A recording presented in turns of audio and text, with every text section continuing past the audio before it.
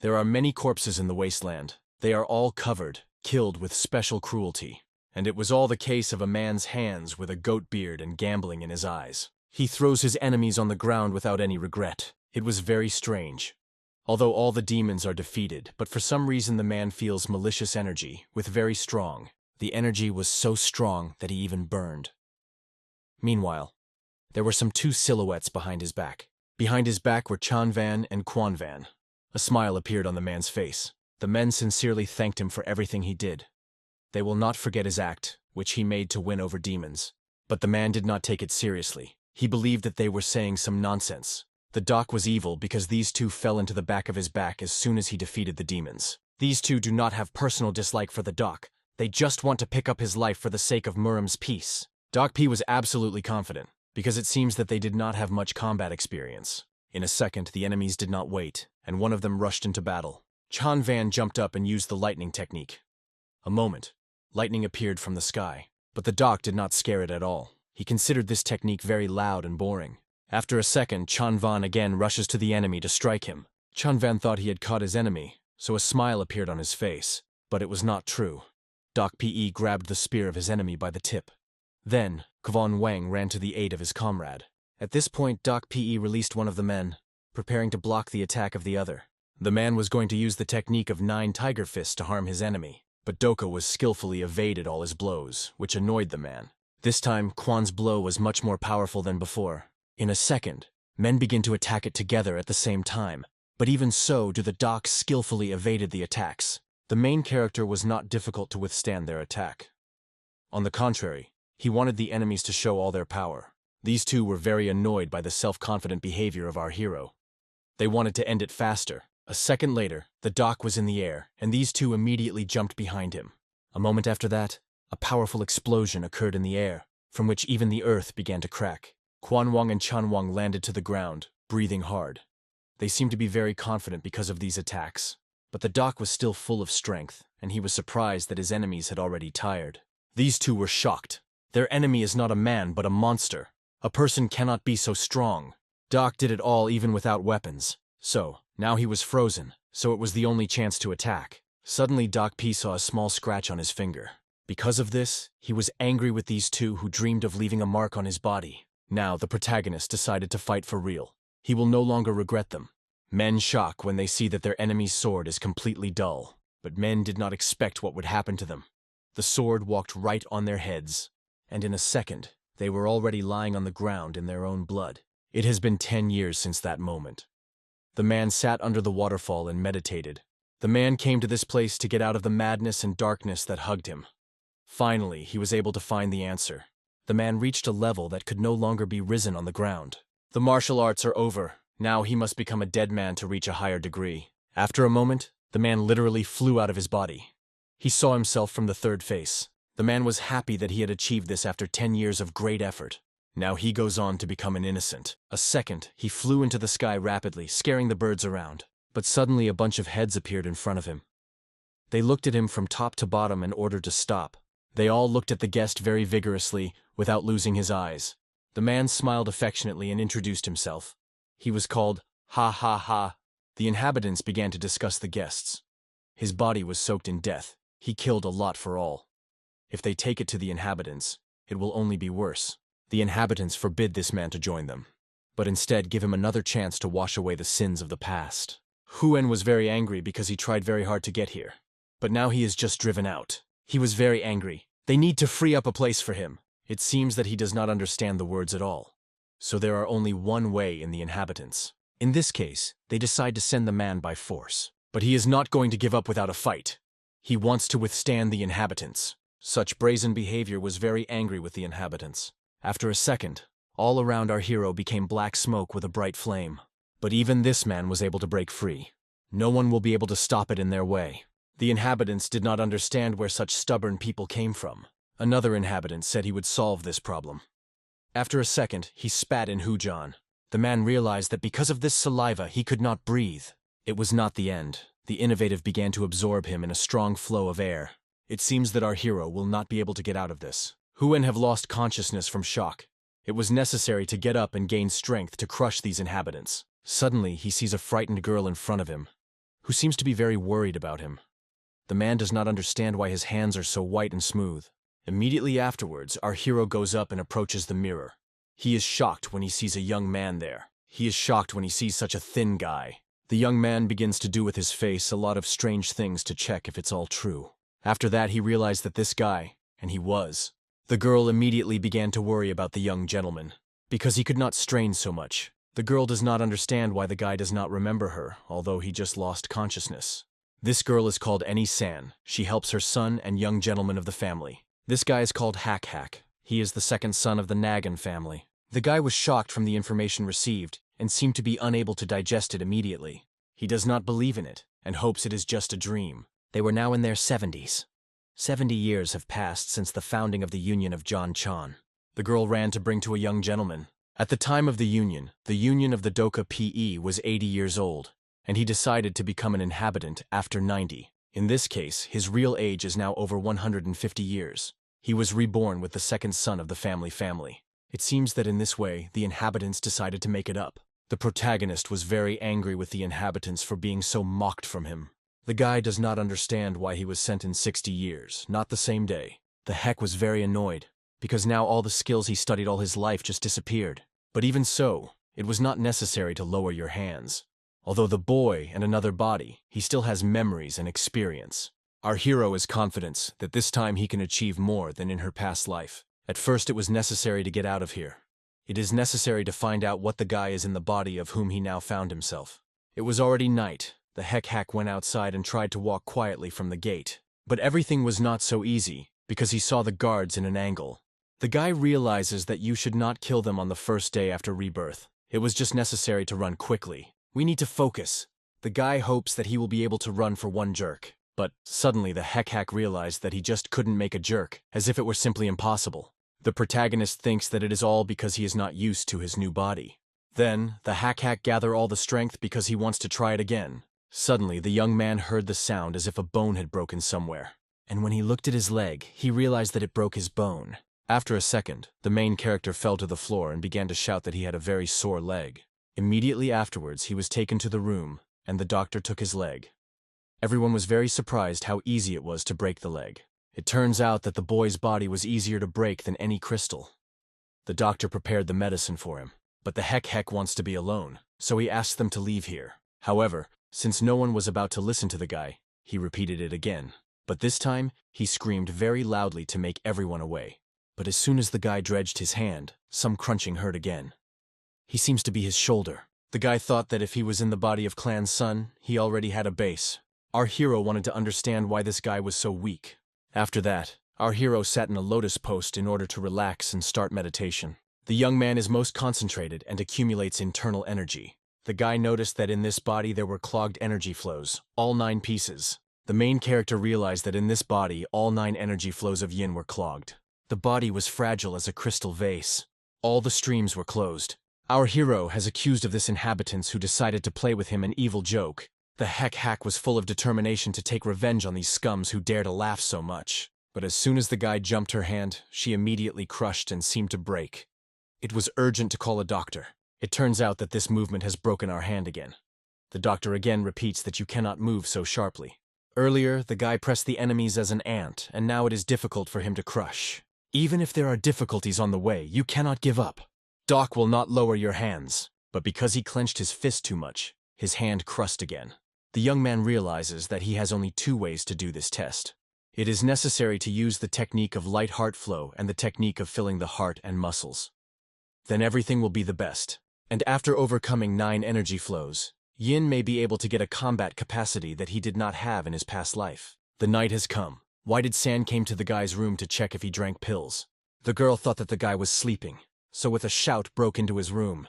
He can't sleep until he has taken the pills.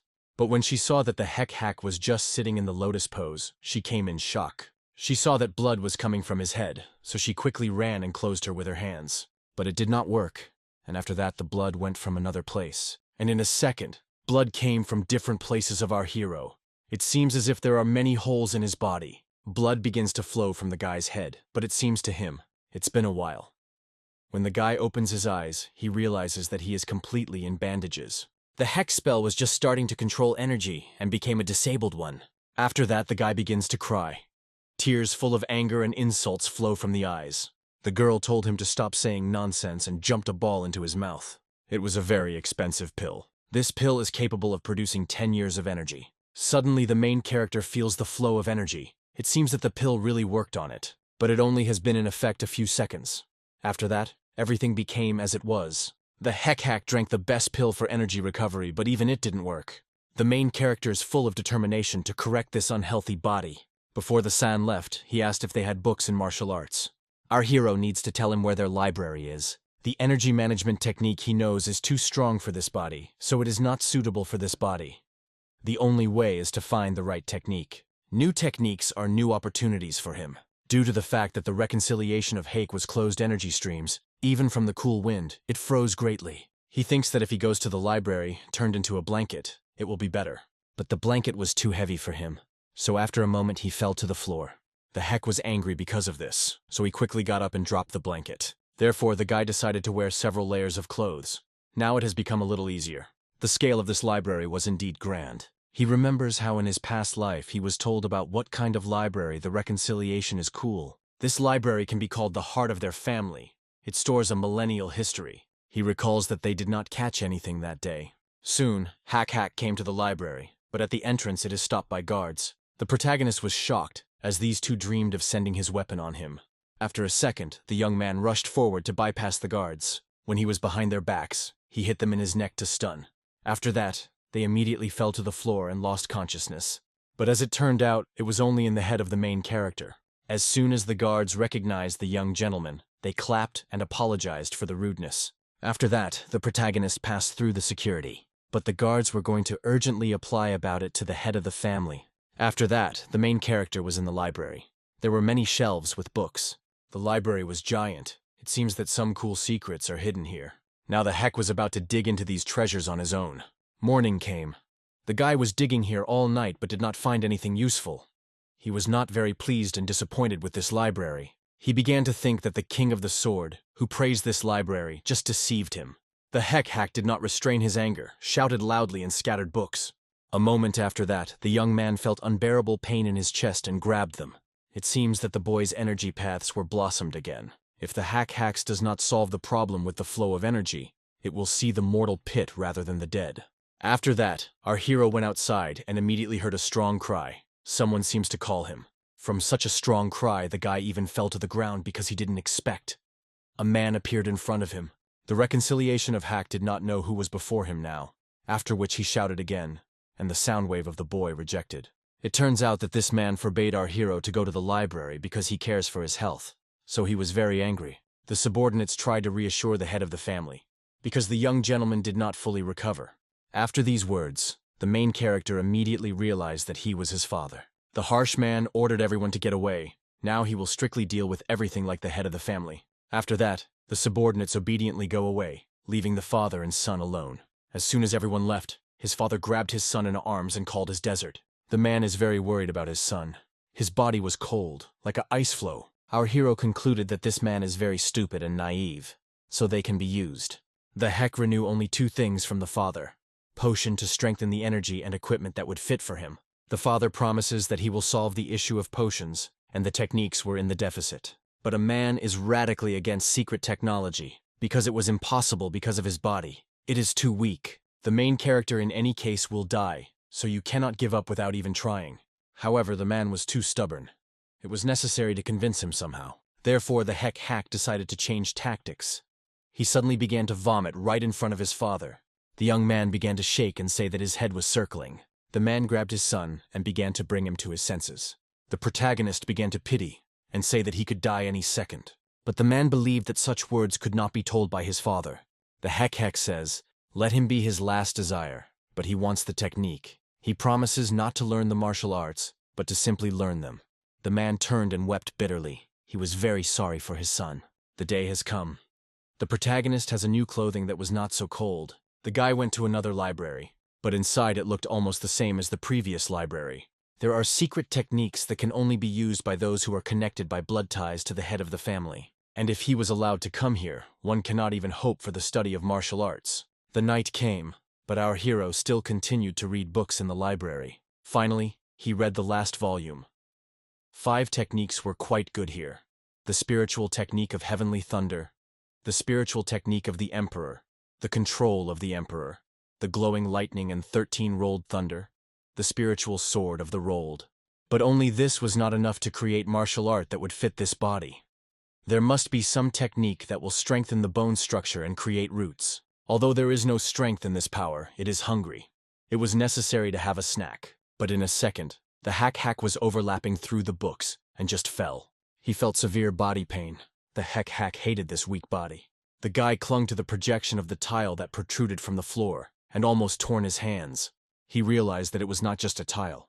With the help of a stick, he tore it from the floor. Through the dust, the young man saw that something was written on this tile. Soon, the guy returned home and started a meal. He ate absolutely everything he was brought.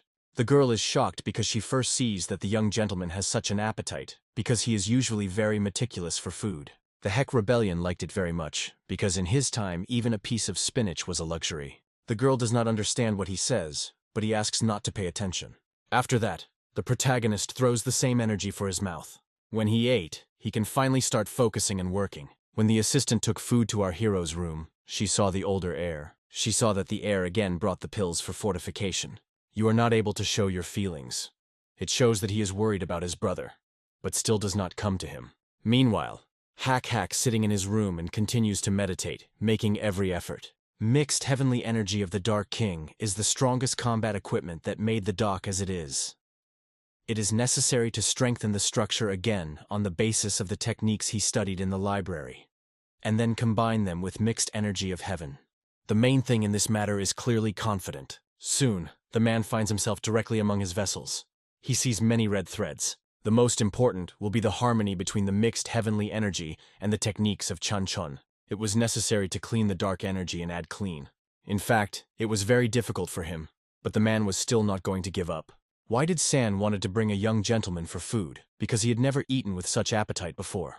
When the girl approached the room of our hero, she was a little shocked when she felt some heat from there. And in a second, something inside the room exploded. The door flew into pieces, and the girl with food fell. The reconciliation of Hack, meanwhile, continued to sit in the lotus pose, and sweat flowed from his face. Why did San immediately rush to the young master, not understanding what it was with? The young man behaves very strange. He is all wet with the effort he made. After a second, he loses consciousness. Why is the head of the family immediately putting about it? The man wants to go to his son right now. But the eldest son stops him and says that now is not the time for it. The girl agrees with the words of the senior heir. The doctor also said that at first the guy should stabilize. The man thinks that the Hack Nagon has found something among the books of the library and has now come up with problems. The man was very concerned. His son's health made him nervous.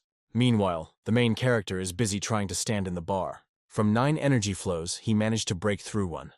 If he cannot create a body that will be normal for spiritual techniques, then all his efforts will be in vain. Our hero begins to think about how to name the new spiritual technique that he created. He thinks that it can be called her technique of the Dark King, Chun. The doctor and father were shocked when they saw that the guy was squeezing. It seems like a real miracle. The guy was given very difficult because his body resisted. The doctor was very surprised, but the flow of energy of the boy became wider and stronger. The pulse also became clearer. That is why our hero assured them that all is well. The father did not let him agree. Instead, he grabbed him in his arms because he was very happy. He does not know what his son had done there, but his father is happy that his health has improved. But it seems that the man overdone and hugged the boy too much, causing him to break his shoulder.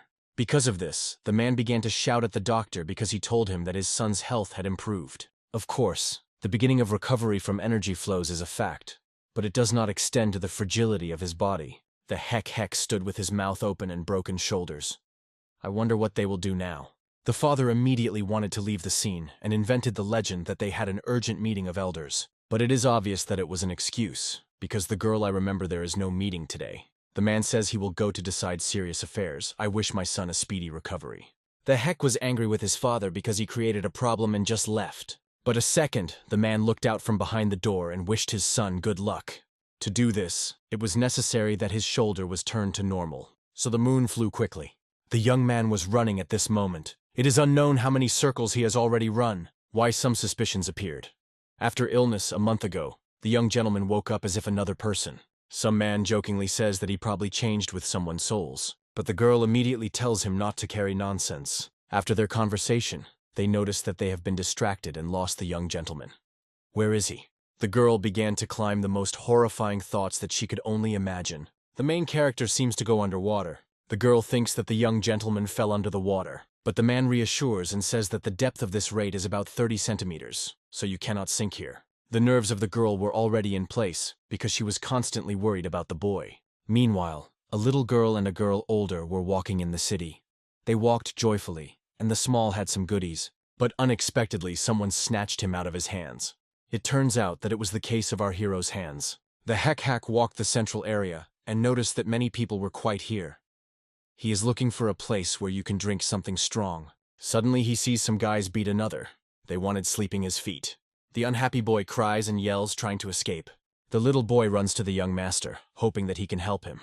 But the protagonist says that this guy is weak, so he will not help him. The hack winner advises not to try to ask someone for help, but to overcome it. Therefore, the young man went on, looking for a place with alcohol. Unexpectedly, a stranger in the hood is approached. One-eyed noticed that the guy was constantly looking at the sides, so he decided to ask what he was looking for. The protagonist explains that he is looking for the best tavern with drinking.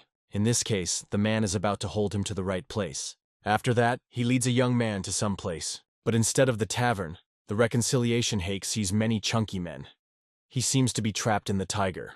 But it seems that our hero is upset, only that there is no alcohol here. Band children conclude from the guy's clothes that he is from a rich family. It was obvious.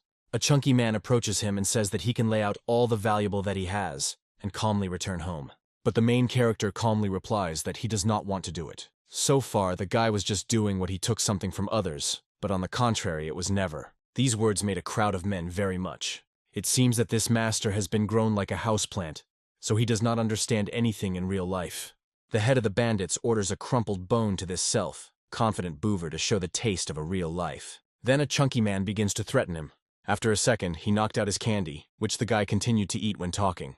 After that, the man encroaches on the main character, preparing to strike him. But the guy will not allow himself such an attitude, so he pushes it directly into the face. The bandits were shocked because they did not expect a young man to give them surrender. But it seems even from such a weak blow to the boy's wrist. The heck was not very pleased with this because he did not want to be wrapped in front of these hooligans. Immediately after, another bandit rushed at our hero with a knife, but the protagonist quickly repels him, beats his face, and he flies back. At this time, the other bandit is about to strike him with a knife, but he grabs his hand. And then, he does not wear a strong blow to him directly in his face. And again, from such a blow, his enemy falls. Fortunately, our hero was not injured after this blow. The reconciliation of Hack sees that his enemies have already begun to be nervous, and their combat mood disappeared. This time, they decided to take it all together.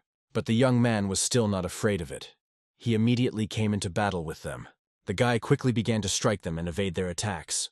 The head of the bandits, meanwhile, was scary for this cruel fight. Our hero explained to the man that he was not yet able to properly manage the internal energy, so it was necessary to take force. Suddenly, the guy notices that one of the bandits is still in mind. He coughed with his blood. It is very annoyed by the boy, and he will come to his head with all his strength. The guy seems to be pleased to see the suffering of his enemies. The head began to be even more afraid because it seemed to be a real devil. The reconciliation of Hack appealed to the head of the bandits and called him to fight to look at his strength. And so, in a second, a bald man rushes to our hero. But instead of attacking, he kneels before him and apologizes. The guy was ridiculous with how fast the man has priorities. The chapter explains that she is perfectly evaluating the situation. To survive in this world, you need to be smart. Previously, the bullies had something like honor, but it seems in the past. The heck is not going to believe him.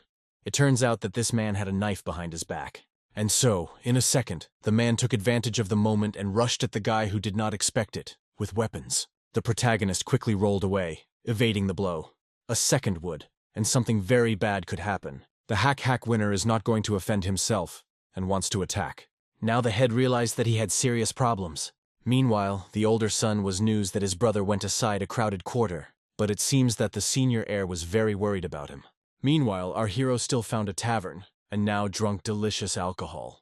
But he drank not himself, but with the head of those bandits. He wanted more. The guy seems to be very drunk. He made up that the booze was over. The head recalled that it was a 9th bottle. They have already spent all the money they had on their hands, drinking and snacks.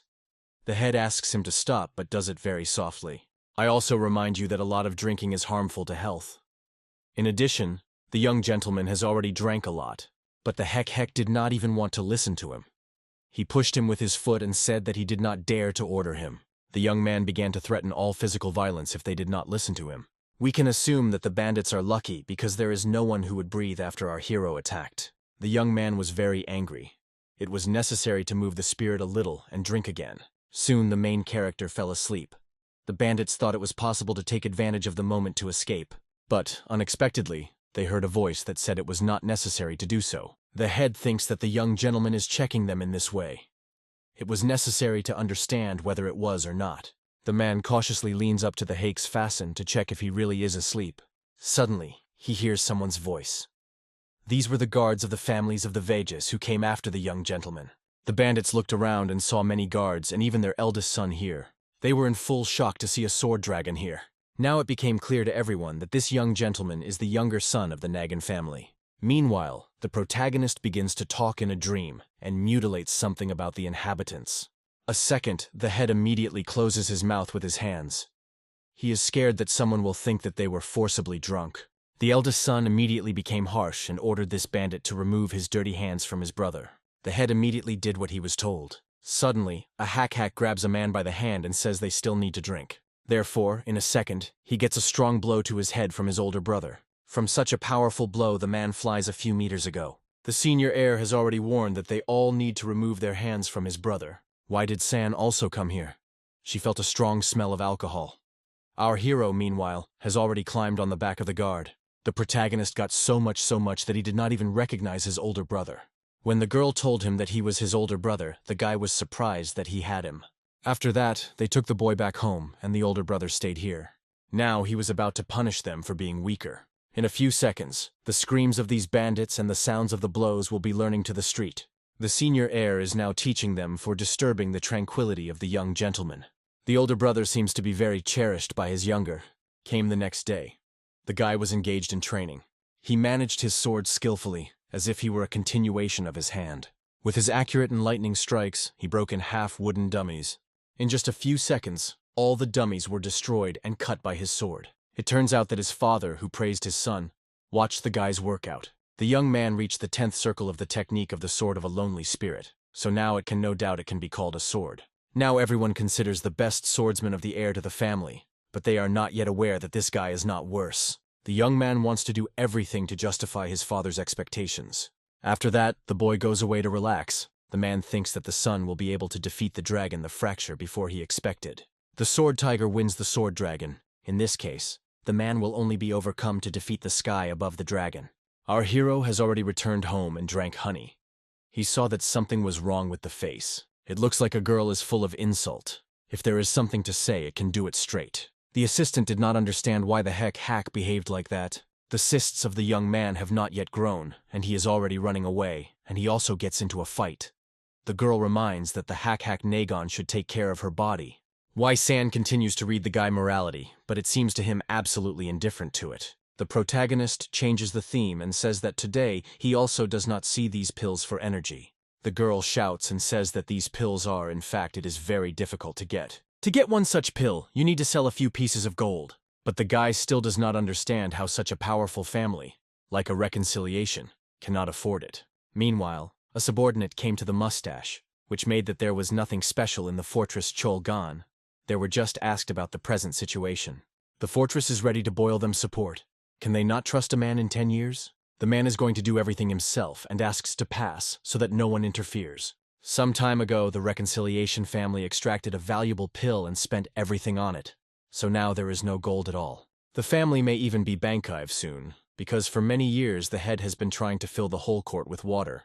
The man referred to their younger son. It is clear that he is not capable of anything.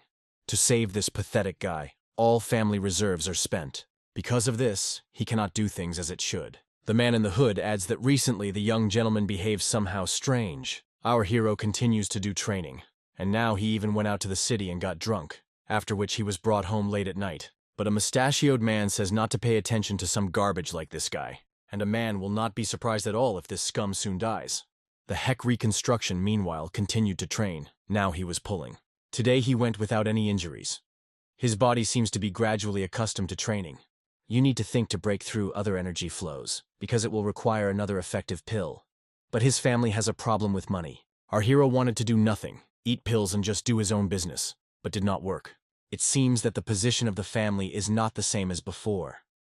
Therefore, it seems that in such a situation it is more important to find information. The guy could not just walk in the territory and ask questions, because it could raise suspicions. He wants to find the one who can get information and remember that there are black merchants. Black merchants are an underground organization that collects dark information. Meanwhile, the news that our hero got drunk yesterday and another guy. And the funniest thing was that he started going to the library and even began to train. A man think that if they drank this magic pill, now you were masters of world class. But the guy remind you that the main character never compares them, so you don't have to worry. But the man is still curious, and he wants to personally check in what condition the young gentleman is now. The guy only allows him to look. The main thing is not to create problems. The man walked past the young man, and seems to be specifically pushed, because of which he fell. The heck says that if he pushed someone, he should apologize for it. A young man cannot just walk past a person, so he gives him an opportunity to apologize. But this man is not afraid of him at all and does not take him seriously. In this case, our hero goes on threats of physical violence. The man is absolutely indifferent to this, and in a second he is about to strike. But instead, I unexpectedly get a slap on the cheek. But the young man does not stop and continues to apply many slaps on his pike. It was very painful, and the man even fell off his feet. I think that such uneducated people should get their own. After that, the guy goes away, but the man does not like it. And after a moment he rushes to him with a knife. His plan did not succeed, and instead he got a strong blow to his stomach. The blow was so strong that the man flew a few meters ago. He flew straight into the stone wall, leaving cracks there. The guy began to doubt that this stranger was from their family because he attacked him from his back. But, in principle, there is no difference from which he is a family, because the traitor is everywhere. But still, the fight should be started only if you are confident in your opponent. The man was strongly beaten. He flowed blood and had huge bruises. The heck was about to find out who he was before. It's been a while. A little boy bought a delicious bun on the market, and so the boy is about to bite a piece, but suddenly someone grabs a bun from his hands. It turns out that it was our hero. He was looking for where he needed to go to find a black merchant. He remembers that such people were constantly hiding in the dark corners. He comes to such a place and sees that a symbol is drawn on the wall. He seems to find the right place. How long has not passed, black merchants do not change at all. Some man sits and counts his money. This month, too, was a problem with profit. But, unexpectedly, a hack comes into the room, which gives a merchant advice to leave his workplace brighter, and so he does not differ from a regular merchant. The merchant asks who he is, but our hero does not respond and simply ignores him. Finally, the guy felt the entrance to the secret passage, and the door opened in the wall. Trade shock, because he does not understand how the guy from the first time found the secret composition of rare goods. The protagonist invites her husband to go there and talk about everything. The man asks a stranger to leave, because anyone cannot go into this place. The guy was not going to comply with his request, so in a second, the merchant rushed at him with his sword. The fight began, but at the end with our hero, everything was well. During this fight, he broke his wrist. And the commercial, meanwhile, sat with a highly beaten face. The heck walks and looks here. There were many unusual items here, most likely they were stolen. At first, the man wanted to say that he had purchased everything by law, but then confessed. It's really stolen. The man was curious that brought the young gentleman to such a place. The guy immediately goes to business and says he needs information. The hack wagon wants to know the history of the last 70 years, including the victory over the demonic horde. It took a while and the main character left this room. He was shocked when he learned that the winner in the battle with the demons was De Hep, not the Doc, where Hep put his fate to defeat the demons and join this fight. For more than a month, the troops fought and finally won. It was all not true. The story was twisted as if the Doc became the king of demons.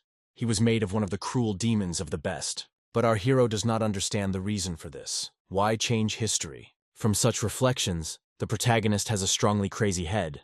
It was necessary to start with something more important than a false story. He also learned that the Nagin family is weak.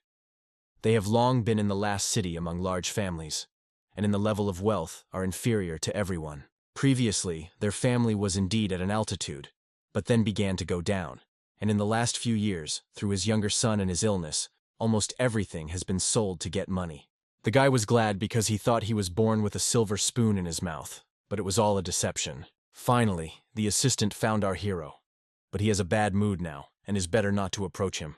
Wai-san said that she had urgent news. He is called the head of the family. Soon, Hack came to the right place. Here was his father and older brother. But he also saw some unfamiliar man standing next to his father. The man called his son because he wanted to ask him something. The man asked if it was really a Hack beat so much that he had lost consciousness. But the protagonist cannot answer this question because he does not even remember that name. The father asks the man not to yell at his son because he must explain everything. This dissatisfied man seems to be his father's brother, so his uncle. Suddenly the young man began to laugh at what surprised the man. He does not understand how this garbage can laugh after beating a man so much. But our hero does not think that he beat him very much, because he remained alive. The man asks the beaten guy whether our hero is really involved. It was really the case. The father was upset because of the beating of his son, and needed justice. The father tries to find out in the heck of Hack whether he really broke his arms and legs, but he is not guilty that it is not true. Hearing such a lie, the guy begins to scream a lot and say that it is not true. The guy again makes an innocent look and says he didn't even touch him with his finger. The father, of course, begins to defend his son and says it is not true. From this, the brother begins to angry even more. Is he hints that his son is lying now? The father doubts that his son with such a fragile body can beat someone so much. It's just been a little more than a month since the guy went to the correction. Then, a mustachioed man begins to think that his beaten son was swearing. Another guy, meanwhile, said he believed COA because he never noticed how he was lying. Then, the older brother of our hero acts forward and says that he believes his brother. There was a voltage between the young men. Our hero noticed that the situation is very interesting. It is very interesting who wins if they come into battle. The mustachioed man began to shout and ordered the boys to stop and calm down. They are right now in front of the head of the family, so you do not have to behave so brazenly.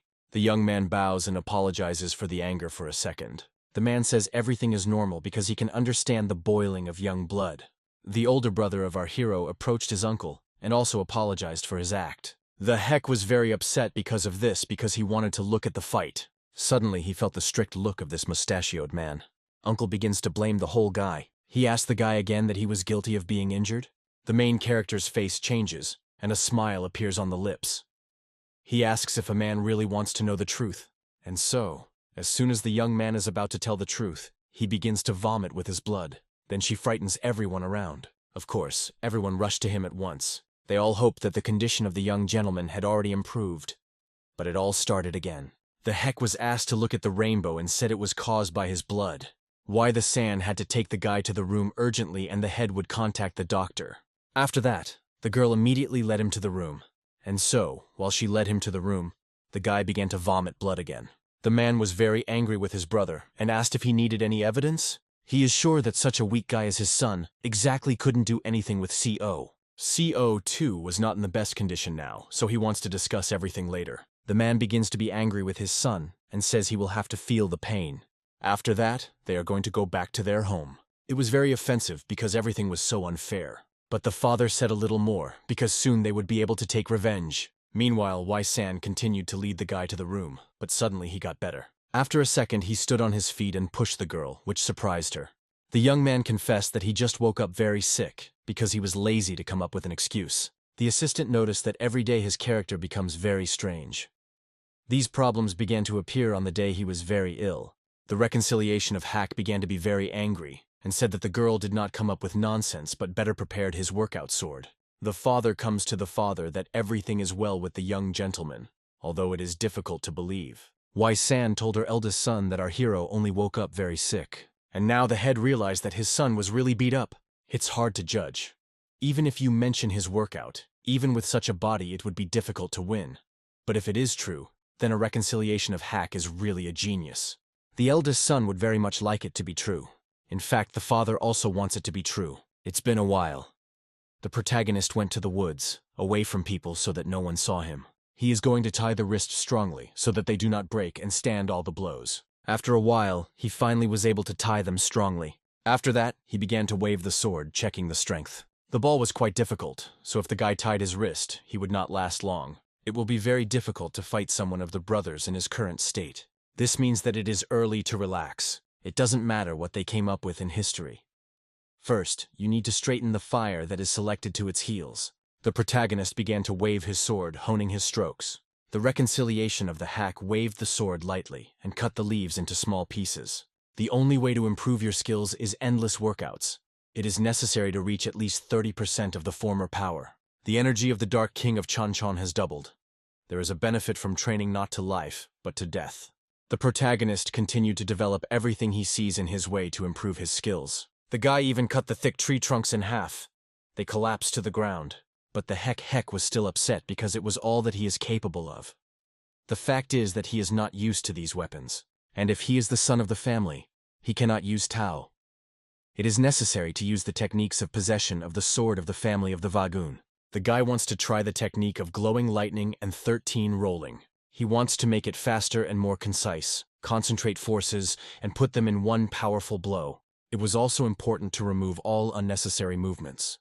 And then, in a second, the young man tries this blow. After him, everything around was covered with dust and smoke. The guy has changed some steps in this technique, so you can no longer call it a radiant lightning. In this case, it gives it a new name, the technique of the sword of 3 rolls. To get used to it, it will be necessary to get used to it, but he wants to handle in 2 weeks. You also need to train racks, so time will still have to be increased. The evening has come. Some man sat at the table and seems to have studied something. It was a father why he asked her to come to him. Finally, he finished. It should effectively manage such a small amount of finances, which was very difficult. The girl was sad because they seem to have everything bad with finances. The father says that he will deal with the finances of the family, so she does not have to worry. The reason why the man called his daughter is the hack Nagin. He heard that the guy has changed a lot compared to the past. Compared to what was 1.5 months ago, he became a completely different person. A man asks if a young gentleman has become much healthier than before. It is true that the guy got much better, although sometimes he training too carefully and then feel bad. And he is very fond of eating effective pills. Why does San think that his father called her through these pills? This pill is very expensive even for the family. The head of the family is too stable, so a man cannot act as he wants. Why will San will definitely try it, but not sure that everything will work out. Warriors are only concerned about martial arts. But for the successful existence of the family, money is required. And people like them need to become support, and support for the family. After that, go away. But the father asks if she is not difficult for her to do with it. Of course it was very difficult, but the girl was sure that it could withstand it. Meanwhile, the night has come. Our hero bandages his hand. To perfectly master the technique of 3 rolls, he needs to train even more, but his body does not want to obey. The hack called San to ask if they have no effective pills. For some reason, the hack could not jerk to the girl. Now the guy would like to drink 2 pills, but he can't do anything, so he will drink them after workout. Due to the fact that the second son goes all the money, the family can go bank. The young man thinks not to go far from home today and train right outside. The protagonist decided to do so, and began to wave his sword. But as soon as he tried to wave with his sword, he realized that he could barely hold him. Today, his condition is particularly difficult. He decided to relax until he has brought him pills because he cannot train now. It turns out that some unfamiliar man in the hood followed him all the time. But as it turned out, our hero noticed him. The heck did not understand why they were monitored in their family. Maybe this father sent this person? He thinks it is the case of the head, because he loves his son too much. After that, the stranger in the hood is detained about everything that he saw the mustache to the man. Of course, our garden looked healthier than he expected, but this is still not enough to worry. Probably, you just get distracted, so I got it from the guy. It will be good if he receives at least a quarter of his older brother's abilities. The man allows the subordinate to stop watching the heck. Now the most important thing is to prepare for a big cause. The man thinks that it is time to grow the planted semen. Suddenly, there was an incredibly powerful explosion in the forest. This explosion destroyed all the trees on which he only got, and it was all the work of our hero's hands. But the heck was very bad. There is a long way ahead, but how to do it with such a weak body? In addition, he is very bored to train with trees that do not even respond to him. The taste of the battle can be felt only when you hear the plowing of the enemies and see their blood. But the young man believes that there will be a holiday on his street. At first, he wants to go and eat effective pills. As soon as he went into the yard, he heard someone calling him frightened. It was something. The guy was just looking for her and began to shout because she did not bring him effective pills. But now it was not before. It happened a little horrible. The meeting of the elders has just begun, and it is discussed that the heads can take his position. But, in fact, the protagonist was absolutely indifferent to it. It also happens that a person goes down during his life. You get tired when you sit in one place all the time. It was impossible to say that as if he was talking about strangers, because he was his family. The fact that the head is in such a terrible position is the fault of our hero, because he spent all the stocks to get effective pills. If the head is removed from office, the guy will no longer be able to eat these pills. It was urgent to stop it, and the young man ran to the rescue. Meanwhile, they did not sit at the table and discuss the situation. The head explains to everyone that he is going to cure his son. Weijin says there is no time to dodge. If he does not give up the young gentleman, he can be left without the place of the head of the family. In this case, the man is ready to give up the place of the head of the family, because the son is his priority. If he cannot even protect his son, he cannot take responsibility for all their family members. If it helps him to save his son, he is ready to refuse the post of head, but asks them to continue his son's treatment. But his brother says that he cannot avoid responsibility only by throwing the place of the head. It's just an escape that does not free from responsibility. The man proposes to analyze all the actions of the head in recent years. Older do not think it is too serious, and it is superfluous. Others may think of others that it is heartless. But such an opinion in a man, because he believes that the head of the family cannot spend his money for the child. It seems that a man believes that he spent money not only on the treatment of his son, but it still needs to be proved. The man tells everyone that the younger son, whose body was fragile as crystal, began to engage in martial arts and train. The elders began to think that the guy was recovering. But then where did the head spend money? Now everyone wants to know where the money goes? Suddenly the door to the room opens with strong noise. And so, before the elders there is a reconciliation hack, who does not understand what the problem is. The head was angry because his son came here and asked to go and not to interfere. But the mustachioed man, on the contrary, was glad that the guy came here.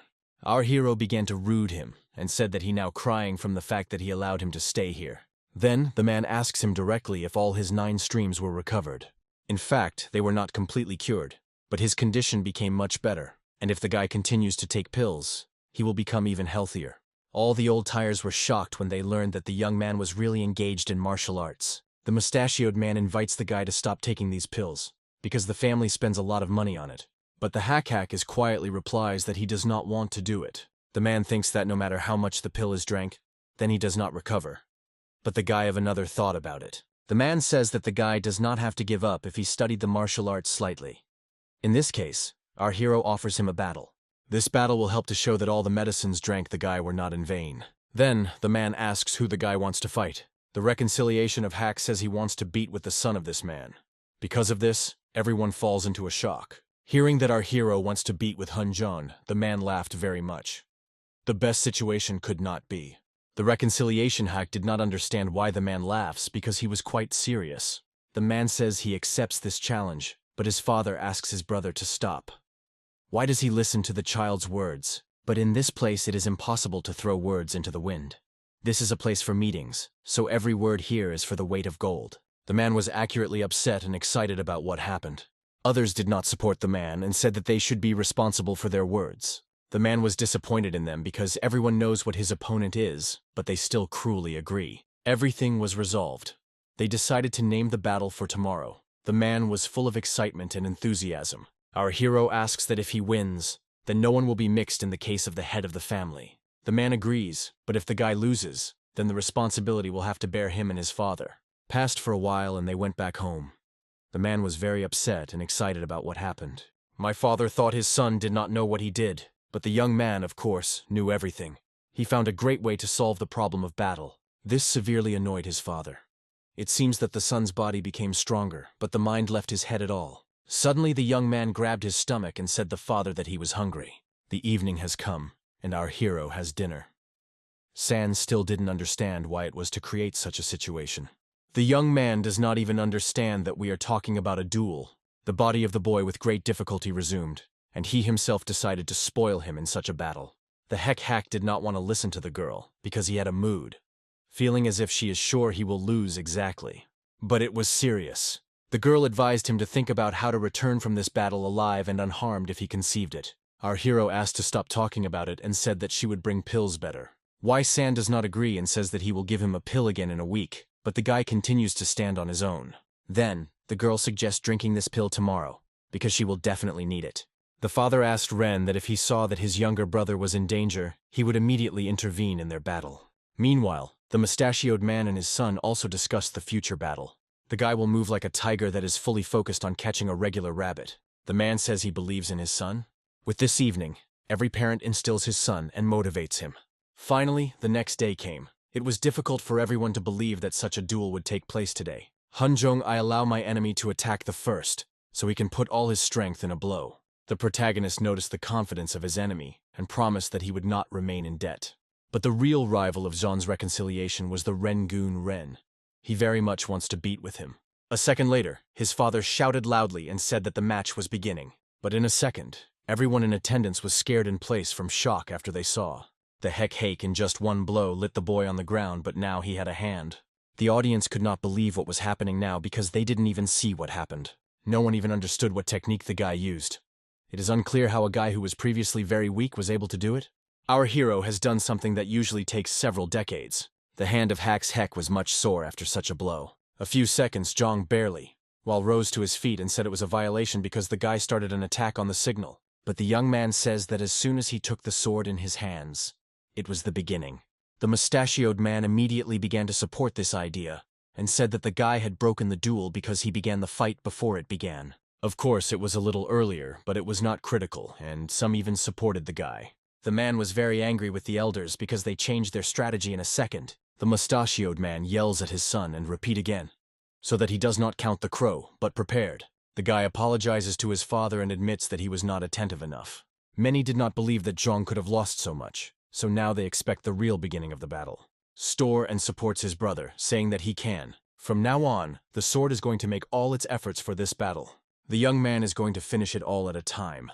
Meanwhile, a hack, like lightning, rushes to his enemy, and the only light touch stops his hand, interfering with the sword. Everyone was shocked that our hero did not even let his opponent attack. It seems that it has become very unexpected for everyone. The young man jumped immediately from the other way to get rid of his hand. But the hek did not give him it quietly, rushed to the enemy again and hit him in his stomach. From such a guy flew a few meters ago. He did not expect something to do with his brother. All present with the open mouth watched what had just happened. It's hard to believe. Meanwhile, the father was only silent for his son. Since the wrist of the guy was much painful, he attacked his elbow, but he is now a lot of pain. Zhang is justified and says that if he gets a sword, he will be able to win. The protagonist did not argue, and said that he would allow him to get a sword and show his blow. These words very much touched the guy's pride. Now he is going to show all his strength. And so in a second he gets the sword and prepares for such. The young man strikes, but the young man quickly and skillfully evades him. The father is very worried about his son because this technique is very dangerous. John continues to attack him desperately. But the guy only laughs and continues to evade all his blows. The young man does not seem because he thinks that the enemy still cannot evade so long. All the attacks of the enemy seemed very slow for our hero, so he continued to evade. The hek humiliates the enemy and says that he is the slowest than all of him. These words are strongly offended by the guy, but he continues to attack. Meanwhile, the protagonist is approaching him, and so, in just a moment, he was already in front of him. The hek wanted to strike his fist, but he realizes that he could not hurt his wrist again. John used the fact that the guy from Freedom and struck, but he was still able to dodge him. And in a second he got a strong blow directly on the face. But it was not one blow, but a whole series. The hek continued to attack his enemy ruthlessly. It remembers these movements because our hero beat him just a few seconds have passed, and the guy can no longer stay on his feet. After that, hek beat him on his head, asking who allowed him to sit. From this blow, the enemy falls to the ground and our hero begins to cry for hurting his hand. It seems that John became scared of the power that his enemy has and he began to feel uncertain. Suddenly, the young man remembers that he had a sword all this time. You could use it instead of waving fists. The audience is starting to worry and think that the guy should be stopped. After a second, the hek redeeming the ball to the side. John became a little scarecrow. Does the enemy go to do something with a vagina? As it turned out, the guy was going to shake his enemy well. The audience has called on the spot from what they see now. The protagonist should be hatred and anger for having climbed on him. He was shocked from what he saw right now. He was also very worried about his brother. After a while, the hek stopped shaking him, because the boy had already hurt his hand. Zhong was already beaten very much, and his whole face was bruising. But it was not the end. Our hero still has another hand. The audience began to worry that he could kill the guy, so it was necessary to stop them urgently. John pleaded with his enemy, but he decided to attack him with two hands. Thus he continued to strike an unhappy guy. Suddenly, a mustachioed man was full of anger and experiences, and ordered them to stop. The mustachioed man in a quiet and sad voice recognized that his son had lost in this battle. The reconciliation of Hack hoped that after that the man would not give up his words. Suddenly, the guy just lost consciousness and fell to the ground. He had no strength even to move. Blood flowed from it. Tears appeared in the eyes of a mustachioed man because he was very worried about his son. Our hero told to take away the unhappy and start treatment immediately. It will be very difficult for him to be. The news that once a sick nails hack defeated Zhang himself quickly flew everywhere. It is said that if you defeat the disease of energy flows, you will become the best warrior in the world. So, the heck is the protagonist who is about these words? He really was able to become the best in the world. The young man can come out of the young man in the history of the family, but his father believed that it was too early to rejoice because the son won in a small battle. But it was still an achievement, because earlier, a heck could not even keep a spoonful, and now he won the battle when his opponent was Zhang Nagan. Everyone began to think that our hero is a real genius. The man was very pleased with this, and this could be understood in his face, because the smile was up to his ears. Therefore, the man wants to say that the situation is not sugar, but he believes that now it is necessary to direct all the forces to support the young gentleman. The man says these words because he knows how difficult it is to study martial arts in a short time. His son is really a good fellow. Not only the technique, but also the courage and the correct adjustment of the guy do not know the limits. Meanwhile, Zhan's reconciliation was provided first aid. His whole body was in bandages. My father came to the room to find out what his son is now. Zhang's renovation had 14 fractures and 13 bone cracks. The whole body was covered with strong slaughter, so it needs to rest for at least 2 months. If the guy was not a warrior, but an ordinary man, he would definitely be 3 times dead. His youth helped to take the post of head of the family, and now his child has struck his sons. The man promised to himself that he would never forgive the vagrant Chang Chichon for having he and his son. The main character, meanwhile, drank alcohol with liters. Alcohol is the best after you remove the body. The protagonist noticed that in Y some strange facial expression, but she did not understand what it was about. He saw that the helper had shown from suspicions. San wants to know what secret he used the hack, but he does not understand what she means. The result of his training was such that it is impossible to believe. San wants to know how the young gentleman got to defeat the sword, but the main does not consider his enemy a sword tiger, a maximum kitten. Even thinks that the senior heir dressed and went to battle instead of a hake, but for such words our hero throws a bowl into a girl. If she has times in a vain conversation, then let it better bring him a snack, because you cannot drink without a snack. But the girl did not intend to carry anything, because she was offended, and loudly banging the door left the room. The hack thinks that if he has protected the head of the head, there should be no problems with pills, although he is concerned about their problems with finances. The protagonist begins to think that he drank too much, because he sees that his hands suddenly became blue, and the veins began to bulge and throb. And in a second, the hack began to suffocate, grabbing his chest. The young man immediately realized that his energy flow was closing. The hack winner. I do not understand why he is closing, because the guy only recently opened the energy flow. The main character I understand that something must be done urgently until he has finally closed. Suddenly, our hero is noticed by the guards, but they do not understand why he walks here in the middle of the night. Suddenly they notice his tired, frightened, and strange face. He looks right at them. The young man began to shout at the guards and wanted to find out where they had the medicine. Men were lost. The reconciliation of Hack quickly ran to search for medicines. He scattered everything in his way. He does not understand why everything, because he tried for this body, and now it is back again. One technique of the Dark King Chanch Khan is not enough, so the guy definitely needs pills to control his condition. And if he finds the necessary medicines, he will be able to solve everything very quickly. Soon, the young man found the right pills. They were in the chest.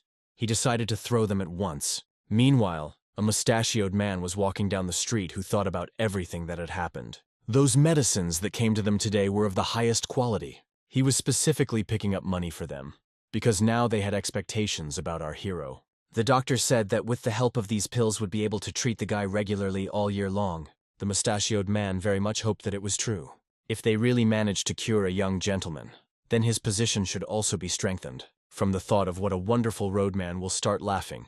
But before leaving, he is about to look at his expensive pills. As soon as the man comes to the door, they unexpectedly just break, as if someone was killing them. The mustachioed man does not understand what is happening here. The guards also ran to the warehouse with medicines to understand that there were explosions. Very black smoke appeared soon, which smells very unpleasant. Black smoke was very thick. The guards were shocked from what they saw. "And you saw a young gentleman, from whom this black smoke came," and the guy shouted loudly. After a second, he just fell to the ground with his strength. The guards became larger because they did not understand what was happening to the young lady. They watched how something very strange began with the boy's body. Large muscles and veins began to appear.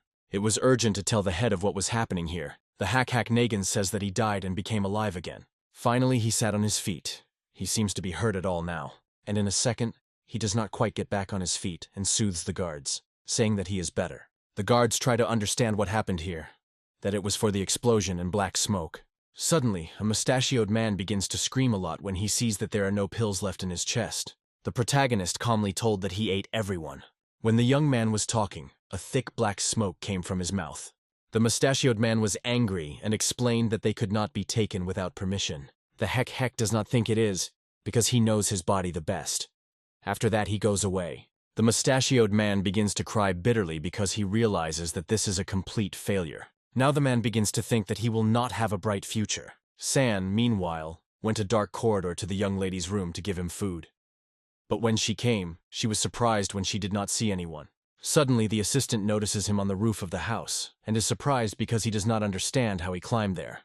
The young man asks her not to read the notations, and explains that he climbed here to think about something in silence. The angry girl says he did what he wanted to go away. Last time, the Hack punched the energy flow forever. It means that there was not enough pill. The guy realized that all the decision was in pills. In any case, he now punched everything properly, so it should no longer close. After a second, a roof-firing young man. And then the guy realizes that his bones seem to have become stronger than before, and now the joints no longer fell, even stopped clicking. It was probably because all the energy hidden by these streams was released. He does not even imagine how the energy increases when he can punch all the flows. Everyone already says that the condition of the young gentleman began to improve, and he is actively training. Usually they say that the talent is not immediately revealed. It seems that the Hack just shone late. All this is due to the wisdom of the elders, so he thanked them. All are still shocked from the talent of the young gentleman. They all look forward to the future success of the boy. Finally, they are going to go to the case and ask the heads why he called them. The man thinks that his son has proved his power, so he wants to give him a small army. The elder agrees that the boy's skills are striking, but he is too early to enter the elite of their family. Other men also began to agree with the main elder. The Heck reconciliation can be trusted when he gets more experience. The man begins to think that he was too greedy, so it is better to listen to the elders. But unexpectedly, a mustachioed man invites them to trust the guy. According to the head, the talents of the young gentleman are very unusual, so there is no reason to stop it. All the same, not everyone agrees with this, and are considered a hasty solution. Our hero not only defeated energy flows, but has also succeeded. Even if the boy does not work, it will remain experience for him. The elders thought a little, and agreed to the fact that in these words there is the fate of the truth. The man sincerely thanked them for such thoughts. The mustachioed man explained that he did it for the prosperity of the family. Now the question arose which army they will entrust the Heck. Suddenly, a mustachioed man offers an army of lightning dragon, which is amazing everyone. The mustachioed man is convinced that the young gentleman would cope with this army. It seems that the father begins to worry and nervous. He doesn't find words to say something. The army of lightning dragon is one of their family's headache. It includes real abomination, and no one can manage them. Everyone is shocked by the fact that a man really wants to trust a newcomer such a complex army. In fact, a mustachioed man wanted to entrust this army of Zon. But if Hack defeated him, so it is better to give him an army. The elders thought about it and decided that it makes sense. It will be a great chance to check the abilities of a young gentleman. It remains to wait for the chapter's decision, but he will most likely refuse. It is too difficult to manage this army. The father understands that if he now refuses, then the authority, which his son has earned so long. The mustachioed man looks at his brother and waits his words. When this news reaches a Hack's reconciliation, it is not upset at all. On the contrary, he is ready to take them. The father warns that this army is not the guys who will obey. They only fight all day and do not obey. The father also adds that these guys go bad glory, so they cannot be cope with the usual methods. The protagonists think that you can just beat these scum. But when the father says they were doing so, the guy thinks that they did not too much. Suddenly they hear strong screams. Someone calls the head. Some guy ran into the room. 2 men sat at the table. There was an urgent news. The guy says that their army was handed over to the young gentleman, but everyone is just starting to laugh at it. but everyone is shouting when they hear that it was decided at Gathering Older. The head thought that these stupid elders decided to throw this boy to death in their army. It seems that they need to show them who they are so that they can remember it. But one should not treat the guy from above, because in the past, the battle he defeated the Sword Tiger. The man is wondering if someone else has their army, who personally saw this battle. But unfortunately, no one saw him anymore, because that day they got hard and slept until the evening. The head is indifferent what he is. Whoever manages them will not allow them to change. The guy thought that the head wanted to beat the young gentleman, for which he received in his face. They are still warriors, and are not going to do it. The head is simply going to teach this young man life. Suddenly, they are hearing voice. From what they see, men fall into a stupor. They see our hero in front of them, who heard a few words. The head does not immediately understand who it is, but then as they say, it is a young gentleman. In a second, he sits with them without invitations. The hack seems to them healthier than rumors. The protagonist asked him to pour a glass, and they fulfilled his request. The head asks if the guy really coped with the energy streams of yin. The young man tells that he just punched one, but he decided to close again, so he had to try. The guy decided that he would need the right subordinates to open other streams. The chapter said they would look like a young gentleman, and he just had to pretend to be commanding. Our hero asked if they would be dirty. These words take another whine out of themselves, but the head quickly stops him because they are still a young gentleman before them. Their army is different from those that are usually. All of them were born in poverty, have complexes, and constantly sting. The guy began to humiliate them much, which strongly touched the head and angry. The protagonist says that they will make these bonds elite army. The heck noticed that the atmosphere in the room had changed greatly. Everyone surrounded him. He seems to have hit the target exactly. The head, along with his army, is about to go away, because if they fly away, even he will not be able to stop them. The man barely holds back his emotions, and his comrades try to reassure him. But the guy still did not have to hold back emotions. He wants to study the young gentleman. After a second, the angry chapter rushes to his enemy, but our hero quickly sends him to knock out the only blow to the face. The blow was so strong that the man fell from the second floor. Of course, everyone was very worried about their leader. Now they all wanted to take revenge on their head. All the warriors surrounded him, but our hero was completely indifferent. On the contrary, he smiled. But unexpectedly, in just a moment, they all fell to the floor unconscious. They seemed to know what is loyalty, because they immediately began to defend their head. But it seems a little stupid here if they rushed into a fight, knowing that the forces are not equal. Two guys who were still on their feet and saw it all in full shock. Suddenly, one of the warriors who was already lying on the floor said that it was dishonest to use weapons. But the main character does not consider wooden sticks weapons. Besides, if you say honesty, it is not honest here only. It annoys the warrior, and he says they will die better than they will obey someone. They do not look at it and do not understand how a descendant of a noble kind can be so cruel. The heck reconstructed a wooden wand right in the guy's buttocks. The boys begin to think what to do and how to do in this situation. Although they were scared, but the boys realized that they needed to take revenge on their comrades. But the young gentleman was already over the sticks, so you could try to attack. And so, after a moment, they rushed. Someone was left on the left, someone to the right. But our hero is skillfully evaded from their attack and jumped out of the room. Now, his turn has come to attack his opponents. The men saw that there were small sticks in his hands, so they had serious problems. It's been a while. The head woke up and saw a net in front of his eyes. He immediately began to wake up his comrades. It turns out that they were tied and hung in some grid above the water. Our hero has been watching them all this time. The warriors wanted to find out what plan the protagonist had, because they became a little short. The men began to shout and say that it would definitely not get off their hands. A second, the young gentleman pulled the lever and the grid in which the warriors had fallen underwater. The men did not expect this exactly, so they immediately detained their breath so that they would not die. The young man looked at the water and laughed when he saw the bubbles. A second later, the hack pulled over your mesh and the net rose out of the water. The guy was a lot of fun. He hoped that now men had come to their senses. The men began to threaten him and demanded to release themselves. But our hero was absolutely indifferent to it. Instead, he again pulled the lever and the grid fell into the water. Why was San surprised that the guy really fulfilled his plan, which he said? Nothing would work if the guy just scared them. Measures should be taken. The girl seems that the young gentleman holds the warriors underwater for too long, and they can suffocate. The girl begins to worry and say that he gets them, but the guy is about to drink another glass of alcohol. Why does San begin to panic strongly? Because I think the warriors will just die. After that, the hack gets them out of the water. Men are eagerly swallowing the air. Now the army is ready to listen to what the guy wants from them. It turns out that the main character wanted them to obey him completely, but the warriors of course were not going to agree to it and wanted to be released. In this case, the Hack Nagan again lowered them into the water and asked for another glass of alcohol. Military think that they just need to suffer, because the young gentleman will definitely not kill them. They are sure that patience will win, but the guy has not raised them for a very long time, so the air in the lungs begins to end. Does he really want to drown them? The protagonist raised his subordinates from the water, so they could breathe normally. Of course, they began to shout and say that they would not listen to the young gentleman even if they die. And in a second, the Hekri throws the army again into the water. If they want to die, then let them. It took a few minutes and men were taken out of the water again. They coughed strongly, swallowing water. The main character really liked to look at their suffering.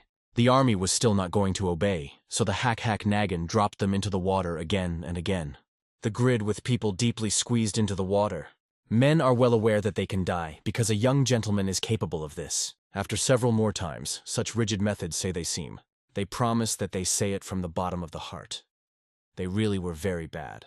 But the young man did not believe in their words, so he again lowered them into the water. It's been a while. The Hack released them from the nets and moved to the shore. In fact, the young man thought that at least a few people would die of their troops, but they turned out to be more durable. The head falls on his knees in front of our hero and promises that he will serve him faithfully. Others also join their head, fall on his knees, and promise the right service. The Heck Reconstruction believes in it, but believes that in order to prove these words, the death of one of the soldiers is needed.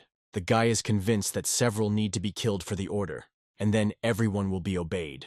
But unfortunately, they are all rebellious here, so something will not be planned. The head did not understand why it was needed, because the warriors also gave him an oath in allegiance. However, Hack is indifferent. He orders them to choose one so that he sacrifices himself. The head asked the boy not to rush, because they also needed time to think, but the Heck is not going to wait. And after a second, it strikes the head of the head, believing that he has chosen himself for the role of the victim. Other soldiers were shocked, seeing that they were killed directly in their eyes. From the forehead of a frightened man, meanwhile, thick blood flowed. Before her eyes, he flashed all his life. Today, it was very tasty drinking, so the young gentleman decided to postpone the execution for later. At the same time, they came to them again and brought alcohol. He hit the girl on the head of the vagina because she made him wait for alcohol for so long. The assistant began to defend herself and said that it was not easy to get so much alcohol. When the young gentleman looked around because he saw that the army was going somewhere, the head begins to justify and says they just wanted to go to rest. But in response, he gets a strong blow to the face from which he flies back. It seems that the army is still not clear where their place is. The Hack did not let them rest. The head of a voice-in-law recognizes that it is their fault. Before going, the Hack gives them a task. It was necessary to pick up something. It turns out that it was necessary to pick up this huge thing with you. This thing was built specifically for the army, so they should pick it up. From such unexpected news, everyone has opened their mouths. It was very difficult, but with the help of joint efforts, the men took this thing, and the top sat down. It was difficult for them, and our hero continued to command them. The protagonist orders everyone to be careful because alcohol pours out of the bowl. It seems better to die than to endure this attitude. It was a normal morning. The subordinate comes to the elder to tell about the thunderstorm army. The mustachioed man, of course, thought that Nagan Hack could not cope with the army. The subordinate began to say that the appearance is just terrible. Then, a mustachioed man asked how much our hero was beaten and how much he would need to be treated. The elder seems to understand something wrong. It was not about the guy, but about the thunderstorm army. They were in full submission to a young man. Hearing this, the man opened his mouth wide with surprise. Meanwhile, the main character sat and ate. The Hack shouted loudly and said he was hearing nothing. He said that his subordinates would be more loudly about their endless faithfulness. It was very difficult for the soldiers, but they continued to carry this burden and talk about their loyalty. The young gentleman is about to bring them to the very edge, so that they cannot think in the wrong direction. Why does the sand no longer be surprised by such cruelty of the guy? According to the guy, he has not yet fully proved this army. The most effective way to get an opponent to surrender and feel fear. As soon as the horror really reaches their bones, only then they will obey him. At the same time, old tires were watched. It was difficult to believe that the thunderstorm army is so in his power. But that's not all. The protagonist increased the number of ups every time they did not hit the room. This is a rule when the number that goes at the end is passed without sound. For example, if there was a figure of 20, then you could only shout up to 19. And as soon as they did not obey this order, the guy increased the figure several times. Even breathing was intercepted from these words. It was very cruel. Some old tires had already seen them, and were very glad that someone was able to curb this rebellious army. The man was surprised that we liked it older. They even said they were glad to see such diligent workouts. But the man did not like it at all, because it is not like training. It is a common torture. It seems that an attempt to create problems for a young gentleman with the help of the army has completely failed. The man ordered him to invite the head of the army, Henmu. The man thinks that his plan has not fallen to the end, and he will definitely drop it into the bottom. The evening has come. The tired warriors came to the tavern and sat down at the tables to relax at least. The guys did not even have the strength to lift the spoon. It was necessary to try to eat a little to restore your strength. Suddenly, someone pushed the head, causing his plate to soup. He looked with all his anger at the stranger who pushed him. The man apologized, saying that he did not know that he had so no strength. The head was shocked when he saw that he was faced with the head of Henmun army, but the man told him to get out of here because he was not tuned now. He was very surprised that the thunderous dragon's army became so obedient. The young gentleman was very harsh with them. Another man was very angry because of his words. But a man told a friend to behave more calmly, because it is unknown that they would do a heck if he learns about it. The man understands that if a young gentleman learns about it, he will accurately get angry and punish them. Henmu was shocked that the army was really going to endure it. The head said Henmu to know the measure and go to eat quietly, but on the contrary, he continues to bring him out of himself. The head tried to hold back, but Hen called him a dog, who would go on the first name of the young gentleman. After a second, the man grabs him by the collar and is preparing to hit, but the head stops before hitting. He still tries to restrain himself, but he pours oil into the fire. And so, just at this moment, the main character comes to the room, who thought that the head wanted to beat. All present were shocked when they saw a young gentleman here. The heck did not understand why everyone stopped eating. It looks as if he was distracting them. The hack turned to Hen and Head, asking what they were doing here. The man immediately began to justify and say that he was just corrected by his collar because he had performed. But Hen denied and said that the man grabbed him by his throat and began to fall. Then our hero turns out and tells them to finish what they started. Whatever it is, if they have already started a fight, then they must finish it. But if the head is beaten, then he does not fall into his eyes because he will spare. After that, he thundered the door and left the room. The head, taking advantage of the permission of our hero, struck Hen, and he fell on the floor. Now the man is about to nail them for their dirty mouths. But Hen is threatening, saying that they will definitely not remain intact after what they will do. However, the army was indifferent. After a moment, they all desperately rushed. The sounds of blows are heard. No one pitied their enemies. A real fight began in Taverna. They stabbed each other without any feeling of pity. The fight was real because blood was even flowing here. The man made many blows to his enemy, and he could not even protect himself. And in a second, he struck the enemy on the face and bounced to the side. They dropped all their enemies into one pile, as if they were not people but just balls. Henmu commanded his subordinates to beat the enemies in response. There was nothing to be afraid because there were much more subordinates. But the army was absolutely indifferent to the number. He was about to take revenge for affecting his pride. The man threw his enemy directly into the floor. The fight is over. 5 wounded and 23 were medium. It seems that the crowd will need the help of a doctor. The man did not understand how this could happen, because they were all one family. Everyone was disappointed because they thought that our hero coped with the troops of the thunderous dragon, but it was wrong. If the heck fasten can be explained somehow, then everyone is waiting for the explanation. The young gentleman does not see anything wrong with the guys fighting because they increase their experience. In addition, the dragons are also wounded in the army. But not everyone thinks it was honest. It was not honest because there were only 3 light damage and 4 medium in the thunderstorm. The heck shock from the fact that Henmu's army could beat his 7 people. For this, he is about to study his army. There was nothing to clarify here, because the army of the thunderstorm was answered by the heck, and therefore all responsibility lies on it. You need to punish it. The elders also think that the whole army of thunderstorms should be punished. The mustachioed man is abandoned by the unhappiness of Hack, because he thinks that because of this the authority of the boy will be blown up. But the guy disagrees, because the conflict began the hen's army, and they were not going to endure the blows. The elders think a little and agree that the one who started the conflict is to blame. The mustachioed man was angry because the elders are so easy to believe. The man asked not to translate the topic of conversation.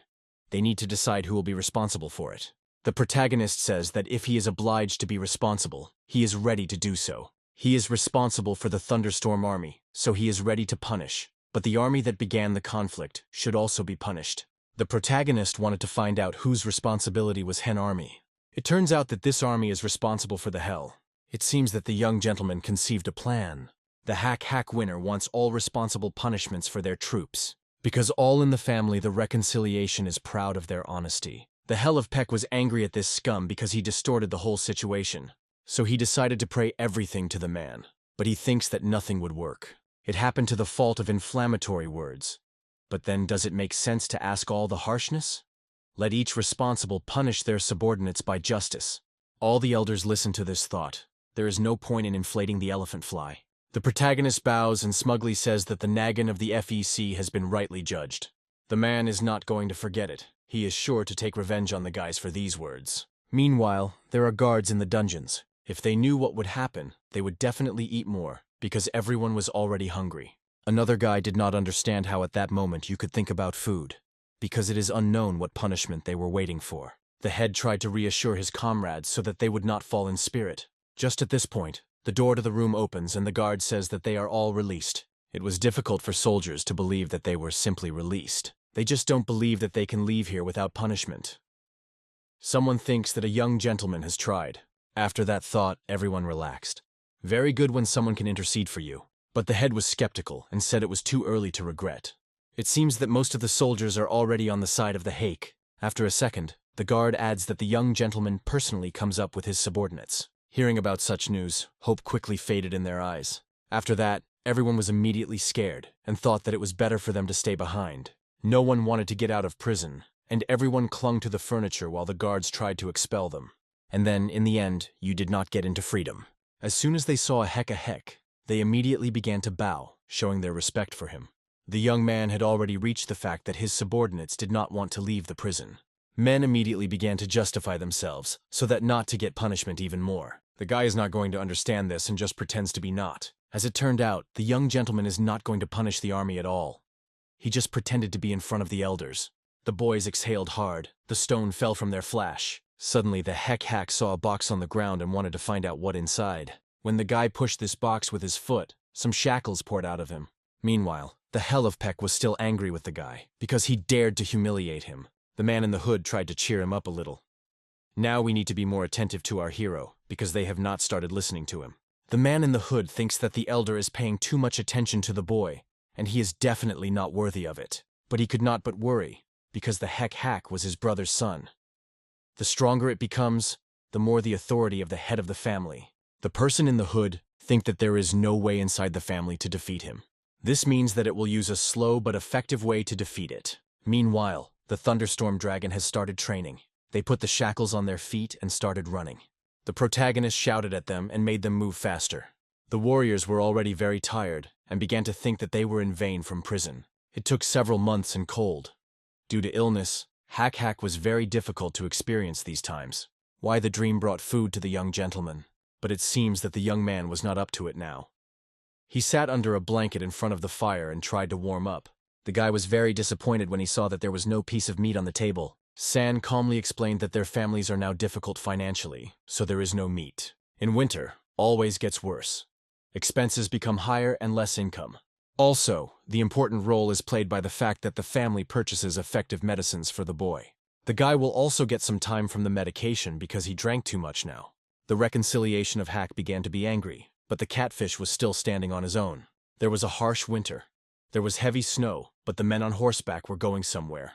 But unexpectedly, they came to Tupik. There was some mesh in front of them. After that, some attack began. Someone threw something fiery in men, causing the flames to surround them in a circle. Scared people saw strangers in front of them. The head of the detachment thought that these strangers robbers who robbed horses. After that, he ordered his subordinates to flee away from here, because these people are exactly frostbite. But the robbers were not going to let them go straight. They were going to attack. The man rushed at him with a weapon, but he was able to block the blow. The stable from which these horses belonged to the family. But even this fact did not stop the man. After a second, the unhappy horse was pierced from the back. After that, he fell into the snow. The robber was not at all sorry for them. On the contrary, they laughed at their helplessness. Another warrior wanted to take revenge for such a cuddly and for a killed friend, so he also decided to attack. But the robber ended up with a slight blow that tried to cause harm to him. After a second, the unhappy man also falls into the snow. Mountain robbers do not like when they are called robbers because it spoils their mood. Seeing that the case was bad, the detachment decided to retreat immediately. And so, just at this time, the army of the family Nagan came to the rescue. The head of mountain robbers simply ordered them to end them. And so, immediately after his order, they all ran straight to the army. But the family army was quite strong. They could harm the robbers. The head of the mountain robbers was shocked when he saw that the stations were so strong. And so, while he watched the fight in surprise and distracted, someone had already put less to his throat. It was a warrior. He threatened that if the robber resists, he would be left without a head. Do they think that robbers have attacked the horses without any purpose? Suddenly, someone is attacking the man as long as he is distracted. But fortunately, he managed to block this unexpectedly. In fact, it was very difficult, and he made every effort to withstand. A stranger in a red suit attacked a man. But, unfortunately, the warrior could not last long, and in a second, the enemy was able to strike. With this blow, he simply designed the man in half. The man had blood. It seems that nothing could be done here. It became clear that this man in the suit was not just a robber. His skill is incredible. The warriors turned, deciding what to do next. A second, 2 soldiers rushed to this enemy, deciding to attack from different flanks. Men were determined to kill their enemy, but this stranger easily evaded all their blows. And so right now, the man is going to strike back. Just after a moment, the heads of the soldiers explode as if some bombs. The man does not understand how such can be, because the warriors of the Veggies have not even managed to show all their strength, but already lost. The man was very scared, because there were many enemies before him. After a second, unbearable loud screams were heard. The head of the robber thanked the master, who was in a red mask with a pattern. The master was able to defeat the elite of the family with only one blow. It was very exciting. If it was the elite of the family, then the master is very disappointed with their misery. Before leaving, the man ordered to remove everything here. The head ordered the subordinates to pick up the horses and burn the corpses. Meanwhile, the main character still continued to train his army. Despite the frost, they were all almost undressed. They trained to throw these heavy kettlebells like balls. It was incredibly difficult. The man could not catch the weight because she flew too far from him. To do this, he even fell to the ground. Everyone began to worry immediately because it seems to be the end, and now the young gentleman will yell at them. Seeing this, our hero orders them to throw this layer 100 times. Due to such failures, the soldiers have already been added 500 times. The protagonist sees that his subordinates do not like it and suggests that he throws this layer himself. But everyone refuses and continue to throw the layer themselves. At this time, the hack looks at the sky and sees a crow. The guy does not know where this crow came from but feels energy fluctuations. Suddenly, the young man notices a crowd of men who look somewhere. He thinks something happened because they look very embarrassed. And so, as long as the heck is distracted, someone accidentally threw this heavy layer right at him.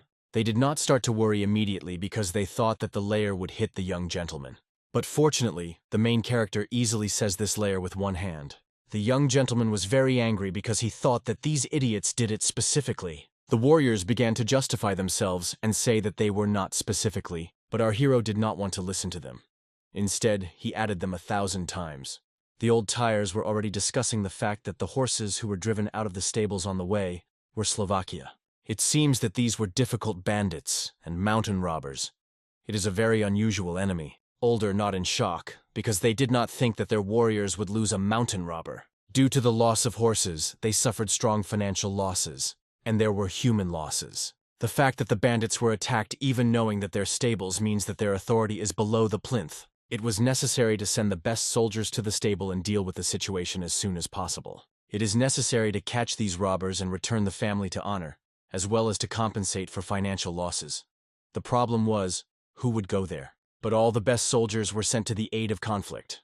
Everyone understood that if they sent the weak, then the situation could make it worse. Then, the Hell of Hell offers them to send a thunderstorm army there. There was still no one who could handle them, so they did not use them, but now everything is different. The young gentleman manages them perfectly, so you can trust this business. Others do not support it, and say that in these words, it makes sense. Someone thought it was not a good idea, because the young gentleman had no combat experience.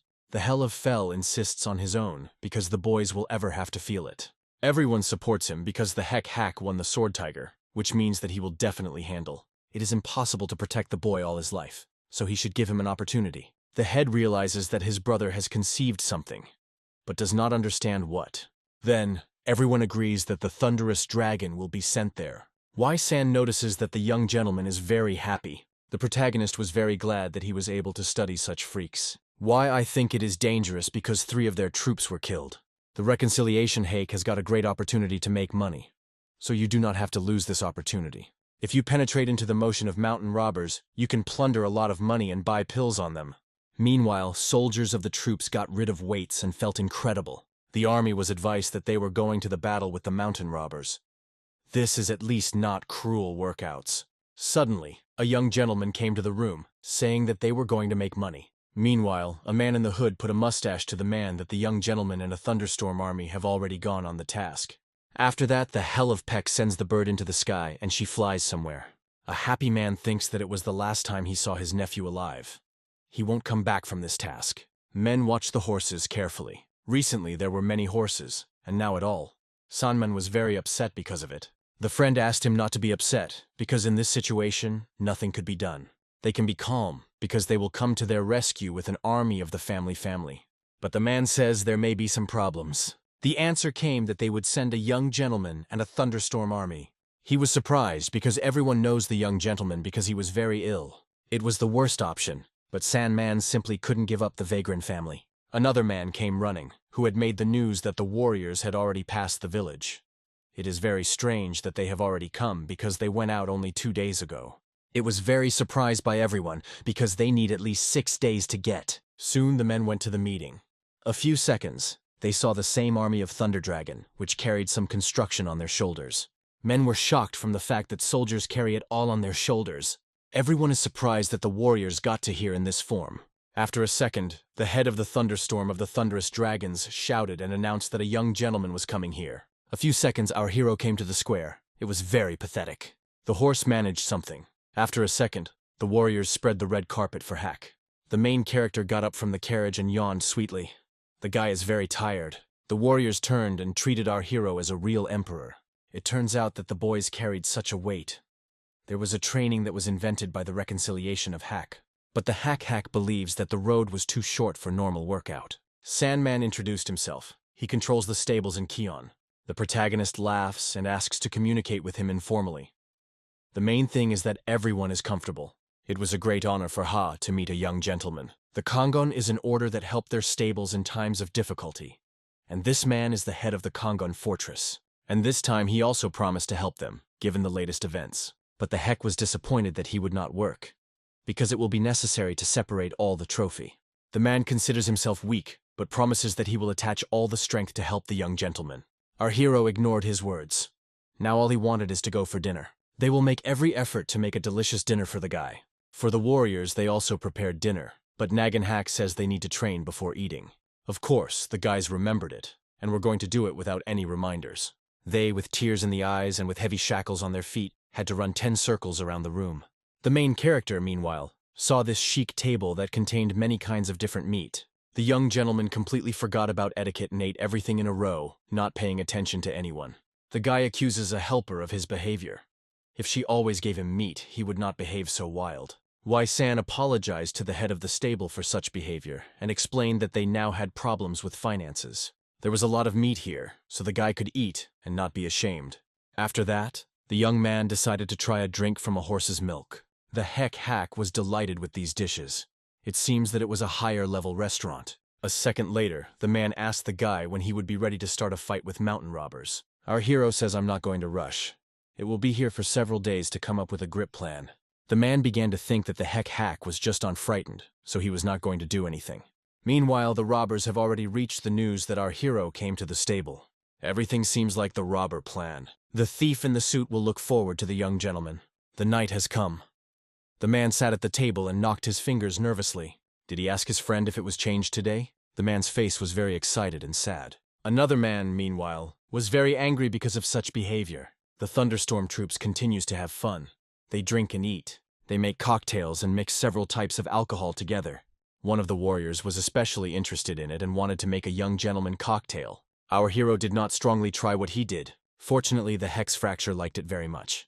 Now, the man will try even more. Finally, the warriors appreciated this wonderful taste when you mix alcohol. Suddenly, he notices how the head of the stable comes to the room. He seems to be angry. The young man invites Mr. H.A. to join them, and they will give him the most delicious alcohol. The man, restraining his emotions, asks him to drive his subordinates for a short time so they can talk. The man was very angry because they do nothing with the mountain gangs, but only carry everything tomorrow. Today's justification of the guy was that it is too cold on the street. Mr. Ha wanted to know the true reason why he delayed this operation. The reconciliation of Hack said that the thing is cold on the street today is the only reason, and he confesses that if you catch the mountain robbers, it will not make any profit. But he immediately tells the man that he should not think so, because he is not a robber. Just a young man wants to relax a little here if he arrives, because if he returns, you will only have to eat porridge. Suddenly Mr. Ha says he is ready to give it to our hero. It turns out that the man meant money. There were no other options. And so, as soon as the main character saw Silver, he immediately had a desire to work. The man was very sorry for Silver because he worked hard for him. Mr. Ha reassured himself with the idea that he could return everything and even more. With tears in his eyes, the man says he does not spare this and the guy can pick it up. The protagonist was very glad that everything was in his favor. After that, the hack was busy that he began to count the money. Mr. Ha distracts him and says he seems to have forgotten about mountain robbers. After a reminder of this, the guy quickly gets up and runs to their search. They were already traveling, but it was a very long time and did not like our hero. It turns out that they traveled only half the way. The behavior of the young man was very annoyed by men, but they tried to restrain themselves. Mr. Ha promises that as soon as they finish with robbers, he will pay him yet. Hearing this, the hack Nagan immediately agrees to endure even more. The guy lies in the trough and suddenly hears that they have almost arrived, and it will be very inconvenient to go on carriages. After that, the main character comes out of the carriage and needs the bones. He was sad. The man warns that there can be an ambush here, so you need to be very careful. After such words, the guy begins to look around. At the same time, someone is watching them from the mountains. These were mountain robbers. It seems that everything is following their plan. But it was not at all, because the warrior from the army could quickly find them. The guy was not afraid of enemies at all, and for healthy all as if they were friends with them. After a second, he jumped to the ground. The robbers were shocked that they were noticed so quickly. They could not believe that they had been opened. One of them is beaten by a sword in the face and cut it. Then, his companion rushes to fight to take revenge on a friend, but the guy is not afraid at all. On the contrary, he rushes with excitement. The fight between the boys begins, and he quickly jumps up to strike. The young man himself notices that his body has become much easier than before. He lands on the ground and draws the last blow to the enemy. It seems all the result of training. The wars easily cut off his enemy's head. Mr. Ha hears some strange sounds, paddle and wheezing, but our hero assures him that all is well. The reconciliation of Hack calmly explains that his warriors were already caught by scouts. From the news, a man falls into a stupor.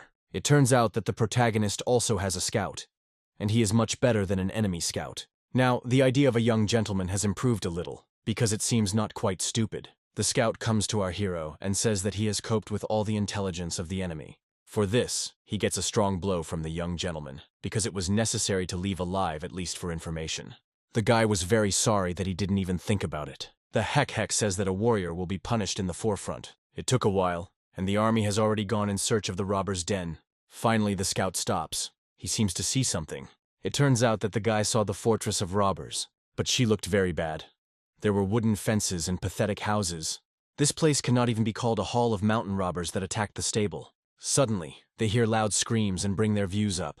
As it turned out, it was an ambush, and the robbers attacked them on all sides. Suddenly, Mr. Hogg was grabbed by a hake and introduced a knife to his throat. It was a traitor. Does he think that if the family is betrayed, he can stay alive after that? The man only laughed. It seems that the assistant does not understand what is happening here. When they looked around, they saw that they were surrounded by enemies, and there were a lot of them. If the army does not want to die like zucchini, then let them be right now. The young gentleman was right, saying that if someone helps selflessly, then he has a poison in his sleeve. Mr. Ha did not understand why warriors feel so relaxed and calm. The man repeats that if they do not surrender right now, they will be affected by a young gentleman. But the protagonist was absolutely indifferent to it.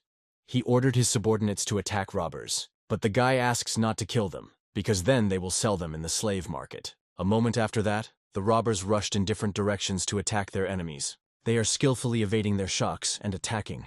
It seems that after such difficult training, their body has really become much better.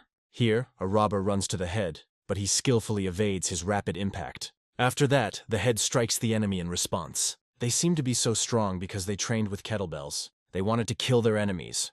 I do not want to admit it, but such difficult workouts really helped them. The robbers continued to step, but the warriors stood until the last. They realized that there were very few their allies, so we need to unite. But in front of them stood a chunky warrior who said he would be their opponent.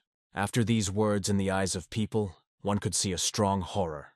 The warriors behaved very confidently in the battle. Their body was very light like feathers.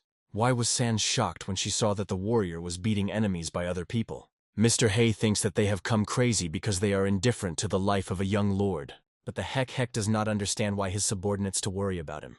With one touch, he breaks the knife in half, which was presented to his throat. After that, the young plan quickly breaks out of his hands.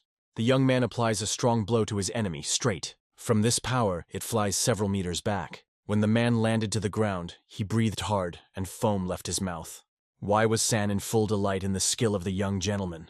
The girl was very happy that everything was well with the boy, and she wanted to check if she had injuries. Soon the fight was over. They took their enemies captured. The head did not even think that such weak robbers dared to attack the stable.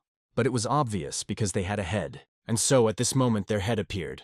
It came from an incredibly powerful dark energy. The hack did not understand why this idiot wore a mask if he was not a clown.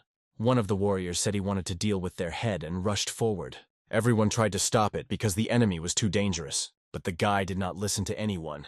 After a moment he jumped high, getting ready to strike. But the stranger in the suit was able to block his blow with only one hand without making an effort. Seeing this, because I finally realized that his opponent was very strong. Everyone was surprised that he was so easy to block such a chunky man. Now, he was attacked by a stranger who made many blows. The warrior had no chance even to evade. He just got these blows. The young gentleman is silently watching their fight, but does not interfere. Now, there were a lot of scratches on the body of the man's body. After that, the stranger quickly approached him and pushed him with one hand, hitting him in his chest. From this power, the man flew back and crashed into the wall. The head of the troops was not going to look at how his comrades were killed, so he entered the battle. But his blow was also easy to repel. Meanwhile, other warriors ran to a friend to check if everything is well with him. In general, everything was well with him, but his honor was destroyed. The head encouraged him and said that there was no honor here because no one would be able to cope with him on his own. These three are going to unite their hand to defeat a common enemy, and so in a second they rushed to him. Thus, they were divided into 3 different flanks, left, right, and top. But it seems that a stranger in the suit did not worry about it. He used some very strange and unknown technique. He hit this unknown thing directly into the cheek of one of the soldiers. A moment after that, these attacks quickly went to the guy, but it was very difficult for him to close the attack. The enemy struck him greatly. The other 2 used this moment to also strike. But it did not work, and the stranger was able to block him. They did not understand that it was a person, because it was impossible to get to him. The man continued to strike the warriors, and they tried to evade. Everyone wondered that this stranger was fighting against the head of their troops in his right hand. It seems that if no one intervenes in their direction, then the men will die. The things were very bad, because every time it became more difficult to block the blows. Then, the man decided to try another attack. A stranger in the suit believed that only a complete idiot could be thrown away, but it was a distracting maneuver. After a second, he found himself right in front of him. The guy grabs this man and pushes forward. So he made so that the enemy could not move. Now the head should attack, but this should be done very carefully, so as not to touch the friend. The head jumps up to make the blow as strong as possible, but the enemy, as we know, is quite difficult. He strikes the head directly, but fortunately, he was able to block this blow in time. Even so, the warrior could not stay on his feet. The enemy acknowledged that their strategy was quite good. It was simply too strong for it. After that, he will kill the guy with a sword handle. From such a blow, a man loses consciousness and falls to the ground. Right now, a stranger is about to finish the life of this warrior. The guy can't even move.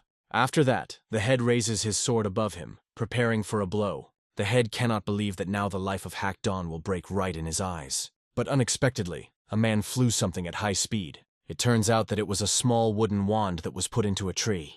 The enemy did not understand which murmur dreamed so much to joke with him.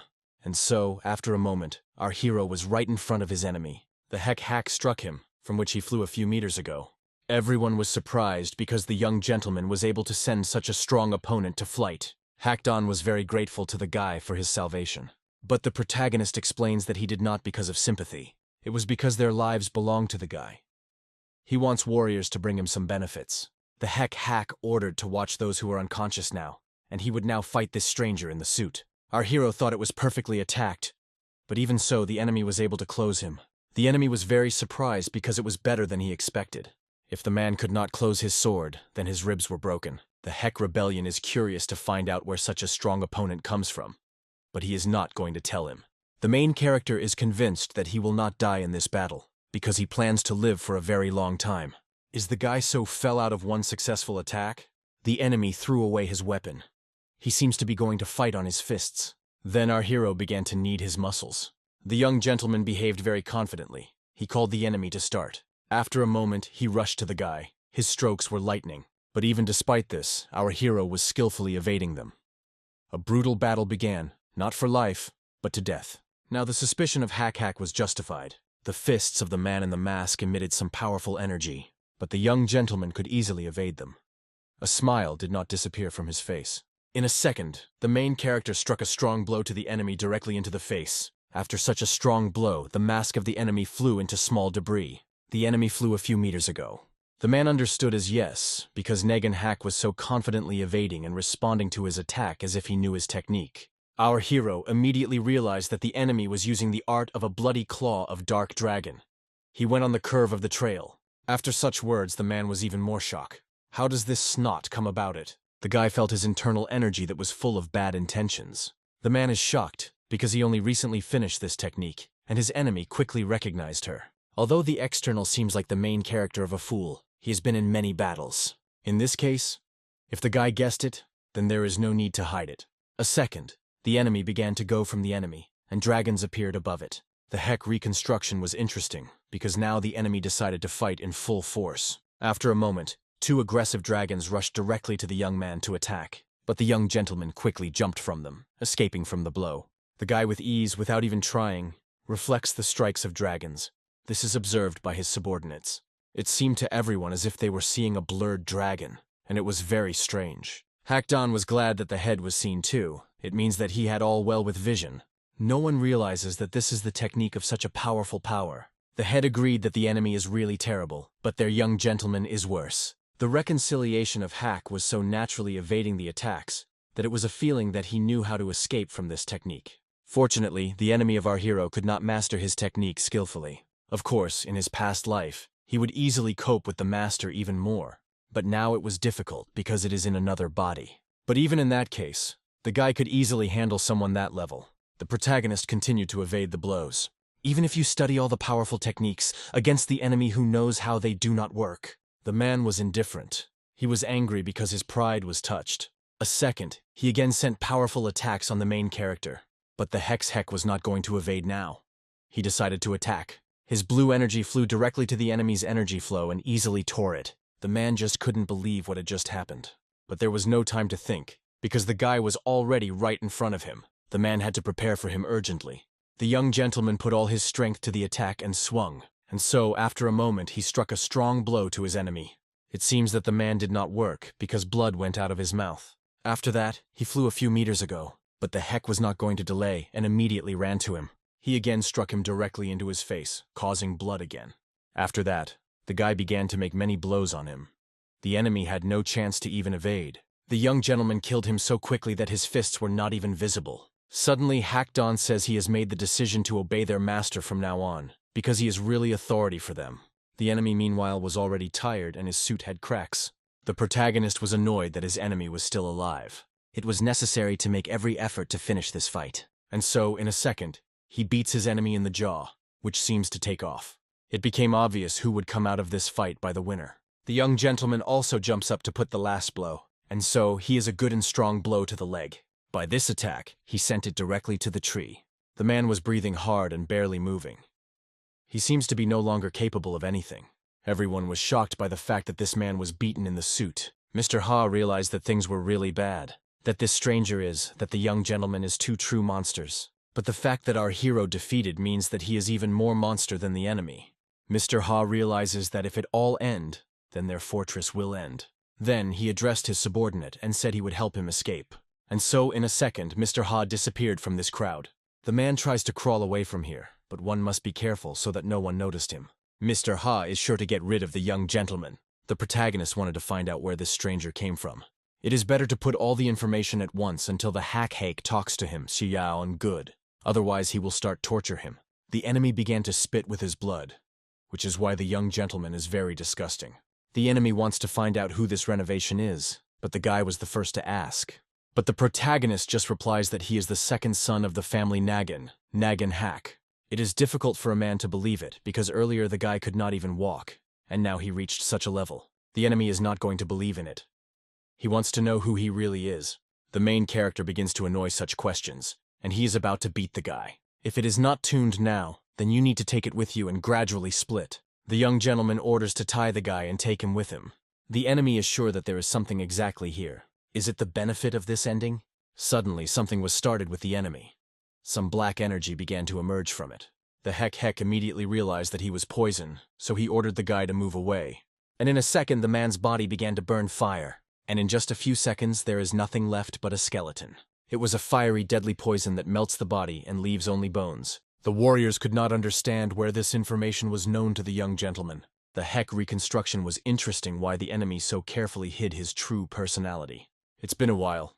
Our hero sits on a stone and rests. Other warriors, meanwhile, try to cope with horses. After a while, the head comes and says that they have collected all stolen horses. The head says that the horses were at least 100. The Heck reconstruction says that there should be about 90. Because from that moment the month passed. During this time the horses could die or could lose them. The guy ordered the separation of 10 horses and send a cho. The guy already said to learn about the black market. He praised the head and said they understand each other. Suddenly, a young gentleman noticed a horse who walked himself. He immediately starts shouting at his subordinates for having lost their horse. At the same time, behind his back slowly crawls with a sword, trying to attack him. The man realizes that if the young gentleman dies, the situation will return to him. But the Hack Vagan looks around and sees that the guy crawls to him. And so, after a moment, the man rushes straight to him to strike. But at a crucial moment, the horse beats her husband with his hind legs. The Hack is abused from Mr. Ha. It's been a while. Mr. Ha slowly opens his eyes and sees a Heck. As soon as he came to his senses, he realized that he was buried in the ground around his neck. When the men opened their eyes, they saw that they were buried in the ground around their neck. Our hero asked Mr. Ha, did he end with him the way that guy in the suit? Hack Don approached the young master and said that they buried all the enemies. But what to do next? It seems that he prepared them for interrogation, which means that he will not kill them. He will probably start interrogating them to find out who is behind them. So you should try to take time. But to the surprise of all, the Fasten Hake says that he is too lazy to do it, so they will just leave them here. There was winter on the street, cold. Is he going to leave them here and freeze them? If they all die, then this case will be investigated for sure, and the decline of the family's reputation will be provided. The young gentleman agreed with this because he really didn't think. In a second, someone lightly swung the shovel on this freak. He was hit, and after a second, blood went out of his mouth. It was a Don Hack who began to intercede for their master. But it is necessary to beat it easier not to accidentally kill him. The warrior did so carefully that as a result he broke the shovel. By that time, Mr. Ha's face was bruising. In fact, the warrior just splashed all his emotions, but pretended to be all made for the sake of Hack. Suddenly, the Thunder Dragon began to simply throw fresh meat on the ground. The man was a little surprised because he did not understand why they were throwing fresh meat. It turns out that the boys decided to feed the wolves. Of course, the number here is not enough, but it will be enough for predators to smell. If the meat is not enough, they will obviously start eating them. Mr. Ha begins to imagine how these animals rush against him, and from that, he becomes scary. The man shouts and says he is ready to tell everything, but it is not interesting to our hero.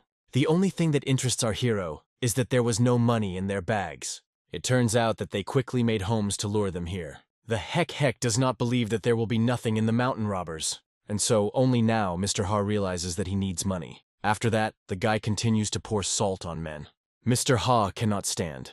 He does not want to die and shouts that all their values were moved to the fortress of the Kongon. If the Hack leaves them alive, then the man will give them the keys to the fortress. These words like the main hero the most than everything he has heard today. It's been a while. The summons with our heroes goes back.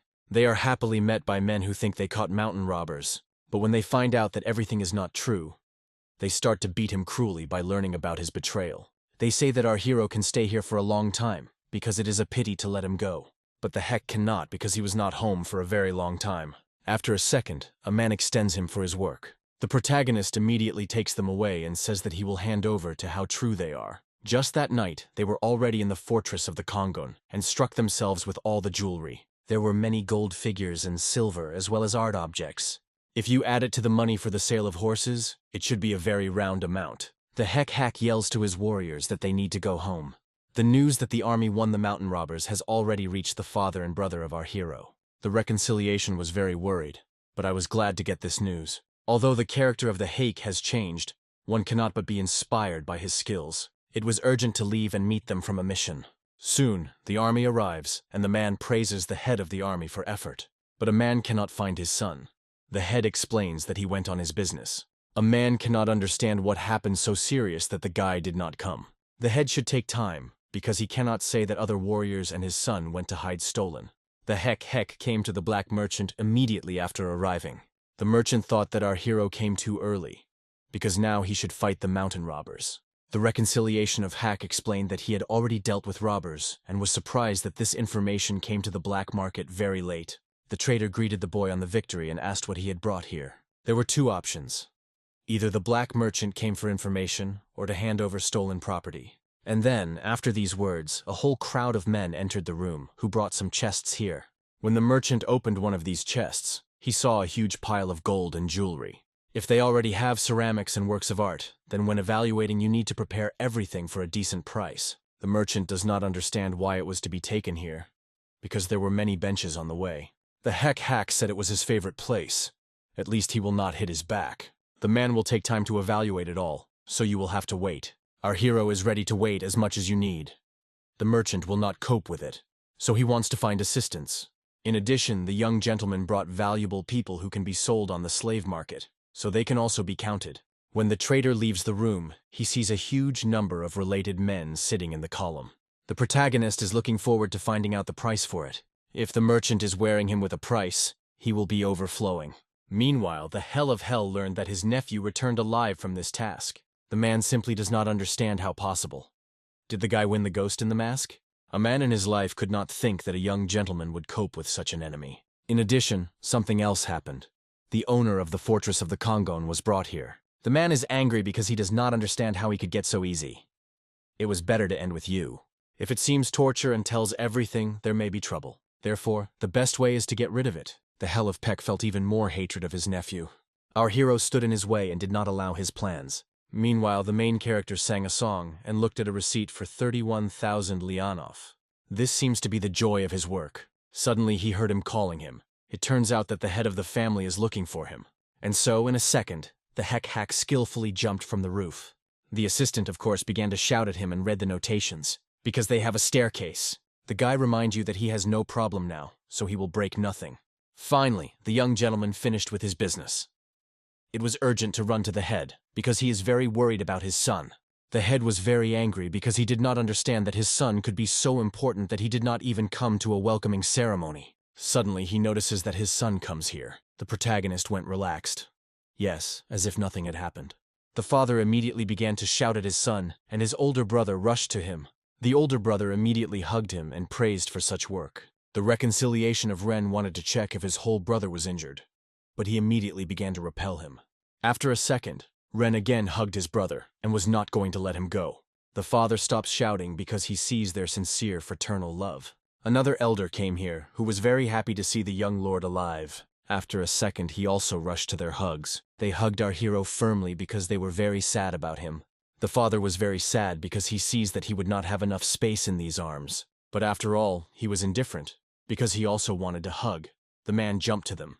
Mr. Ha was very angry because it was kept under lock. The guard tries to quench it. Tomorrow, during the interrogation, they will find out what crimes Mr. Ha, and while he needs to sit quietly. Mr. Ha was angry because he invited the visit of the elder to the Hell of Beck, and he was still not brought here. Superior says they are not obliged to comply with his request.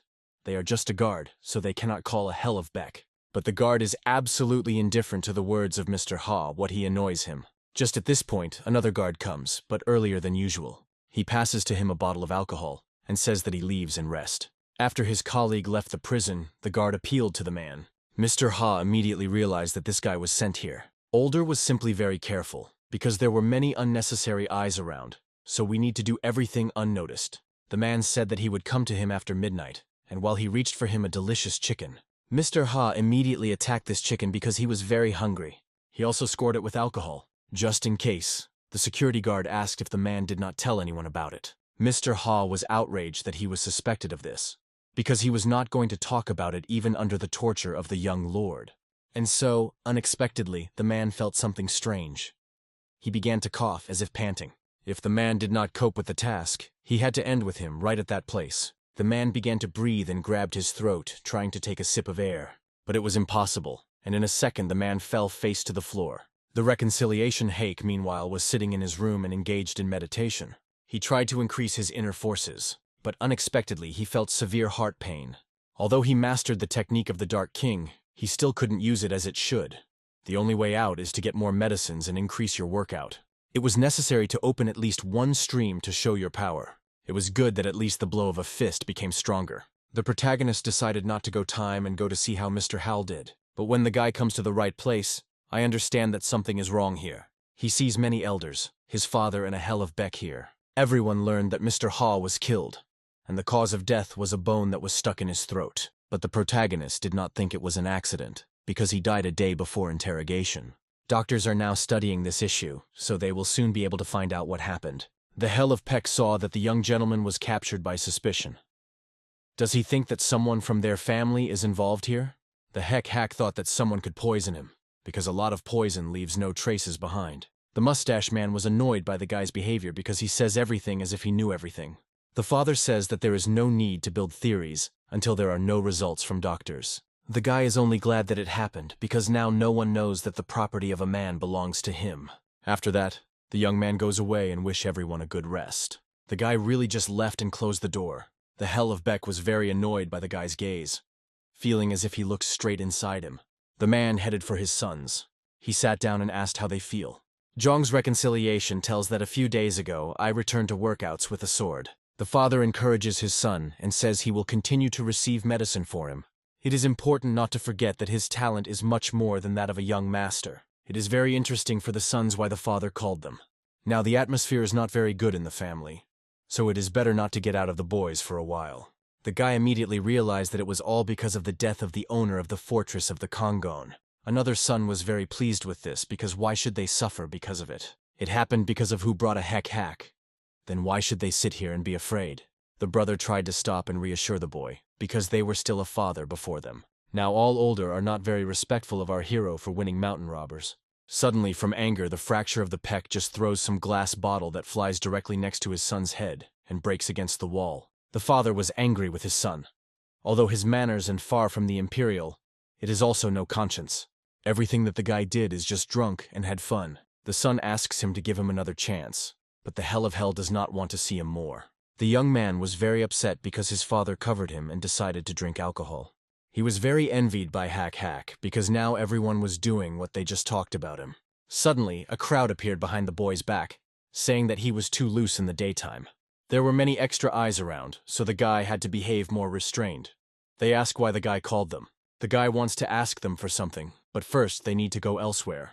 At this time, the man opens the box with jewelry and shocks from their number. The guy wants to pay it to buy more medicines. But the merchants say that in order to get the medicine, only money is not enough. The guy is sure that if you raise the price twice or 3 times, you can do everything very quickly and qualitatively. The hack cautiously threatens the merchants that if a man does not get his medicine, then he will be very painful. After that, he goes away and says that as soon as the man is getting a medicine, he will pass them through Watsana. Now our hero had a full money and time, which was very cheerful. At first he decides to drink a little alcohol and eat delicious, but unexpectedly, he sees in his way an angry assistant. Why cannot understand why the young gentleman goes so happy? The guy does not think he should talk about everything, girl. It is a responsibility to take care of the health of the young gentleman, and before, and now, and in the future. Suddenly, the protagonist sees his father somewhere in the distance, but as it turned out, it was just a deception to distract the girl and escape. Meanwhile, they discussed a recent situation with Hike Hog, who could not even get out of bed, and now he changed. Judging by his recent actions, we can conclude that he is not at all as before. The boys make the suggestion that the young gentleman is just incredibly lucky. The guy is angry every time I remember how my father shouted at him through a young master. Then the guys asked if they needed to deal with this young man. If they can do it, then the guy would not mind. The guy thinks that 10 stronger sword and will definitely be able to deal with the guy. They should come out. and the heir to the white spirit named Chuja. He knows the great fire technique. He is the best warrior. But the younger warrior did not keep up with him. It has a force against which it is difficult to resist. Other warriors here were also very talented. The young man accepts their proposal and asks to cope with our hero. But I remind that he is not the way he was before. The guy is convinced that the hack himself will not be able to stand against 10. The guy had to deal with the consequences, because if suddenly the son of the head would be at death, a strong voice would rise. Everyone knows that the elder Yahello now manages family affairs, so you cannot worry. It was a great chance for warriors to make a good impression. The guy will ask the father to do everything so that there are no consequences. Suddenly they notice that at the next table sits their goal, our hero. In this case, the warriors decided not to waste time and complete the task immediately. They go to the heck of Hawk, and they say that it is better for him to leave here so that no one can see him in the place of events. In this case, the guy is going to leave, waiting for good news. It will be the price for what he decided to appear where he was not expected. The reconciliation of Hack eats quietly and suddenly sees some shadows on his table. He sees the guys who introduce and greet him. Their head was very angry because the young gentleman did not even know who he was. Our hero did not know absolutely any of those present. Ma Yuan also approached and greeted, reminding that they were friends in a long-term childhood. This is what a young gentleman wants to complete the vain greetings and ask what they really want. Warriors gather in such large groups only because of some common goal. The guy tries to be soft with him and says they heard about what happened on the stable. They invent that they decided to prepare a party in honor of our hero and prepared a ship for him. The protagonist believes that this is a wonderful offer and accepts it. He seems to be trapped. The night has come. Our hero was loyal to his new acquaintances, not even knowing that he was waiting next. Suddenly, the hack stops and invites these strangers to reveal their true motives. Chuja does not understand what he says and adds that they have left to go to the right place. The protagonist knows for sure that this road leads not to the river, and therefore something is not clean here. But even though the guy knew about it, he still followed them. Is he an idiot or just courageous? Although everyone says that the heck is very strong. But can he resist them all at once? Our hero smiles and says that in order to find out, we need to check it. These words make their head laugh. But unexpectedly, in a few seconds, he finds himself buried in the ground around his neck, and blood flows from his nose. The protagonist appeals to them because he does not understand how such boobs could grow from dear families. The warriors were angry because the guy had touched their families, so they rushed. And so, after a moment, the main character threw a stone that, like a ball, hit them in turn. The head did not understand what was happening here and how it happened. Suddenly, the young gentleman's hand reached directly to his face. And after a moment, the young man grabbed him by his face and threw it directly to the ground. So, after a few minutes, they were all defeated and then buried in the ground around their neck. His army helped to burrow these boobs. These people seem to have lost a sense of fear if they dare to attack a young gentleman. The warriors are sure that these boobs could not overcome the heck of Hack even 10. The other jokes, and I think it happened if they really went to ride the ship, then they would have melted somewhere on the bottom. From these words, they remember how our hero got them underwater. The head was heavily scared. He wanted to know what the guy was going to do with them. The Hack extends him a brush and says that if they want the sun to remain alive, then they should come to the wild mountains in the east. But a man cannot write anything because his hands are underground. Then, on the face of our hero, there is a predatory smile, and he says that he wrote everything with his mouth. The man does not suit it, and he quickly spitches the brush that he was put into his mouth. After that, he gets a strong shovel directly on the head. Hack Don begins to slap this abomination on the head with a shovel for trying to argue with their young lord. The chapter has no more power. He cries with pain and all his face beat. He promises that it will no longer be. After that, other warriors realize that they will not argue with the guy. You just have to listen to it in everything. Then, they take brushes to their mouths and begin to record all the information on the papers they gave. Suddenly, the head of the army reports that they have a problem. The handwriting on the sheet was so unclear that parents would not be able to distinguish whether their son wrote. Then, our hero ordered to release everyone in one hand so that they could normally write a letter to their parents. Meanwhile, in the fortress of the White Spirit, the man was a little excited that Chol's Chu has not returned home yet. But he thinks you just got drunk in an institution. There is no need to worry, because no one will dares to attack someone from the fortress of the White Spirit. After a second, the arrow flies at their side with lightning speed. It involves directly in the owner of the fortress. The guard immediately takes the sword and gets up for his protection, while the man trembles in pain. But as it turned out, everything was good, because this arrow was not aimed at harming it. It turns a piece of paper that has been attached to the arrow. From there, he learns the information that someone has stolen the young Mr. the fortress of the White Spirit. A man is about to catch his son's theft and tear their skin from them. Immediately after this news, his father began investigating his son. Unexpectedly, he heard a voice. Someone recognized that this man was the owner of the White Spirit Fortress. It was another man. It turns out that his son was also stolen. They heard a different voice. Someone recognized that it was the owner of the fortress of Henuni and Chol-un. This is where parents whose sons were abducted gathered. Everyone was shocked that theft stolen the sons of 10 families who have powerful forces. The man went straight into the forest. Everything around was mysterious and dark. The man notices some building in the forest and slowly goes to it. Suddenly, the man notices the door slowly open. He himself did not notice how he stood. A man sat in a dark room. The Hell of Hell did not understand why our hero was still alive. Because of this, their powerful plan will not be able to fulfill. If everything went as they said, there would be no problems.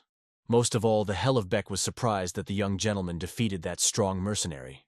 Because of this, the authority of Hack only grew up, and the family has suspicions. In a second, an incredibly powerful energy began to emerge from a small house. A man can barely stand them. It seems that a very fierce fight will begin now. The man comes out of darkness and says they need to have a good relationship because they had a common goal. Some elders are friendly to the Hack, and even 4 elders who have always been on their side have recently begun to doubt. The plan they prepared so much time can only fail after one Hack. Although it was merged, it must be understood that it is really true. It is very surprising that their sword was defeated, but still cannot be delayed a plan through one young man. The man says to wait at least a little, but he is not going to do it because they have been waiting for a long time, so this plan is cancelled.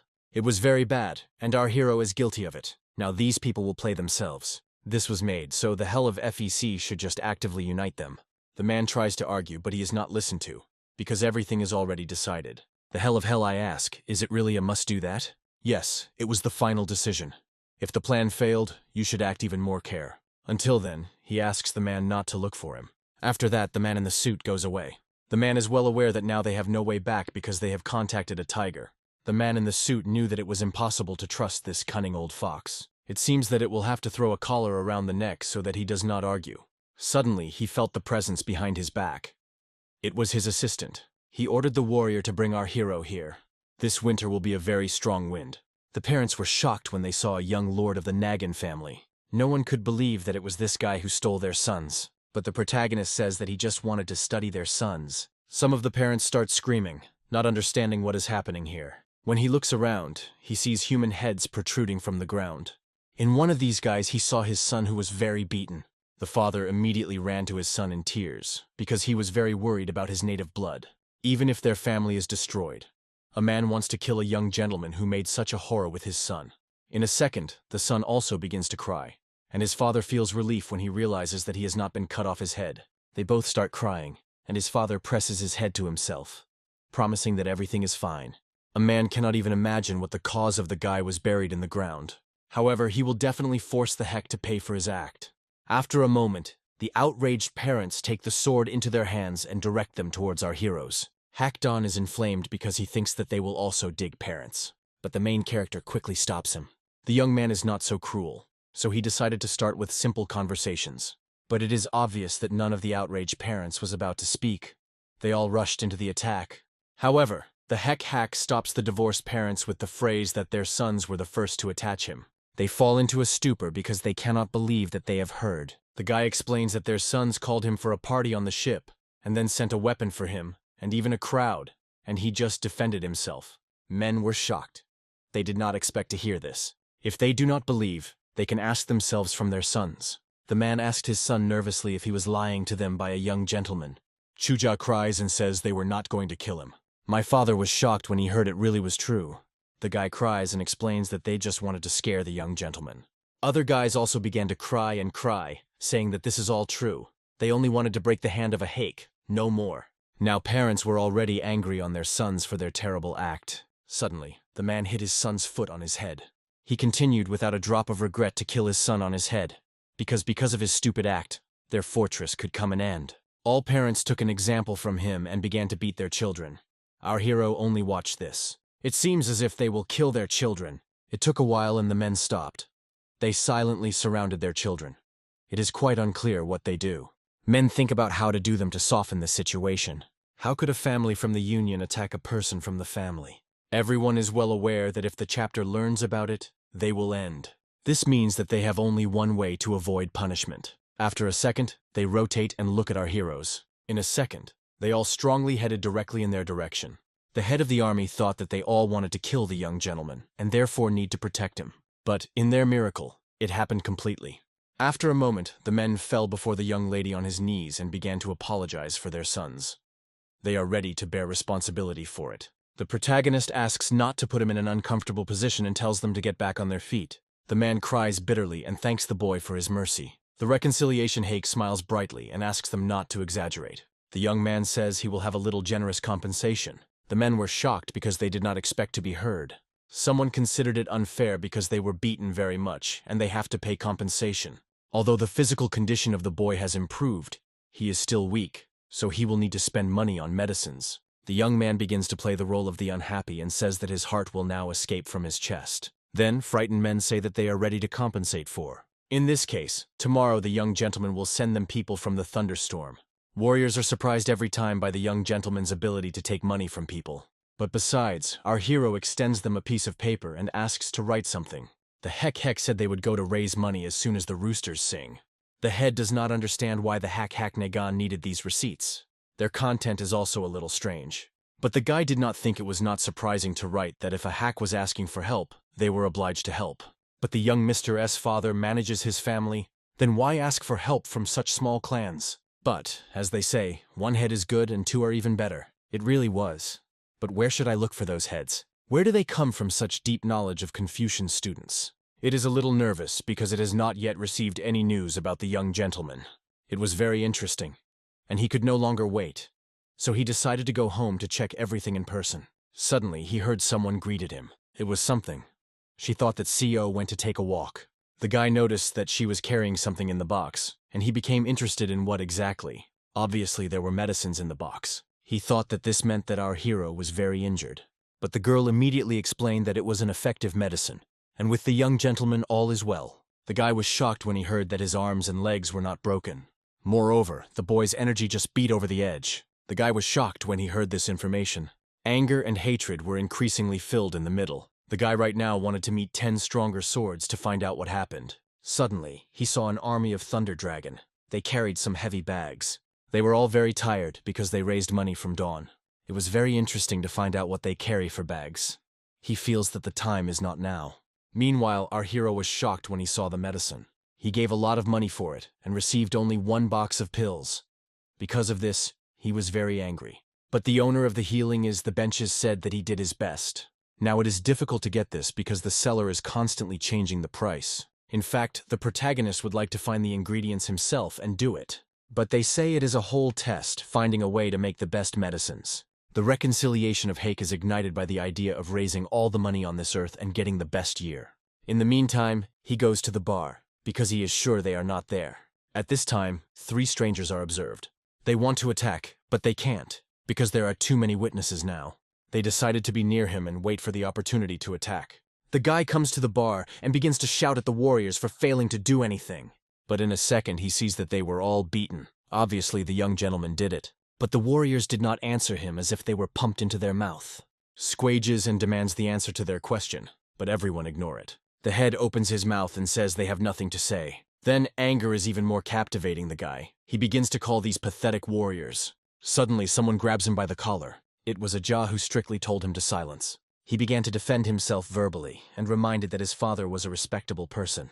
But the head was absolutely indifferent to it. After a second he threw the guy away. He knows who his father is, so I suggest to finish it. It doesn't matter how many nag in hell says about the influence. He will never be the main thing in the family. Compared to the young Lord COA, no one, so there is no point in continuing. The guy was broken and promised that they all regret what they said. After that, the army went away, leaving the guy himself. The young man thinks that the hack did something to get the warriors out of his mind. Finally, the warriors took all things to the warehouse. When the time comes, they can pick them up. But in fact, the main character does not know at all when this time comes. Not every time there is a chance to make money. This will not grow steadily for medicines, so a safe monetary fund should be provided. He points his finger to one of the soldiers and asks what to get capital. The guy thinks that this requires money savings and constantly accumulate money. For such words, he received his head from the hack. The guy told him not to say such words. Hack Don also expresses his opinion and says that it is necessary to invest. For example, invest in gold and silver, horses or silk. If you sell them when the price is the most, you can make a good money. Our hero does not like this idea, because he once saw it when the product went up in burns. The protagonist tells them to think because they need to earn money quickly and checked. It was very difficult because the head did not understand what he wanted from them. The heck reconciliation is nothing left to give the soldiers this knowledge. He asks the head, why is he spinning in front of the golden vein? Speaking of black money, do we mean that the cash fund is governed by black organizations? There are both large and medium-sized organizations in the area. It will be very profitable if they receive the money driven by these organizations. But the head says that they will not work. Even if so, the family of the reconciliation cannot be related to the dirty deeds of black authorities. After that, the man got a kettle right on his head from our hero. It seems that the young man disagrees with him exactly. If there is a hole in the ship, then it must close it. It all looks like they follow the rules of the faction and protect their reputation. The heck reconstruction is about to learn about these organizations, and the soldiers should be prepared and waiting. Lunch was coming, but the head of the reconciliation was unhappy. It was dissatisfied because the financial position forced them to reduce portions. But now their condition has improved, so the portions have increased, so you can eat and not worry. But a man does not believe in it because he knows the position of their family. It turns out that the protagonist gave them enough money for the family to survive. Most recently, our hero came and gave money for their families to be normal. But the man does not understand where he came from so much money. But our hero does not want to talk about it. The man still wanted to find out where the money came from. But in this case, the heck wanted to pick them up. However, the man did not say they did not need them. He just was curious about where they were. The young gentleman was right that there was no time to argue in such an emergency. He just thanked him for the money. The head was very angry because of it. He still didn't believe it. The man said they could not use money from an unknown source. In this case, the man could pick up all the food and give money to the young gentleman. But everything, you want to eat, so the man does not want to throw good food. The father is going to call his son and interrogate personally. Then a man wished them a delicious go. The man, in the meantime, is looking for a hake to eat them delicious. It is amazing that since the young gentleman has been recovering, the energy of the family beats over the edge. It was a completely new wind that was blowing towards the family. The force that is dominated by these lands is the Nagan family. The guy wanted to know about those who are on the sides of darkness, not light. But the merchants could not tell anything, because it was against their politics to tell something without payment. The guy wants to know about the dark power that runs these lands. For this information, he generously pays this. In a second, the guy shoots these coins right at the merchant. They fly directly into the wall with lightning speed and break everything in their way. The merchants were scared because the coins were right around him. He said there is always an exception, and he will be able to give him information. Now the most influential organizations are Chilhan, M1, Tanon, and Toon. The main character understood that these organizations are very large. Chilhan runs in the north and has more than 50 people. They are like parasites that are fed mainly thanks to smuggling. M1 lives at the expense of a high percentage, the greatest evil of all. The members of the Toon faction are usually near the public house of Inagar. They do dirty deeds by supplying girls, so they are engaged in trafficking in human beings, and that means that these organizations are real garbage. Our hero also did a lot of bad things, but also protected what needs to be protected, and these guys have long crossed the border. The main activity of Toon is a game house. They pick bread from those who look rich. It is hard to believe that they allowed them to smell so widely. The strength of their family is not as great as before, but it was quite good for the main character. The income of these organizations is about 10,000 nungs a month. These idiots were very well. Now, if the trading is learning about something, it must tell the guy. The reconciliation of Hack says it will be generous to reward the man for information. He invites him to conclude an agreement and get a raise soon. From such a wonderful suggestion, the merchant's eyes were desired. The man wants to treat the guy to celebrate their deal, but our hero suggested to do it another time, because now he had a business. The young man was going to go and make money. And so, the evening came. People in the game house play different games. All this was observed by the head of Toon. The Toon. Today, these insects were quite gambling and active. For them, they are most than money bags. But the man did not understand why the head was here lately, because he used to use other people earlier. The man tells him not to worry. He will take everything on himself, and the head can go to breathe fresh air. It turns out that a man worries through the family of our hero, because he realizes that she will not be behind them. As soon as he remembers the face of the young gentleman, it becomes difficult for him to breathe. This is noticed by his friend, but he says he just mentioned some unpleasant things. The man should take responsibility as the head of Toon and focus all thoughts on business. Suddenly, another worker came running and said that it was bad because there was a guy who said that he was taking this place. Immediately after this news, everyone rushed down to see who it was. The head is threatening that it causes this scum and is faded. But in a second, the man stopped when he saw a young gentleman in front of him. He does not understand what this guy is doing here. The reconciliation of Hack realizes that the face of this chapter looks very familiar. They may have seen somewhere before. The man immediately evades the answer and says they first see. But in a few seconds, our hero knows that he is the man who recently wanted to destroy him. It is quite unclear why, but the guy is just rejoicing. Due to this fact, our hero can take this place with great pleasure. Another man was very dissatisfied with such arrogance. He was going to cut his tongue and make him eat. But, in a second, he received his fist on his face from his head. The man was very surprised when he saw that he was ahead. The reconciliation Hake tells him to stop and promises that he will soon teach them. Now he wants to move to the transfer to him. After a while, they finally decided everything, so you can take everything and go inside. The guy doubts if his army will cope, but in a second, people begin to fly from the windows. This means that the warriors coped. On the ground lay the head of Emuvan's Su. From this point, they need to be careful with new property. The guy is surprised that the young gentleman is worried about property, not people. Some of the warriors have already gone to Chichilhon and probably already did everything there. There is another place left, but the Hacksworker hacks must first be checked before teaching them. Soon they came to another place, but here the warriors were frozen on the spot. Our hero did not understand why they behaved so uncertain. It turns out that it was all because the boys were in a similar place for the first time. It was very funny that Don's hack only looks big, but in fact inside so shy. The girls here carefully looked after their clients, trying to do everything to enjoy them. The reconciliation of Hack asked what this girl was named, and she introduced herself. Jonas. Suddenly the young gentleman grabbed the girl's hand. She immediately became very embarrassed, and she said that the guy could not do it in the eyes of everyone. The girl's hands were still very rude, which means she was here recently. It means that she is a child of a farmer family who helped them in the fields. The Heckredeem wanted to ask how long it has been working here. With tears in her eyes, the girl explained that she works here for about 2 months. Jonvi was only 20 years old, though she looked much younger. Also, a young gentleman wants to know how she was here. But Yanhuav is very closely watched by another employee, which is why the girl cannot tell the truth. The protagonist quickly understands this and orders to get out of all from here and let one remain alone. Another employee says that if the guest does not suit Yonanda, then they can easily replace it.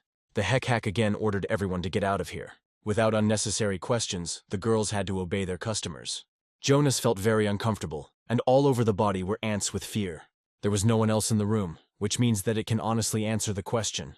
But even so, the girl still can't afford it. Then our hero throws her bag with money. There was 1,000 new jags here. For these funds, she will be able to settle with debts or buy her own silk clothes. Our hero introduced himself. He is the second son of the family, which means that his family can protect the unhappy, so she can calm down. The girl was sold to this place because of her father's debts, because of high percentage loans and threats.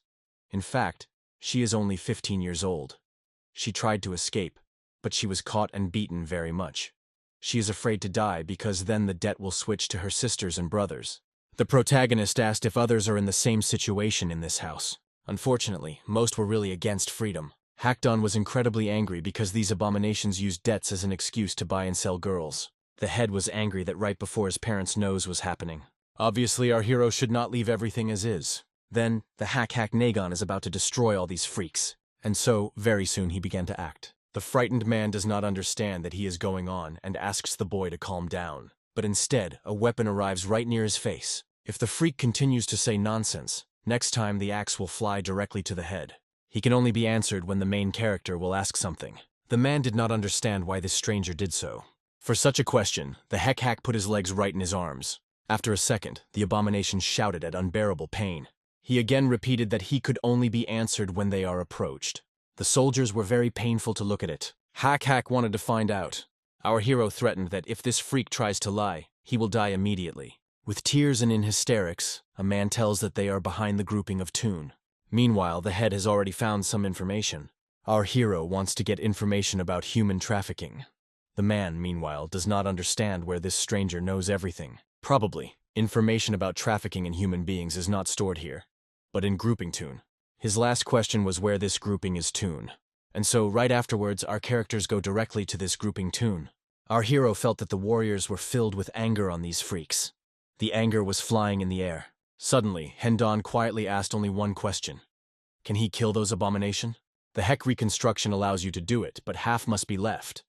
They can transfer them to the administration, saying it is self-defense. The man is incredibly determined to kill these freaks. Meanwhile, the Totten, the head of the toon grouping, they all tried to quickly remove all the evidence before the people of the family Nagin came. But as it turned out, it was too late, because the guests had already come here. There were about 10 people. Then the head ordered everyone to stop. They did not have time to hide, so it was necessary to fight. But the other man thinks that this is a bad idea, because their opponent is too respectful, and if they touch them, then they end. But on the other hand, if they defeat them, they will be able to win a little time. And then they will have to wait a little, and then start doing their business again, but now elsewhere. The head calmed down a little because they won them by quantity. If they gather with their strength, they have a chance for success. Our heroes were already under their doors, but it was very quiet. The heck think they are going to hide and then unexpectedly attack. They definitely have some dirty plan. This meant that everyone should be very careful. But in a second, the main character rushed right there. The warriors, of course, rushed to their leader. Hendon cut the gate with an axe, making himself an entrance to the yard. The angry man strongly went inside looking for casualties. And so, unexpectedly, the enemies threw a net on the guy, which restricted his movements. But this grid was not enough to keep a chunky guy full of hatred. The warriors immediately calmed down and stopped worrying for their friend, because they realized that the enemies would not cope with his force. But it was not the end. Several of their archers sat on the roof and targeted in Don's hen. A second, one of them released an arrow that flew straight to the warrior. But unexpectedly, one of the thunder dragons noticed these archers and already found himself on the roof near them. The man was a little confused, but sent his next arrow from the enemy. But the young man was skillfully evading her as if it were some kind of game. And so, after a moment, the guy was right in front of his enemy and struck him with a strong blow. After that, he immediately rushed to other enemies behind. The young man was lightning with his sword. Absolutely none of the enemies could withstand him. They just didn't have a chance. Meanwhile, on Earth, our heroes were surrounded by enemies. They rushed directly to him without unnecessary thought. But the boys were not lost and started attacking. Hendon has finally cut this net. It was necessary to rush to destroy as many enemies as possible. And then, after a moment, the young man desperately rushed into battle. Hendon put all his rage and hatred in his blows. Our hero quietly watched all this from the side. The guy calculated that there were about 50 enemies. The fight was in the frame, blood was pouring, cries were heard. There were many enemies, so it was important not to lose vigilance for a second. The enemy appeared behind the head of the head. After a second, the head of these freaks rushed directly into the center of events. The man swept very quickly, evading all the blows that they tried to make. Another warrior was scared to see such speed of his enemy. After a second, the abomination struck his leg, wounds from which the blood splashed. The warrior twisted from a sharp pain, which he felt immediately after that severe blow. After that, the group of grouping is about to strike the last blow to kill the warrior. But unexpectedly, something flew into it. Other soldiers who were determined to protect their friend came to the aid of his friend. But the head was not lost. He threw some 2 incomprehensible balls from his enemies. In a second, they exploded and thick black smoke appeared. It may be poison, so you need to hold your breath. It was a distracting maneuver to get closer to their enemies and attack them unexpectedly. The man struck a few blows to the warriors, and they did not even have time to respond to them and defend themselves. Probably they ignore him, because there is no one on these lands. If you look so, it seems that this is not the level of ordinary bandits. He knows the disadvantages of the fraction well. It happens that the lower classes, but he knew what feats were. Fortunately, the Hack Nagon found it before the problems began. The head of the thunderous dragon saw who was chief here, and decided to make him his opponent. The man continued to use his lightning speed in his favor. Now 2 leaders are going to face a powerful fight, and it is not clear who will come out of her winner. The head of the thunderstorm dragons was incredibly angry. He must punish this abomination for his actions. As soon as the man wanted to strike, the enemy ran lightly past him, not giving him a chance. The head simply could not follow the movements of his enemy. It seemed simply impossible. But after a moment, the freak was directly in the blind zone of the chapter, behind his back. But fortunately, the hacks came very in time to protect the head. With one touch, he sent this abomination a few meters ago. The man did not expect someone to even touch him. The family has no military etiquette at all. But our hero believes that such garbage that tradespeople has nothing to say about etiquette. It became clear that this guy is a really significant problem. Then, the freak is about to win the hack with the help of throwing a so. In a second, it throws the same layer inside which there was black smoke. Immediately afterwards, black smoke wraps everything around. But the main character is not afraid of it. After that, the group of grouping throws two sewing in him. He is convinced that the young man will not be able to avoid him because of smoke, because nothing is visible in it. Even if the guy locks the attack, it will definitely lose a stable position. And it will be a great moment to end our hero. But to his great surprise, our hero easily caught this all. And in a second he sent him back to send. And after a moment, the sewing seats directly into the hand of this abomination. The protagonist sees the dirty intentions of this abomination right away, so nothing will work. But it seems that a man still has a plan. There was a weapon in his hand. But the heck quickly stepped in his hand without letting you do anything. The young man was very interesting to watch the suffering of his enemy. It looks like an insect. The man, meanwhile, was just screaming in pain while our hero enjoyed these shouts. The protagonist, without any sense of regret, came his enemy directly on his head. He seems to break his head with a vial, because blood came from it. The attendees watched with horror, not given to this cruelty. Seeing such force, other members of the grouping began to voluntarily give up. They asked to regret them, but of course, no one began to listen to them. After a second, the guy cut him in half. They killed 25 bandits. It was exactly half. Those who remained alive, our hero ordered to throw at the administration building and cut off their limbs. Some man begs not to kill him, and he will tell all the information from the secret income book. The main thing is to be pity. But of course, no one began to listen to him. Instead, he got his foot on his face. No one was going to pity him, because this freak never regret the girls who begged him in tears. This meant that the main character would also show cruelty to him. The hack said it was necessary to get up faster here to return home. Meanwhile, the news that the young gentleman had taken with him an army of Thunder Dragon and dealt with the bandit grouping everywhere. At first, his father did not even understand who his son dealt with. The man does not understand why his son was so unexpectedly climbed into the bandits. But at his age it is normal because energy beats over the edge. In this way, he learns to use anger with his sense of justice. Although the head of the head, why does he feel what he does not fit at all? The head of the entrance praised our hero and his team for their active activity, because they saved the women who were sold and surrendered to the administration bandits. Meanwhile, a man poured a high-quality tea headed by the head of the entrance. My father could not think that his son, who had previously been such a patient, would live so actively. This is no longer the young gentleman who was before, so you cannot worry. The elders were also shocked, and in a second, the head begins to praise his son as he usually does. The head wants the hack to come here, but it is impossible because the guy went again. In this case, the man proposes to drink tea with his subordinates. The main character was very active, and it is impossible to follow him. Meanwhile, the guy was having dinner in a new room he received himself. In their world, it is similar to the situation of uniting the world. Now, the young man turns to these three bandits, whether he has broken the group. From today, all their groupings have been disbanded and go to the management of the Ilsen community. The man hears this name for the first time, and I want to know what the community is. It turns out that this was recently created by a hack and came up with a name. It was difficult to believe that the greatest grouping was created under the management of the Nagan family. If they betray his community, they will die. If they fight together, they will also die. It is also impossible to rob, go gossip, trade people and drunk. And if they behave from above, they will also die. In the meantime, he filled himself with alcohol. He wanted to continue to drink, but the subordinate tried to stop him, because the guy drank so much. CO breaks on the subordinate and strongly pushes him in his stomach. When a man falls on the floor, he begins to clap his feet, tearing all his anger. Workers do not know what to do, but decide not to do anything.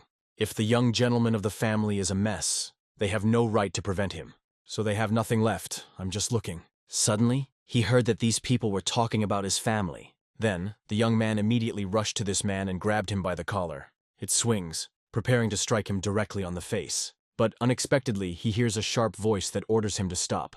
He was stopped by a grandfather. He kindly asked to stop. The grandfather reminds him that warriors should not intimidate ordinary people. The boy looked at this old woman with all hatred in his eyes. After that, he threw the unhappy man away from himself. After that, the angry young man asked him to bring him a drink, but his grandfather said it would be better to get home to relax. And if the guy does not agree, then he will call a person who will tell about all the family. The guy began to shout even more, because he didn't understand how this old man dared to threaten him. Then Grandpa orders Chichil-san to go to the family of a fuck and tell them about everything, as well as to call the warriors to accompany the young gentleman. The old man was incredibly angry with the guy because of his horrible behavior. Meanwhile, the bald man is wondering how alcohol, what he prepared himself. Our hero likes it, so it gives it subordinate bronze rank. All ranks of their community begin with iron, but depending on the achievements you can get bronze, silver, and gold rank. Status and origin plays no role because the protagonist looks only at abilities. The man was very pleased that he received a new rank. He believed that now the main among other subordinates. Another man, realizing that this, immediately began to cry to him. But his mustachioed uncle was not lost and said that his family has a secret recipe for which he can prepare him. But the young gentleman refuses, because he drank enough today. After that, the guy opened the window to breathe fresh air. Suddenly he saw some strangers on the street. They were masking, and there was some sparkling energy from them. This energy was very similar to the energy of that man in the suit. At this time, the subordinates had already prepared alcohol and wanted to give it to the sample. But the heck didn't even answer them, and instead silently jumped to the ground right out of the window. After that, the young man ran quickly to check something. The subordinates, meanwhile, were shocked that he jumped from a height of about 15 meters. The protagonist very much wanted to know what the suspicious guys he saw. If the heck is catching them, he plans to torture cruelly, so he learns who they are. The protagonist runs quickly on the lanes trying to find them. But, unexpectedly, he notices a little very strange. The young man was surprised when he saw a dead end. These strangers could not just disappear. These strangers were still here somewhere, but they just felt their presence and hid. It became clear that these are difficult people, and it is not good that they were going here. But a heck fuck cannot even think what they need. Suddenly, the young man realizes that he has become sober. Therefore, he decides to go back in order to try the new alcohol he prepared. In the same time, I am trying to find some bar in which it is drunk, but it is expelled from everywhere. Suddenly, he sees two strangers in black. It is very unusual that in their area there were people whose faces were closed with black masks. First, you need to try to avoid them. But when he was eating all, he saw that he was standing behind him one more stranger. The guy sees that he was surrounded and becomes clear that they were specifically waiting for him. Two strangers were behind and one stood in front. In this case, the guy decided to understand what is ahead and escape. He quickly runs to him and strikes, but the enemy quickly evades. And after that, he strikes directly on the head of COA, catching C. It turned out to be much easier than they could think. They carried the boy on their shoulders, talking that the sons of the family was in no way capable. It has been 3 days. The merchant was very annoyed with something, and even began to turn some documents on his table. Through all the things he had been led by the hack, all his calculations became even more confusing. The man does not understand how he can list such a large number of things at a time. After a second, the hack sharply opens the door to the room, and the merchant from unexpectedness pours hot tea. Our hero came to look at how things move. The merchant did not have time because the volume of work was too big. If a young gentleman gives him a little more time, then the merchant will definitely finish everything. Then, our hero allowed him to do this thing calmly. The young man wanted to know some information about suspicious people who appeared here recently, but the merchant knew nothing about it. If the merchant does not have a special right, it will be difficult to check it every day. In this case, our hero gives the merchant this special right. 3 days ago, some suspicious paired tower were noticed in the direction of the Heavenly Tower, so the merchant is tasked with finding out where they are now. But in this case, he will need the help of others, because the merchant needs to sort all the things that the young gentleman said. The protagonist did not answer, but only loudly knocked on the table. It was obvious that the man lacked labor. It was necessary to say this before, and a hack would resolve this issue. The guy will send him as many people as he needed. The merchant thinks that about 100 people need to solve this problem, but it will be very expensive. The hack knocked him on his back and said he could use his people, because recently the young gentleman united those bandits and created the Ilsen community, so the merchant can take those people and use. The man is shocked that, as a result, this cruel guy decided to do everything for free. But everything turned out to be not so easy. In exchange for the fact that the merchant will use his people, our hero wanted to get money. Zhong's reconciliation was very worried that his brother was not at home for 3 days, but his father was not worried about it at all. This time, everything is different, because 3 days ago, he arranged a mess in the bar and then just disappeared. The Hellafell was very disappointed that there were some problems in his path. The district has no place where you can hide from their influential family. You may have been stolen for the sake of driven by the hell of Beck in a trap. The man orders not to interfere in this situation, and he will understand everything. And the task of Jonga is to close all the mouths so that there is no futile rumors. It's been a while. Suddenly, someone just breaks the wooden gate and the chips fly in different directions.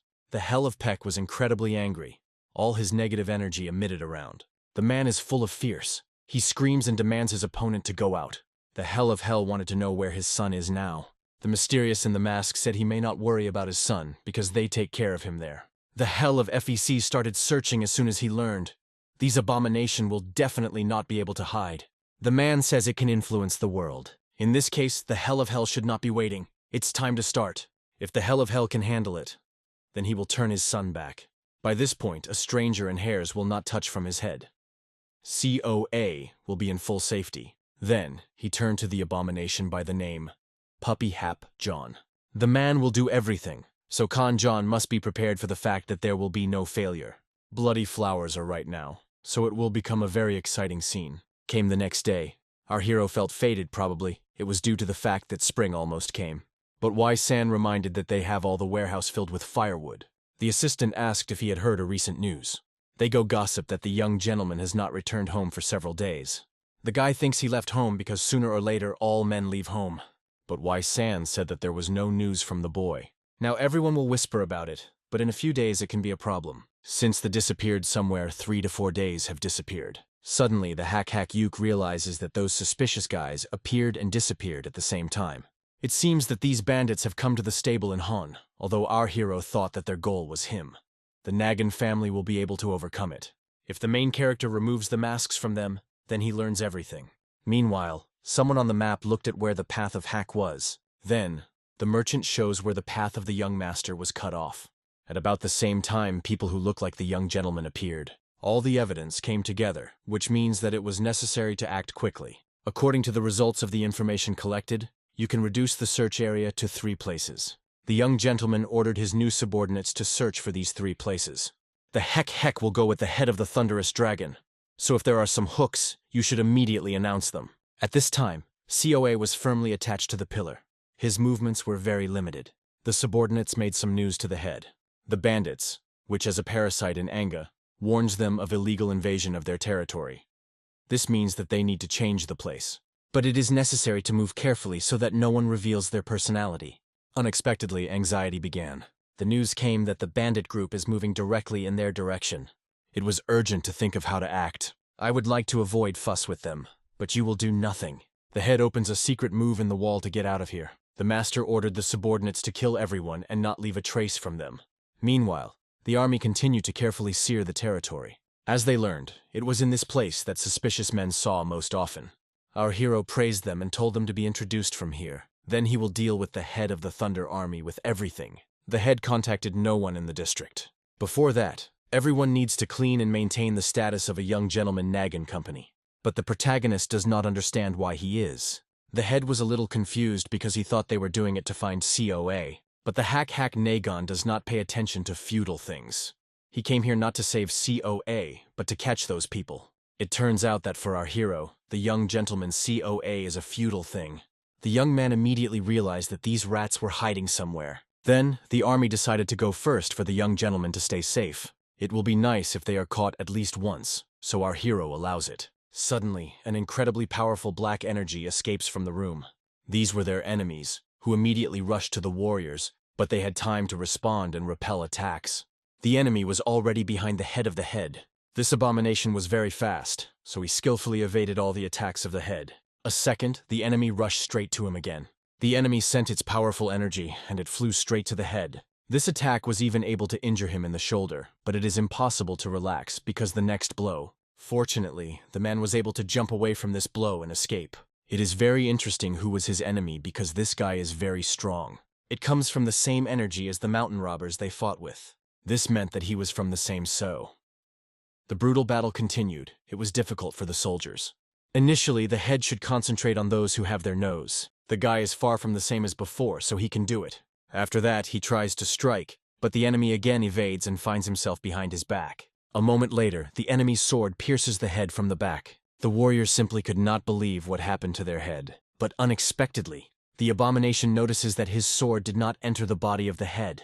The guy grabbed the blade with his body and hand. As it turned out, it was a trap from the head. Immediately afterwards, the head uses a moment and strikes the abomination. This stranger quickly cuts back, evading the impact. A moment later, the head threw himself to the enemy, not giving him something to come up with. The guy has already seen his technique. A moment, the head permeates this freak with his sword, but the enemy grabs him firmly by his hand. He grabbed the head firmly so that he could not escape, after which he swung his sword. A comrade comes to the rescue in time. It was a young gentleman who hit the abomination on the face, pushing away. The heck quarreled the head for starting to behave so carelessly. Even if he won, almost died, it means that everything is over. Meanwhile, Don's hen also had problems. The fight with the enemy was very fervent. Suddenly, another warrior was also pushed back, right into the wall, near the hen Don. They seemed to have serious problems. The guy remembers what cruel workouts they passed. It was very affected by their pride to deal with these guys. Even the cost of their own lives, the boys are determined to catch them and kill them. Suddenly, these two abominations simply fall to the ground unconscious. As it turned out, it was all the case of our hero's hands. The guy reminds that the life of warriors belongs to him, and therefore they cannot just take and die. They gathered in small lawn, but there were no suspicious people. Suddenly, the main character shouted loudly and ordered them not to approach him. Then, he turns to someone and says to cut, not hide like a mole. And so, in a second, someone jumps out of the ground. It was another enemy, but it was different in white. After a second, because he began to attack him. But of course, the main character is ready for his attack. It seems that this abomination did not expect that this young man would be so strong to repel him. And so, in a second, all this powerful energy flew directly towards the freak. The attack hit him directly, and the stranger did not have a chance even to evade or block it. It was very strange, because the enemy was weaker than the heck expected. It was not even necessary to use his sword. Some did not even realize that it was a sword. The guy sees such a big sword for the first time. The head still could not understand who their young gentleman was. Meanwhile, the guy was still firmly attached to the trunk. It turns out that all this time he woke up, which is unconscious, but now it seems that everyone is gone. Suddenly, he sees the hatch opens to the room. It was our hero. But as soon as COA began to talk, the young man silently closed the hatch. He just said that there is no one here, so you can go. The guy begins to cry desperately and be pleased to be saved. But after all, they decided to take this guy with them. Meanwhile, another warrior made that they had already killed all the enemies. But, as it turned out, they did not kill them. But the enemies themselves ended with them. The young man began to quarrel the warrior for the fact that he had faunted them. But you will not do anything, and you need to go home. Suddenly, the Hex seems to have noticed something. The military did not understand why the young gentleman was looking up so carefully. But the guy does not answer them and says that he is very hungry. All this time, they were observed by a man in the suit. He praised the power of the young lord. This boy even understood something about ghosts. Meanwhile, the news that he has returned home had already reached his relatives. But the father does not understand how it happened, because the guy had to return only when the merger ended. The man was really shocked to see his son here, but he was even more surprised when he saw a hake. The guy immediately begins to cry and rushes to his father, because he experienced very strong stress. The older brother begins to calm him down and says that everything will be fine now. But the man was not glad at all, but only on the contrary, he was angry. The protagonist does not understand why a man has such an expression if his son returned, who is unknown where he was. And now the Hell of Hell learns that this hero saved his son. The guy would very much wanted to get a really big reward for salvation, but now he has things, so he proposes to talk about it later. The young gentleman go away. Now all he wants is to eat. The man hated our hero with all his heart because he spoiled him. The guy says he did not know that once in his life there would be a moment when he would be grateful to our hero. And he proposes to prepare for him at least some goodies. The guy thinks that they should treat him because the young gentleman saved him. But the Hell of Hell was only angry with these words. It was all awful. The father was only concerned about his authority, which was now spoiled because of this situation. If his son died, his father would not be ashamed of this situation. It was strongly angry with his father. How can I say this to your son? The older brother tried to reassure the younger one, but there is something to say. Probably his father was glad that his son disappeared because he was not as good as his older brother. The man yells at him and says, "I don't want to see him." After that, the young man in tears run away. He was going to disappear so much. The older brother thinks that and also had to know about it. Maybe then he would have done differently. But his father does not like this idea, because he is sure that his son would not cope with it. The Hell of Fell order to set him a path so that the guy does not do anything. Everything has become more difficult, but nothing has changed. so they will continue to fulfill their grand plan. Meanwhile, the main character was already in his room and ate delicious. Why did San wanted to tell him that they decided at the elders' meeting? But he threw food into her. The guy splashed ginseng because his taste was too bitter. It seems to be 100 years of ginseng. It is difficult to find historical now, so they have found a 50-year-old ginseng. But it makes no sense, because the taste is completely different. The heck says it is very important because they have to prepare ginseng as it should. Then, the assistant is about to go and pass these words to the doctor. The girl says that the merger was postponed to an earlier term. But, as it turned out, the young gentleman knew nothing about the merger. He seems to be stronger every day, but his intelligence decreases. After such words, the main character broke the table in half. The assistant says that the merger is an event that a family of a fuck is drawn every 10 years. This is a very important event when all entrepreneurs of the family living in the province are gathered in the parental home and show the results of work and put plans for the future. But the main character did not understand why such an important event was postponed. They say that there is a mess, and the number of entrepreneurs who are outraged through it is increasing. Therefore, through mergers, they can overcome the crisis and build a plan to solve problems. The reconciliation of the Hake praises the assistant for analyzing everything very well. In any case, the young gentleman should also take part in the rise. It is necessary to prepare the suit and everything else, but the guy is not going to do it. In fact, the young man thinks that I will gather all entrepreneurs on is a great chance. The spacious territory was clean, the stone trail led to the hall, and the high roofs of the temple rose into the sky, like the guards of the invisible force that kept this world in equilibrium. Like a thunder in the clear sky, the door of the room slid, threw a disturbing breath inside. The Lord broke into the room. The fingers on his arms were covered with burning anger, and the steps are heavy and evil. Going to the table, he jumped on him with his whole body, and with force he turned his fist, from which the wood was lost in the air. The face was burning. In every movement there was an irritated tension, ready to explode. But he did not wait for someone behind his back, and from the sudden voice the body seemed to be cold. Pete was at the head. He did not fit in his head, as someone was able to appear in this secure place. Behind was a ghost-like silhouette with a strange expression, which coldly noted the unfinished work, which opened the way inside. The owner of the treated was even harder, because he not only appeared without permission, but also allowed himself to get in his personal chair. However, the monster kept peace like a well-trained visitor, and indifferently noted that the noise could cause unnecessary problems. The whole face of the ruler screamed in rage.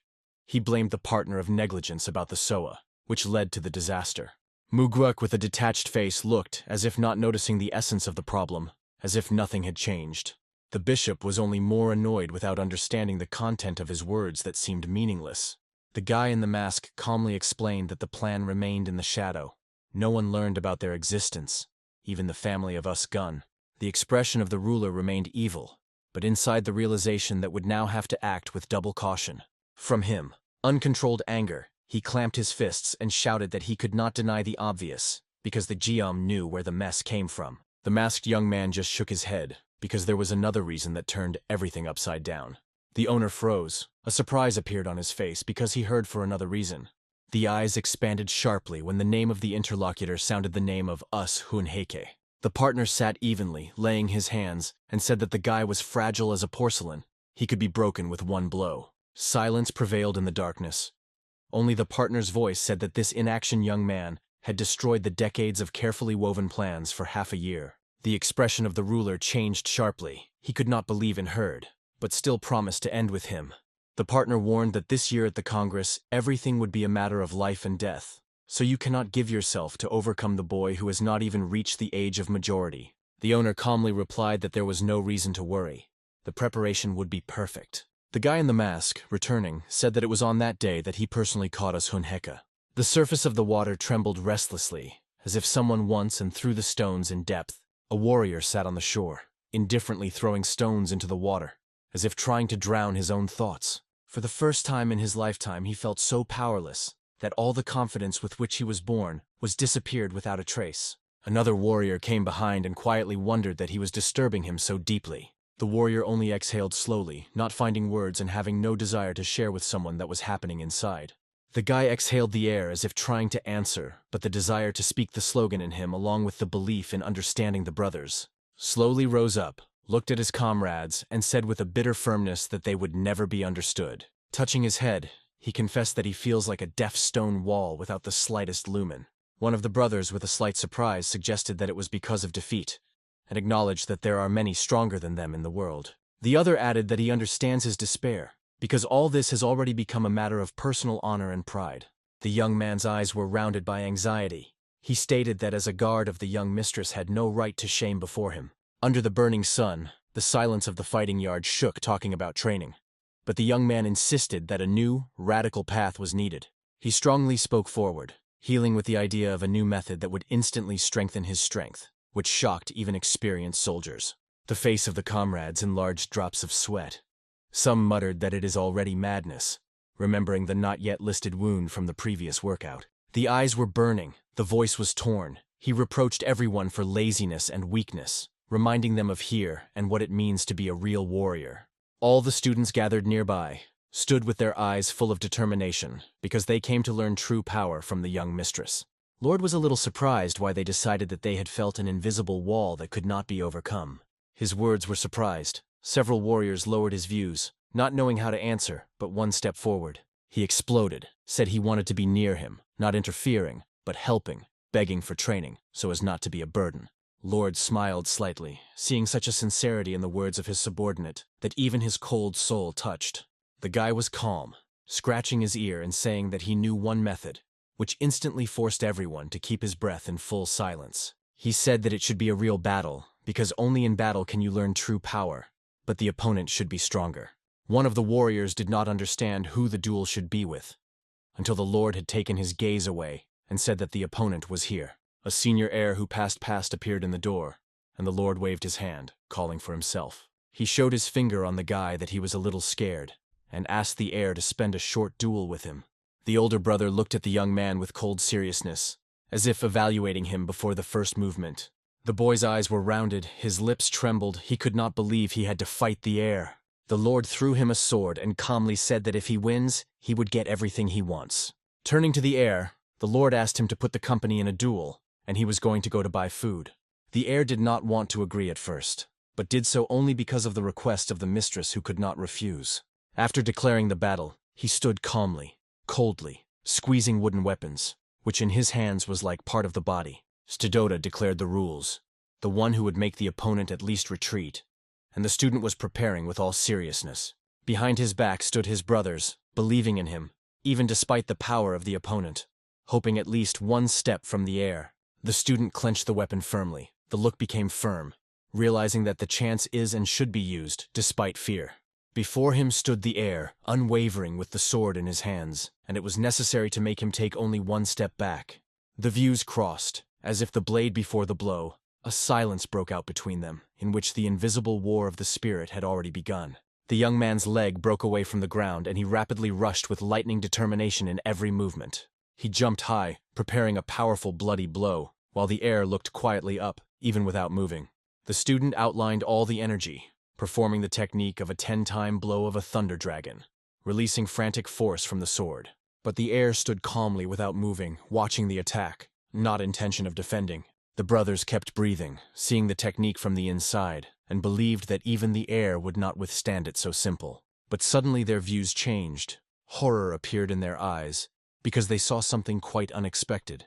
The guy lay on the ground with a weapon over himself. He fell after one blow, unable to even force the heir to leave the place. The tension disappeared when the heir mentioned the food. The Lord was in a confusion of his hands, as if asking whether he really went to him now. The heir suddenly grabbed the hostess by the collar. The guy shouted from surprise, not waiting for such a reaction. Not paying attention to the request, the heir pulled him on the earth, like a shadow without pity, ignoring all the words. In a moment, the young man's body was already powerless. His arms and legs were spread out, and his brothers in confusion watched this defeat. Panic began in the yard. One of the students exclaimed to be taken immediately. The other tried to bring his friend back to his senses, barely holding back emotions. Above the ancient pavilion where the clouds touched the roofs, a warm voice was heard with a wish of a delicious.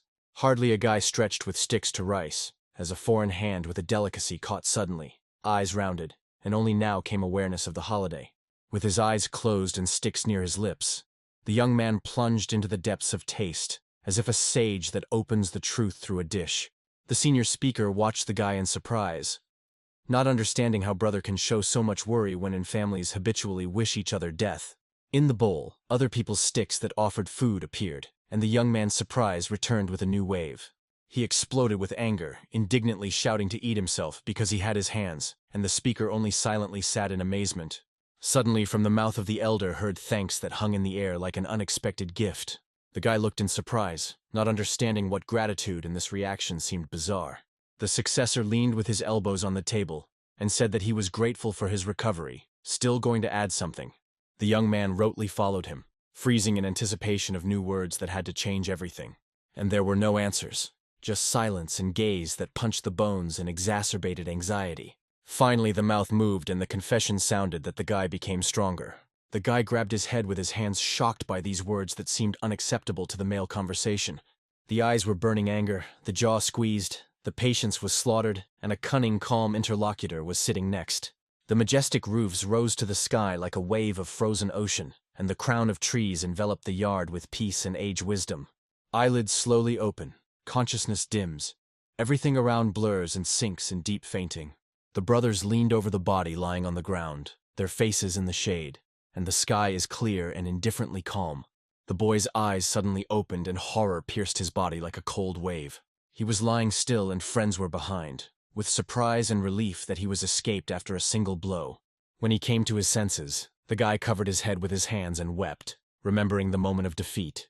Before the inner glance appeared the figure of a young speaker with cold eyes and weapons in his hands. Sitting on the ground, he miserably sobbed and realized that the level for him is unattainable. The wounded hand was bandaged. He kept her and painfully aware of his own weakness. A young host entered the room and asked if the guy was fainted all this time. All instantly got up. One of the students looked at his hostess with delight and asked how the meal was with the older successor. Lord began to actively gesture, explaining that the successor barely released him after dinner and forced to drink tea, and he barely escaped him. The hostess's gaze turned to Kanan, a guy who defeated the speaker, and he instantly ran up, ready to listen. Focused facial expression left no doubt. Lord asked if he knew what he lost in battle. Kansun lowered his eyes down, recognizing defeat and preparing for a reproach. Lordist loudly proclaimed that the defeat came because of weakness, and these words only ignited anger in the soul of consumer. Conveniently pleaded to teach him techniques, seeking improvement. But the Lord perceived these words without enthusiasm, without the desire to convey his skill.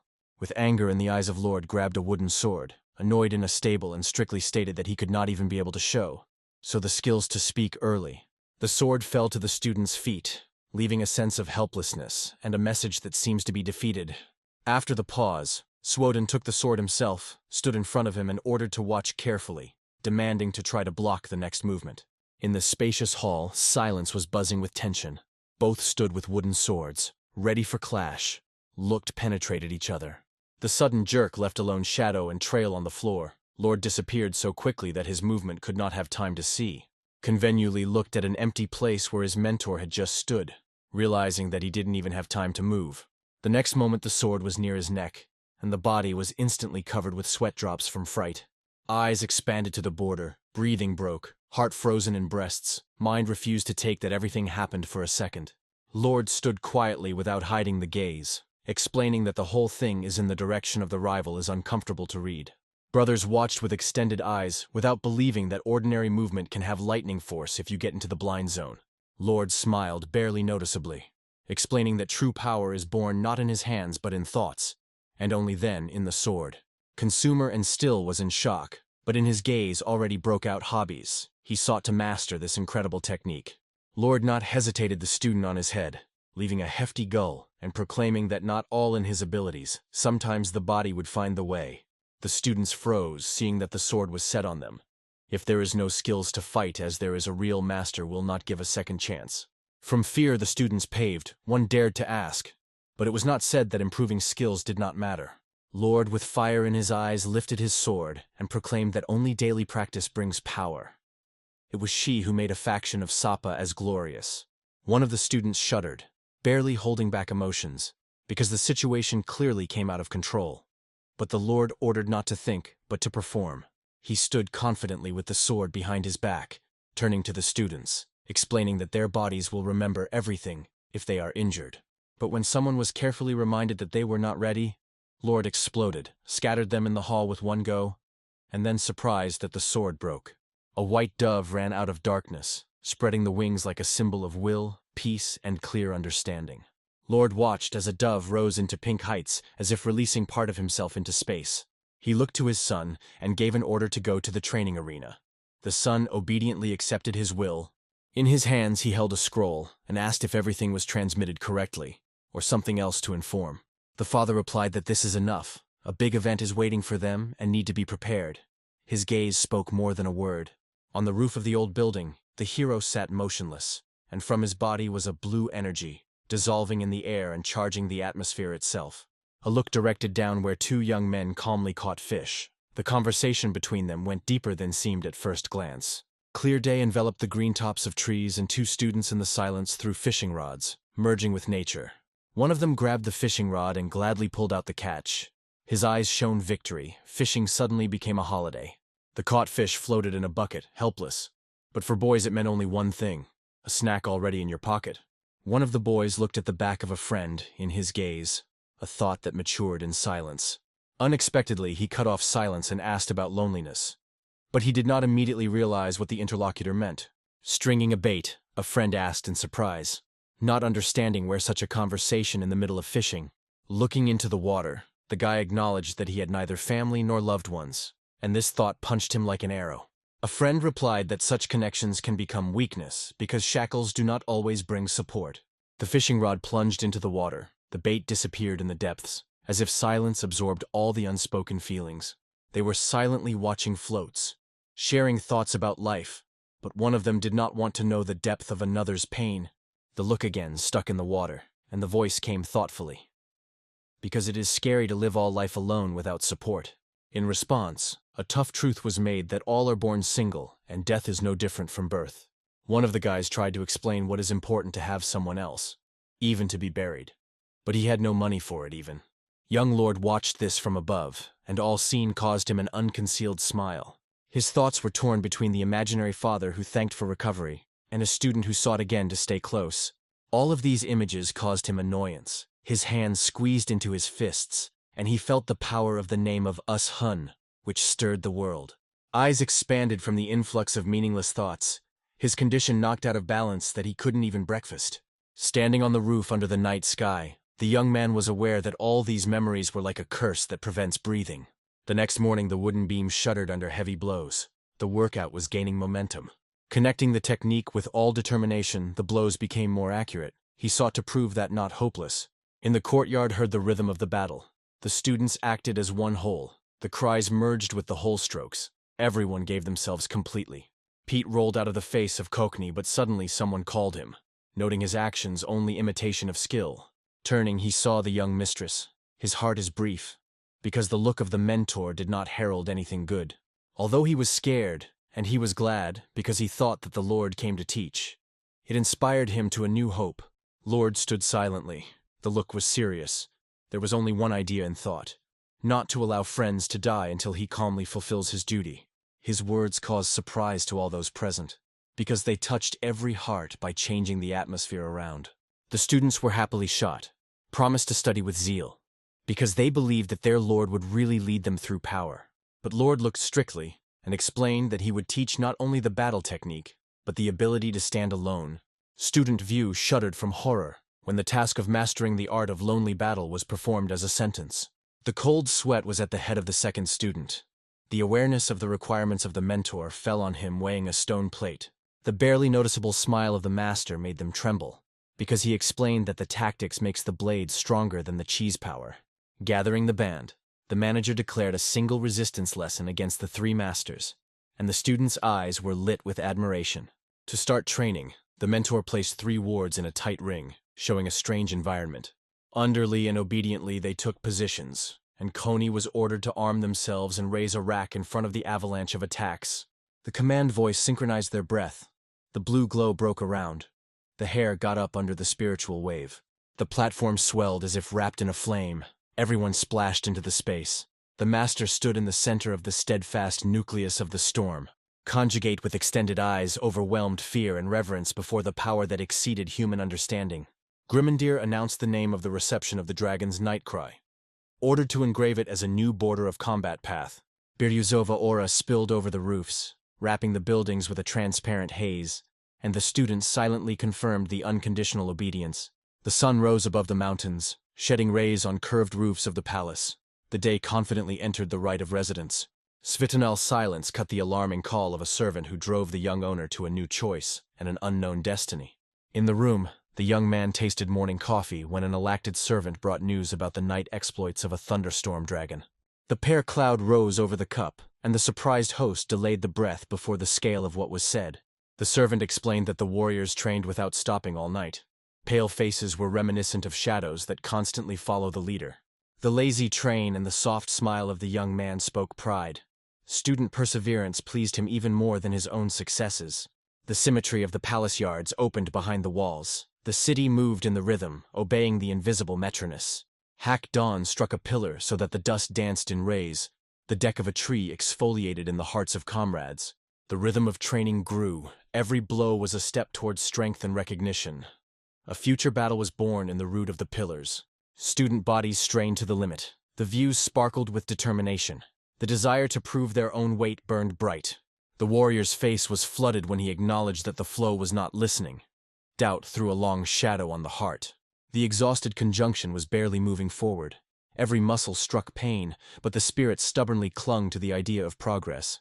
The brother fell on his knees. The sky was turning in front of his eyes. The body begged for a break. The words about lightness sounded empty. Silence was torn apart. A vesty that had a sentence of weakness and blood in the veins of the students scored faster. Delivery of the mentor radiated a cold rating. The students froze. Confidence instantly changed with trembling. Consumer, squeezing a wooden sword, pleaded guilt. Because theoretical knowledge did not conquer a strict reality. The mentor voice called for uniform breathing and movement intact. Simple words unfolded a new philosophy of battle. The wicked smile of the master announced the birth of a bold idea.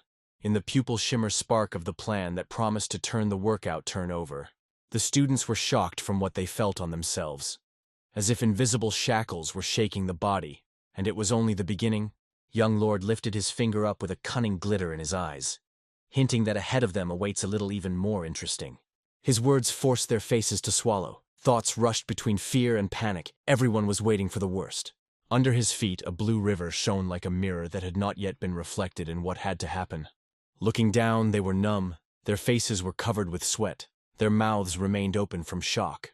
The students came to the edge of the river, staring at the water, not understanding what exactly awaits them. Lord's pleasure came behind, and with a wicked glitter in his gaze, stressed that it is the danger that makes the body act correctly. One of the students mentioned with horror that it was still cold outside, and the other noticed a thin layer of ice on the water, but the mentor did not pay attention to it.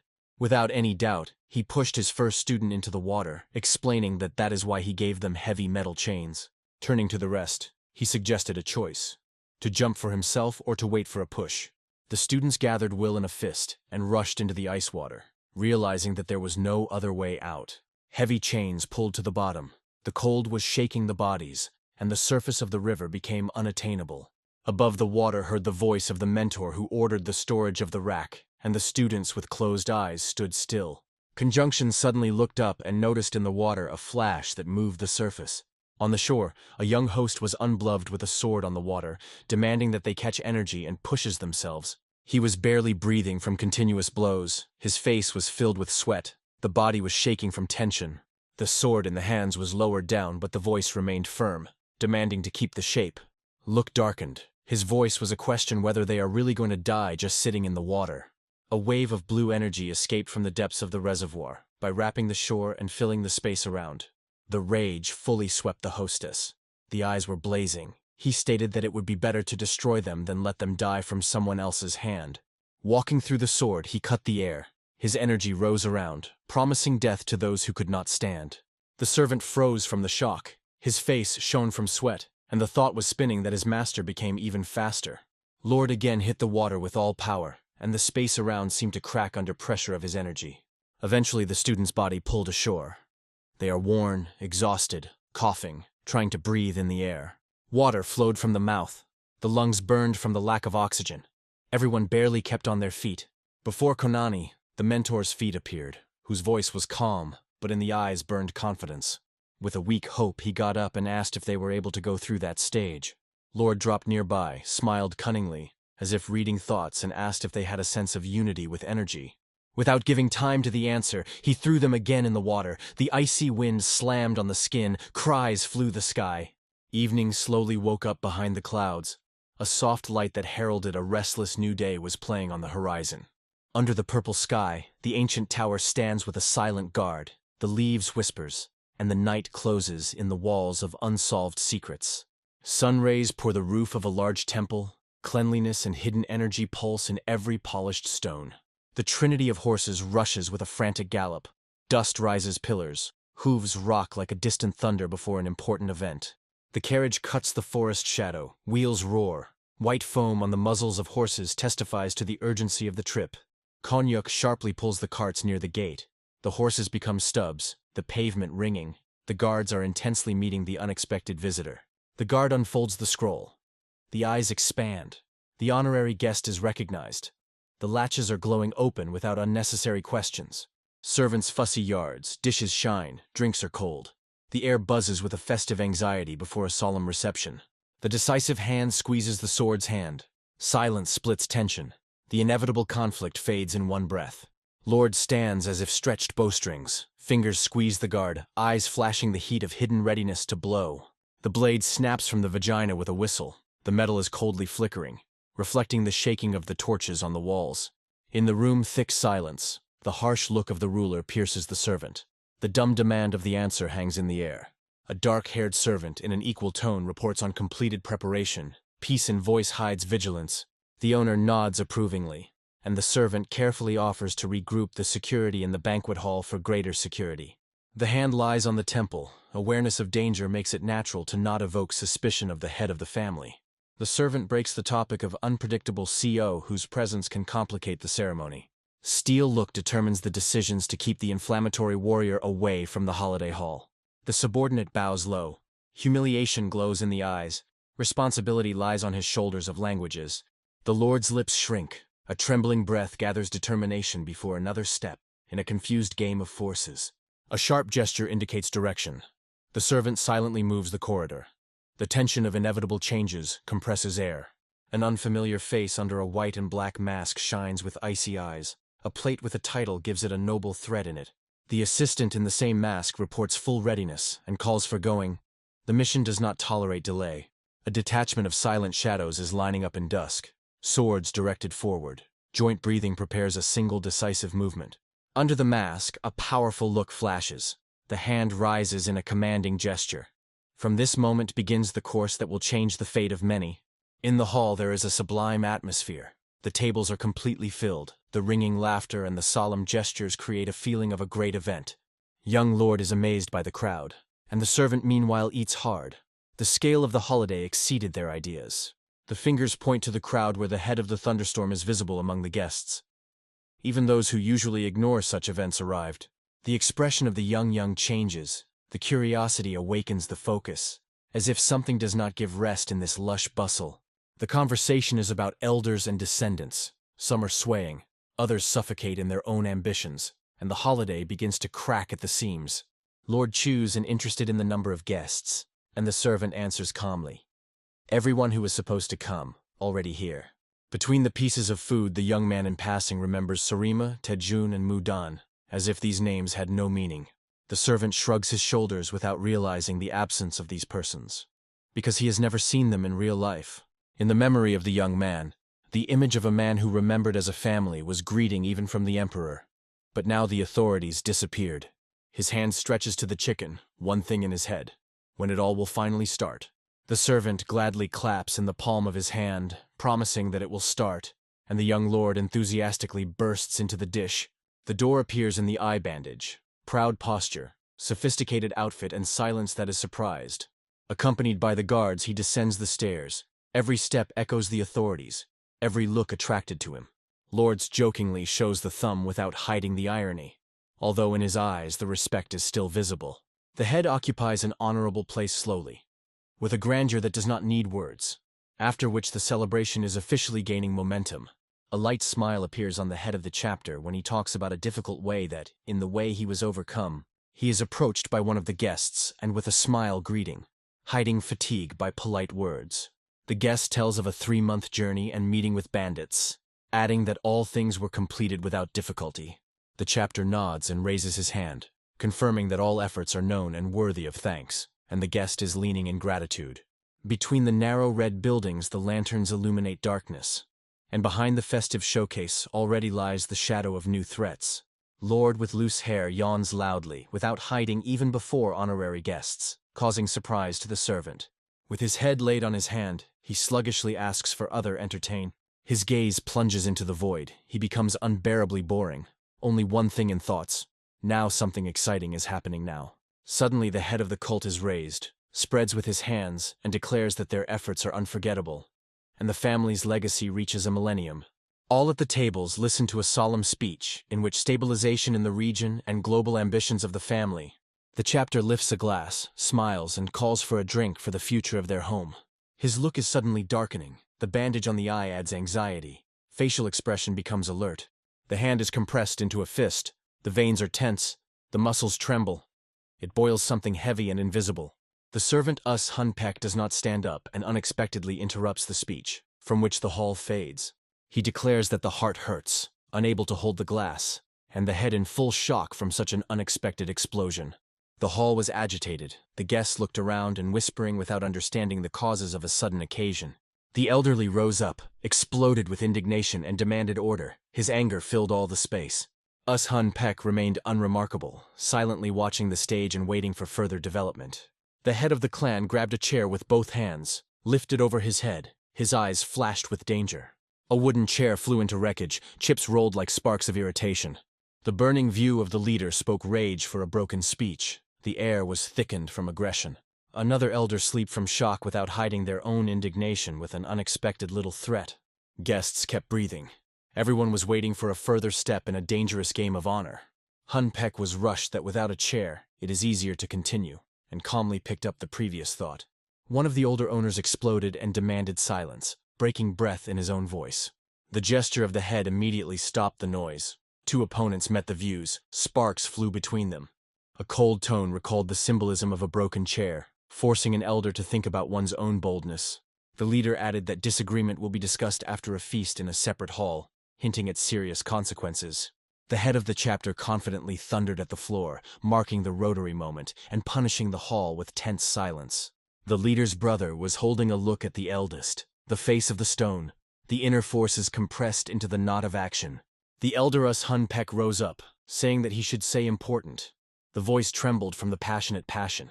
He recalled that once their genus was among the 5 strongest, and now was under a constant threat. The tables were whispering. Some of the guests spoke of envy. Others saw the obvious decline of glory.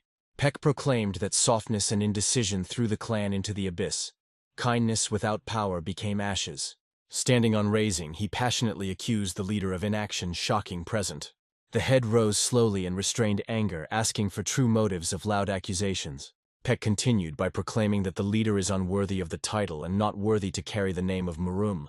Brother of the head, eyes opened from an unexpected blow to family honor. The hall was filled with anxious whisper. Many could not believe in open power call. Young Lord watched calmly as if predicting a solution while the servant trembled with fear. The young man's gaze glowed with cold confidence, realizing that the expected storm finally began. Peck clenched his fist, declaring that once and for all he would destroy the enemies and protect the clan from danger. He cast a passionate look at the hall, calling like-minded people to rise and support him. Most guests rose by shouting consent. A wave of support stirred the banquet hall. A few bravers joined and demanded an immediate change of leader. The open rebellion was no longer hidden by etiquette. Old opponent trembled from shock, aware of the scale of the uprising and pointing a finger on the rebels. Another elder tried to balance the situation, reminding that the words of Peck may contain a bitter truth. 2 men with sadness proclaimed that the clan should be reborn. Their voices trembled. They got next to the Poku, calling to change the head. The leader ordered to stop and not cross the boundaries. The head of the head was full. Hunpeck met him with a wicked smile, making a choice between voluntary retreat and forceful removal. The only eye of the head broke out by icy determination, as if a dumb call to all present. The inevitable changes are already stepping up the hall. ManhwaCapped's assistant stretched his sword and stared at the opponents that promised only one thing: blood. His eyes were burning hatred, and other associates were already reducing blades in a battle rack ready for battle. The head of the clan was frozen in shock, and his faithful army immediately became a shield around him, pulling his swords. In his look, a deep surprise was read, as it happened that native blood was preparing for battle with each other. The elder stood firmly, with eyes full of rage. But a barely noticeable smile, he said that it was the choice of the head itself. According to his command, the army of ManhwaCapped removed his swords, creating an atmosphere of inevitable battle around him. They surrounded several frightened heads of the head who did not believe that they would see betrayal so close. The head did not hold back anger. Sweat was running face. He screamed to grab the traitors until it was late. At the signal, the army rushed forward, faces distorted in rage. Every stroke of the sword brought a bloody junction. One of the warriors shouted an ultimatum to opponents: put their weapons or take death. The young man watched everything in shock. His pupils expanded twice from what he saw. The blade of one of the warriors shone fresh blood, and fear gripped the heart of a guy who was not waiting for a real massacre. He was approached by a graceful with a sarcasm, pity.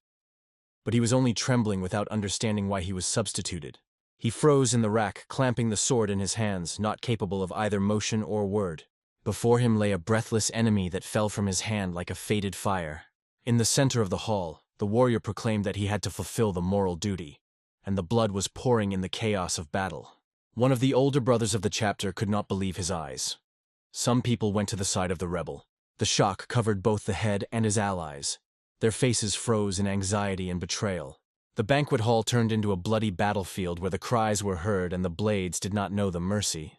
Head, with a plea and a glance, turned to his brother, but the answer in the form of a smile just deepened his horror.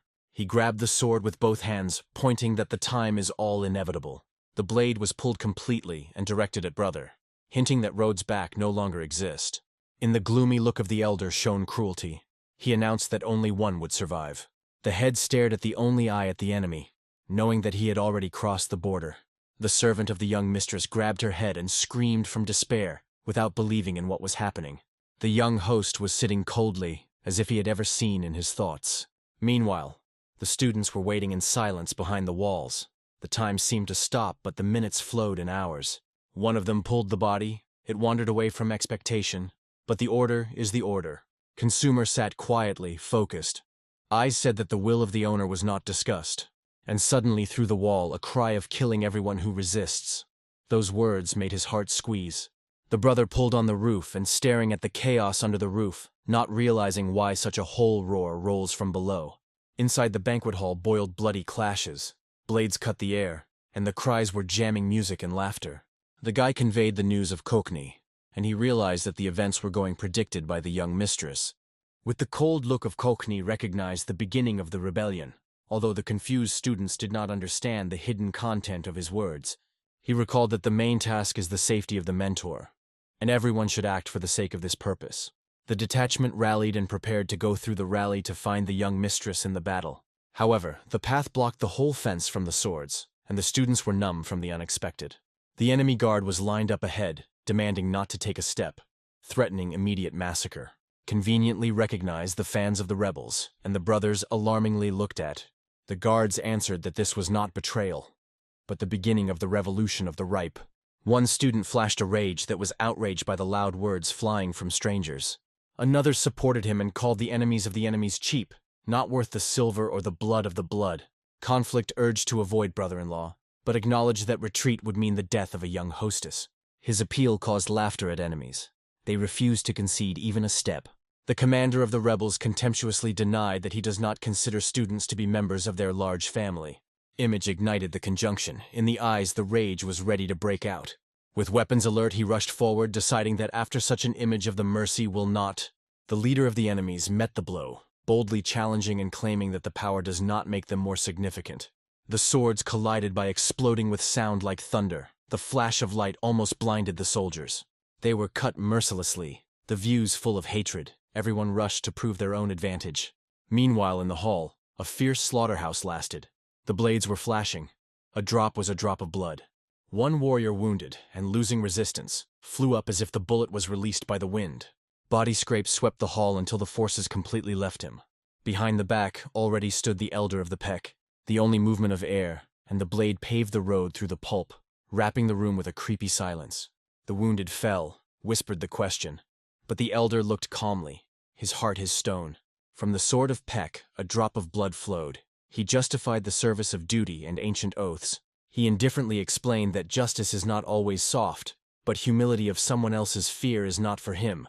Suddenly he called his voice, and the elder turned, feeling the approach of a new blow. He was flew to him by the head of the clan. In his gaze burned the boundless thirst for revenge and bloody determination. There is no regret in the only eye of the leader, only a cold desire to erase his brother from the face of the earth. The final clash was inevitable. He was mowing like lightning, ready to hit ruthlessly and with inevitable justice. The elder was not confused by seeing the attack of the head. His body broke out with energy, releasing incredible power. In the center of the hall, surrounded by eagles of magic, their views were burning rage, and this clash had to decide the fate of the entire clan.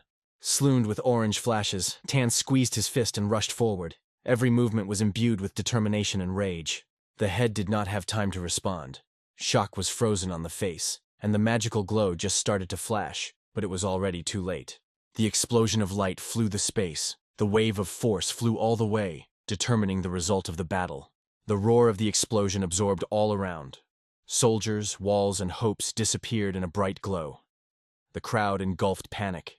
Meanwhile, on the street among chaos, one of the students raised their heads without believing their eyes. Behind his back lay a fallen army, and the disciples of the mistress stood calmly, not even using all the power. Coney only scornfully commented his stupidity. One accurate blow instantly pierced the air and hit the enemy. He did not even have time to react. With his mouth open and his eyes, the wounded fighter fell without understanding how everything happened. His opponent looked cold and indifferent. They trained while others were resting, putting life on the map. One of the allies acknowledged that it would be harder, but this victory was surprisingly easy. Another brother proudly noted that they became stronger, while the comrades still comprehended the battle. Consumer's triumph interrupted, reminding that it is not time to rejoice. You need to find a young mistress. In the hall continued a fight. The sword cut air and fell on the face of the enemy, leaving the outbreak of blood. Another soldier suffered the same blow, face skewed, scream broke from depth. The sword rejected the enemy into the air. He lost balance and had no strength to fight. A senior warrior with a wild cry called them traitors. In his gaze, a helpless rage was raging. The striker with a cold smile answered that it would not be easy. The sword was already alert. And suddenly, a new fighter with a bow in his hand appeared from heaven, flying down the determination. The mighty wooden stamp cut the air with a whistle. The blow was to become fatal. The guard's face froze with fear. Staff hit him. The body flew up, not even shouting. Present in the hall, numb, shock and panic seized everyone because they saw beyond the idea. Young Lord, with a slight surprise, watched everything and with a sarcastic expression, said that the elders were stinging like worms. Time for comments passed. All the warriors rushed forward to grasp the young owner, rapidly surrounded by his like a predatory flock, but he's not broken yet. The expression of the young man's face remained calm and focused, as if every next step had long been provided by him. Lightning movement, and a stick is squeezed from the hands of a young owner. Each of his maneuver is accurate and sure that the attacker does not have time to realize the threat. A powerful blow stops the enemy. His jaws lock in pain, his eyes burned with anger, but forces leave his body. A bold jump and a stroke with a stick scatter enemies on the sides. Everyone falls like a puppet without control. One of the soldiers squeezes weapons with burning eyes, seeking revenge for a friend. His anger is mixed with despair. But the guy meets him with a smile. A stick in his hands moves gracefully as if he dances among the battle. And at the same moment, a stick with a deaf sound crashes into the face of the enemy. The drops of blood fly in the air. Another attacker tries to attack but also gets a blow to the face without having time to react. One by one, the attackers fall. The young owner demonstrates incredible skill by dumping a whole army. His blows are precise and ruthless. Another stick hit the forehead next warrior who did not even have time to protect himself. The enemy's face is skewed from pain. From the mouth flies saliva, and it falls to the ground from a powerful blow. The stick remains lowered down. The blood of the vanquished flows on it, creating a spooky silence after a battle. Under the night sky, a young man stands in gorgeous clothes, confidently and boldly asking whether all that they are capable of. The strongest warriors in the hall were silently frozen from shock, not believing in the power of the young owner seen. One of the leaders in rage and fear broke out on a cry. ordered to kill the owner to death so that no one stays alive. But suddenly his eyes climbed up and the expression of horror frozen on his face. He felt that his end came. The young master flies into the air, illuminated by nightlight. A stick in his hand shines like a punishment. An enemy in panic watches this inevitable fall. The hero hung in the air of a lightning before the blow of the army below was frozen in a panic helplessly. Before his advantage, the frame is pierced. The gaze of the young mistress glowed with energy that broke out as if the determination materialized in his eyes. His stick was covered by magic, from which the air trembling around the charge promised a storm. He flew from the sky like a Kara A below. Enemies trembled with horror, unable to take the eye tension reached a peak. The blow explodes as lightning cutting enemies. Energy is a sinking rows of soldiers falling in chaos without having time to understand what happened. The space around is torn from the force of impact, fragments fly everywhere. Warriors close their hands without believing that one guy was able to break the whole army, their faces frozen in surprise. Among the smoke and the dust, Hero understood that he would not stand the look, serious and exhausted, silently looking for a way out. His eyes focused on the stick of the last ally in this hell, where the shine of determination did not go out. Looking at worn weapons, Guy realized that there was almost no time left, and only needed a chance to win a minute before the arrival. In the darkness, his smile appeared calm, dangerous. He already knew how to play further, and he wrote new rules. The warrior faded by fear. He realized that the trap was not injured by a guy, but the beginning of a disaster. One blow and the enemy flies into the air as a shell, blood flies all the way. The bleeding enemy fell at his feet unconscious and defeated, unable to fight anymore. A young man was surprised to look at him, realizing that with a hostile army already ended. The stick cracked in his hand. Thoughts were spinning around the true threat of the power that could unite the enemies. A tense look captured the danger of Vaughn broke out of the sound wave of the next attack. The hero gets a strong blow and falls face to the ground, squeezing a stick. Traces of force vibrate around. Shaking hands, he raised on his feet, looked determined. He had no right to fall finally. With every attack, the young man only tightly kept his eyes burning. Anger and movements did not let himself be broken. Among the brow of blows, it acts with superhuman faces, accuracy concentrated. Every movement reflects the attack. Energy flies around. In an instant, the boy's gaze changes. His eyes' extended hand instinctively rises as if he saw something. Among the smoke, he rubs his nape with his stick. Anger from spoiled clothing squeezes jaw. Look sharply breaks away. The guy sees something not waiting, and in it wakes anxiety. From the fog comes a chunky warrior with a sword in his hand, figure of a formidable language of the embodiment of battle. The young man immediately realized that this leader in the clash would be a cruel heart, felt dangerous. Glover was a giant and terrifying, one eye closed with a scar's look. Heavy, he looked at the guy without understanding how he could spread the army. His words promised mercy in the event of surrender, but the young man just looked at the stick and realized that he was freed from the burden. He calmly throws a stick on the floor with understanding that this fragment of a tree has completed his mission. In smoke, Guy already holds an iron weapon posture. Unwavering atmosphere is tense. He is ready for a new battle. The guy rang up the staff, up the look focused and cold, and it was reading disregard for the enemy. The head of the army was confidently standing opposite, not yet guessing what waited for further. He threw a mockery, saying the chosen whip, instead of gingerbread. But the young man kept calm, looking at his sword that cut the sky. He kept the sword with both hands, getting ready for attack, and the guy recognized in the technique of the Changong army style. His smile betrayed his memories, repeatedly entertained training with the king himself. Head broke out of place by directing the strength to the guy, hoping to knock him in one blow. But the young man stood unwaveringly, in his eyes burning confidence. He was ready. The warrior rushed at him as a wild beast, full of fierce and still. He fell with a deft blow to the ground, rejected with a powerful stroke of the staff. The leader of the army looked at the guy with hatred, realizing that the forces are not equal. The young man quietly held the sword on his shoulders, explaining that the matter is not in force, but in technique. Words struck the enemy too quickly for a sword of 9 souls, and too much for thunder, 13 lightning. The lowered head of the enemy hid in the shadow from the staff, dug a dark energy he could not understand. As a young man created a new technique, not reaching, and 20. The guy leaned closer, his eyes burning, excite. His smile provoked, asking whether scared. These words just ignited the enemy's anger. He didn't understand why this young man is so bragged, but underestimated his guy with roar, rushed forward with the air, cut the air with a sword. His look remained calmly determined and accurate. Attack was lightning blue energy waves, cut the space, and opponent did not have time to react. And he gathered forces and squeezed the sword with all his will to prepare for a counterattack. A powerful push exploded into the floor. Earth cracked, the guy broke away from her with an explosive force. Enemy's eyes expanded from shock. He did not expect such a rapid offensive. The young man was lightly approaching the enemy, stared at the face of death. He barely had time to think about the guy's wickedness, as got a blow to the full power. The hero turned with a scornful smile. His gaze spoke more than words. The opponent did not have time to react by the young man circling around, sparkling with an unspeakable force. One jerk left. The burst of energy by the guy's movement became decisive. The enemy stood up broken and blocked, shouting himself for defeat. He fell on the knees where the final blow knew that the guy did not even use all the power. The young man smiled with confidence, hinting that not all young people are the same. He stood over a fallen enemy as a court enemy seemed helpless, and subordinates watched shocked.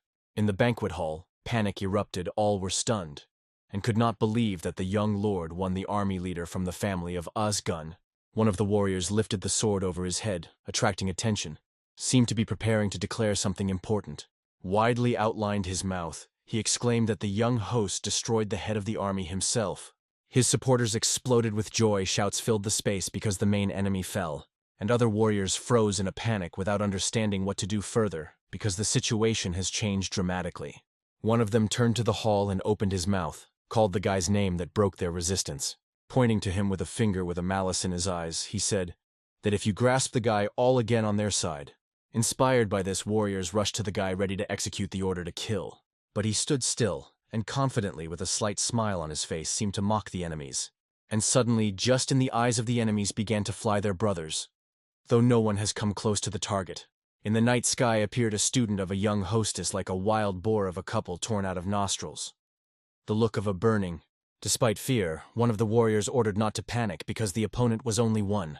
But at the same moment, another student flew rapidly from the sky directly at him. The enemy just managed to expand his eyes. He landed in front of him. Blue energy exploded around, covering all. The warrior froze in fear. On his face appeared drops of sweat. He no longer understood what was going around. The newly arrived student stood quietly and confidently, the energy pulled around his figure. Meanwhile, the whole team gathered behind the boy's back and asked if everything was fine with him. He smiled, answering that they always appear as if heroes from favorite stories. His words were addressed to his comrades, who listened seriously and focused. With the cold in the look, he said that it was time to destroy all traitors. His team did not hesitate and rushed into battle by ordering with fanatical determination. The bloody battle began on the swords. Opponents flew in different directions from the strokes of formidable warriors. Elderus Hunpeck, together with the leader of the cult, watched the battle without understanding what is happening. The expression of the elder's face was filled with rage he could not grasp as a warrior who was trusting the most.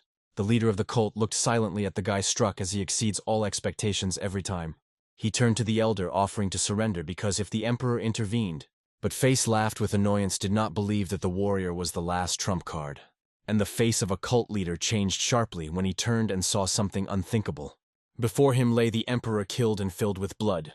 They looked at the body of the emperor without believing the eyes, realizing that both of their defenders were already dead. The elder Hunpeck, with an icy look, stated that his brother was late and no longer had a chance to change the sentence.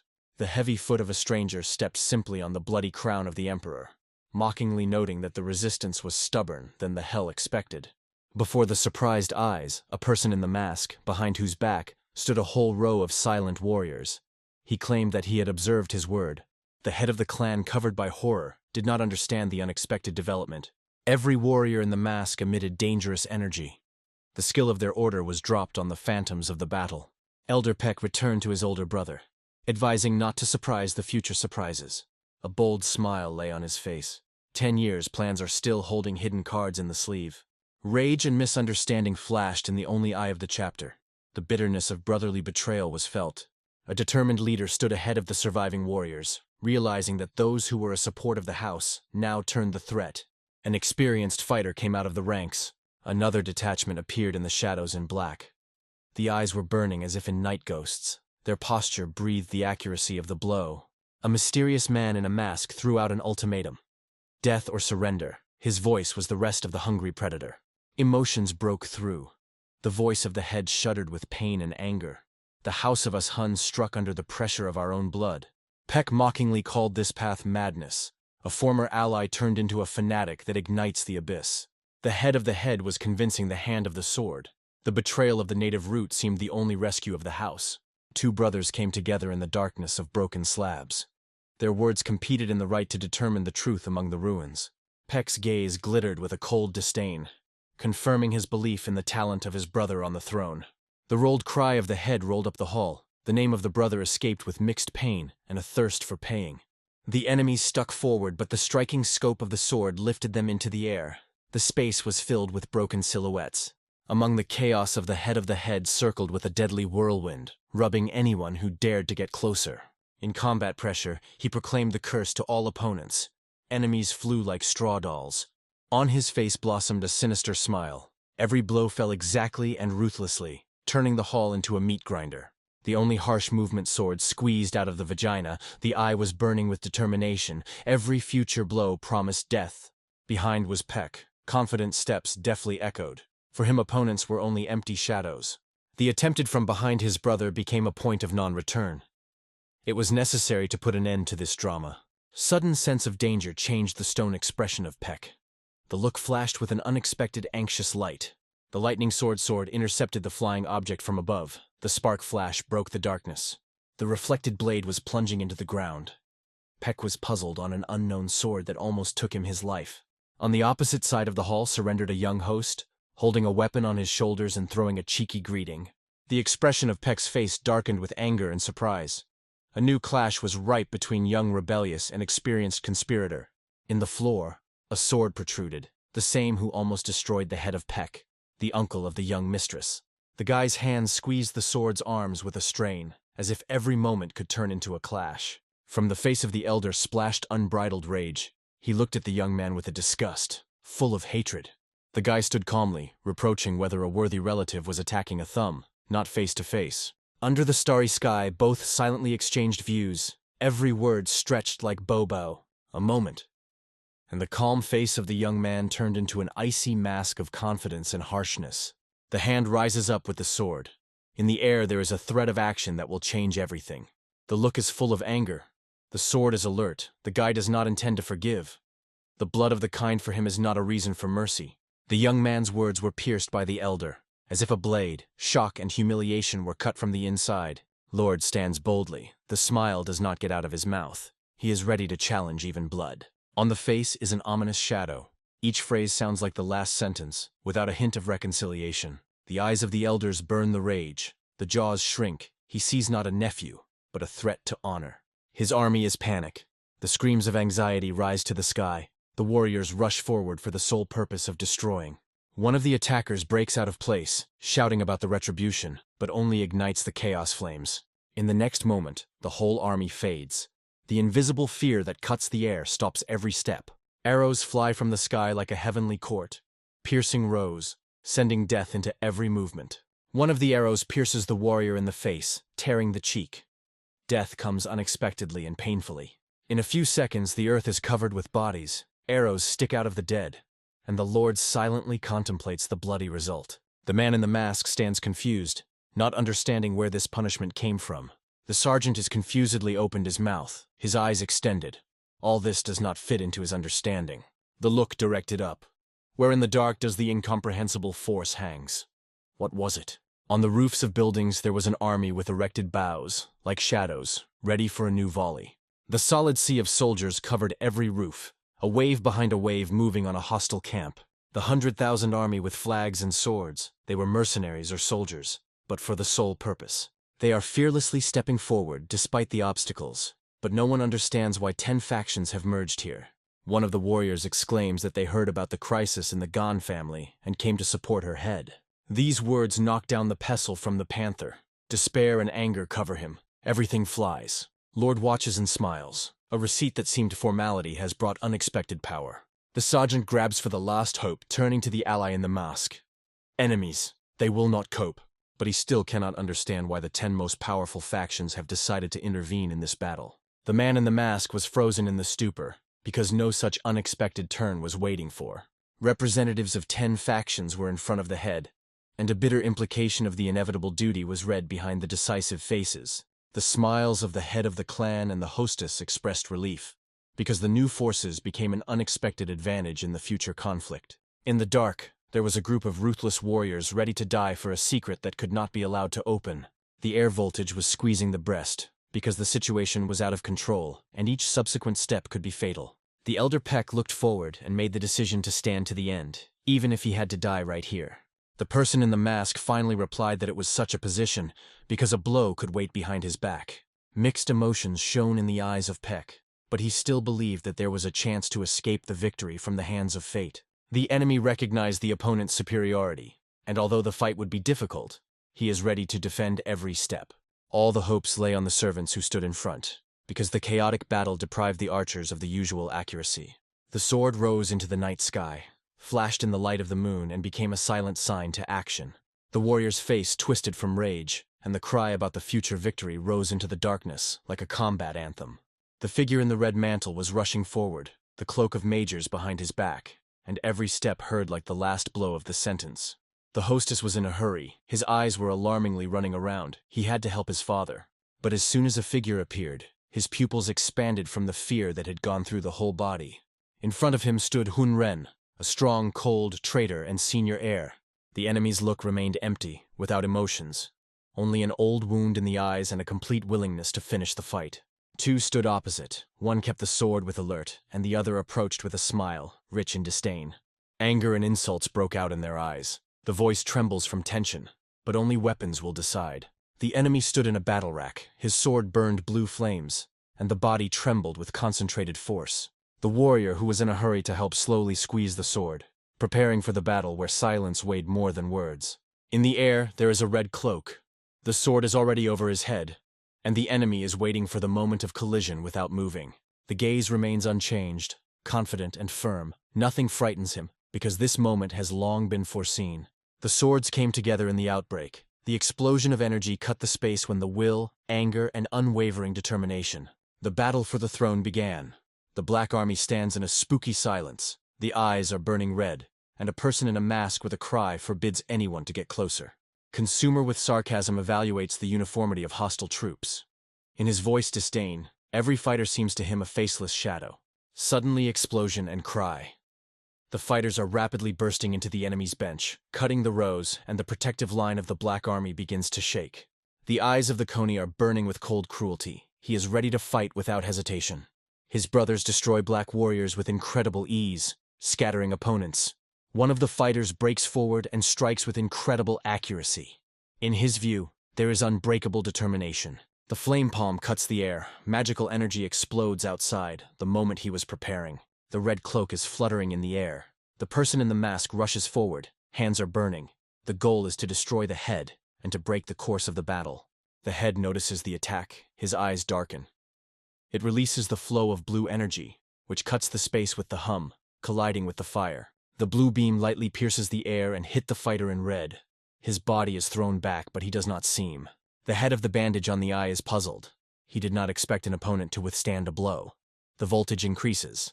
Meanwhile, the fighter's hand flashes again. The fire in his palm is gaining power. This attack will be much more dangerous. A flame pillar flashes out of heaven.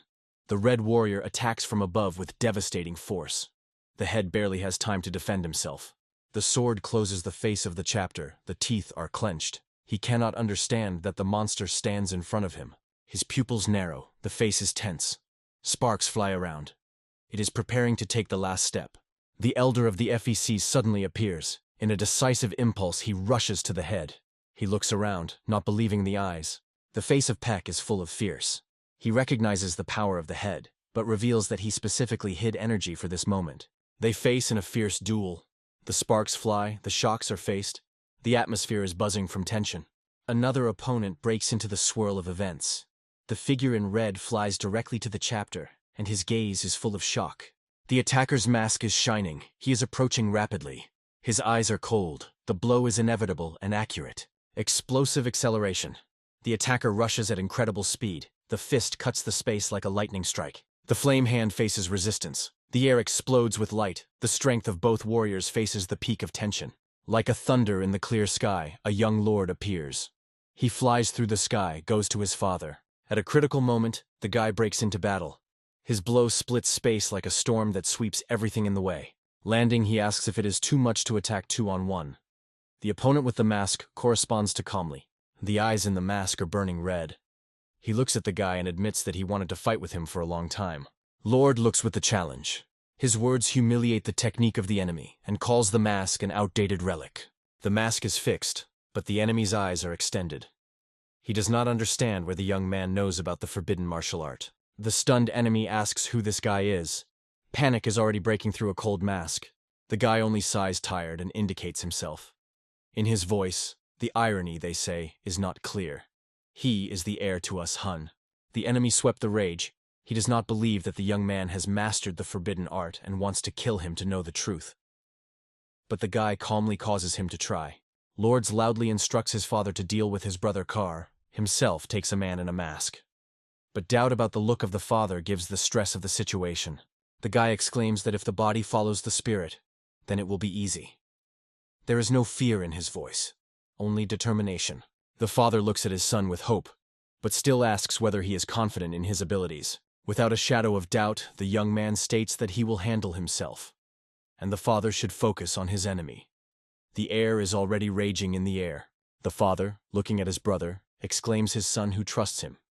This is the moment of final choice. The PEO of the FEC is self-confident that only one thing is sorry. Today we'll have to get rid of 2 corpses of the rich. The head is quiet, but warns that it will not be easy. The brother is angry and begins to swing. Between them grows rage. Lord activates combat equipment. His body is covered by vortices of energy, movements bold, eyes glowing with confidence. The enemy with a burning fist is flying forward. His gaze is filled with fury. The movement is like a demon in the attack. The space cuts hundreds of gold rays. Powerful technique creates an energy trap that can stop any attack. The guy stands in the middle of an energy cage, smiling. His view is full of control.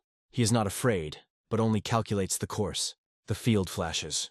The Lord releases magical daggers that tear the trap on the pieces. Its silhouette is calm, but tense. A smiling young man lifts weapons. Energy sparkles around. His eyes are burning. His face is concentrated. He is ready for a decisive blow. The opponent in red anger explodes, activating the technique. His hands are burning with orange fire. His face is distorted by hatred. The masked enemy takes off. There are giant burning hands around him, which reach the boy. The atmosphere is tense to the limit. The Lord keeps calm and uses the technique of lightning attack.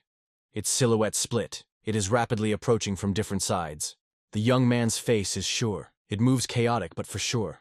It seems that he knows this technique better than the previous carrier. The masked enemy flies, scattering hands. Its movement is accompanied by a powerful energy that leaves a mark in the air. Towards the guy, the enemy strikes a burning hand. His eyes glow with red. In his gaze, the rage is uncovered. The Lord instantly activates the artifact. Blue lightning flashes around, a sign of protection or a corresponding counterattack. In the decisive collision, the enemy produces fire rings, while the guy directs a wave of blue power. Energy are faced in a bright explosion. A dazzling light explodes against the background of the roof. The blue flash breaks the space, flying through the waves of energy throughout the quarter. This is a result of a victorious blow.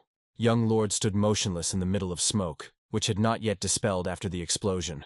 His silhouette stood out against the background of purple sky with the sword down. Calm confidence prevailed in silence. His strict look was directed directly at the enemy. His eyes did not click, only cold determination. The opponent in the mask stood in front of him without giving a single sign of defeat or surrender. The guy put the sword on his shoulder, pointed his finger, and showed that he chose the opponent. The masked man could not believe that the young man had even destroyed the spirit, and doubted that he would overcome the magic of higher rank blood. But a young man with a smile on his mouth stated that this enemy would have long been unconscious. He found out who he fought before the rebirth. His eyes were shone with blue flames. He remembered how the great king Changchachan cleared the spirits and magic of blood by the opposite technique. Squeezing the sword's hand, the guy confidently noted that he was having this technique, and therefore had no reason to lose. A confident look flashed with a new force. Even if the body is still weak, the right movement will be able to destroy this demon. The masked enemy squeezed his hands from rage. Who is he, this young man, and how do he know so many forbidden techniques? Washing his sword, the Lord reminded that his opponent made a fatal mistake, choosing the wrong target. The instant blow made the enemy retreat. The force of attack was such that he even swayed, but the masked one did not give up. He broke out with fiery energy and believed that the difference between them is too big to win the young man. The angry enemy releases a fire ray that flies to the hostess. trying to grasp him and break into pieces. The guy skillfully reflects the attack, cuts every ray, and does not give a flame to touch himself. But suddenly his legs are shaken, and he loses balance. The danger becomes real. Everything happens in a moment. The young man flies down. Is it an end? The masked opponent extends a hand covered by the flames to grasp the guy and end with him. Lord falls, not feeling under the feet of supports. He hung in space, on the border between defeat and death. The young man's face is distorted by fear. This time it is really close to the edge. The enemy still tries to grab him and laughs, they say. He can only shy away and shout. But the guy again finds the strength, grabs the sword, and rapidly breaks out of the trap. The voltage hangs in the air. The attacker expands his attack. Fire hands multiply and surround the young man, squeezing the space around. Lord, with fierce determination, realizes that he has no choice. If he wants to win, he should use the last technique. At the decisive moment, he throws the sword directly into the face of the enemy, recognizing that he was restraining because he thought he would die. The masked warrior burns with anger, the eyes emit fiery energy. He does not believe in the guy's words. With a surprise on his face, he does not understand what is happening, and the guy asks if he has the last words. The young man's fists cover the energy that flashes a shiny halo. The earth shudders from the force he releases. With his eyes closed, he orders his body to open the middle stream, the way to awaken true force. It connects with the heart, releasing the congenital energy through the mid-flow. It is a source of powerful power that is not like ordinary. The boy's eyes flashed in blue light. In their depth, the flow of incredible energy was erupted, ready to remove everything around. His body was so powerful that it seemed as if the elements themselves had stood up for a young warrior. Like an angry beast, he rushed again. The fog and smoke wrapped the field, and their eyes were burning the enemy. Blue energy cut off the space like a thunder in the night sky. His cry filled everything around the wave of Majeur. The opponent closed his face with his hands, not realizing that he destroys his protection and breaks his will. The panic look of the enemy wandered around. He could not understand what the guy had just done. He began to suspect the worst, that the young man hid true power all this time. One finger movement, and Lord indicates a sword, as if causing him to hand one order alone. The sword rises into the air, as if he obey invisible will, and hangs in the glow of energy. In the next moment, he was already in the hand of a guy who did not even shudder. Everything was under full control. His body burns with anger. The shadow waves cut the space, and the dazzling glow in the eyes turns into a deadly ray. The hair on the enemy's head became a stroke. Seeing went beyond the idea of possible. Trembling, he lifts his hands, feeling the fear that has shaken his whole body. The enemy still tried to gather a fiery force, hoping at least to stop the young man. The flow of flames flew to the guy, but he stood still, knowing that the enemy would no longer be able to impress him. The sweat and storm scattered the energy of the enemy in different directions. His figure emitted power and fighting. The enemy boils from rage. His eyes were burning with the fire of hatred, wishing only one, to kill a young enemy. He tried to grab him with a burning hand, and the powerful energy of the guy reliably protected him from all attacks. The hostess struck the space lightly. The earth shuddered when his power struck the enemy. The flow of blue energy hit the enemy at such a speed that even the sky responded with the hum of the battle. 1 second, and the enemy has already flew down, feeling nothing but emptiness under his feet. Only the remnants of its energy remained at the battlefield. There was no trace from the enemy. Everything around smoke. The wounded warrior lay on the floor coughing with pain. The mask is partially slipping out of the face. He was stunned and could not understand who this guy was. Blooded and exhausted, he lay on the earth, not believing that all this became a reality. The boy's foot was on his chest, pressing to the floor, forcing her to feel his defeat again. The enemy coughed hoarsely. He lacked the air, and in his eyes he froze the fear of the young man. With a decisive look, Lord said cold that looking at him, it would be time to stretch his legs. Lying in the blood, the enemy said that he was disturbing the person, although he did not explain who he was in mind. The guy looked at him with surprise. He did not understand who the enemy had just said, and that he lies in these words. The young man stands over the defeated enemy among the fog and the pagoda. The wounded whispers that the true goal of the arrival that is not the one who is in front of him. The boy's look is harsh and cold. There is a determination in the silence that hung in the air. He does not need words because the decision has already been made. The bloody opponent lies on the ground. His view is full of hatred. But his foot appears near his face, ready to strike another stroke. The enemy's eyes are expanded.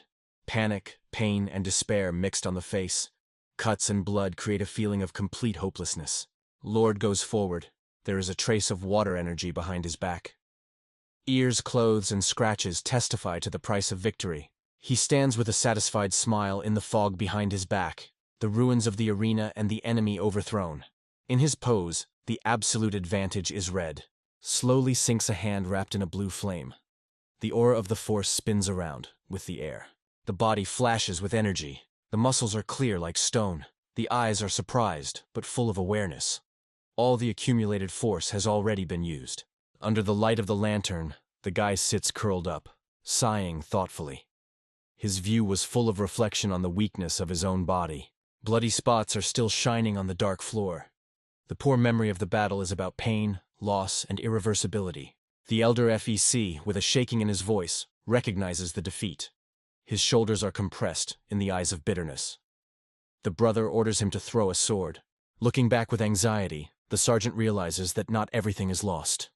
If the troops manage to get, the battle has not yet been completed. The glitter in the eyes changes despair. Hope is rooted. It is only necessary to gather the remains of the army, and you can regain control. But suddenly he sees the clumps in front of him. The center of the explosion smokes. The earth is crushed. In the epicenter is a broken body. A masked warrior rises from the destroyed crater. Stunned, he cannot understand how he was defeated, having such force. The sergeant breaks into a cry. Everything is destroyed. Years of preparation, conspiracy, trust. Everything disappeared in a moment. Among the chaos sits the young man, smiling through fatigue. In his look, he shines. He destroyed a large plan on his own. The uncle of the young man, covered in rage, screams, accusing him of everything. If you cannot kill, at least it will not allow him to be taken away. He rushes forward like a scraped beast, with hatred in his eyes and death in his heart. Firmly squeezes the sword in his hand. His goal is to finish the guy, but the head appears behind his back. One blow, and the head of the elder is injured. He screams, and blood flows from the wound. The flurry of blows is then collapsed. They break the enemy without giving any chance of protection. In despair, the sergeant screams. The earth under it shudders, but his anger is only the last flash before falling. The head is silently watching. His look is cold, and the presence is felt like a sentence. The young man pushes back. In front of him lies the enemy, just overthrown. He did not expect such a turn.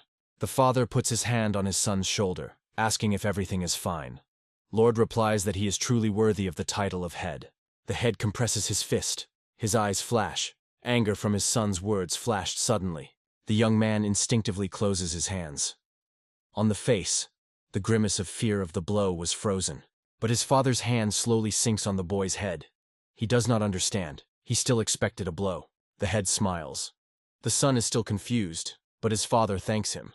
Thanks to the boy, they manage to avoid catastrophe in the family. The father hugs his son, calling him the most expensive. But the boy does not like. He asks to stop hugs and to get order faster. The head smiles and agrees with the son. They say, "It is time to do things that do not tolerate delay." The hand confidently squeezes the sword's arms. The golden patterns shine in the light. One movement, and there will be a team that will change everything. The sword rises to the sky, glittering in the night. The head solemnly demands the weapon. His posture radiates unwavering power. There are captives in front of the palace. They are on their knees with their heads lowered. The hands are tied. It is the end of the struggle, the moment of humility. A girl with a scratched face lowers her eyes. In her eyes mixed pain, shame, and bitterness. It is like a shadow of the events just survived. One of the men was justified, they say, acted for the family. But everyone understands. These words are delayed and will not change anything. Suddenly the elder explodes. His face is imbued with condemnation. He accuses traitors of greed and warns of reckoning. The faces of the perpetrators are pale by fear. The repentance will not save. The decision has already been made. The punishment will be according to the laws of the family. Above the palace clear sky, someone calls the young mistress. After the storm comes a new stage, the beginning of a new chapter. The young man looks at the arrivals. His words are short but accurate. The tension is still felt, but in the air no longer war, but peace and surprise. His companions breathe hard, sweaty and exhausted. They admit that they are not used to such meetings, though they heard about them. Consumer wipes sweat and smiles. He is grateful for the training that saved them, although he tries to hold back emotions. The camera is transferred to other people's feet that appeared in the hall. It is unclear who is, but its appearance causes tension. Lord asks for servants in masks. One replies that the leader is killed and the rest either escaped or committed with them. Convenus recognize that they were terrible people. But the guy notices something on the side. His gaze changes focused. The hall enters the senior ink. His steps are slow. The posture is confident in the look of disregard. Without words, with a slight movement of his hand, he nods as a sign of greeting, holding on top. The brother of the young mistress explodes with anger. He calls a deserter that appeared only after victory. Suddenly the servant interferes. He hurries that misunderstanding has occurred. Both stop the views on the dump. He calmly reports that all this time he fought with us, son John. It changes everything. Young Lord does not believe. His view studies his silent brother. The tone is no longer hostile, but still restrained. But emotions break through. He breaks down and pokes his brother in anger, indignant with his silence. The older brother does not answer, only slowly approaches and stretches his hands to the mistress. The guy looks with surprise. He does not understand what he thought. But the jerk just grabs him and hugs him firmly, squeezing his belt, not hiding his joy. The older brother smiles and praises him. But the Lord does not withstand such tenderness. On the face, a clear dissatisfaction. He repels his brother, grunts that he knows about his fatigue and deliberately holds him when he is gone. Governing annoyed, he called someone to help, even if you had to die, if they were taken away. The attendees watch this scene and sighed. They say, "What are the strong fraternal bonds?" But it is better to go until you were called on you. Under the bright sky, the voice of the mistress is heard. He is calling for the coney, but everyone has fled, leaving him himself in his brotherly arms.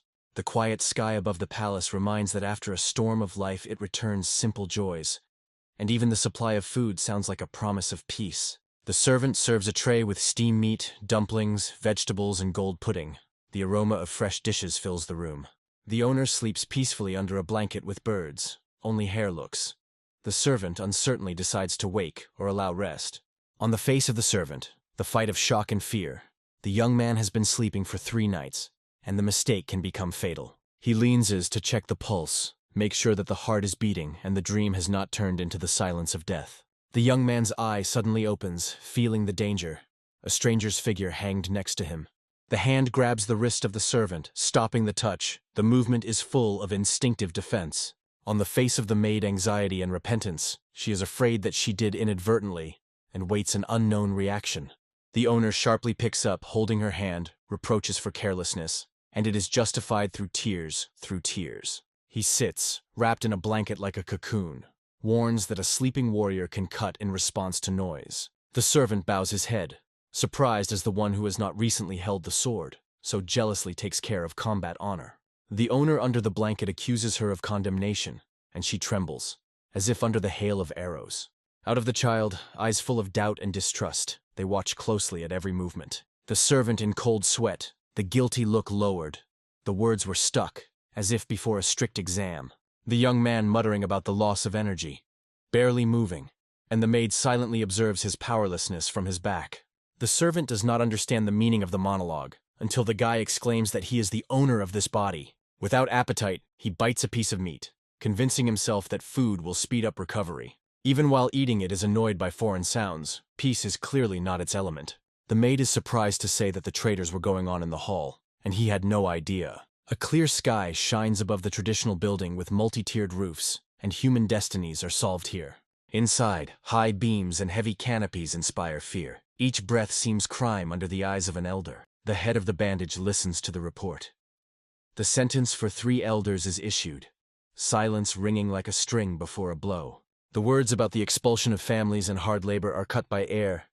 It is a painful purification called justice. The servant in the humble pose repeats the order. His voice trembles, because each syllable is now equal to someone's tragedy.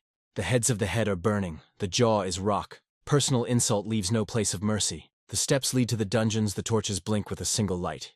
Here dignity fades and despair is born. A coat man with wounds and an empty look sits on the ground, and a spark of resistance is still smoldering in the pupils. He experienced betrayal and humiliation.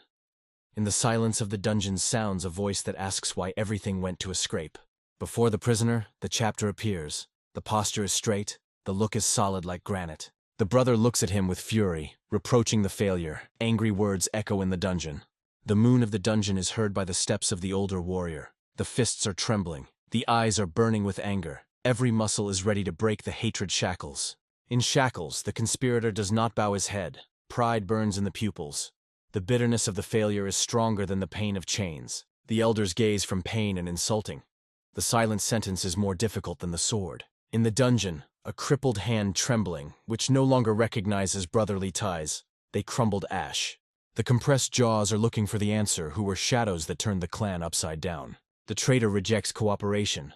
A look rich in hatred, a poisonous smile cuts a stone. The senior approaches the lattice. The cold voice breaks the patience. Life hangs on the thread.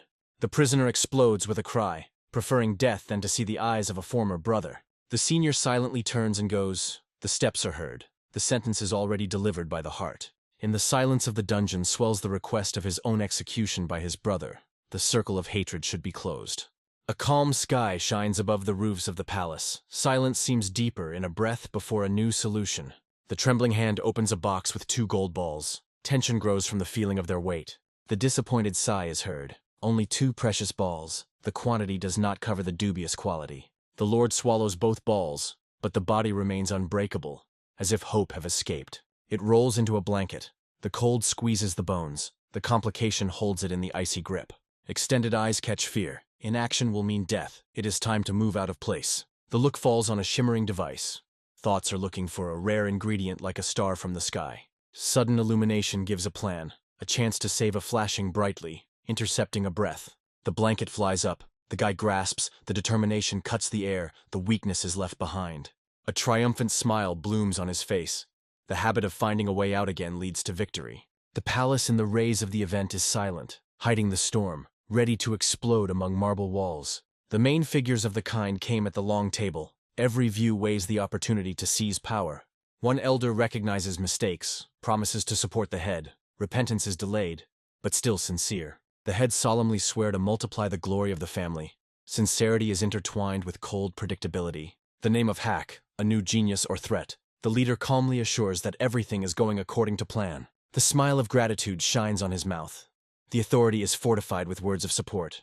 The elders whisper, surprised by the crazy growth of Hawk in half a year. Imagine who he will become. One of them warmly points out that the very mention of the young man evokes smiles from anyone who is familiar with his success. The head listens in silence. Pride and anxiety will move behind a calm face. The guard exclaims about the arrival of Hake.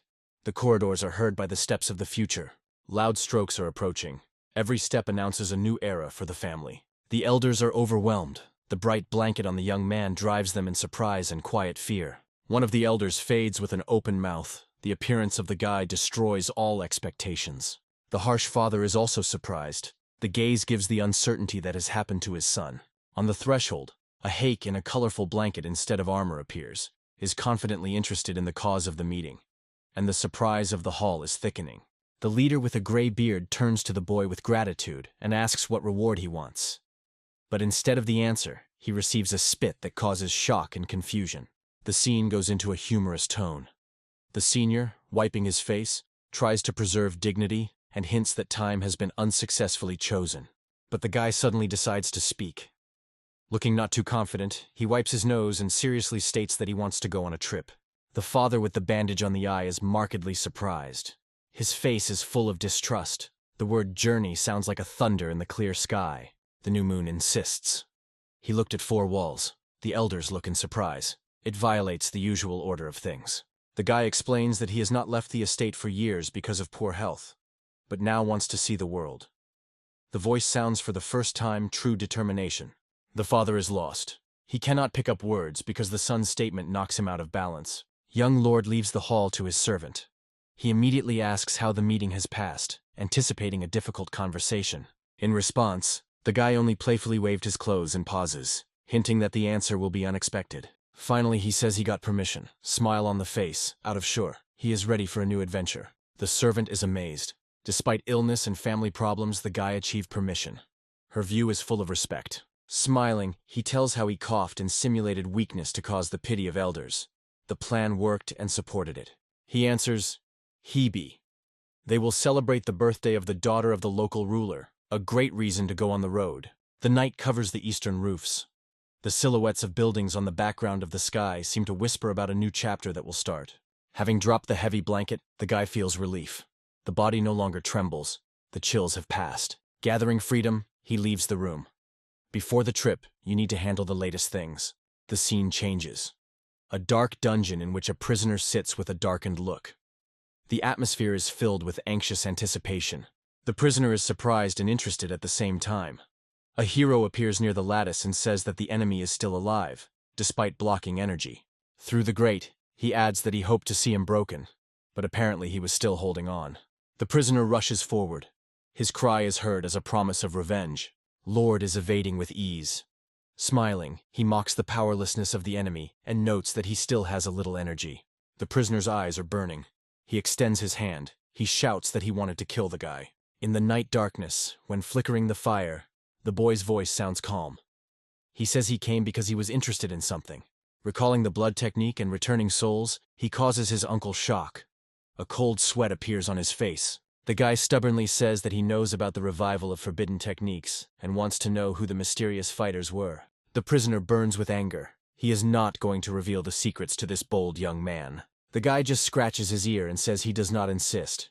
He is curious, but there will be nothing to pull. He returns, going to the exit. He says he wanted to save the prisoner's sons if he went to cooperate. But now, apparently not. The prisoner exclaims through playing, asking whether John and C is really saved by A. The guy, smiling, replies that it all depends on him. The eyes of the prisoner are full of despair. He says he knows nothing for sure. But the guy who was with him in that battle is Kvien. He called the Shadow. The guy listens silently to his uncle's story without interrupting. He was really interested. The basement was filled with the sounds of the prisoner and the rats. He told how one day came to him and suggested power. It all started. After bowing his head, his uncle said that it is all he knows. But the guy was not surprised. He expected more. Looking at his uncle with interest, he said that he was simply used, stupid and funny. The uncle angrily shouted that they were not so weak as to allow ridicule on herself. The guy came back, going to go. Raising his hand, he said that he was already aware of all this. Now that families are nothing more threatening, it can go quietly. Uncle looked after him, with his mouth open and wide open. Inmatement and prisoner shouted afterwards, asking what would happen to his sons and whether their nephew would save them. The guy replied that he could not kill children. Of course, he will save them, even if he hates his uncle with all his heart. He dropped on the floor, feeling helpless and pathetic. In four walls, he could not change anything. Young Lord walked confidently. He was sure that his every step was correct. The sun was rising above the clouds, illuminating the gorgeous castle of the Gun family. A young host came out of the door. He felt well. It was the perfect day to start a trip.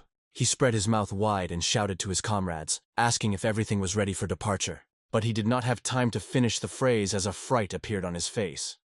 The legs were smiled as if a ferocious beast was set before him. He stood in front of him and waved his hand.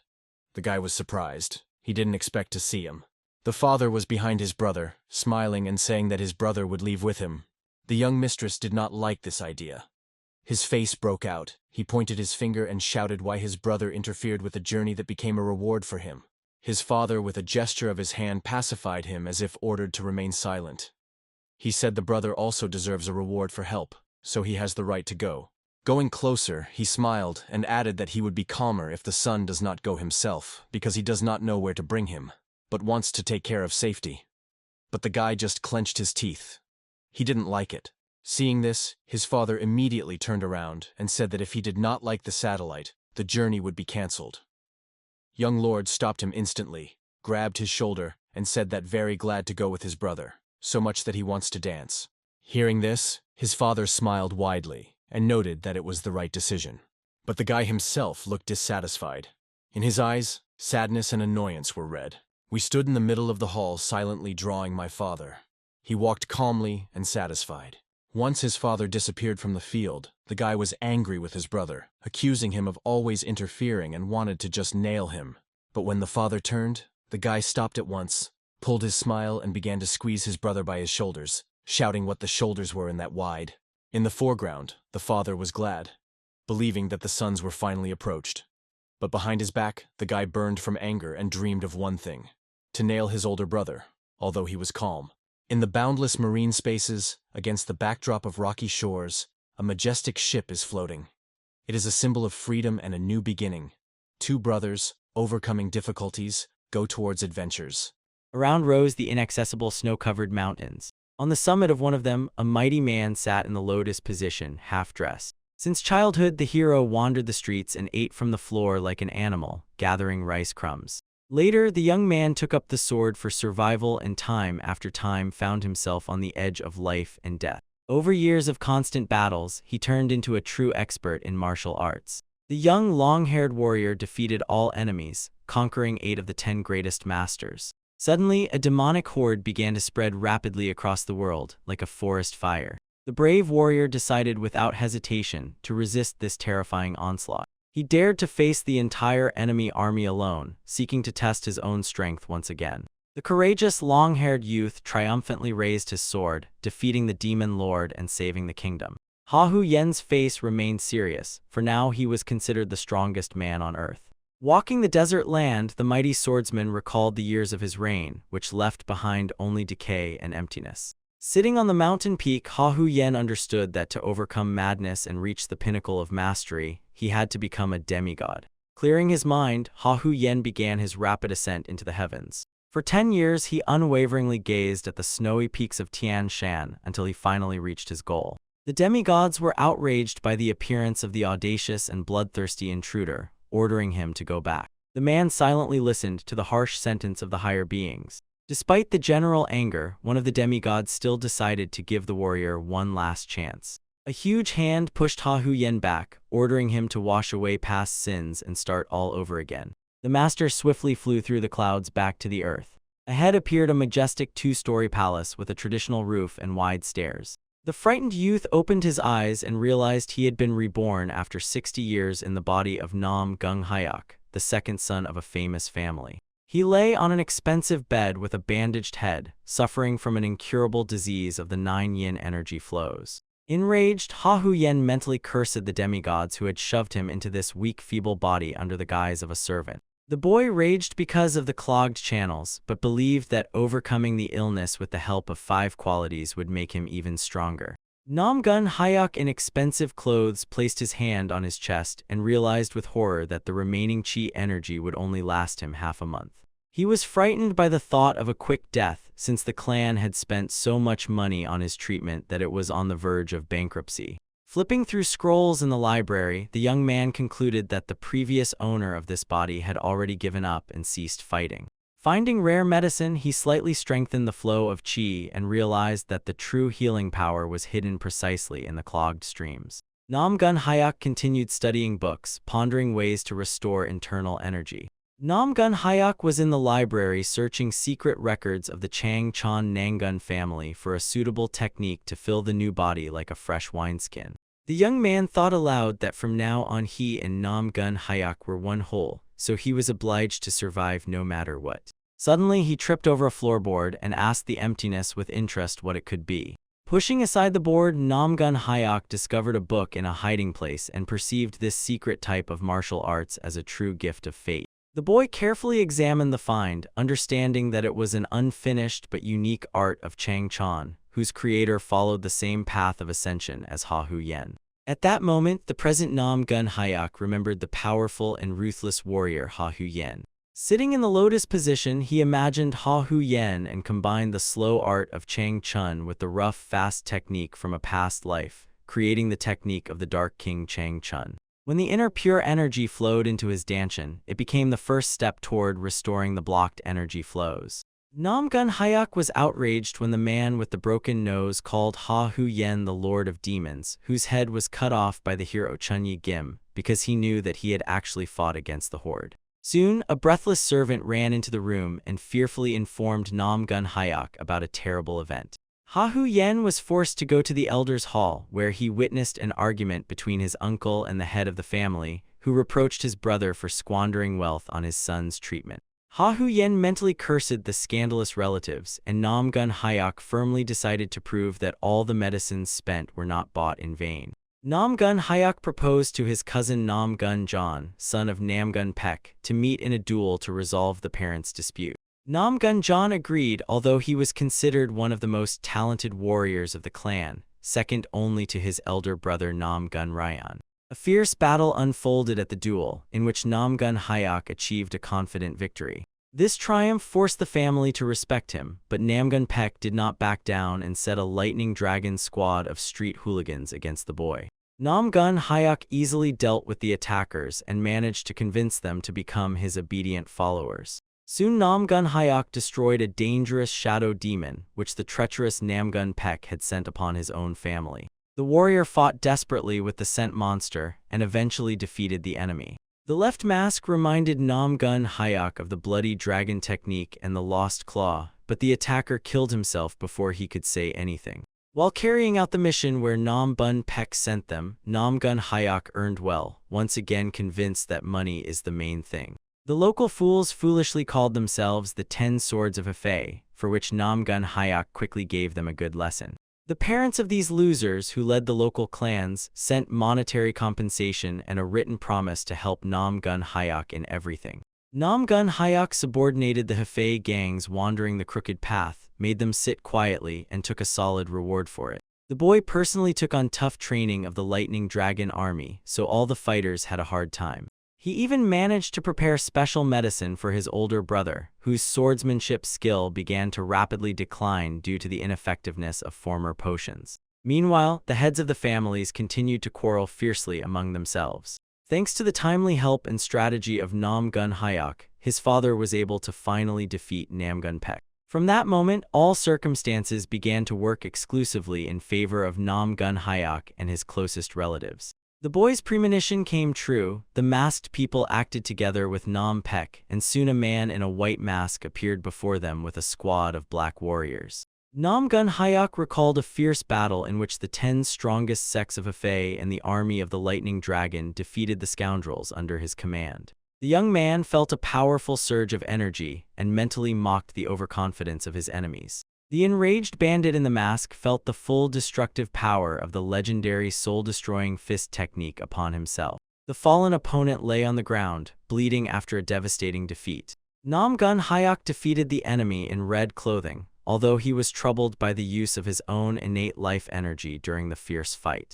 Before dying, the bloodied man in the mask croaked threats, promising to surely destroy his victor. The young warrior only remembered how many times he had heard similar words and took pleasure in the harsh punishment of the traitors who joined the rebellion. The 3-story national palace majestically rose above the mountains under a cloudless summer sky.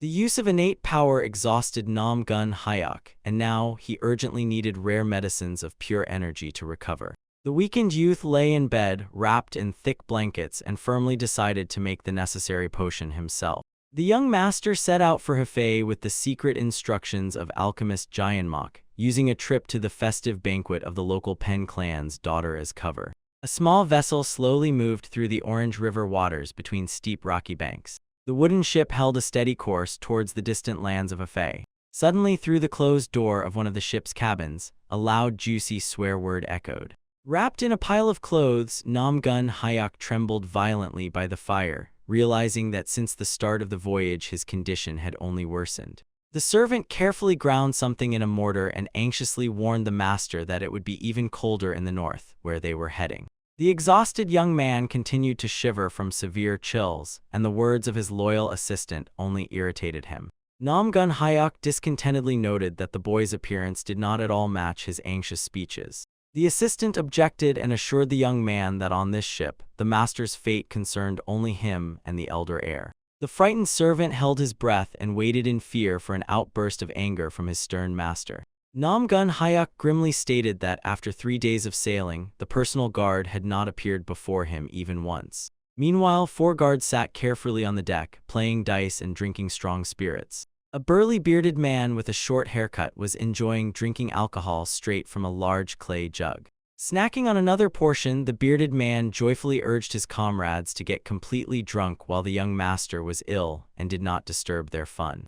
Armed with 2 swords, Chang uncalmly sat by the side with a fishing rod and asked what the strong man would do when the master unexpectedly recovered. The prudent Chang watched the water intently and called fishing a wonderful exercise for the mind and concentration. The strong man only laughed in response and called drinking alcohol his own hardening for the body. Suddenly, the bearded warrior noticed a short-haired, chestnut-haired youth with scars on his face and a sword in his hands coming out from the cabin onto the deck. The young swordsman made several precise and lightning-fast training swings with his weapon. The scarred warrior carefully observed the other youth, sincerely not understanding the reasons for his excessive zeal for training lately. The scarred man with a short haircut watched the long-haired youth who stood motionless on the deck with a half-raised sword. The long-haired boy stood thoughtfully frozen, holding the weapon in front of him. The youth remained completely motionless for a whole hour. While the ship rocked on the waves, the scarred attacker watched the boy and marveled at his iron endurance. Closing his eyes, the warrior recalled the past battle and fervently desired to face this opponent again in a duel. The man with the scarred face confidently moved forward, gripping his sword. A warrior with a short haircut made a swift attack with a weapon in his hands. The attacker approached closely to the young man who still did not move. The scarred warrior fiercely attacked the frozen youth. The boy reacted instantly and cold-bloodedly deflected the first strike. The man with a facial wound swung for the next blow. The youth easily deflected all the lightning-fast attacks, moving only his hand and not stepping from his place. The scarred swordsman continued to relentlessly attack his opponent. The long-haired young man held back the pressure and boldly threatened the enemy with a sword. The short-haired attacker was forced to jump back from the youth's devastating blade. The irritated warrior looked angrily at the opponent whom he still could not shake. Realizing the failure, the scarred man instantly regrouped for a new attempt. The swordsman with a short haircut again moved closer to the unyielding boy. The warrior concentrated all his strength at the moment of the next lunge. The long-haired swordsman calmly awaited the enemy, ready to repel any threat. The scarred fighter began to shower the opponent with a hail of strikes from different positions. The young man maintained complete calm in the face of the enemy onslaught. The boy blocked the attacker's next lunge with a precise and measured movement. The scarred man began to carefully scrutinize every detail of his opponent's movements. Looking at the deck, the warrior with the scarred face noticed that the boy had still shifted his foot. The attacker was genuinely delighted, as he had finally managed to make this monster take at least a step. Suddenly, the young man raised his blade high directly above the scarred fighter's head. The long-haired sword master focused intently, keeping his weapon at the ready. The scarred man suddenly screamed out of surprise or fear. A stranger's hand suddenly slapped the warrior on the cheek, and a comrade urged him to regain consciousness after the sudden loss of awareness and fall. A burly man with a drink was bringing to consciousness a scarred comrade, joking that he had managed to fall asleep with his eyes open. The scarred man, who had just lost to the young man in an imaginary battle and fainted, was confusedly listening to remarks about excessive exhaustion in the absence of the young master. The burly man with a decanter advised the scarred comrade to live as life goes, recalling a sign: if a person suddenly changes, then death is already near. Enjoying the alcohol, the man sincerely rejoiced in his own wisdom and the accuracy of his words, despite others considering him a fool. Namgun Hyuk suddenly leaned over the drunkard, ironically asking if he was really capable of such deep thoughts. Frozen by the sudden appearance of the commander, the burly warrior gulped down the alcohol heavily. Namgun Hyuk asked the revelers with a sly smile if they were having a good time. The commander silently watched as the burly man started a severe cough, spitting out the alcohol. The drunkard's face turned completely red, and tears appeared in his eyes from the intense coughing. Namgun Hyuk thoughtfully repeated the recently heard phrase about life going its own way. The next moment, the commander sternly ordered the burly man to jump overboard. The intoxicated warrior confusedly asked if he really needed to get into the water. Namgun Hyuk coldly reminded the subordinate of his own words about the usual way of life. The commander irritably urged the subordinate, asking why he was hesitating. The big guy obediently ran to the side, while Namgun Hyuk ordered him to move forward. The drunken warrior heavily rolled over the side and fell down. Everyone present on the deck watched as the man plunged with a loud splash into the orange waters of the river. Namgun Hyuk slowly turned to the rest of the subordinates, who were already trembling with fear. The commander asked sternly why they were frozen in place like pillars. The frightened warriors shouted and jumped one after another from the ship straight into the river. One of the subordinates joyfully showed Namgun Hyuk a huge caught fish. The young lad with the live prey in his hands assured the young master that they were looking for the best ingredients for a hearty stew that would restore his strength.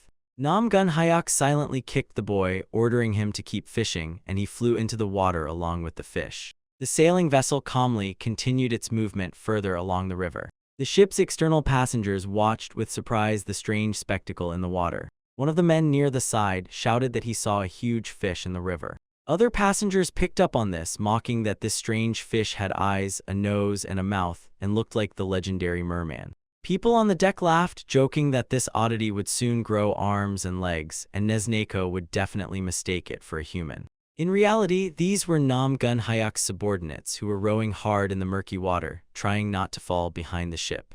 Eyewitnesses on board twirled their fingers near their temples, marveling at the madness of those who dared to sail the Huang and wondered if they would drown. Nam Gun Hyuk sat on the deck under the cold glow of the moon. Trying to warm up, the young man drank medicine right on the cold deck. Hyuk's subordinates, who were still floundering in the icy water, begged for forgiveness and shouted that they were starting to drown. The worried servant asked the master to allow the people to come on board, since ahead was a dangerous area with a strong current. Nam Gun Hyuk cut in that weak guards had no place beside him, and overcoming the boundary between life and death would only help them rise to a new level. Looking back at the commander, the assistant mentally shuddered at his complete ruthlessness. Nam Gun Hyuk immediately gave the servant a scolding, sternly noting that pity in martial arts exposes one's neck to the enemy's strike. The victim grabbed his head and thought in shock whether his master could read other people's thoughts. Hyuk hit the subordinate on the head again, irritably adding that all his emotions were already written on his face. While the young man confidently walked to his cabin, the servant vainly tried to see any signs of his thoughts in the mirror. Nam Gun Hyuk trembled from the cold and thought that in 2 days in Hebei he must acquire the secret technique of the alchemist Jianmok to restore his inner strength and not freeze completely. Suddenly, the silence was broken by a timid girl's voice begging forgiveness for the concern. On the deck directly opposite the young man stood a mysterious stranger. Nam Gun Hyuk noticed the image of a lotus on the hilt of her sword, which immediately led him to think of the legendary Pavilion of Swords. Hyuk wondered in surprise whether, after the devastating strike of the Demon Lord, there were still disciples of this order in the world. The stranger in a hat with a thick veil directly asked the young man if he was the heir of a famous sword family. Nam Gun Hyuk hastily denied this with gestures and voice, as he did not want to deal with these once incredibly intrusive people at all. The girl did not back down and asked again if he was the eldest heir of Nam Gun, since his people wore a recognizable uniform. Hyuk boldly cut off, saying he knew nothing, and advised her to leave him alone because of the terrible cold. The dissatisfied young man turned around, and the girl prayerfully folded her hands, apologized for the mistake, and heard in response advice to be more cautious. Nam Gun Hyuk slammed the heavy cabin door behind him with a bang. Left alone in the room, he listened intently, trying to understand if the stranger had left. At that moment, a servant entered the cabin and asked in surprise what his young master was occupied with. Nam Gun Hyuk immediately asked the subordinate if he had seen the armed girl with a hidden face on the deck. The servant confirmed that he had seen her on the way to the neighboring cabin. Nam Gun Hyuk ordered to stop the training of fools in the water so they would not cross paths with her, to which the servant fearfully asked if she was a collector. Hyuk wearily grabbed his forehead and denied his fear, causing the assistant to bombard him again with questions about the reasons for such irritation. The frightened servant suddenly suggested that the mysterious guest had managed to confess something to his master. Nam Gun Hyuk swung at the boy, criticizing his excessive imagination, but the boy only complained about the hard fate of the assistant to a restless master. The ship quietly sailed under the night sky while someone on board was anxiously pondering the fate of the Pavilion of Swords. Nam Gun Hyuk warmed himself by the fire in the cabin and mentioned in conversation with the servant that the girl he met is the heiress of the pavilion's head and travels the world. The servant was genuinely surprised and asked why the master so stubbornly avoids her, since it does not concern their clan in any way. Nam Gun Hyuk warned that she might challenge him to a duel, and the servant smiled, reminding him of his daily battles with the Lightning Dragon army. Imagining the stranger on a bloody path among defeated enemies, Nam Gun Hyuk noted that their duel should last at least 100 rounds. On the ship's deck at that time, Nam Gun Hyuk's loyal subordinates were training diligently. The long-haired youth skillfully sliced the air with his sword, honing his combat moves. The stranger stepped out onto the balcony above the deck and asked if a 100-round fight is a usual practice in the world of martial arts. Drinking tea through a straw, Nam Gun Hyuk denied it and explained that here they fight each opponent in turn until they defeat 100 people. The mysterious girl with a covered face silently and attentively listened to Nam Gun Hyuk's explanation. In his imagination appeared the image of the stranger who swiftly flew into attack with her blade extended forward. An imaginary fierce battle unfolded between the warlike stranger and the skilled warrior. The girl with the sword released a powerful stream of pink-white internal energy. The long-haired young man managed to repel this devastating energy strike with a precise block. Namgun Hyuk asked the frightened servant if he would go mad if 100 duels came to him every day in a row. The stranger continued to stand alone on the balcony, watching the life on the ship. The subordinates on the deck whispered contemptuously that they did not care about the opinion of the enemies, and the local ladies were simply devoid of true power. The bearded giant suggested to the young man to surprise the young master with 3-year-old challenges to a duel that could drive anyone mad. The young stranger above carefully caught every word from the conversations of Namgun Hyuk's subordinates. In response to the intrigued servant's question about those who survived such a trial, Namgun Hyuk replied that only a few managed it. Namgun Hyuk's gaze became stern when he recalled that only he, the Sword King, and the Demon Lord who destroyed the attackers were able to endure. A sudden loud knock on the cabin door interrupted the conversation between Namgun Hyuk and his faithful servant. A burly bearded man appeared on the threshold and awkwardly asked the young master to help with a difficult problem. Namgun Hyuk asked the giant with dissatisfaction whether it was really that urgent. The giant laughed and objected, reminding the master of his own words that training should never be postponed. Pensive Namgun Hyuk suspected that his men had been poisoned and inquired whether a girl with a veil was wandering on the deck. Stepping into the corridor, the big guy cheerfully winked at his long-haired comrade, confirming that they had indeed managed to unsettle the young master. Turning back and beating his chest, the giant assured Namgun Hyuk that there was no one on the deck except the lightning dragon troops. Namgun Hyuk calmly agreed with his subordinates' arguments and headed for the exit. The servant stayed in the cabin and thoughtfully watched his master leave. Rubbing his gloved palms, Namgun Hyuk smiled and noted that the fighters finally understood everything and were asking for a scolding themselves. Namgun Hyuk walked the deck, thinking that he could not refuse his subordinate's request. Seeing a stranger on the deck, the young man heard her question about whether he was going to leave. Sweaty and frightened, Namgun Hyuk mentally cursed his men. The sword-armed stranger hid her face, and her long hair fluttered. Namgun Hyuk looked closely at the girl's eyes, recalling his subordinate's assurances that she was not there. The sailing ship continued its movement along the Orange River. Namgun Hyuk was caught right opposite an unfamiliar girl. Behind his back, the subordinates whispered, rejoicing that a couple had been matched and dreamed of getting drunk, since a successful union earned 3 glasses of wine and a bad one 3 slaps. A burly man with a small beard advised the young lord to have a good time. Embracing another warrior, the burly man praised their lord, calling him an unparalleled master of martial arts and the unique and incomparable second son of the famous Namgun clan. Angry Namgun Hyuk blushed, promising himself that he would not be a man if he let these fools go. An unfamiliar girl approached the angry youth and, folding her palms in a greeting gesture, introduced herself as So Hyun from the Pavilion of Swords. So Hyun slowly drew her sword from its sheath. Taking a fighting stance, So Hyun asked the youth to demonstrate the unparalleled skill of the Namgun clan, about which she had heard so much. Sweaty and tense, Namgun Hyuk cursed inwardly, noting that the girl turned out to be as straightforward as his past opponents. Warning of the attack, the girl swiftly went on the offensive. A joyful servant watched the duel, hoping that the prolonged fight would distract his master from the servants. Suddenly, Namgun Hyuk covered his mouth with his hand with a curse and coughed violently. So Hyun began to approach the young man, who did not stop coughing. The girl suddenly stopped when she saw that Namgun Hyuk was spitting blood. The young man heavily assured So Hyun that he really was the heir of the Namgun clan. Looking at the long-haired young man, Namgun Hyuk complained to the girl about his weakness, which made it difficult for him to fight. Then he loudly called his brother. The handsome young boy looked around confusedly, not understanding what was going on at all. Namgun Hyuk pointed to his brother and told the girl that this elder son was trained in all the techniques of their clan, and in Hefei he was called the second coming of the Sword King. The surprised brother asked since when he was called that, and Namgun Hyuk mentally promised to make sure it became true. Namgun Hyuk instantly cut through the air between the girl and his brother, ordering them to start the fight. Satisfied, Namgun Hyuk returned to the cabin and boasted to the servant that he killed 2 birds with 1 stone. The servant ironically remarked in response that it was very noble to shift work onto the older brother for one's own comfort.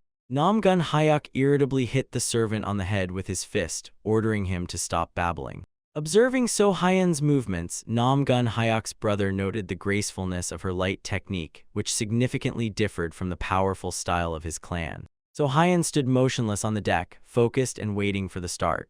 Angry Namgun Hyuk pondered how to punish his subordinates while they complained behind the cabin door about sudden heat and fever. So Hyun respectfully folded her hands in a greeting gesture and asked elder brother Namgun Hyuk to teach her the secrets of combat. Elder brother Namgun Hyuk nodded reservedly to the girl in response, repeating her greeting gesture. So Hyun confidently looked at her opponent and called him to start the fight. The girl decisively and firmly grasped the hilt of her sword with both hands. So Hyun swiftly moved forward, thereby initiating her own attack. A fierce duel flared up between the young man and the girl. During the exchange of blows, elder brother Namgun Hyuk suddenly felt something extremely important. Around the ship, the wind grew stronger, and the waves became increasingly higher. Concerned, Namgun Hyuk's servant drew the commander's attention to the turbulent sea and suggested hiding in the cabin. Namgun Hyuk and his servant watched the duel, marveling at So Hyun's skill in maintaining perfect balance during the strong rocking. The sky above the vessel quickly filled with thick and impenetrable fog. The ship slowly sank into the nighttime thicket of mist. The frightened servant of Namgun Hyuk fearfully noticed that visibility through the fog was rapidly decreasing. Sitting on the deck, Namgun Hyuk suddenly declared that he had spotted a foreign ship ahead.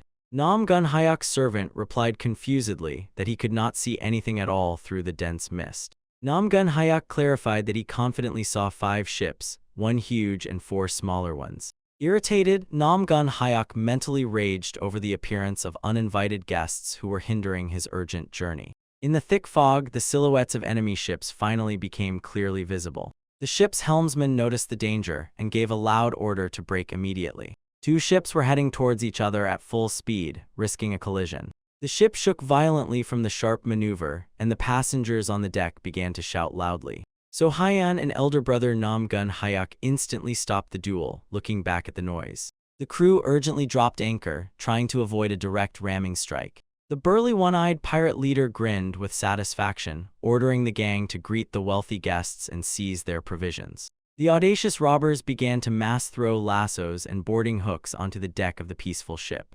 The pirates simultaneously hurled heavy iron hooks toward Namgun Hyuk's ship. Sharp boarding projectiles whistled as they flew onto the protected deck. Armed pirates swiftly climbed onto the deck of the peaceful ship using ropes. The servant panicked and warned Namgun Hyuk about the boarding, but the commander ordered to stop the panic. The robbers demanded the passengers to obey and immediately gather in one place. The frightened people on the peaceful ship shuddered with horror. The audacious corsair with a wounded face and an axe on his shoulder assured those present of his nobility, urging them only to follow orders for their own safety.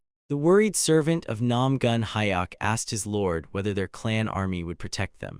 Namgun Hyuk expressed doubt, recognizing the attackers as stubborn bandits from the Yangtze River. The frightened servant was surprised by the appearance of these terrible pirates, as they were currently sailing on the Yellow River.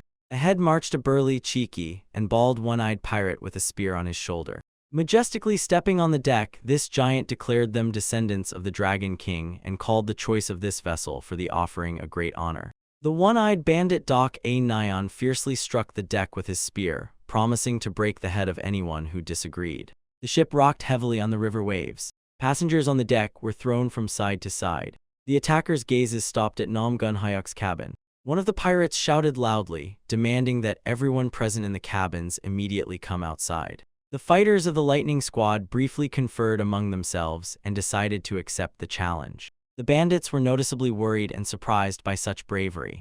At the head of the squad appeared a young scarred man with a short haircut, wearing the same uniform. The bald one-eyed leader worried in his thoughts about the unknown affiliation of these fighters to some clan. The pirate was soaked with sweat, pondering the sudden interception of the ship in his own waters and the risk of a fight with the main squad due to a possible lack of loot. The burly warrior of the Lightning Dragon with a 2-handed axe on his shoulders strictly clarified what exactly the attackers wanted. The one-eyed bald leader backed down, declaring his unwillingness to start a fight and his intention to leave peacefully. He demanded that the fighters pay a toll according to the rules of Dunpan Fortress, which caused outrage among the warriors who asked if the bandits were tired of living. Nam Gun Hyok pondered the unusual compliance of the pirates, who limited themselves to only demanding payment. The man recalled the past when these robbers usually mercilessly killed everyone in their path and took all the property. The short-haired scarred youth addressed Nam Gun Hyok for orders regarding the destruction of the robbers. The grim commander weighed all the risks of a prolonged conflict with this clan and decided to simply buy them off, having enough money. The sturdy fighter with an axe called on his comrades to prepare for battle, expecting an order from the young lord to turn the attackers into mince. Instead, Nam Gun Hyok unexpectedly ordered the scarred youth to comply with the pirates' conditions and give them the money. The young warrior with scars on his face indignantly asked if they really had to submit to some river bandits. Stocky Chan-un with an axe asked the scarred young man why he froze and reminded him of the young lord's anger if they delayed. The scarred young man passed on the order to Nam Gun Hyok to immediately settle with the pirates. Chan-un and his companion looked at the pirates and ominously remarked that they perfectly understood how exactly they were supposed to settle. They only clarified whether Nam Gun Hyok really ordered to simply give the money. The soldiers of the Lightning Dragon army did not believe that their usually greedy commander decided to pay instead of fighting. Nam Gun Hyok rubbed his ear, which suddenly itched from others' gossip. The pirates brazenly hurried them, demanding 10 silver coins per person as a toll for passage. So Hyan cast a watchful glance at the enemies. She, together with Nam Gun Hyok and his older brother, closely observed the actions of the river bandits. Nam Gun Hyok himself mentally screamed with rage, unable to come to terms with the necessity of giving such money. So Hyan silently gave a sign to Nam Gun Hyok's older brother. A stranger with a veil on her face loudly called Nam Gun Hyok. Nam Gun Hyok gestured to his brother to stop So Hyan at any cost. Nam Gun Ryan suddenly realized that his younger brother possessed telepathy. Nam Gun Hyok suggested simply paying and asked his subordinates not to waste their strength. So Hyan looked at her older brother in surprise, who asked Nam Gun Hyok if he had run out of money. Armed with a saber, the pirate boldly threatened the grandfather and his grandchildren on the ship's deck. The old man, together with the children, begged the robber for mercy, assuring him that they had no valuables. The robber threatened the old man and the children that if there was no money, he would send their heads to the Dragon King. The frightened children pleaded with the pirate to have mercy, as they had no one left except their grandfather. The enraged pirate pushed the children away with all his might and ordered them to get lost. Filled with hatred, So Hyan fiercely looked at the pirate and decisively drew the sword from its sheath. Nam Gun Hyok stopped the pirate, who was already preparing to cut off the old man's head, and promised to pay for the family. The audacious robber swung his saber at the grandfather, amazed at his will to live, and ordered him to be silent. So Hyan jumped up swiftly. The girl with a blade in her hands flew towards the enemy, preparing for a devastating strike. The pirate was distracted from his victim and noticed the aerial attack too late. So Hyan's sharp sword shattered the enemy's saber and deeply cut the pirate's chest. The wounded bandit fell bleeding. Other pirates, cursing, rushed at the girl, outraged by her audacity to attack the fighters of the Yangtze River fortress. So Hyan skillfully repelled the fierce attacks of the bandits. The young warrior quickly eliminated several more enemies. With one precise move, the girl slit the throat of the next attacker. Nam Gun Hyok, in despair, covered his face with his hand, lamenting that everything could have been resolved with money and passed quietly. So Hyan ordered the pirates to release the prisoners, promising in return to cease the pursuit. Disappointed, Nam Gun Hyok watched her and thought that after the fight started, enemies could not be forgiven so easily.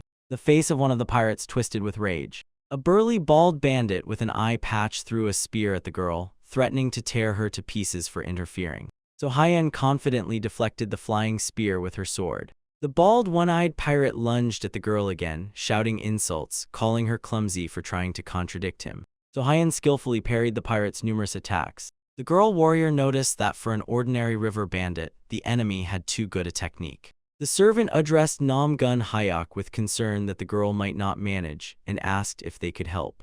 The frightened Nam Gun Hyok asked confusedly if the servant meant his own help. The servant reproached the lord for heartlessness, noting that possible casualties would tarnish the reputation of Nam Gun Hyok himself and the entire clan. Nam Gun Hyok hit the servant on the head with his fist because of the mention of reputation, making him wonder if the lord could read minds. The girl warrior skillfully deflected the next attack of the one-eyed pirate. The burly, angry pirate cursed at the girl and prepared for a new assault. One-eyed bandit was afraid of shame before the leader, who was about to arrive and see his helplessness against one woman. The bald commander ordered his subordinates to attack and show everyone the price of disobedience. The girl warrior called the bald bastard and was the first to rush forward. The one-eyed pirate stopped So Hyun with a threat that innocent people would die because of her and demanded that she lay down her arms for their salvation. The audacious pirates threatened the passengers, blaming the girl for everything and mockingly lamenting their poor choice of company for the journey. Namgun Ryan instantly drew his sword. The boy decided to attack the armed pirates from behind. Namgun Ryan swiftly went on the offensive. The pirates did not expect this attack at all. Namgun Ryan with one swing cut off the heads of the nearest enemies. The young master immediately prepared for the next strike. The audacious actions of Namgun Ryan angered the rest of the bandits. The robbers shouted, trying to identify the audacious young man, and rushed at him with calls to kill. The servant stated that the elder heir predictably could not withstand the spectacle and got involved in the fight. Desperate Namgun Hyuk cursed, considering his brother and the female warrior completely useless. The bald leader watched as Namgun Ryang destroyed another pirate with his sword and feverishly wondered who this strong young lord was. Finally, the bald commander ordered his subordinates to slaughter everyone on the ship, take the money, and flee. The pirates eagerly accepted the brutal order and launched a massive offensive. Namgun Hyuk cursed and gestured an order to the scarred commander of the Lightning Dragon army. The young man with scars on his face drew his sword on the move and rushed into the thick of the battle.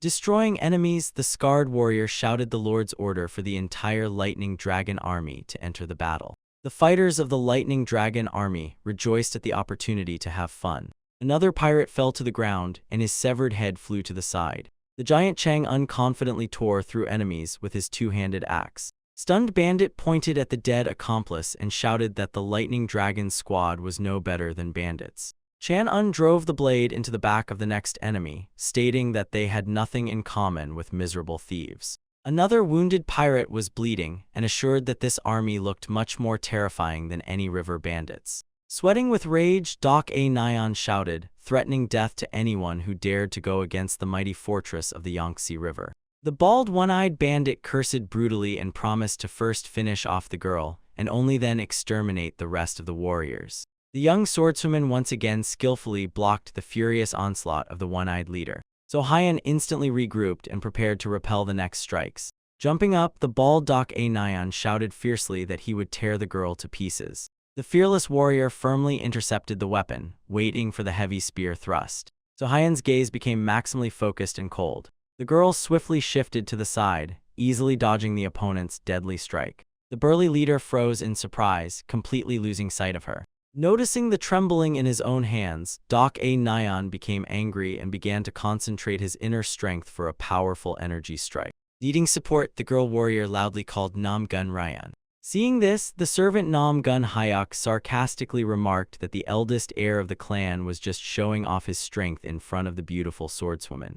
Namgun Hyuk irritably replied that there was nothing to be proud of here since he failed to defeat the worthless opponent with the first strike, and these words deeply hurt the girl. Hearing the insult, the enraged one-eyed pirate shouted wildly and rushed to attack Namgun Ryan. The giant swung his weapon, demanding that his opponent accept his devastating blow. A deadly wave of concentrated energy flew at a crazy speed towards Namgun Hyuk, the elder brother.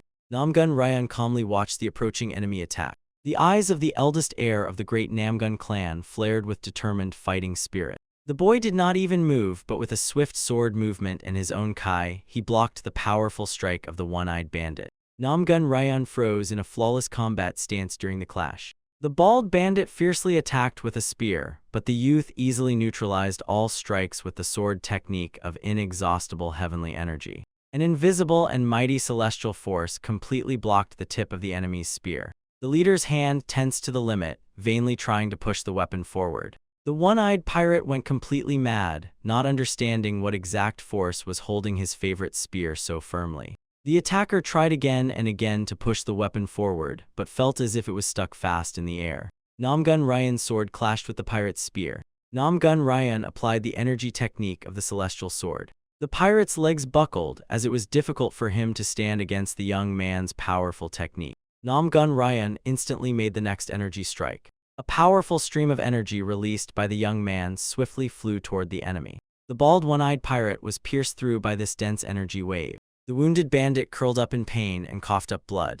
Bleeding, the bald one-eyed pirate heavily collapsed onto the wooden deck. The girl warrior watched this fierce battle in shock. The bloody Doc A Nyan lay motionless on the ship's deck. The warrior gave the opponent a vigilant and serious look. So Hyen so carefully looked at Nam Gun Ryan, wondering how long she herself would last in such a duel. Nam Gun Hyuk watched his brother and slyly remarked that he was not progressing at all, and his heavenly energy was only an illusion. Stunned, Nam Gun Ryan listened to the younger brother's order to train the energy consolidation technique 3 hours longer every day from now on. Nam Gun Hyuk walked away, mentally noting that the elder brother still had a lot to learn. The passengers triumphantly praised the Namgun clan, rejoicing in the anticipated victory over the pirates and their own rescue. One of the travelers was the first to notice the danger and fearfully tried to warn the others about the threat. People on the deck of the peaceful ship watched with fear the rapid approach of a foreign vessel with dragon heads. The unknown ship raced at a mad speed, cutting through the waves. The dragon figures on the bow of the enemy ship ominously spewed thick fog. Passengers of the peaceful ship were panic-stricken discussing the mysterious dragon ship. Focused Nam Gun Hyuk listened to the desperate cries of people who already considered themselves walking corpses. The foreign vessel at full speed rammed the side of the peaceful ship. From the powerful impact, people on the deck could not keep their feet and fell down screaming. The ship with dragon heads inflicted heavy damage on the peaceful vessel. Frightened by the collision, the passengers shuddered at the eerie creak of the mangled wood. Assault ladders were heavily lowered onto the deck of the peaceful ship from the enemy ship. The girl warrior and Nam Gun Hyuk's elder brother closely watched every movement of the attackers. Through the dense veil of fog, a burly man in a long mantle and formidable armor descended the stairs. An invader stepped onto the deck, whose face under the helmet expressed iron concentration. Next to him on the deck planks lay the bloodied body of a bald pirate. The uninvited guest sternly addressed the air, asking if he was truly a descendant of the mighty Namgun clan. A brazen warrior in armor called himself the Steel Dragon Yanji from the fortress Qingjin and inquired who dared to cause such a commotion here. People whispered in shock, recognizing the formidable invader as the very commandant of the fortress. Nam Gun Hyuk irritably grabbed his frightened servant by the chin, who was babbling about the arrival of the commandant. The young master decisively stepped forward before the trembling servant, complaining that he had to take everything into his own hands again. Namgun Hyuk walked slowly toward his elder brother. Namgun Ryan calmly asked his younger brother if he needed help in the fight. At that moment, the younger Namgun had a brilliant idea. Namgun Hyuk boldly ordered his brother to go away, adding that the elders should yield the place for good training. The servant emotionally asked the master if he had agreed too quickly to the polite offer of the heir, but Namgun Hyuk cut him off, saying a real man always stands by his words. Namgun Ryan silently stepped forward, standing directly opposite the uninvited guest. The commandant in heavy armor and the clan heir faced each other face to face. The steel dragon Yanji smiled and offered Namgun Ryan to demonstrate the famed technique of his clan. The girl warrior decisively drew her weapon and promised Namgun Ryan to support him in this battle. Namgun Ryan assured the girl warrior that he could handle this on his own. So Hyen objected to the young man, noting that together they have a chance to defeat the enemy. The bold burly man in armor laughed loudly and approved Namgun's bravery, allowing them to attack together. The steel dragon sharply raised his hand, instantly provoking a powerful fiery explosion. The dense flame from the explosion completely surrounded the burly figure of the steel dragon. The steel dragon in his heavy armor immediately provoked the next wave of fire. The frightened Namgun Hyuk recognized in the smoke the lost technique of the 36-year-old feudal dragon, whose creator was believed to have been executed. The girl warrior together with the elder Namgun desperately fought off the fierce fiery flames. Namgun Ryan focused and began rapidly generating his own internal energy. The heir of the famous Namgun family employed the legendary technique of the imperial sword. The steel dragon in his sturdy armor stood unwaveringly directly opposite the elder Namgun. A cheeky and extremely audacious smile appeared on the face of the steel dragon. The steel dragon blocked the powerful energy flow of Namgun Ryan with a light movement of his hand. Senior Nam Gun did not stop and continued stubbornly advancing on the mighty opponent. The girl warrior swiftly soared into the air, preparing a sudden attack on the steel dragon. So Hyen fired energy swords from above, hoping to take advantage of this favorable moment. The warrior used the secret technique of 12 waves of meteor shower against the enemy. The energy blades flew at the steel dragon but helplessly bounced off his strong armor. Landing, the girl warrior looked at the opponent anxiously and very attentively. So Hyen examined the steel dragon from behind, realizing that his armor completely nullified the power of her swords. Calling the enemy's attack mere tickles, the steel dragon swiftly rushed at So Hyen. After the devastating blow from the steel dragon, the girl warrior fell heavily to the floor. Nam Gun Ryan angrily launched a new assault on the armor-protected man. Steel Dragon effortlessly created new destructive fiery streams around himself. Nam Gun Ryan fiercely defended himself with a sword against the flames, while the enemy shouted insults at his clan. Swinging his fist, Steel Dragon mocked the supposedly weak and worthless power of the great Nam Gun clan. With his other hand, Steel Dragon disdainfully gave the young man a powerful flick. The destructive energy strike from this move purposefully flew straight at Nam Gun Ryan. The young man lost his balance and fell heavily from the powerful impact received. Nam Gun Hyuk watched the fight and understood that his brother was losing due to the high humidity that restrained his full strength. Nam Gun Hyuk observed his elder brother, who barely got up after the blow, and realized that he was not yet ready for battle. Steel Dragon boldly asked Nam Gun Ryan if he realized his place, and laughingly promised to kill him later to disgrace the great clan. Nam Gun Ryan's face contorted with rage after hearing the insults. Nam Gun Ryan instantly went on the attack, releasing a powerful stream of energy. The destructive energy beams swiftly flew toward the enemy. Stocky Steel Dragon in armor with a confident smile calmly watched the approach of the enemy's attack. Releasing streams of fire, the Steel Dragon mockingly noted the considerable agility of the youth. The enemy continued to attack with fire, assuring that he had already studied all the opponent's capabilities.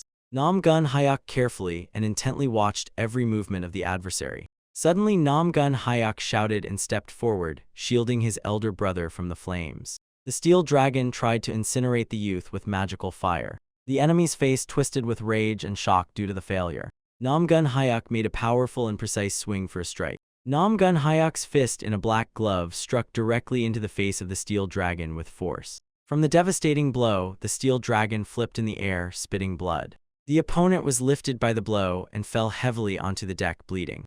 The stunned girl warrior asked Nam Gun Hyuk in confusion about what had just happened. Soldiers of the Lightning Dragon army began placing bets, mocking that the Steel Dragon did not last even a second. Sirius Chan noted that despite all the boasting, the Steel Dragon was instantly defeated. The girl warrior looked fearfully at the trembling enemy and could not believe that Nam Gun Hyuk needed only one strike where they lacked strength. Sweaty and furious, the Steel Dragon barely got up and fiercely demanded to know who this young man was. Nam Gun Hyuk boldly replied that he would not allow anyone who does not know their place to insult his family. The young man promised to deal with the commander like a worthless mutt so that everyone would learn about the triumph of the Nam Gun clan guardian.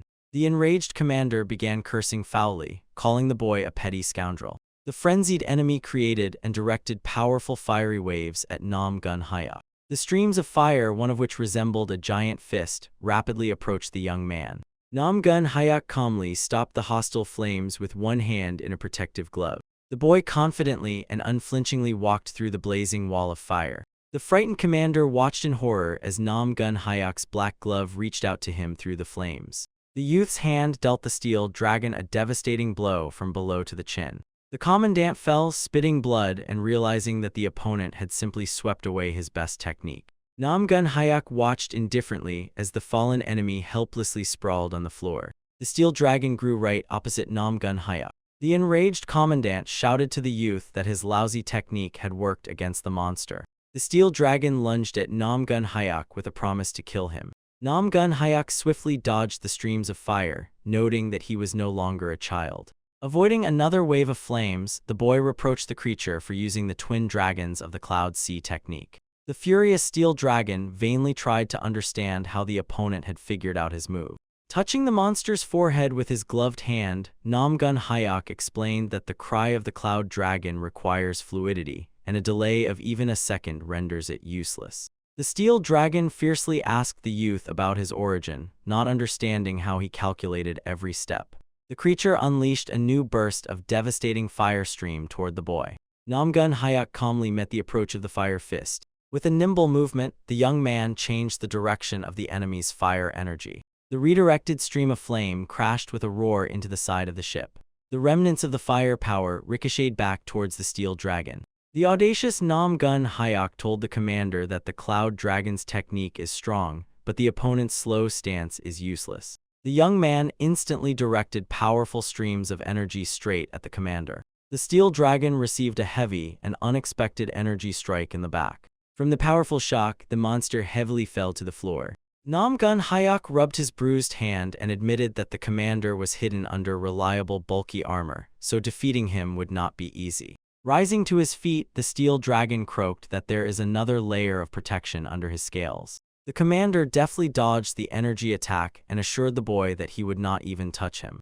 Namgun Hyuk indifferently watched the new attacks of the enraged commander. The steel dragon tried to reach the young man, promising to grind him to powder. Releasing the beams from his hands, Namgun Hyuk asked why he was showing off and promised to show real pain, as falling from such a height is much more painful. The steel dragon was again struck by a powerful energy stream from the opponent. The monster struggled to stand on its feet, and thick steam poured from its damaged armor. The dragon charged into attack again, shouting that with this armor he remains invincible. Namgun Hyuk briefly ordered his subordinate to give him a weapon. The loyal servant instantly handed the ordered hilt to his master. The young man confidently gripped the bare sword in his hand. The commander unleashed another wave of flames, assuring that some piece of iron would change nothing. The enemy again directed powerful flames toward Namgun Hyuk. The steel dragon was outraged and declared that Namgun Hyuk had completely lost his mind. The steel dragon's gaze became intensely focused. The steel dragon screamed in despair when the commander's armor was seriously damaged. Namgun Hyuk pierced the commander's armor with his sword, leaving a deep hole in it. Namgun Hyuk ironically reminded the now less confident enemy of his previous warning. The boy with a joyful shout swung at the steel dragon, promising him unbearable pain. So Hyan watched in surprise as fragments of armor and splashes of blood flew around. The girl warrior asked her older brother which technique Namgun Hyuk was using now. Namgun Ryan explained to the girl warrior that it was the legendary technique of the three thunder swords. Incredibly pleased with himself, Namgun Hyuk continued to strike the enemy with his sword at lightning speed. The commander barely held back tears that flowed from unbearable pain. Namgun Hyuk stopped in front of the trembling commander in completely shredded armor.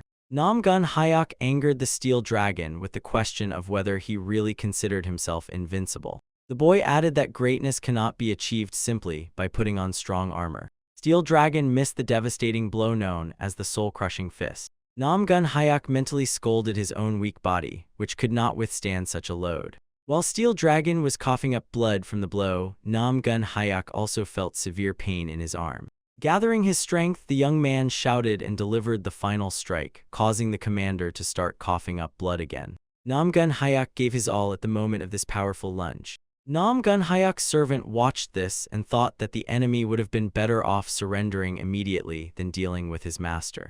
The young man felt that they were gossiping about him and simultaneously delivered another devastating blow to Steel Dragon. Suddenly, the boy felt the entire ship sway strongly to the side. Namgun Hyuk's gaze instantly became serious and focused. The girl warrior carefully studied the young man with her eyes, although the moment was completely inappropriate for this. Namgun Hyuk ordered Chom-san to immediately give him medicine, as his heavenly energy turned out to be too strong. Chom-san replied that the master realized it too late, which made Namgun Hyuk scold irritably. So Hyan approached Namgun Hyuk and politely folded her palms in a greeting gesture. The girl warrior officially challenged the young man to a duel as the true heir of the Sword King clan. Angry Namgun Hyuk denied her words, stating that he is not an heir but simply gave his all. So Hyan again insistently demanded a duel, but Namgun Hyuk defended his older brother, explaining his failure by unfamiliarity with battles on a ship. Namgun Hyuk held his head in confusion, thinking that the warriors from the Sword Pavilion were simply mocking him by their presence. Next to Namgun Hyuk stood So Hyan, listening to the fierce shouts of pirates who threatened to kill everyone and praised the power of their Don Payan clan.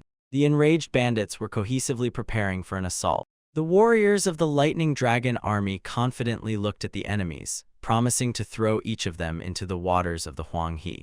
Namgun Hayok urged the girl warrior to forget their quarrels and immediately help the people fend off the river robbers. The girl warrior paused for a moment, pondering his words. Namgun Hayok hastily promised his opponent that they would definitely meet in a duel right after the battle. So Hyan swiftly soared into the air, drew her blade, and loudly ordered the attackers to stop. Namgun Hayok silently watched the warrior girl who flew above the deck. Watching her, the young man irritably thought that this warrior had latched onto him like a leech. Namgun Hayok ordered the servant Chom San to quickly organize the evacuation of people onto the Dragon King's ship, using boats and the help of villagers. Chom San anxiously asked the commander if he would leave with them. The giant from the Lightning Dragon army clenched a heavy axe in his hands and with a smile reminded the frightened pirates of his warning. The fallen robbers stood confused and fearful on their knees on the upper deck. So Hyan asked aloud in surprise if Namgun Hayok really ordered everyone to transfer to the boats. The boy nodded and pointed to the shattered side, explaining the need for people for urgent ship repairs. The warrior suggested simply taking the Dragon King's ship, which was left without a captain, but Namgun Hayok objected, reminding about the clan's honesty. The young man quoted a proverb that a one-time theft makes a person a thief forever, which caused genuine surprise in the girl. Looking at the frightened passengers, the warrior girl anxiously asked what would happen in case of a new pirate attack on the defenseless villagers.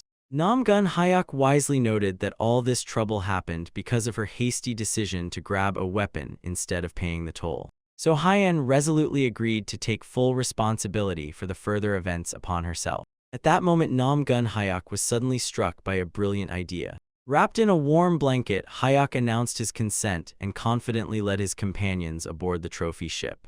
Namgun Ryang and Chom San stared in shock after their commander.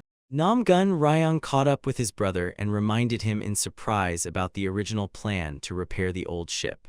The younger brother just twirled his finger near his temple, assuring that it was a sin to leave such a luxurious dragon ship.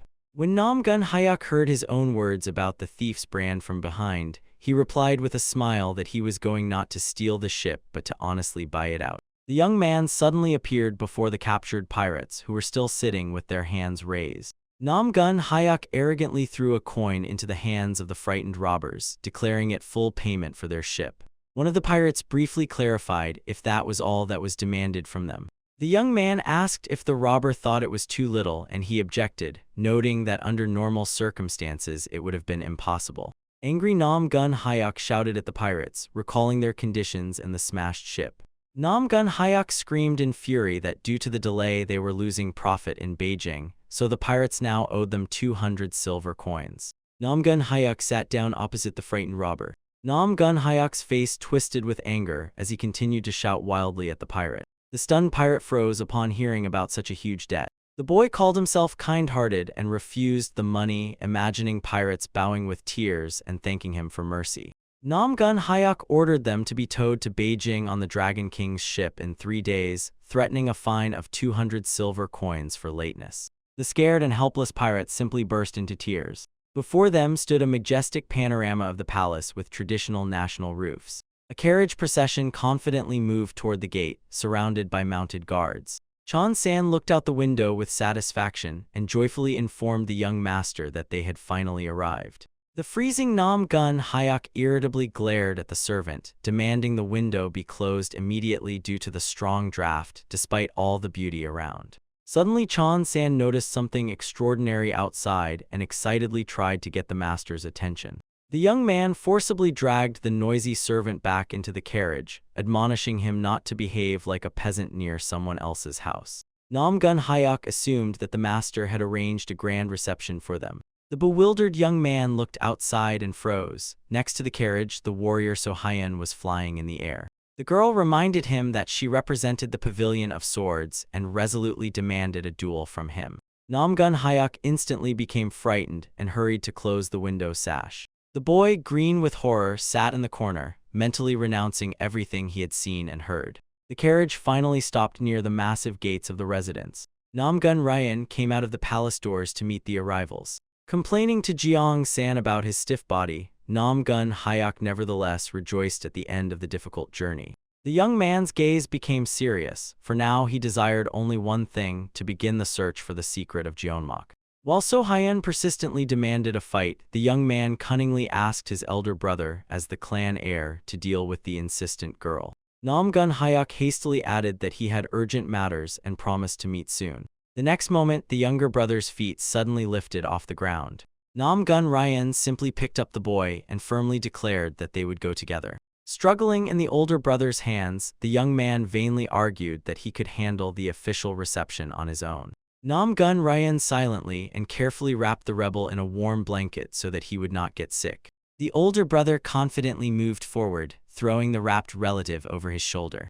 The captive loudly demanded freedom, complaining about the lack of time, while behind them the warrior silently followed. So Hyun watched them and thought that without this duel, she would never have stepped onto the Pen clan's territory. The boy begged those around for help, while Ryan knew, if he let his brother go, he would immediately run away. The girl thoughtfully watched them go, marveling at the rare talent of the young man from whom much could be learned. Wrapped in a blanket, Namgun Hyuk irritably shouted after the girl to stop following him. He advised her to return home, but the servant noted that for a true sword master, the clan's name did not matter. The entire group, including the burly fighter of the dragon army and the scarred man, was suddenly stopped by the guard. A stern palace guard demanded that the guests state their names and purpose of arrival. The servant showed the guard a tablet with hieroglyphs, explaining that before him was the senior heir and the younger lord from the magnificent Namgun clan. The second guard asked his partner in surprise whether they were really expecting a visit from this clan,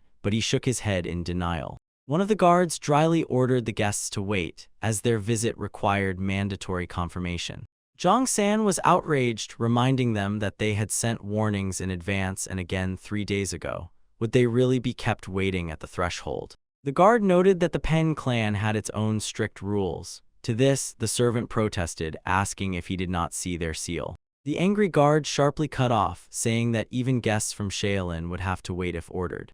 Namgun Hyuk silently observed the guard's audacity, mentally noting that the Pen clan had gained considerable courage. The elder Namgun, with his younger brother on his shoulders and the girl warrior behind, froze waiting for a response. Another guard, So Hyun, and Namgun Hyuk's assistant tensely awaited the outcome. Suddenly, the girl warrior decisively stepped forward with her own tablet, declaring to the surprised guard that she represented the Pavilion of Swords. The stunned guards asked again in confusion, not believing their ears. They instantly bowed in a greeting gesture, respectfully inviting the esteemed guest to enter. However, the girl calmly pointed to the Namgun brothers and their companions, noting that they had arrived with her. Such an unexpected turn of events completely confused the guards. The senior guard on duty paused for a moment, deeply pondering the consequences. Finally, he ordered everyone to be allowed in and led inside, as leaving such guests outside was unacceptable.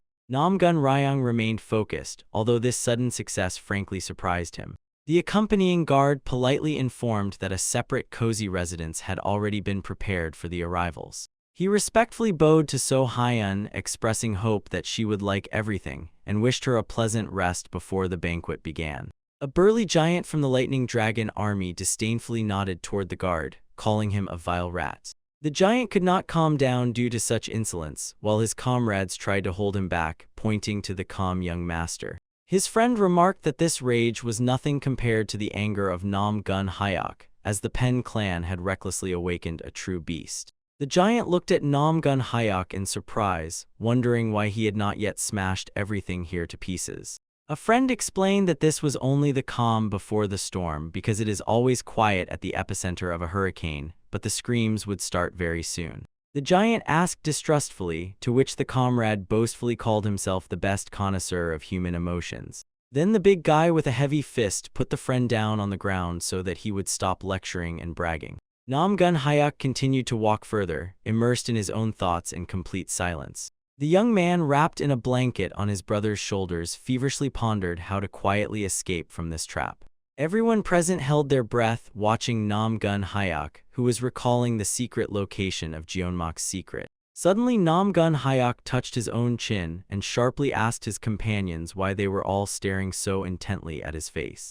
Namgun Hyuk's servant anxiously asked his master about further actions and the possibility of blowing everything up here. Jian-san noted that Nam-gun Hyok had a warlike appearance and suggested simply making the guards regret their behavior. Nam-gun Hyok urged the servant not to exaggerate, reminding him of the status of messengers, but the servant was offended by the disrespect shown to them. Nam-gun Hyok began to boil from the servant's words, who continued to reproach him for indifference to the insult inflicted. Nam-gun Hyok suddenly began to break free from the strong hands of his older brother. The boy skillfully slipped out from under the blanket into full freedom. Hyok immediately flew up to the servant, slapped him on the back of the head, and mocked him for the sudden hysteria after the failed divination. Holding his head, Chan-san, with tears in his eyes, asked if Nam-gun Hyok would really forgive the Pen clan so easily for these insults. Nam-gun Hyok assured that the minor self-assertion of the guards was not worth their attention, although the situation did indeed look humiliating. He added that he initially planned to show magnanimity, but to endure such treatment any longer would be too much. His words about the need to fight back were unanimously supported by the burly strongman, the friend, and the servant. The young man decisively commanded everyone to go with him, declaring that the clan would not tolerate such treatment despite their plans to stay at the banquet. The strongman, his friend, the servant, and the elder brother stared at the boy in shock. Nam-gun Ryan sighed heavily when the younger brother urged everyone not to stoop to the level of the offenders and to move on immediately. Nam-gun Hyuk was suddenly grabbed by the collar and pulled back. Nam-gun Ryan firmly caught the younger brother, pressing him to himself. The elder reminded the paternal instruction to always watch over the younger, to which the latter only defiantly snorted in response. Enraged, Nam-gun Hyuk mentally assured himself that he would definitely escape under the cover of night. In the Pen clan palace at this time, the arrival of the so-called curs from the Nam-gun clan was disdainfully discussed. In the hall at the table sat the respected head of the Pen clan and a young man with a headband, listening to the guard's report about the confusion of the arriving guests. Chan Hyuk called the envoys miserable cowards and stated that in their place he would have immediately dealt with the offender. The head of the Pen clan, with a glass in hand, noted that the guests were bound by their status, so it was extremely pleasant to observe their helplessness. Chan Hyuk laughingly suggested to his father to finally prove to the whole kingdom the worthlessness of the Nam-gun clan. Pen Chan remarked that any move by the guests during the banquet would make them look like fools or lead to a swift punishment. Rising from the table, the head of the Pen clan announced his intention to officially welcome his guests. Chan Hyuk asked in surprise whether his father really intended to show such high respect to these failures. Pen Chan explained to his son that their main goal was to take advantage of the opportunity and become related to the young lady of the Pavilion of Swords. Before his eyes appeared a neat building designated for the rest of the Nam-gun clan delegation. Inside the house, at a table covered with a red tablecloth, Nam-gun Hyuk dined with a servant and Nam-gun Ryan with a female warrior. Chewing a duck leg, Nam-gun Hyuk admitted that despite the rudeness of the hosts, their famous Peking duck turned out excellent. The servant of the younger Nam-gun lamented that the clan's status had fallen below the baseboard, while Nam-gun Hyuk still had a great appetite. Nam-gun Hyuk rudely stuffed Chom-san's mouth with a duck leg, asking whether everyone should starve for the sake of others' supplies. Swiftly devouring the salad, Nam-gun Hyuk pondered the futility of childish games and the urgent need to find the secret alchemist Jeonmok's instructions to restore chi. Nam-gun Hyuk suddenly became alert upon hearing the news of the clan leader's arrival. Inspired, Chom-san sincerely believed that the visit of the leader himself signified an attempt to save their family's sullied honor. Nam-gun Hyuk continued quickly chewing the salad, fully understanding that it was absolutely impossible. Clan leader Pen Jeong, along with his son Jun Hyuk, arrived at the guest residence, where Elder Pen greeted the heir of the Sword Pavilion, confessing he did not expect such a visit. So Hyen folded her hands in a welcoming gesture and inquired about the purpose of the leader's visit, introducing herself as a warrior from the Sword Pavilion. Clan leader Pen warmly welcomed the guest and immediately introduced his son, noting that he had always deeply respected her pavilion. Nam-gun Hyuk was surprised by the sudden appearance of clan leader Pen and his son Jun Hyuk, mentally noting that their presence had been completely ignored. Jun Hyuk respectfully bowed and spoke of the glory of her order, daring to ask the female warrior for a future instructive duel. Hearing the young man's request, So Hyen calmly replied that although the techniques of the sword and saber differ significantly, such experience can still be useful. Pen Jun Hyuk reminded the well-known truth about the merging of all martial arts streams into one, adding that in Masters duels even different styles help to discover something new. A sly smile appeared on Nam Gun Hyuk's face because Pen Jr. so boldly counted himself among the ranks of great masters. Angry at such a reaction, Pen Jr. sharply turned around and demanded to know who exactly was mocking. Nam Gun Hyuk meanwhile continued to eat Peking duck unperturbed, completely ignoring the other's indignation. At that moment, Pen Jun Hyuk realized that the jeers came from a strange young man and was genuinely surprised to see Nam Gun Hyuk wrapped in a blanket. The father noticed his son's rage in time and stopped him with a hand gesture, reminding him of the guest's presence, after which Jun Hyuk gritted his teeth and said that a noble person knows how to forgive mistakes. Nam Gun Hyuk continued to serve salad and loudly mocked the other's arrogance, asking since when the Pen clan had become so audacious and Jun Hyuk so noble. The head of the Pen clan addressed So Hyun with a question about how she learned about his daughter's birthday, since her pavilion usually kept itself apart from the world. So Hyun briefly explained that she came here as a companion of the Nam Gun clan. Pen Chin was genuinely surprised by such accompaniment, since usually those from the Sword Pavilion appeared in Murem exclusively for fierce duels. The leader of the Pen clan suggested that the girl's journey with the Nam Gun people indicated the presence among them of a strong master who managed to interest her. Observing Nam Gun Hyuk, Pen Chan tried to understand his essence, outraged that this glutton did not even stand up to greet the head of a foreign clan. While Nam Gun Hyuk was happily crunching on croutons, the Pen head disdainfully thought that the affairs of the Nam Gun order were utterly bad if their representative behaved worse than a servant. The head of the Pen clan cast a scrutinizing and heavy gaze on those present. Eventually, the scrutinizing gaze of the clan leader stopped on Nam Gun Ryoni. Pen Chan addressed the elder Nam Gun with a remark that he had noticeably grown in his skill since their last meeting. Ryoni was surprised by the clan head's assumption that the Pavilion of Swords, which always chose only the best opponents, could be interested in his candidacy. Hinting at the guest's inexperience, the Pen head suggested she face his son Jun Hyuk to check if they could reach the level of Nam Gun masters. Pen Jun Hyuk readily confirmed his readiness to fight, but suddenly heard behind him the biting voice of Nam Gun Hyuk about the inevitable fiasco of saber technique against the sword. From these audacious words, everything literally darkened inside the younger Pen with rage. Enraged, Jun Hyuk sharply turned around and saw the servant asking Nam Gun Hyuk not to laugh so loudly, to which the young man in the blanket only called the situation too comical. Distorted by anger, the younger Pen pointed a finger at Nam Gun Hyuk and irritably demanded explanations about what exactly seemed so funny to them. Nam Gun Hyuk calmly put the chopsticks on the tablecloth and carelessly said that it was nonsense. Picking something up from the table, Nam Gun Hyuk looked at the enraged opponent and added that reality simply does not match the rumors heard earlier. The furious Pen Jun Hyuk demanded an answer from Nam Gun Hyuk whether he really considered the words of the younger heir a lie. Embodied in Nam Gun Hyuk, the voice of Ha Hu-en mockingly remarked that comparing the demon lord to the sword King Pen was simply absurd. Then Nam Gun Hyuk ironically asked the angry young man if he was finally going to stop lying. Hyuk added that rumors always exaggerate the truth, but the younger Pen indignantly beat his chest, assuring his honesty.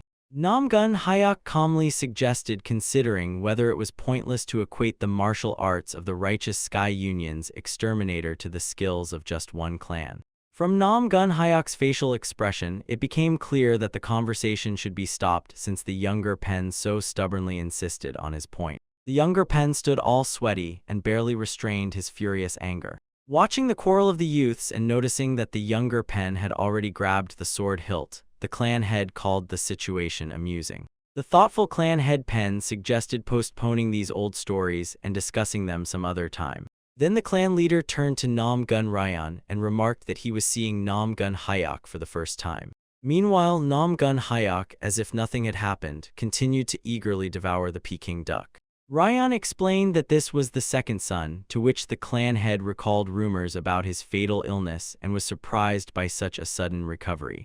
Nam Gun Ryan replied that the recovery was not complete, and Hyuk boldly added that he simply did not want to talk earlier. The clan head mentally noted the information about the weak health of the second son, and aloud only restrainedly snorted.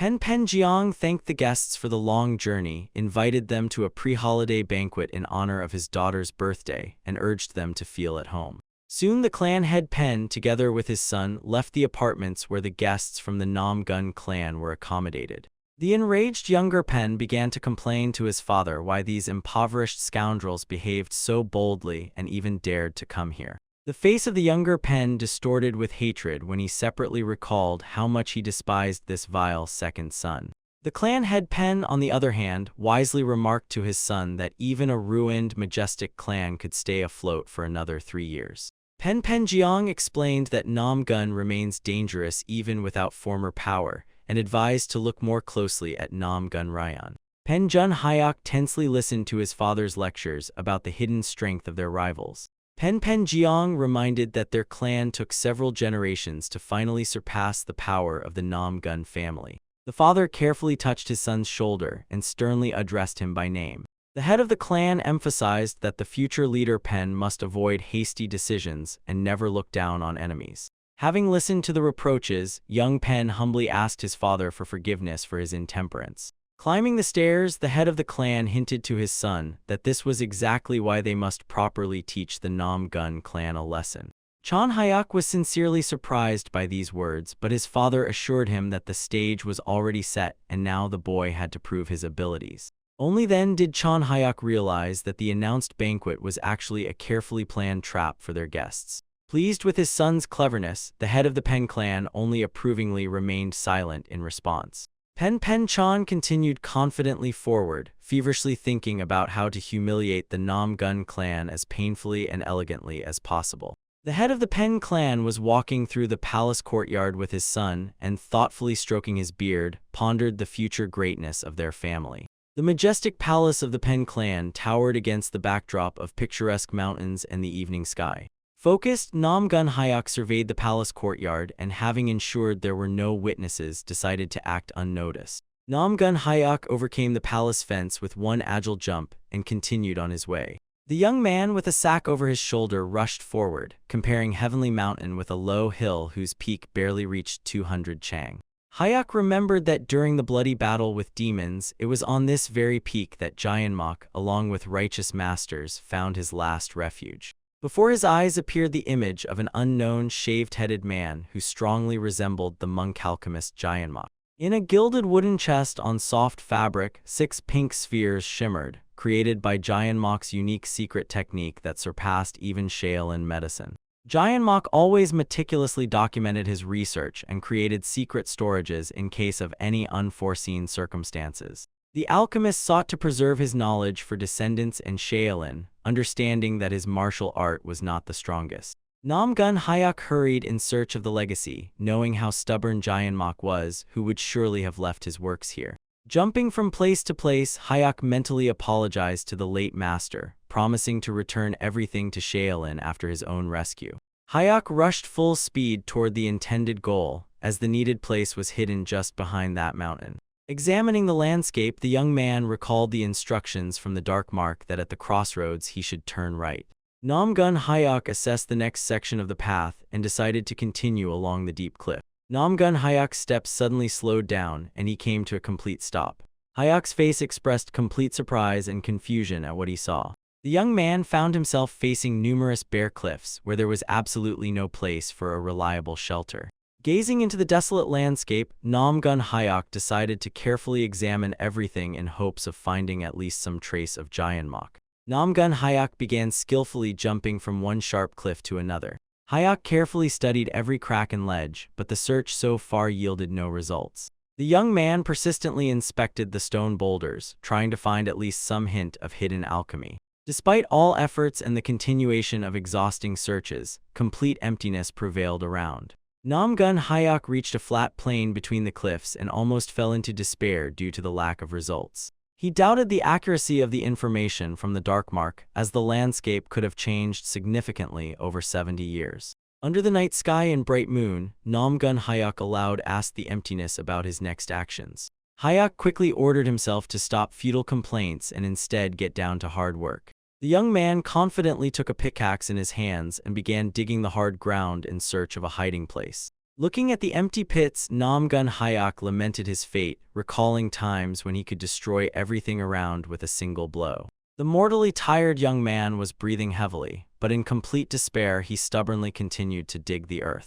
Hayok fiercely scratched at another pit with his pickaxe, realizing that he had already dug up and broken every piece of earth here. In the morning silence of the Pen Clan Palace courtyard, isolated clear sounds echoed. The warrior Nam Gun Ryang and the scarred fighter from the Lightning Dragon army were persistently training in the courtyard. So Hyan carefully observed every movement of Nam Gun Ryang. The girl warrior asked Nam Gun Ryang if Nam Gun Hayok was ill, since he was nowhere to be seen. Hearing this, the burly retainer asked his scarred partner if they should be glad about the Lord's disappearance, to which he agreed, recalling his unpredictability. Nam Gun Hayok's elder brother responded to these conversations with complete silence. The servant reassured Nam Gun the elder and So Hyan, assuring that there was no reason to panic, although the Lord's absence at the banquet would be a troubling sign. At the same time, the burly fighter and his scarred comrade whispered that they did not understand at all how Nam Gun Hayok and his servant found common ground. The girl warrior's face remained restrained and silent. So Hyan asked Chom San if Nam Gun Hayok was avoiding her because of the duel, and the servant mentally admitted that he himself would run away from such a persistent rival. Suddenly, something flew past the confused servant Chom San at a crazy speed. Tired, dirty, and out of breath, Nam Gun Hayok collapsed from nowhere and sat right on the ground, greatly frightening his assistant. The shocked servant immediately rushed to Nam Gun Hayok with a question whether he was all right. The exhausted and dust-covered young man looked as if he was barely holding back tears from fatigue. Nam Gun Hayok staggered towards the building, complaining about the hellish heaviness, while the warriors and the girl watched his strange appearance with surprise. Soon, loud and painful hiccups began to be heard from the guest chambers of the Namgun clan. Nam Gun Hayok lay face down on the bed, loudly crying out at every pressure from the servant who was massaging his back. Chom San was beating the master hard on his bruised ribs and asking where he had been wandering and why his muscles had become like stone.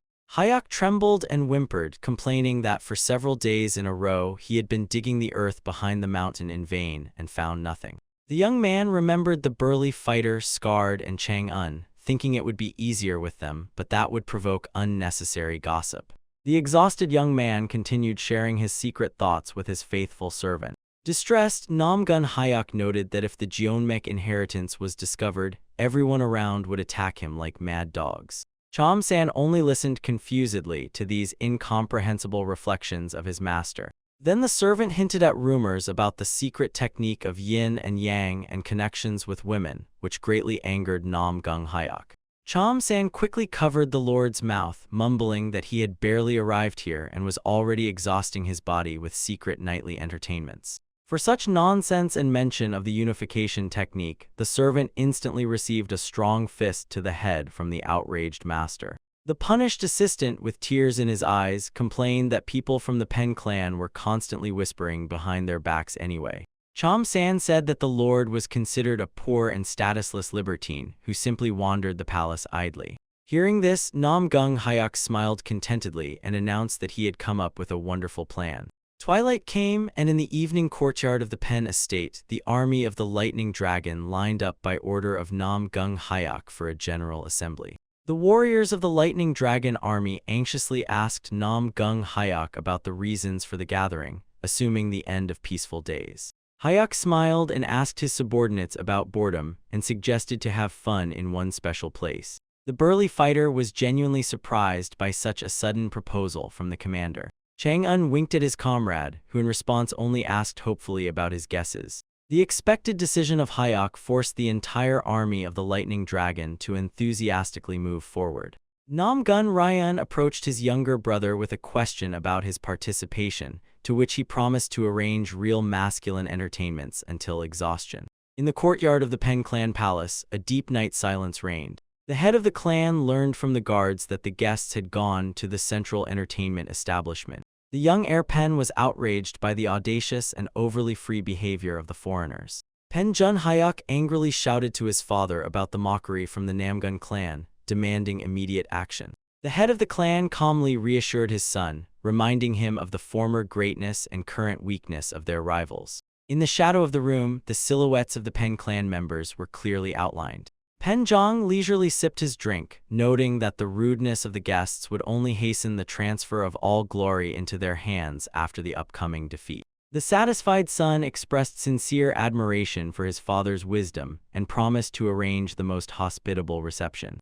The majestic multi-story building of the brothel brightly shone under the evening sky. Dozens of burning candles flooded the large hall with warm light. In the middle of the room stood a luxurious table with delicacies, surrounded by comfortable armchairs and exquisite drinks. The soldiers of the Lightning Dragon army stepped over the threshold of the spacious hall with excited exclamations. The warrior with scars barely held back tears at the sight of such generosity and sophistication from his lord. The giant praised the magnanimity of Nam Gun Hayek, although Chang Un slyly reminded him of past fears of the commander. Lord Hayek called on everyone to eat well for future achievements, to which the soldiers responded with a friendly and loud shout of gratitude. The men began to devour the festive table with huge appetites. The satisfied giant licked his fingers and reported to the commander about the squad's complete satiation. Hayek inquired about their readiness for serious efforts, and the soldiers confidently confirmed their boundless strength. Nam Gun Hayek suddenly ordered the surprised subordinates to follow him further. The scarred man confusedly tried to understand the new goal of their route. A mysterious and slight smile appeared on Nam Gun Hayek's face. The commander sternly announced that after a hearty lunch, it was time for real physical work. The stunned fighters instantly suspected trouble, mentally calling their leader a sinister face. The servant handed the hostess of the establishment a heavy bag of gold, strictly ordering her to keep their nightly entertainments completely secret.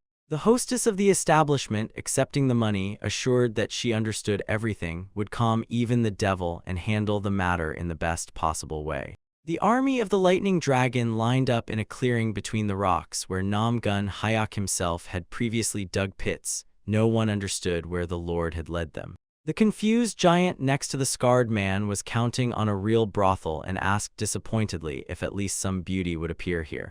Hayek confidently shook pickaxes out of the bag right before the astonished fighters of the Lightning Dragon. Nam Gun Hayek strictly ordered his subordinates to start digging exactly from this spot. The younger Nam Gun explained in detail to the fighters up to which boundary they needed to dig in the opposite direction. Nam Gun Hayek raised his voice and repeated his order to the entire army. The perplexed warriors of the Lightning Dragon looked at each other, completely not understanding the purpose of this work and the commander's words. Irritated, Hayek called his subordinates complete fools. Nam Gun Hayek sarcastically remarked to the fighters that they had become too soft and asked if they had finished their objections.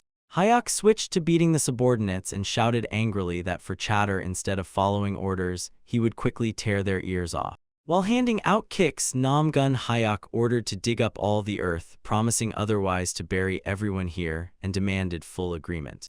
Mr. Hayek shouted after the frightened fighters that he would kill anyone caught slacking off. Nam Gun Hayek handed a heavy pickaxe to his elder brother with a smile. Nam Gun Ryan asked in surprise if he also had to dig, to which the younger sharply replied that no one fed him for free. Satisfied, Nam Gun Hayek warned his brother that he could bury him too, after which he ordered to start work immediately. Among the rocky peaks, a loud and measured military count rose. A man with scars on his face was thrusting the pickaxe into the hard ground with all his might. The scarred man being pushed complained that he did not expect such a fate, and the big guy advised him to slack off since there was no one around. The scarred man got angry, called his comrade an idiot, and asked if he really did not see the danger at all. The big guy lamented that he was already sweating from this fuss, not suspecting that behind his back stood Nam Gun Hayek and heard everything. Hayek approached closely, grabbed the lazy big guy by the cheek, and maliciously remarked that there was not a single drop of sweat on his face. The frightened strongman began to justify himself, saying that it was a hereditary trait and great people hardly ever sweat. Nam Gun Hayek called him the last scoundrel and hit him so hard that he coughed up blood. The strongman instantly fainted and fell, and Nam Gun Hayek silently dragged his body by the collar. Hayek jerked the burly fighter to his feet and, filling him with his energy, muttered that he was too heavy. Powerful discharges similar to electric current passed through the strongman's body while Nam Gun Hayek promised to completely deprive him of strength for unnecessary chatter. Continuing the harsh infusion of power, Nam Gun Hayek assured that after such treatment the lazy one would wake up absolutely drenched in sweat. The scarred man whispered in shock to another warrior, asking how Hayek managed to release the destructive energy of the sword directly into a human body. Namgun Hayek sharply turned to the observers and ordered them not to delay but to immediately take their unconscious comrade away. Over the night cliffs, Namgun Hayek's threatening voice echoed, promising to break the spine of anyone who worked slower than him. In the backyard of the Pen clan, loud welcoming voices were heard, addressed to the young master. Two guests sincerely thanked Pen the Younger for the sudden invitation, considering it a great honor. The young master So Fun Chan assured the host that they were ready to come to him even in their sleep. Pen Jun Hayek noticed that Fun Chan was flattering more and more, but he insisted on his frankness. The guests fervently spoke about the unwavering friendship with the Pen clan and the constant readiness to come to aid. Jun Hayek calmly thanked those present for such strong and devoted words. A smile appeared on the proud face of the younger Pen at the thought of the power of his clan, but something was troubling him. The young man suddenly remembered the imaginary Namgun brothers, and this memory noticeably spoiled his mood. Pen Jun Hayek thought with hidden anger about the Namgun clan, mentally branding them as insolent scoundrels. A neat young man among the guests finally directly asked the younger Pen about the purpose of this meeting. The younger lord of the Yan clan from Jinzhou, Yan Hagong, noted that they would have met anyway at Lady Pen's banquets. Jun Hayek responded by asking if frequent meetings were not a pleasure for them, since this feast was special. Yan Hagong remarked that he wanted to see both Lady Yang Hwa and her sister with her husband, but was surprised by the choice of company. Hagong ironically suggested everyone think about why they were sitting purely in a male circle in the middle of the night. Jun Hayek defended male friendship and teased Yan, who immediately started talking about the first beauty of Hebei province. Pen the Younger looked at Yan indignantly, believing that he was not a hero at all and not worthy of his sister. Jun Hayek sighed that he wished to have a son-in-law like a brother, but Yang Hwa turned out to be too capricious. Yan Hagun confirmed that the younger Lady Pen did not even look at the rare jewelry and precious gifts. Pen the Younger explained that his sister had been interested exclusively in masters and martial arts since childhood. Yan boldly called himself the ideal candidate and the strongest young master of Hebei after the master himself. Hagun confidently addressed So Fun Chang, and he reluctantly agreed with his words. Pen the Younger turned the cup with the drink in his hands and noted that Yang Hwa was very interested in the first son of the Namgun clan. Surprised, Yan Hagun contemptuously asked if it was about that stupid brat. Jun Hayek advised choosing words carefully, although he acknowledged Namgun Ryan's noticeable progress in fencing. After these words of praise for the opponent, Yan felt rage boiling inside him. Jun Hayek added that Ryan was handsome and noble, which made Yan outraged by the sudden rise of the Namgun clan. Enraged, Yan Hagun demanded a chance to crush this scoundrel to dust right before everyone's eyes. Pen the Younger sipped the drink with pleasure, noting that this promise sounded very intriguing. Pen Hayek slyly informed that he had already called the Namgun brothers, so Yan would have a chance to impress the present Yang Hwa. Yan Hagun clarified his comrade's plans, and Fun Chan enthusiastically called Pen the Younger the best for such a chance. Yan Hagun urged So Fun Chan not to interfere and made it clear that he personally begged Brother Pen for a chance to prove himself. The younger Pen smiled contentedly and confidently.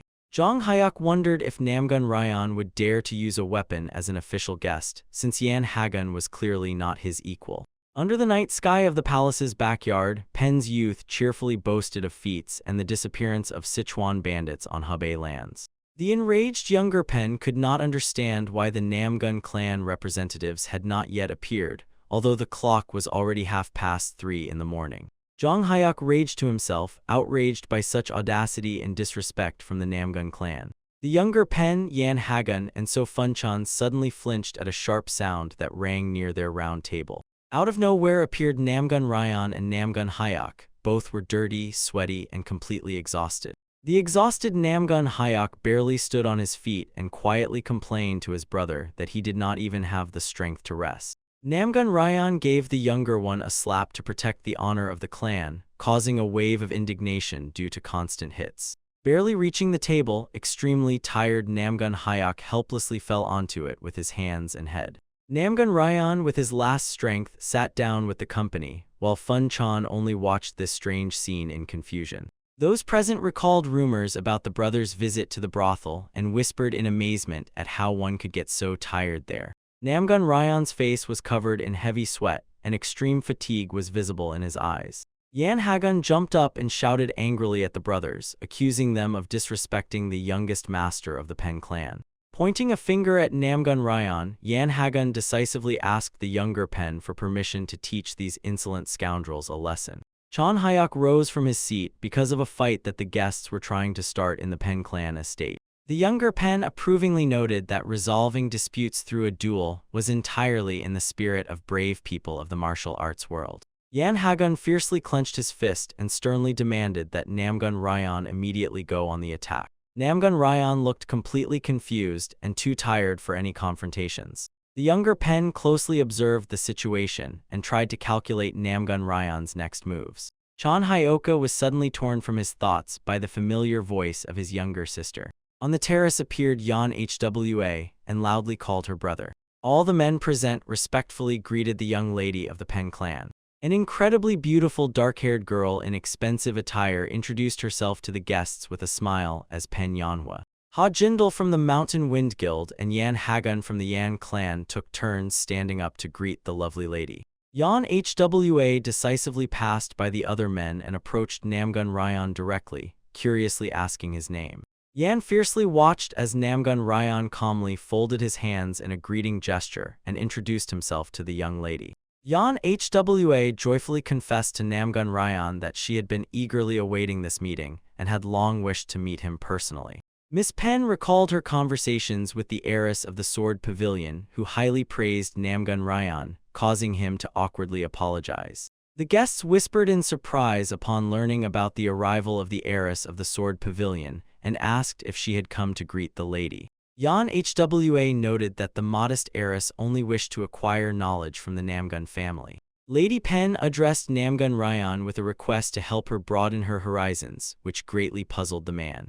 Young Lady Pen focused her gaze on the guests, hearing a mocking remark from the crowd. Yan Hwa immediately asked indignantly what exactly seemed so funny to the speaker. Yan Hagun replied that to master the sword, one should turn to the best masters of their clan, since Namgun's weapon had long rusted. Pointing a finger at Namgun Ryan, Yan loudly called him a superior fraud who simply clouded everyone's mind. Namgun Ryan responded to these audacious accusations with a heavy, focused look. So Fun Chan and other guests rose from their seats, defending the honor of the Namgun clan and denying Yan's words. Younger Pen watched the dispute, wondering if Namgun Ryan would defend his family's honor. Outraged, Namgun Ryan accused Yan Hagun of a brazen insult to his noble lineage. Yan, in response, only mockingly suggested the opponent meet in a duel if he had the courage. Namgun Ryan's face contorted with intense anger. The elder brother suddenly heard Hyuk's voice, who was lying on the table, and asked why Ryan was still standing as if rooted to the spot. Namgun Hyuk got up in despair, noting that a fight would show disrespect to the hosts, but retreat would trample their honor. Hyuk sighed heavily and wearily, exhausted by this dilemma. Suddenly, the enraged Hyuk shouted across the hall, urging his brother to forget manners and level these scoundrels to the ground. Angry Namgun Hyuk called on his elder brother to stop hesitating, for the time for decisive action had already come. Hyuk's hand sharply shot up, pointing directly at the enemy. Namgun Hyuk accused the younger lord of the Yan clan of a brazen mockery of his family. Yan shouted indignantly in response, calling his opponent a brat who shamelessly interrupts the elder's conversation. Hyuk cursed rudely and remarked that in his Yan clan, Yan wouldn't even grow up to be an ordinary gatekeeper. Barely restraining his rage, Yan listened to Hyuk's taunts that he was merely a waste of time. Namgun Hyuk boldly promised to forgive the insult if his opponent could hold out against him for even a second. Yan Hagun was momentarily confused by such blatant audacity. Quickly regaining his confident appearance, Yan demonstratively declared before everyone that his opponent had simply lost his mind. The younger lord of the Yan clan arrogantly inquired whether his famous name from Jinzhou meant nothing to this insolent fellow.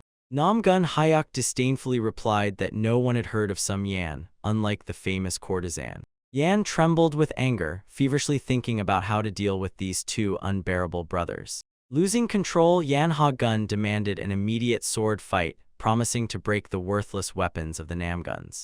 Hayek only indifferently objected, thinking about the complete misunderstanding by his opponent of the consequences of his actions. Namgun Hayek calmly suggested resolving the dispute with a regular hand-to-hand fight. Extremely surprised, Yan Ha-gun asked again if he really dared to challenge the strongest clan using fists. Yan Hui silently and intently watched every move of the opponents. Hayek called the chatterbox to be silent while Yan confusedly analyzed his tired appearance and the strange behavior of Mr. Ryan. Extending his hand forward, Hayek invited the opponent to finally start the duel. Yan Ha-gun spoke contemptuously about the enemy's fighting stance, not believing in its effectiveness. Namgun Hayek swiftly moved forward, making a sharp lunge. Frightened by Hayek's chaotic movements, Yan feverishly tried to raise a block. Despite attempts to defend himself, Yan again found himself under intense pressure. Namgun Hayek dealt a devastating blow of incredible force. From the powerful impact, Yan was thrown to the side and fell heavily right under the wooden fence. While the fallen opponent sat helplessly on the ground, shocked witnesses did not take their eyes off him. Rubbing his fists, Hayek smiled and compared the boastful Yan to a worthless cripple from the Yellow River. Spitting blood, Yan sat under the fence with a bruised eye amid the crowd's whispers about the clumsy but powerful technique. Younger Pen angrily wondered how Hayek managed to so swiftly pin the opponent down. Wiping the bloody mess, Yan Ha-gun slowly got up and hoarsely accused Hayek of a treacherous attack from behind. Fun Chan pointed a finger at Namgun Hayek, accusing him of a vile attack using a disgusting technique. Outraged, Hayek responded that he had warned about the attack in advance and questioned the opponent's understanding of the concept of a surprise strike. Pen Hayek shouted at the top of his lungs, branding Namgun Hayek a scoundrel for the cruel attack from behind, and appealed to the conscience of the respected clan. Namgun Hayek calmly retorted that some of those present had completely lost their sense of proportion. The younger representative of the Namgung family addressed his opponent, noting that he was simply jealous due to his own low skill. Hayek screamed wildly about the general hostility towards him, not believing the chaos caused by Pen at the meeting, while his older brother tried to calm him down. Annoyed, Pen Hayek retorted that Namgung Hayek was openly mocking him. Namgung Hayek shouted that he should have been stopped earlier since everyone was happy during the calls for a duel, but after the defeat they caused an uproar. Pen Hayek angrily shouted at his opponent, but Yang Hui interrupted him, acknowledging the absolute correctness of Mr. Namgung Hayek. Pen, the younger sister, called the fight fair and advised her brother not to interfere when he tried to object. Yang Hui openly declared to those present that she considered the fight fair and sharply condemned the attempts to call the adherence to the rules a vile raid. Pen, the younger sister, reproached those around for the hysteria caused, emphasizing that a true warrior must know how to lose with dignity. Fun Chan objected to the girl, pointing out the excessive brutality of Namgung Hayek's strikes, but Yang Hui called it ordinary combat technique. Pen, the younger sister, reminded about the family honor at stake, because of which everyone present took the duel as seriously as possible. The girl gestured towards Namgung Hayek, explaining that the fighters gave their all, but Mr. Namgung turned out to be much stronger than expected. Surprised and amused, Namgung Hayek sarcastically apologized, adding that he would have held back if he had known about the opponent's weakness. Namgun Hayek mockingly recalled the famous Yan clan, and witnesses began whispering about Yan Ha-gun's repeated humiliation under the guise of apologies. The charming Yang Hui addressed those present with a proposal to immediately stop the dispute.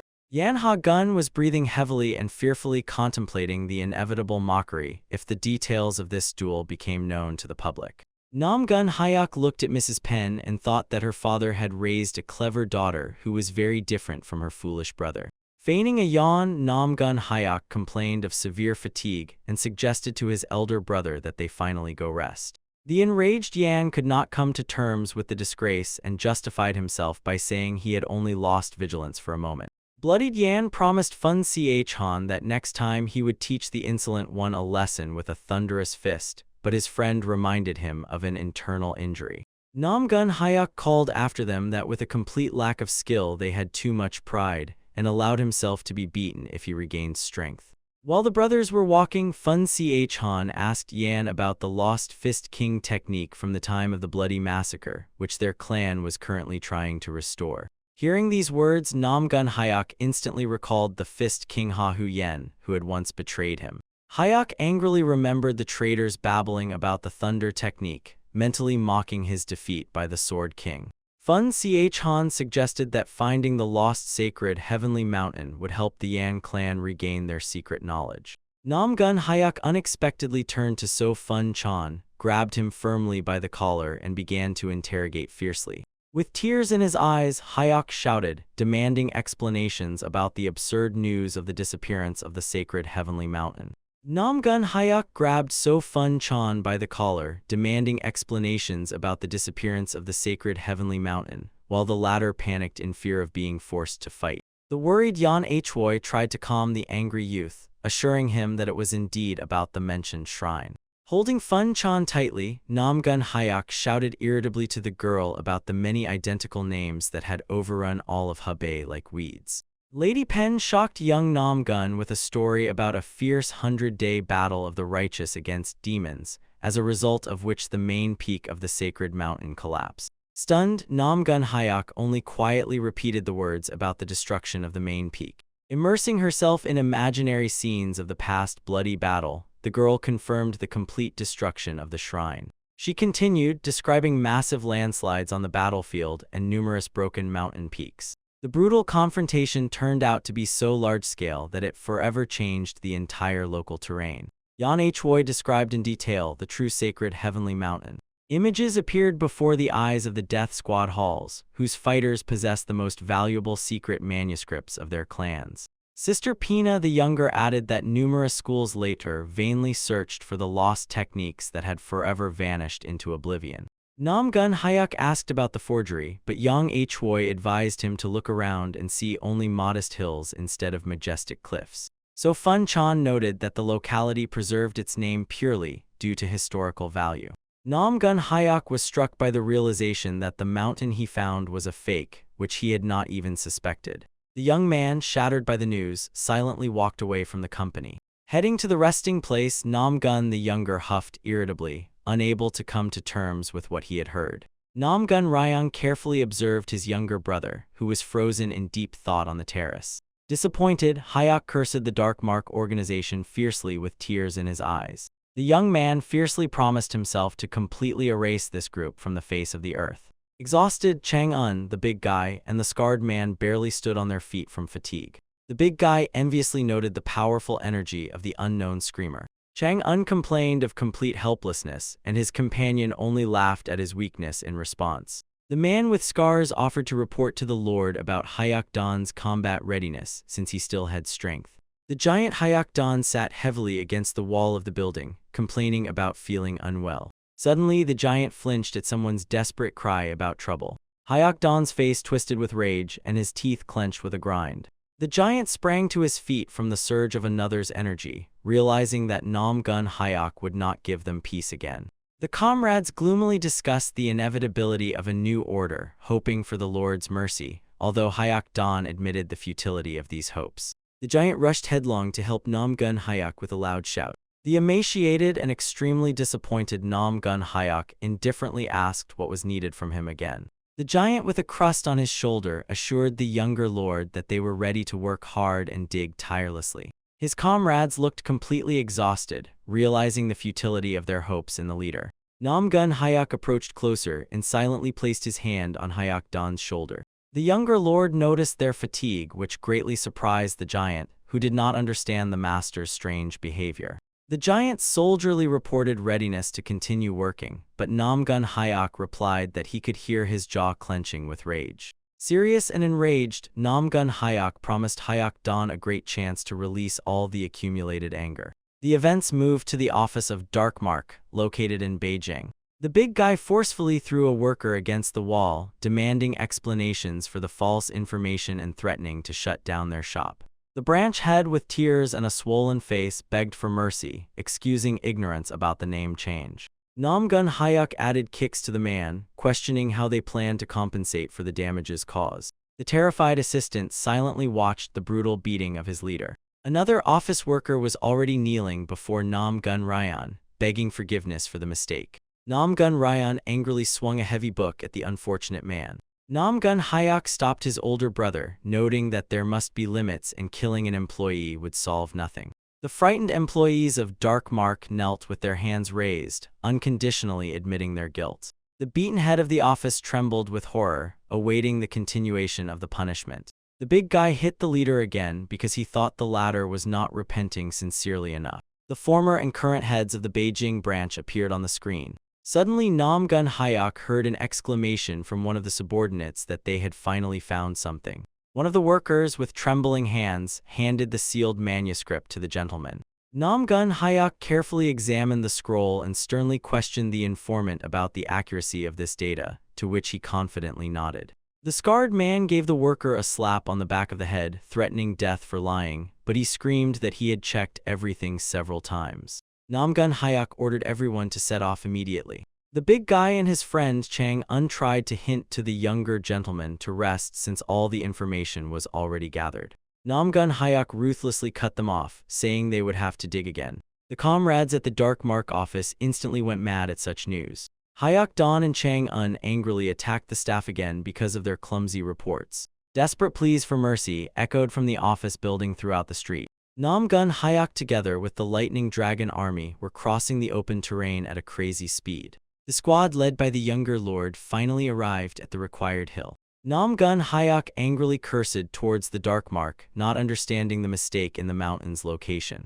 Looking down, young Nam Gun called the previous mountain unremarkable and the current one a clump of dirt. The scarred man asked Nam Gun Hyok about the need to dig again and received an affirmative answer. The scarred man reminded that the festive banquet would start tomorrow at noon, so it was worth returning on time. In response, Nam Gun Hyok inquired whether his companion was really concerned only about the upcoming banquet. The scarred giant and the elder Nam Gun noted to the younger one that this was exactly why they had arrived in Hebei. Nam Gun Hyok objected and ordered to start work, assuring that no one would leave here until the excavations were completed. Seeing the fury of the younger master, the soldiers of the Lightning Dragon army feared serious trouble. Concentration appeared on Nam Gun Hyok's face as he suddenly felt powerful energy vibrations. Invisible energy flows began to converge at Nam Gun Hyok's feet from all directions. Standing on the hill, the young man tracked the branching energy that reached dozens of chang deep into the earth. Nam Gun Hyok listened to strange sounds, but the strong man and Chang Un around heard nothing. Ordering everyone to be silent immediately, he commanded his companions to quietly follow him. The squad members began to cautiously move forward following Nam Gun the younger. Nam Gun Hyok stopped and intently stared into the night darkness ahead. The Lightning Dragon squad noticed foreigners with torches near the cliff who were engaged in suspicious activity. Unknown people in identical robes and masks were fiercely digging the ground at the very foot of the cliff. The scarred man recognized among the foreigners the same persons who had previously supported the rebels in their clan. Nam Gun Hyok was outraged that these mysterious types constantly appeared in their path. Observing the excavations, the fighters whispered, comparing the foreigners' actions with their own night work by moonlight.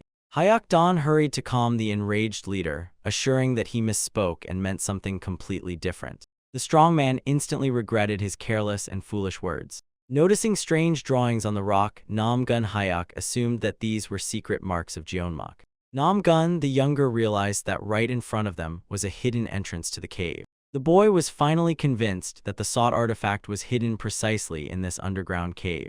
The stunned companions did not have time to react when Nam Gun Hyok suddenly sprang up and rushed at the enemies. Approaching the camouflagers, Nam Gun Hyok shouted fiercely for them to take their hands off his belongings. The youth, running, drew his sword and swiftly attacked the group of occupiers. The wary men in masks prepared to defend against the attacker. Ordering the enemies to get away, Nam Gun Hyok with one lightning strike slit their throats. Nam Gun Hyok was making his way to the cave with a sword in his hands and shouted fiercely that he would spare no one who encroached on his property. Armed warriors in masks under the cave's vault mistook Nam Gun Hyok for a madman and decided to kill the stranger immediately. Seeing the enemies, Nam Gun Hyok called them disgusting bandits and ordered the Lightning Dragon army to quickly deal with them. The confused soldiers of the Lightning Dragon army moved to help, not fully understanding what was going on. Nam Gun Hyok with a naked blade wildly lunged at everyone who crossed his path. Ruthlessly destroying unfamiliar warriors on his way, Nam Gun Hyok confidently advanced deeper into the cave. Stunned enemies noticed that Nam Gun Hyok did not even think of fleeing but kept going, so they called to catch up with him. One of the masked warriors froze in shock upon hearing the words that now they themselves had become prey. The giant from the Lightning Dragon army fiercely got to work, massively exterminating enemy fighters. The man with scars fought fiercely with the masked warrior, from whose cut neck blood poured abundantly. Surrounded fighters of the Lightning Dragon army gathered back to back, planning to finish off the remaining enemies and catch up with Nam Gun Hyuk. Hyuk Dan only sneered, calling this bloody battle a good warm-up before dinner. Numerous enemies appeared around, demanding to be named, and the Lightning Dragon army realized with horror that the foreigners had increased. In the darkness of the cave, the faces of unknown fighters in masks and tense warriors of the Lightning Dragon army confronted each other. Before the defenders stood a huge, countless army of new soldiers in masks. The opponents in masks boldly promised the Lightning Dragon army that they would soon rot in graves. The man with scars only sighed heavily, and Chan-un added that the young master's affairs are never resolved easily. Having received the cruel order to destroy the enemies, numerous masked fighters simultaneously launched an attack. Nam Gun Ryong, together with other brave warriors of the Lightning Dragon army, entered a fierce battle. The scarred commander gave a loud order to the Lightning Dragon army to immediately create a chain phantom barrier. The man with scars sternly reminded the fighters that surrender means death at the hands of the young master, so only victory remains. The Lightning Dragon army desperately and selflessly continued to fight against the superior enemy forces. Nam Gun Hyuk rapidly advanced deeper into the cave. The underground space paved with stones was illuminated by fiery torches, revealing several branching passages. One of the discovered passages led to the darkest depth of the cave. Another steep entrance descended directly into the dungeon. The sword-armed man in a white mask stood under the stone vault surrounded by unknown warriors. The man in the white mask with a dragon pattern loudly assured the obedient fighters that the time had come to abduct the secret sacred teachings. Suddenly, the leader in the white mask abruptly stopped due to a suspicious muffled thump. The alarmed chief demanded an explanation from the subordinate about the noise and learned about the unexpected attack. The leader angrily assumed that the hostile Pen clan dared to attack them. The frightened warrior denied the attackers' affiliation with the Pen clan, confessing that they were seeing these fighters for the first time. The man in the white mask indignantly asked the messenger whether the enemy outnumbered them, calling the situation madness. The chief ordered the warriors to ignore the attackers, immediately open the stash, take the loot, and leave quickly. The wary leader froze upon hearing a shout that the thieves must be stopped. The armed Nam Gun Hyuk leapt into the air, fiercely attacking the enemies present. Shocked allies in black masks watched the swift assault of the unknown youth. The young Nam Gun Hyuk screamed wildly, demanding everyone get away from his rightful stash. The leader in the white mask regarded the boy's behavior as idiocy and began to draw his sword. Nam Gun Hyuk noticed a deadly energy flame in the air. Magical fire burst straight from the hand of the enemy leader, instantly enveloping his blade. The young man was forced to use his own weapon to repel the dangerous stream of flame. The outraged man in the white mask shouted fiercely, not believing in such a successful defense by the opponent. The young warrior pushed off the stone floor in time and made a powerful leap. Nam Gun Hyuk skillfully flew over the heads of the enemies and dealt them a devastating blow in the back. Through splashes of enemy blood, the young man shouted again that all the property in this cave belonged only to him. The stunned leader in the white mask demanded to know the name of the audacious attacker. Nam Gun Hyuk ironically called the opponent deaf, once again declaring himself the sole master of this place. The enemy menacingly spun his sword and promised the mad boy that he would never again interfere with their plans. Nam Gun Hyuk mentally resented the constant threats of the weaklings, but aloud called the opponents ordinary thieves on foreign land. The enraged leader in the white mask called the young man a scoundrel. With a furious scream, the man rushed to attack Nam Gun Hyuk. Blades of swords that clashed went around. Man in white mask who attacks. Nam Gun Hyuk who swiftly deflects the attack of the man in the mask. Angry man in the mask thinks about how he cannot understand that the young man blocked his bloody flame sword so easily. Nam Gun Hyuk who tells the attacker that this is all he is capable of because from his threats he thought he was not a bluffer. It seems he is even weaker than the previous guy. Man in white mask whose face trembles with rage. He did not like the words about the previous guy. Man in white mask who tells the young man that he is probably the younger son of the Nam Gun clan, to which the young man rejoices that the man recognized him after all. Nam Gun Hyuk who tells the man in the mask that he will now be familiar with the rule, If he touches the boy, he will die without exceptions or mistakes. Man near the mask who orders Nam Gun the Younger to shut up and threatens that he will not leave here alive. Nam Gun Hyuk, blowing on his own hands, says that he agrees and that the man is a hero in words, and let him first show his strength, then maybe the young man will believe him. Man in white mask who, swinging a sword at the young man, orders him to shut his mouth. Hand of the man in white mask holding a sword wrapped in fire. Unknown fighters in black masks who are talking to each other that the master used the bloody heavenly fan and they need to retreat because if it hits everyone will be corpses. Man in a white mask who is swinging a sword from which a long and strong fiery flame comes. Man with a white mask on his face intensifies the flame by swinging the sword in front of him. Powerful fiery explosion. Powerful fiery pillar flying towards Nam Gun Hyuk. Calm Nam Gun Jr. who is looking at the fiery stream.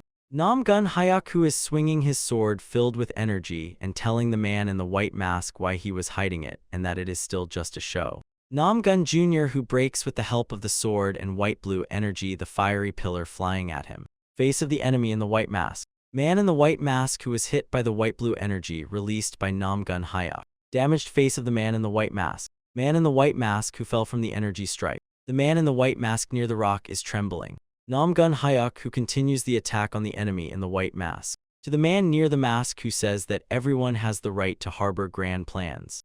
Nam Gun Hyuk, swinging his fist, confirms to the enemy that everyone has the right to harbor grand plans until they get punched in the teeth. And the man in the white mask contemplates how such a milksop managed to uncover the secret of the bloody heavenly fan. A series of fist blows that Nam Gun Hyuk delivers to the man in the white mask. Surprised and frightened fighters in black masks who observe what is happening, one of the warriors says that Nam Gun Hyuk defeated Mr. Yahello. Yahello, who once again took powerful blows, crashed into the rock with a thud. From under the white mask of the man, blood flowed in a stream, preventing him from breathing due to internal bleeding. The weakened Yahello hoarsely asked the opponent who he was. Nam Gun Hyuk irritably reminded that he had already called himself the master of this place. The young master Nam Gun tightly clenched his fist and swung for the decisive blow. His fist hit the man's face at a furious speed, shattering the mask to pieces. Nam Gun Hyuk firmly held the immobilized Yahello by the collar. The next moment, he carelessly threw the beaten enemy to the side of his subordinates in black masks. Nam Gun Hyuk coldly suggested to the attackers to get out if they did not want to share the fate of their commander. Watching the enemies, he marveled at their stubbornness after the leader's defeat, understanding that first he needed to repel the attack and only then look for the secret instruction. The fighters in black masks clutched their weapons in confusion, hesitating and calculating their next steps. They whispered to each other that returning empty-handed would bring them a cruel death, so it was better to die in battle. Nam Gun Hyuk watched their fighting spirit with disappointment, realizing that these madmen were ready to ruin all his plans. One of the black warriors sharply put his fingers to his mouth and whistled piercingly. The stone floor of the cave trembled from the stomping of dozens of booted feet. The looks of the fighters under the dark masks radiated cold determination. Soon a whole army of sword-armed men in lined ranks stood directly in front of Nam Gun Hyuk. The boy assessed the number of enemies and restrained the desire to kill these scoundrels on the spot, remembering that he was on foreign territory. Far away in the multi-story palace of the Pen clan, it was anxiously assumed that their secret mission had been exposed. The messenger knelt before the elder Pen and reported a large-scale brawl that had erupted near Musen Peak. The head of the Pen clan was outraged by such audacity on his own lands and demanded to know the names of the attackers. The angry Pen Chan heard from his subordinate that the identities of one group had not yet been established, but the other side were fighters of the Namgun clan. The elder angrily called them idiots, not understanding the reasons for such an open provocation. The messenger explained that details would only be clarified on site, and the Grim Tiger squad responsible for patrolling Musen Peak had already set out there. The clan leader ordered all exits to be blocked and an elite squad of the Bloody Lions to be sent immediately as reinforcements. Having received the order, the subordinate instantly disappeared from the hall. Pen Chan raged because the foreigners dared to disrespect his authority and started a fight right under his nose. The heart of the clan leader simply boiled with uncontrollable anger. Walking through the luxurious hall of the palace, Pen Chan tensely tried to recall the old name of Musen Peak. The Thunder Tiger squad from the Yupin clan confidently advanced toward the mountain peak. The squad commander strictly ordered his men not to let anyone leave alive. Inside the cave, Namgun Hyuk fiercely fought against enemies in black masks. Armed fighters swarmed Namgun Hyuk from all sides. The attackers in black masks regrouped and prepared for a new attack on the younger lord. Hearing the enemy's calls not to fear the lone opponent, Namgun Hyuk thought that with such noise even fools from the Pen clan would have understood everything by now. Repelling another attack, the young man realized, if Namgun Ryang had not yet broken through here, then many enemy people had also gathered above. Namgun Hyuk mercilessly destroyed the fighters in black masks with powerful releases of the younger lord fully concentrated on the deadly dance among the enemies. The opponents froze in horror, struck by the colossal power that Namgun Hyuk directed at them. Namgun Hyuk ordered the attackers to get out, promising to finish off anyone who remained. Understanding the hopelessness of their situation, the enemies decided that the only way to salvation was the immediate killing of Namgun Hyuk. Enraged, Namgun Hyuk disdainfully said that the shortest path is not always the safest. Namgun Ryan desperately fought with another warrior in a black mask. He was worried about his younger brother and wanted to come to his rescue as soon as possible. The man with scars on his face noticed that the elder master began to wield the sword more heavily. Seeing this, the swordsman with scars immediately rushed to help Namgun Ryan. Hyuk Dan swung his huge two-handed axe broadly, cutting down enemy soldiers. Namgun Ryan paused for a moment, remaining as focused as possible on the battle. Watching the elder master's maneuver, the strongman remarked to his comrade that he was already exhausted and was surprised that the swordsman did not notice it. They agreed that the master was too worried about his brother, although he hid it, to which the strongman added that even the Lord of Hell would not understand the character of their young master. Striking another opponent, the man with scars urged not to be distracted by other concerns, because without a breakthrough, a bloody massacre awaited them.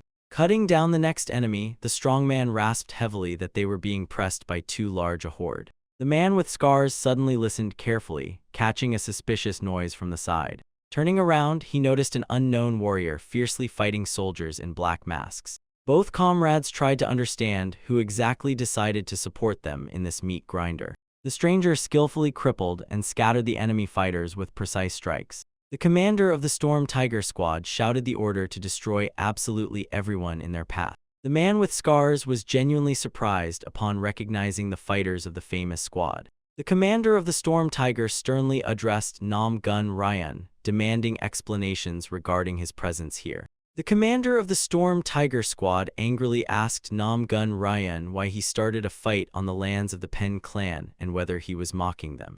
Namgun Ryan and the man with scars on his face heard these harsh words from the commander. Namgun Ryan ordered the man with scars to stay in place and went deeper after Hyuk himself. The interlocutor tried to stop the elder Namgun, noting that the Pen clan was enraged and such actions would only worsen the situation. Namgun Ryan did not heed the warnings and swiftly ran inside the cave. The man with scars and Chang-un disappointedly watched him, lamenting the stubbornness of both brothers. The squad commander shouted after Namgun Ryan and ordered his men to catch the fugitive. The Thunder Tiger squad, led by the commander, quickly ran into the dark cave. The enraged commander asked the warriors how they dared to point their swords at them. The giant grimly asked the scarred man if he was sane, since he decided to fight the Pen clan instead of covering his back.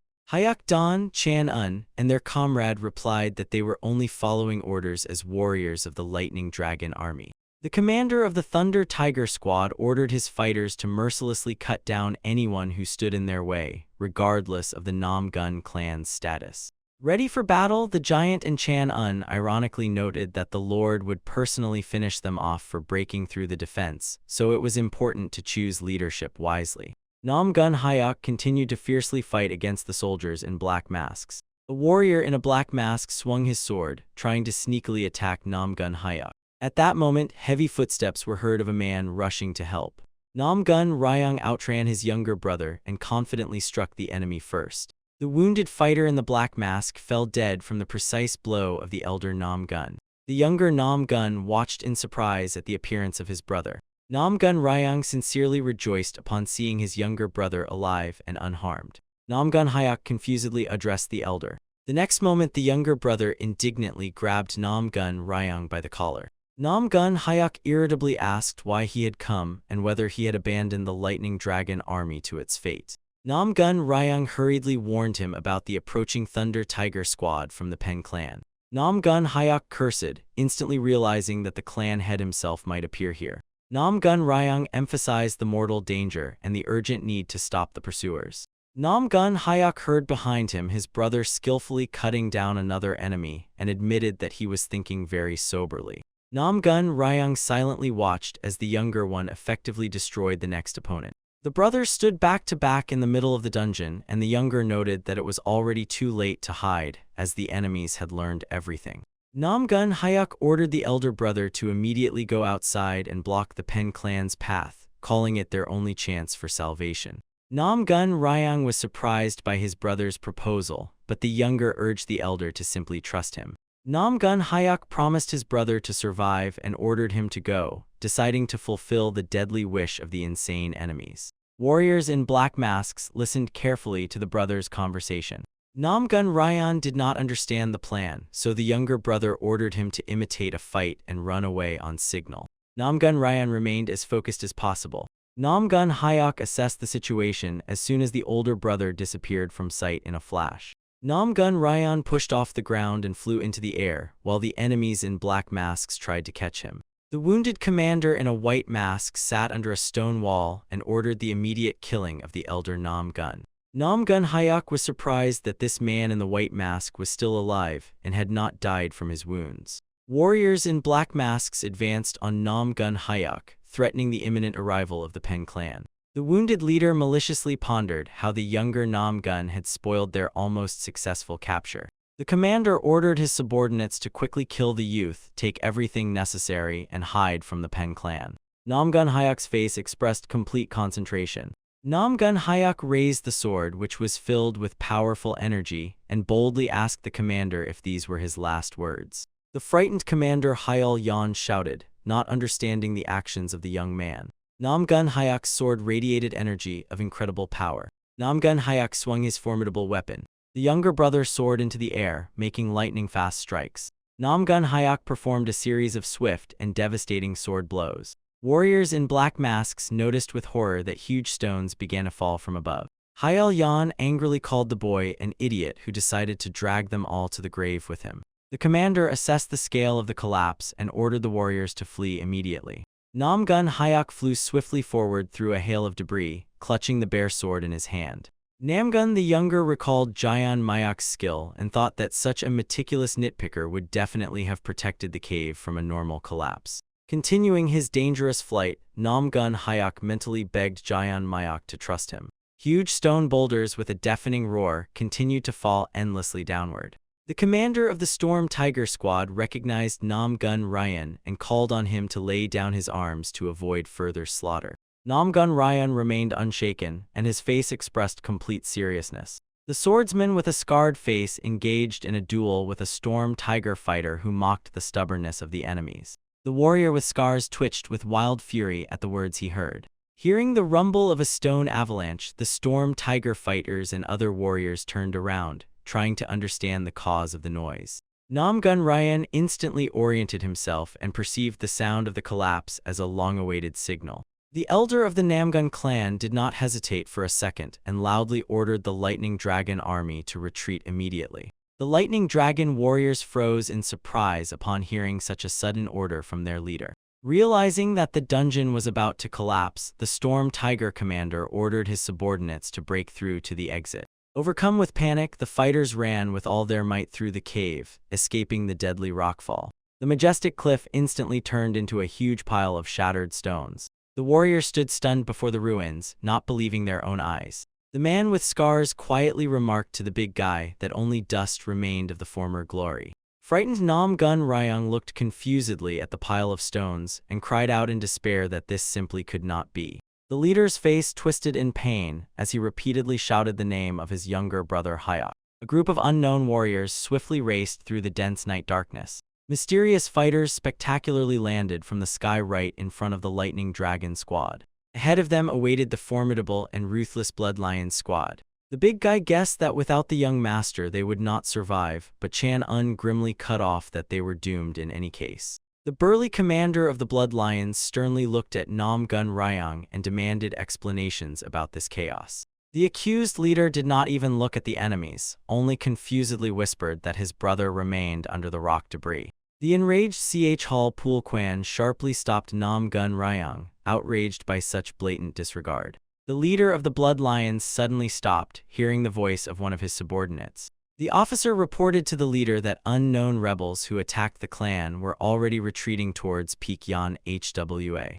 The angry head of the Bloody Lions declared that no one dares to humiliate the Great Pen clan from Hebei and ordered to destroy absolutely everyone. Behind them lay a ruined rock that had just buried someone's life beneath it. Deep inside the cave, light was breaking through one of the grottos, and nearby lay broken doors. From the illuminated grotto came the voice of Nam Gun Jr., who confidently confirmed his suspicions. Nam Gun Hyok sincerely rejoiced in the glow of the cave, praising the foresight of Jeon Mek, who predicted everything and even left a pearl. Nam Gun Hyok froze in place, carefully examining the huge chest before him. The young man gazed at the find and was glad that the floor had collapsed in time, revealing the secret storage without extra effort. Filled with impatience, Nam Gun Hyok exclaimed that the time had finally come to open the lock. Nam Gun Jr. decisively threw back the lid of the large chest. From inside the opened chest came Nam Gun Hyok's excited exclamation about the incredible variety of items.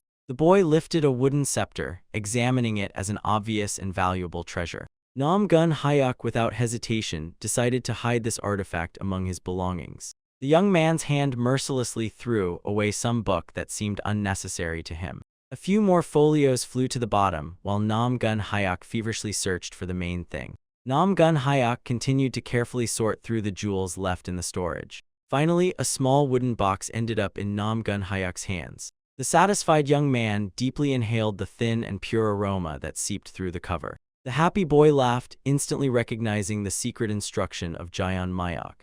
Nam Gun Hyok, with trepidation and slight excitement, opened the cherished little box. At the bottom of the wooden box lay an ancient book with a clear inscription about Buddhism. Unfolding the secret scroll, young Nam Gun read the author's request to the reader to be a good person or a brother of Shaolin. The young man continued reading the message about the treasures belonging to the monastery, mentally calling himself a completely good person. Touching the pages about the will of Buddha and the alchemical technique for the benefit of Shaolin, Nam Gun Hyok allowed promise to return everything. Satisfied, Nam Gun Hyok smiled slyly, deciding to repay Shaolin a little later. Besides the mysterious scrolls, Nam Gun Hyok noticed several strange spheres at the bottom. The boy's gaze lit up with delight at the sight of these bright and unusual things. The young man carefully picked up the small sphere, immediately recognizing it as the legendary Golden Pill of Life. Examining the grotto's treasures, Nam Gun the Younger emotionally noted that without this chance, the treasures would have lain for centuries more. Nam Gun Hyok took the best specimens for himself and decided to give the less successful ones to his brother and the Lightning Dragon army. Sorting the finds, the boy noticed that these pills were considered failures only by their creator, but still surpassed other medicines. Nam Gun Hyok's gaze shifted to an ancient sword, which he confidently took in his hands. Nam Gun the Younger eagerly placed the yellow pill in his mouth, deciding to immediately test its effect on himself. Nam Gun Hyok swallowed the mysterious yellow sphere with concentration.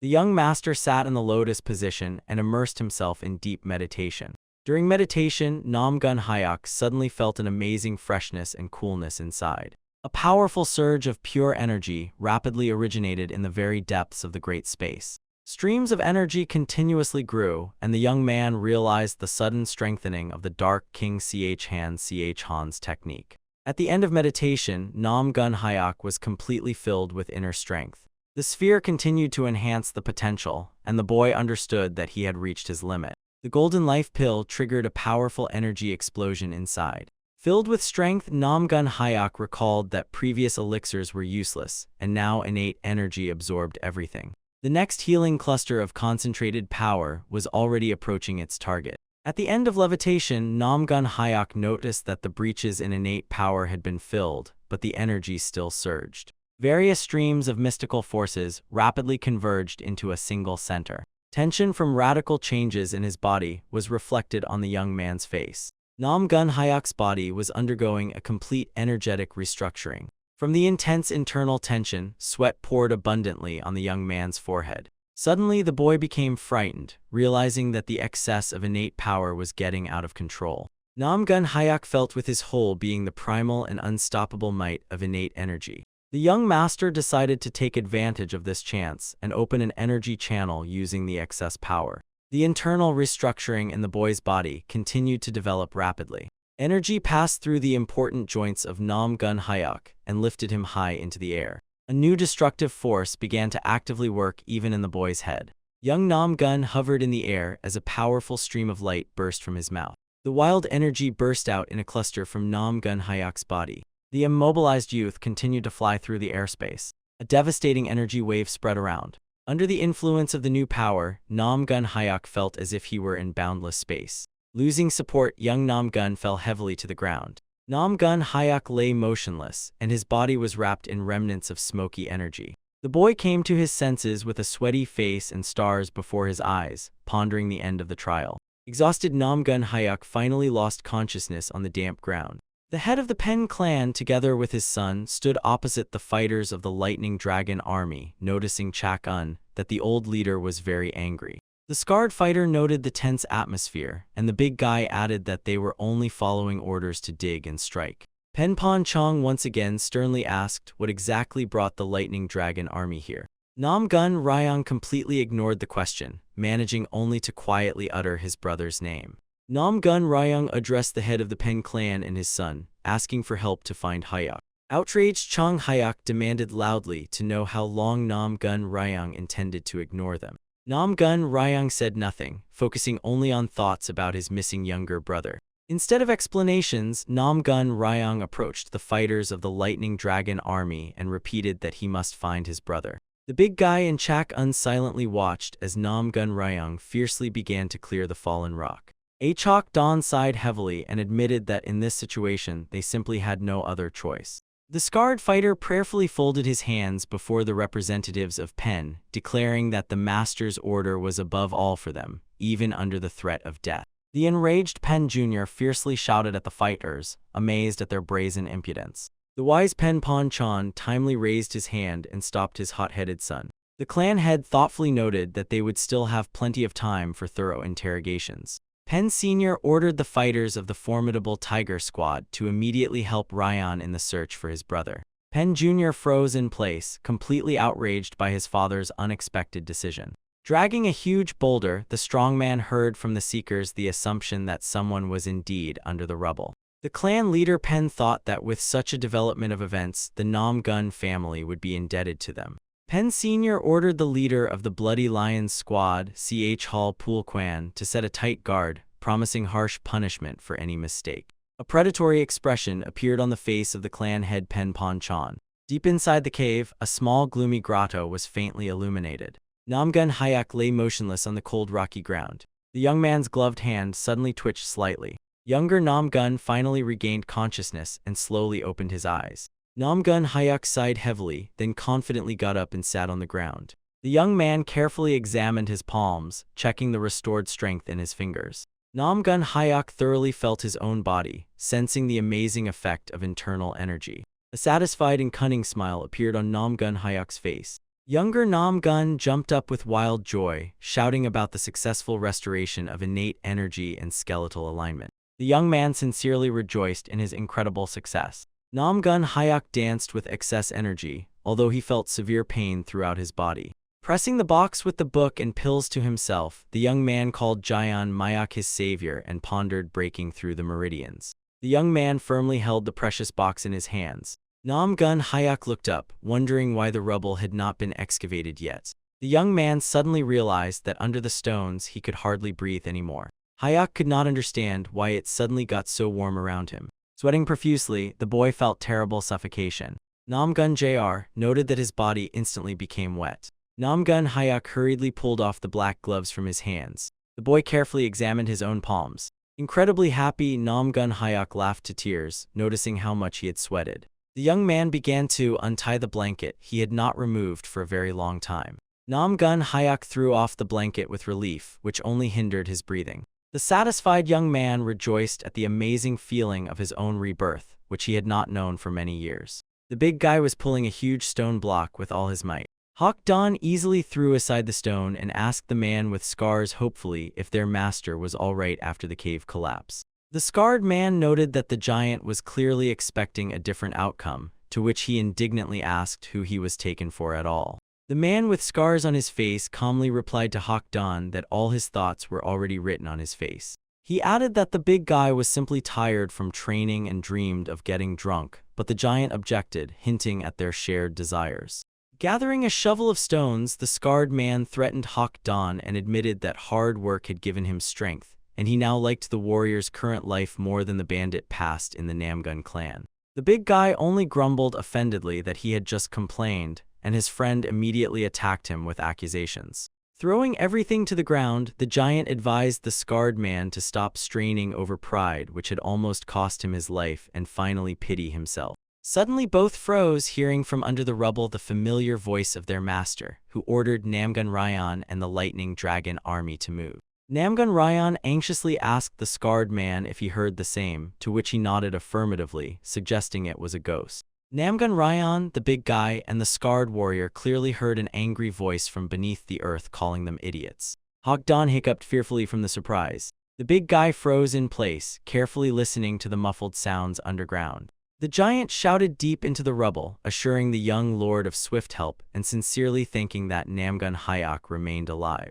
Then he ordered the scarred man and Chang'un to dig immediately further, so that the lord would not accuse them of loafing after coming out. The scarred man asked the strong man in surprise where such cunning plans came from in his foolish head. The confused trio again heard swearing directed at them from beneath the ground. The head of the Peng clan and his son felt a sudden underground tremor and tried to understand what was happening. The earth beneath their feet began to vibrate, and powerful energy started to seep through the cracks. Namgun Ryong instantly recognized the method of the three thunder swords and commanded everyone to retreat immediately. A powerful explosion of released energy threw fragments of mountain rock into the air. Frightened warriors watched in shock the colossal energy flow that burst free. Young Pen listened to the cries of subordinates about the inhuman strength that managed to pierce through a cave tens of Changlong. Penjong Hyak looked at the destructive spectacle with undisguised anger. A dazzling beam of energy swiftly soared high into the sky. A powerful stream pushed forward the silhouette of some unknown object. The surprised Namgun Ryan and the scarred warrior watched this explosion of power in fascination. Namgun Hyak, with a bare sword in his hands, began to rapidly descend from the sky downwards. The younger Namgun landed with a crash on the cultivated ground. Standing on his feet, Namgun Hyak was breathing heavily after the difficult breakthrough. Namgun Ryan joyfully shouted the name of his brother. Namgun Hyak sincerely rejoiced, finally seeing a familiar face. The younger Namgun, with tears in his eyes, tightly embraced his older brother, sobbing that he had already said goodbye to life. While no one was watching, Namgun Hyak quietly handed his brother the valuables he managed to carry out of the cave. The scarred man surprisingly remarked to Chang'un, who did not understand such childish behavior of the Lord, to which the warrior calmly replied that the fear of death greatly changes people. Namgun Ryan thanked fate for saving his brother, while hastily hiding the received items under his clothes. Namgun Hyak calmed his brother, reminding him that he still remains the younger son of the great Namgun clan. The big guy laughed loudly and joyfully greeted Namgun Hyak on his return from the world of the dead. The giant emotionally added that he personally went all out to free the younger master from the trap. The younger Namgun rewarded the big guy with a strong kick, calling him rabble, and angrily scolded the subordinates for digging the pit too long and sluggishly, chatting instead of working. Stunned by the unexpected pain, the big guy thought it would be better if the central plane went underwater than their master changed his character even a little. Alert Namgun Hyak suddenly heard a quiet, ominous snort very close to him. The younger Namgun, with a forced smile, turned to the head of the Pen clan and his son, asking if their people also took part in his search. Pen Chong ignored the young man's question and only silently pondered, as Namgun Hyak seemed suspiciously strong to him, as if something had radically changed in him. The head of the Pen clan did not take his heavy, studying gaze off Namgun Hyak. Namgun the younger's gaze in response became direct, focused, and extremely serious. Old Pen dryly remarked that he was sincerely glad about the boy's rescue, but now had many questions for him. Namgun Hyak politely replied that everyone around was exhausted, so first it was worth having a meal and resting, and only then arranging conversations. Angry Pen strictly objected, demanding immediate explanations right here and now. Nam Gun Hyuk instantly became alert due to such an unwanted turn of events and mentally cursed brutally. Staring into the deep abyss beneath his feet, Pen sharply asked the young man what exactly was hidden inside and why they had made such a mess on foreign territories. The younger Nam Gun lied with a smile that during the night training his people heard a strange noise, discovered suspicious dark figures on Pen lands, and decided to drive them away, accidentally stumbling upon a dugout cave with some junk inside. Nam Gun Hyuk confidently added that he was in such a hurry to deal with the scoundrels and get to the surface that he did not even touch the findings, so the clan head can check everything personally. Pen Chong's face twisted into a distrustful grimace after hearing the story. The clan head Pen coldly stated to Nam Gun Hyuk that first he intended to conduct a thorough inspection. Armed to the teeth, warriors from the Blood Lions squad grimly lined up before the younger Nam Gun. Nam Gun Hyuk was outraged by the groundless search and directly told Mr. Pen that he was clearly crossing the line of what is allowed. The young man directly asked the clan head if these actions meant that from now on Nam Gun and Pen would become open enemies. The clan head Pen mentally called the boy a petty scoundrel and aloud indifferently said that he did not care about the consequences. Old Pen grimly declared that he was ready to declare the entire Nam Gun clan along with the Alliance of the Righteous Sky as enemies, but would not allow anyone to take what belongs to his land. Young Pen was genuinely surprised by the events unfolding before his eyes. Observing his father and Nam Gun Hyuk, Pen Jong Hyuk tried to understand the reason for the young man's determination.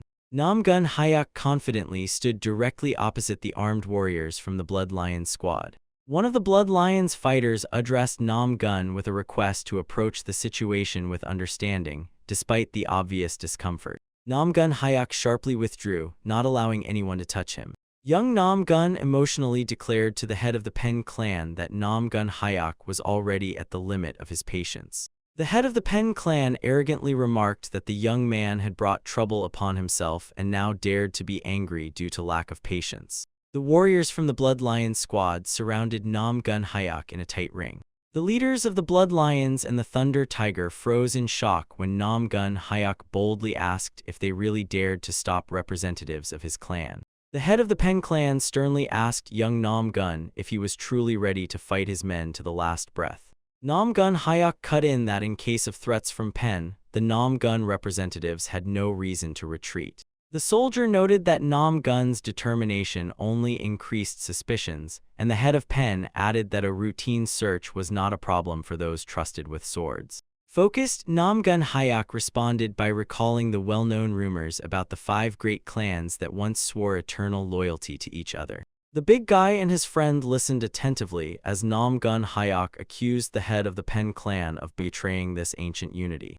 Hyuk Don quietly asked his comrade since when their opponents had become so honest, to which Chang replied that it seemed to be from today. Chang-un added that there was sense in Nam Gun Hyuk's words, as he would hardly mention it without a good reason. The head of the Pen clan cast a stern, penetrating look at those present. Nam Gun Hyuk responded to him with a serious and unwavering gaze, demonstrating complete confidence. Rubbing his chin, the Pen head thought about the youth's eloquence and decided that if resistance continued, force would have to be used. Nam Gun Hyuk agreed with his words, reminding him that the head himself insisted on this and summoned his people. The soldiers of the Lightning Dragon army instantly drew their weapons, loudly declaring their full readiness for battle. Nam Gun Hyuk admitted that such a sudden reaction from his own soldiers even frightened him a little. In response to Nam Gun Jr.'s question about their actions, the scarred man replied that they were only following the clear order of the Lord to fight. The big guy realized the strength of the opponents but reasoned that since he himself chose such a commander, he must carry out the order to the end.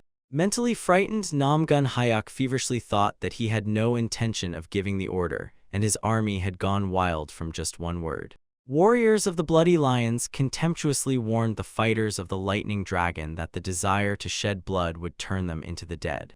Outraged fighters of the Lightning Dragon called the enemies scoundrels and declared that the upcoming battle would clearly show who among them was stronger. The head of the Pen clan mentally scolded Nam Gun for stubbornness and short-sightedness, as he was now completely under his control. Pen Jr. urged his father to act immediately so as not to bring shame upon the Pen family through the unauthorized actions of Nam Gun's representatives. The son's words to his father that the banquet could wait and that Nam Gun needed to be taught a lesson made Nam Gun Hyok seriously wary because of the mention of the celebration. Nam Gun Hyok pondered, trying to decipher the true intentions of the Pen clan representatives regarding this planned banquet. Nam Gun Jr. finally decided that the perfect moment had come to strike at the opponent's vulnerable spot.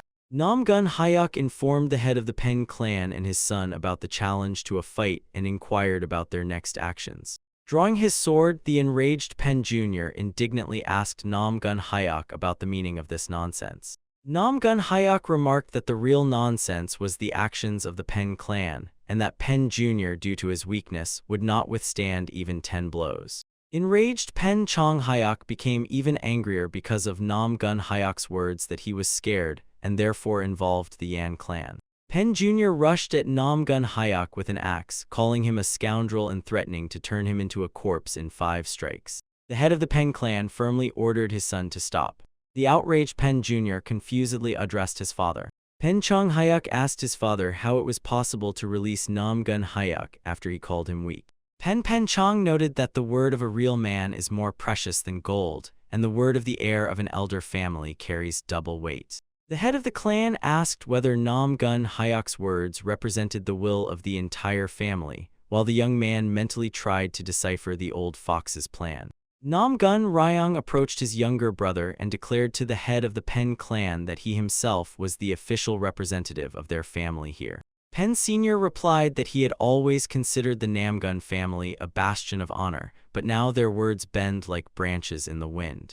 The head of the Pen clan accused the Nam Gun family of trying to shirk responsibility and was surprised that such a renowned clan had stooped to this level.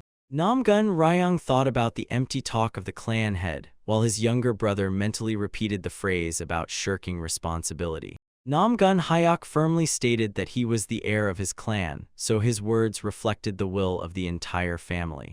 Pen Chong noted the strength of spirit of the Nam Gun heir and mentally rejoiced that Nam Gun Hyok had finally fallen into a trap. The head of the Pen clan looked at his outraged son and asked Nam Gun Hyok if he was not going to take back his words about winning in 10 strikes. Nam Gun Ryong supported his brother by the hand, and Nam Gun Hyok confirmed the steadfastness of his words, to which the clan head added that this would be a fight for the honor of their families. The head of the Pen clan noted that a duel between the youths without witnesses would inevitably provoke the emergence of unnecessary rumors. Nam Gun Ryong was sincerely impressed by the words he heard from the head of the Pen clan. The head of the Pen clan proposed to hold the duel during the banquet to avoid excuses about treacherous techniques or numerical superiority in a secret fight. Nam Gun Ryong's face instantly became extremely serious. Young Pen looked at his opponent with an evil and defiant smile. Nam Gun Hyok silently exhaled, realizing that Pen Chong acted very cunningly and that this was his main plan from the very beginning. Nam Gun Ryong thought that 10 techniques were an insurmountable task, but Nam Gun Hyok confidently agreed to the terms. The head of the Pen clan shook his index finger and added that in case of his son's victory, there should be no claims of unfairness. Nam Gun Hyok boldly agreed, understanding the opponent's cunning, and the clan head emphasized the mandatory observance of the agreement about 10 strikes. The head of the Pen clan pointed at the brothers and proposed that the Nam Gun military forces measure their strength against the soldiers of his family. Formidable warriors from the Lightning Dragon army appeared on the field. Fearless fighters from the Bloody Lion squad lined up opposite them. The head of the Pen clan pondered that defeat by Nam Gun's guards would be considered planned. The head of the Pen clan was outraged by the audacity of the Lightning Dragon warriors who dared to draw their swords in his presence. One of Pen's fighters shouted threats, promising to tear the enemies to pieces if they tried to escape. Nam Gun Hyok paused for a moment and eventually agreed to the terms. Young Nam Gun was surprised by the opponent's proposal and wondered if they should make a bet on the duel. Nam Gun Hyok noted that fighting without a reward for the honor of the families fought for centuries would be madness. Pen Chong Yi asked young Nam Gun what exact reward he wished to receive. Looking at the dungeon abyss, Nam Gun Hyok declared that he wanted to take the cave for himself after victory. The head of the Pen clan called it nonsense, to which young Nam Gun immediately offered an alternative. Nam Gun Hyok proposed to give the right to own the cave to the winner of this fight. The head of the Nam Gun clan and his son were outraged, considering it ridiculous to put their own property up as a prize. Younger Nam Gun reproached Pen the Younger that without his help he would not have known about this place at all. Pen Jiang I silently observed the boy's argument, weighing every argument. Looking down at his feet, he wondered if there really was something at the bottom of the cave. Nam Gun Hyok boldly replied that the behavior of the Pen clan only confirmed the presence of something valuable there. Standing next to his brother, Nam Gun Hyok suggested that relics of the Blood Lions squad were hidden below. The head of the Pen clan, together with his son, listened carefully to every word of younger Nam Gun. Pen Jiang Hyok sharply asked his interlocutor to repeat what was said. The big guy and the swordsman with scars wondered in surprise where their lord got such information.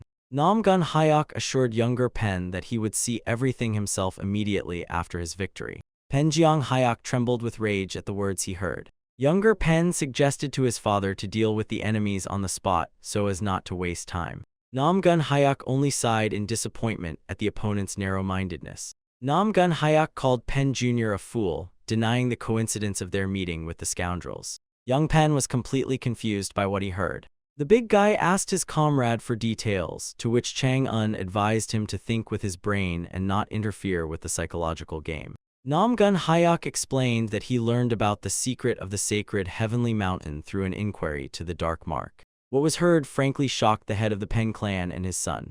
Nam Gun Hyok recalled the chest in the grotto, thinking that the righteous would have found it long ago if they had cast aside pride. Nam Gun Hyok imagined the Pen leaders against the backdrop of their palace, wondering how these scoundrels had not noticed the treasure under their noses for 70 years due to pride.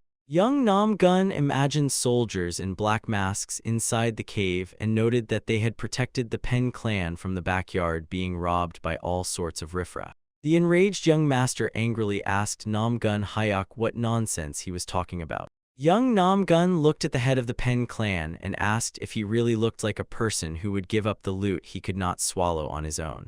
Nam Gun Hyok warned that without his personal connection to the Dark Mark, by tomorrow information about the grotto would spread among all the guests, and the Pen clan would not be able to hold back this crowd. Pen Chong remained tense and silently gloomy. The head of the Pen clan watched Nam Gun Hyok, considering him too audacious a kid who thought to trick him. In the air, the snout of an angry imaginary dragon seemed to appear. The younger one asked his father why they were even worried, since such a upstart would lose to him in 10 moves. Pen Jong Hyok assured that their elite warrior squads were feared even by the Great Nine Sects and the Alliance, so it was pointless to compare them to the guards of a backwater clan. The head of the Pen clan continued to stand silently.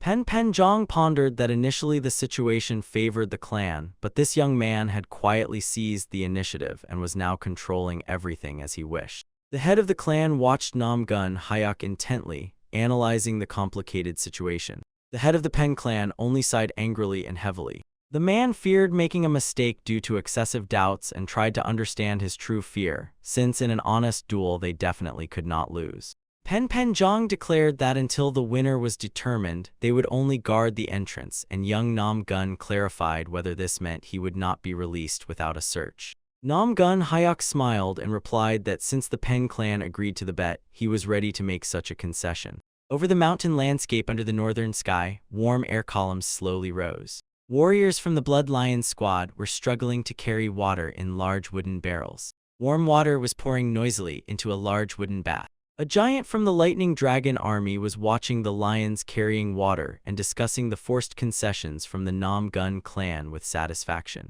Hyok Don and a scarred man guarded the bath with their backs to it, while cries of pleasure were heard from the water.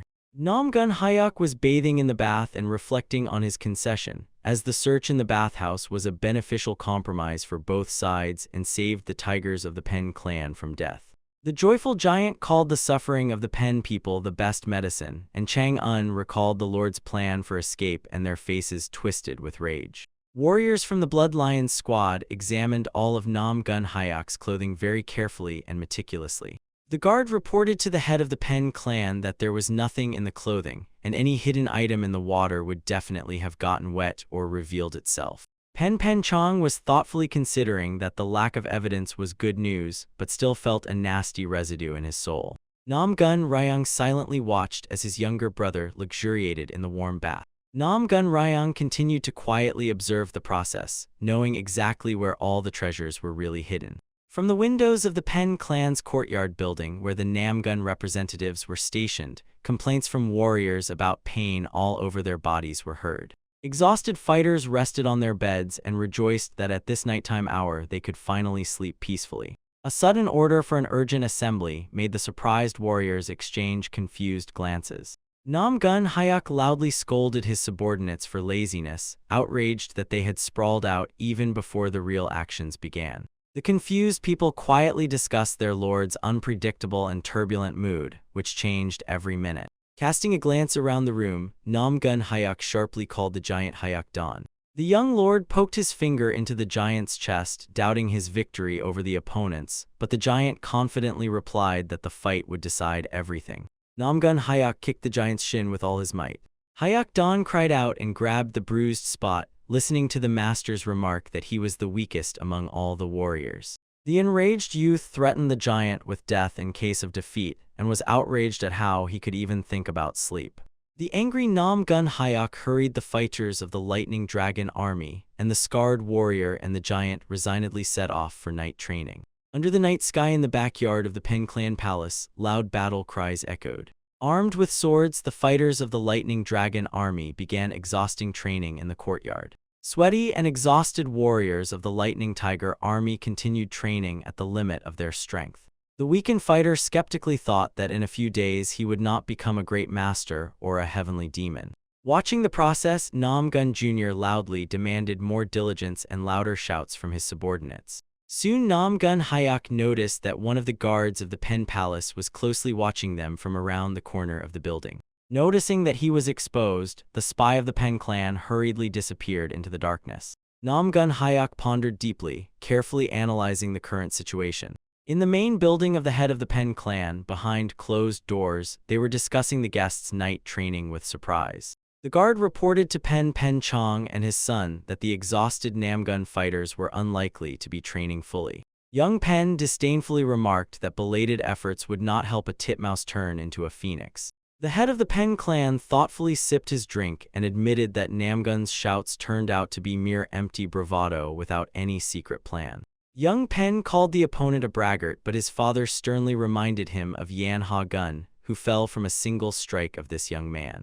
The son hastily assured his father that that incident was just a coincidence, and the opponent simply caught the man by surprise. The elder objected, for even in an unexpected attack, taking down the enemy in one stroke required considerable skill, which the sword's heir also acknowledged. The face of Pen the Younger instantly contorted with rage. Recalling the female warrior, Pen the Younger angrily declared that she was merely playing into Namgun's hands and promised to prove the superiority of his saber over any sword. Pen Chong nodded approvingly, demonstrating complete faith in his son's skill and future victory. Slowly turning the cup of drink in his hands, the clan head concluded that other fighters would also join the battle, so there was no reason for concern. Clan head Pen ordered the guard to stop the surveillance, fearing accusations from the defeated Namgun clan of stealing secret techniques. Nam Gun Ryang and the man with scars on his face persistently continued their training. The exhausted warriors of the Lightning Dragon army fell helplessly to the ground,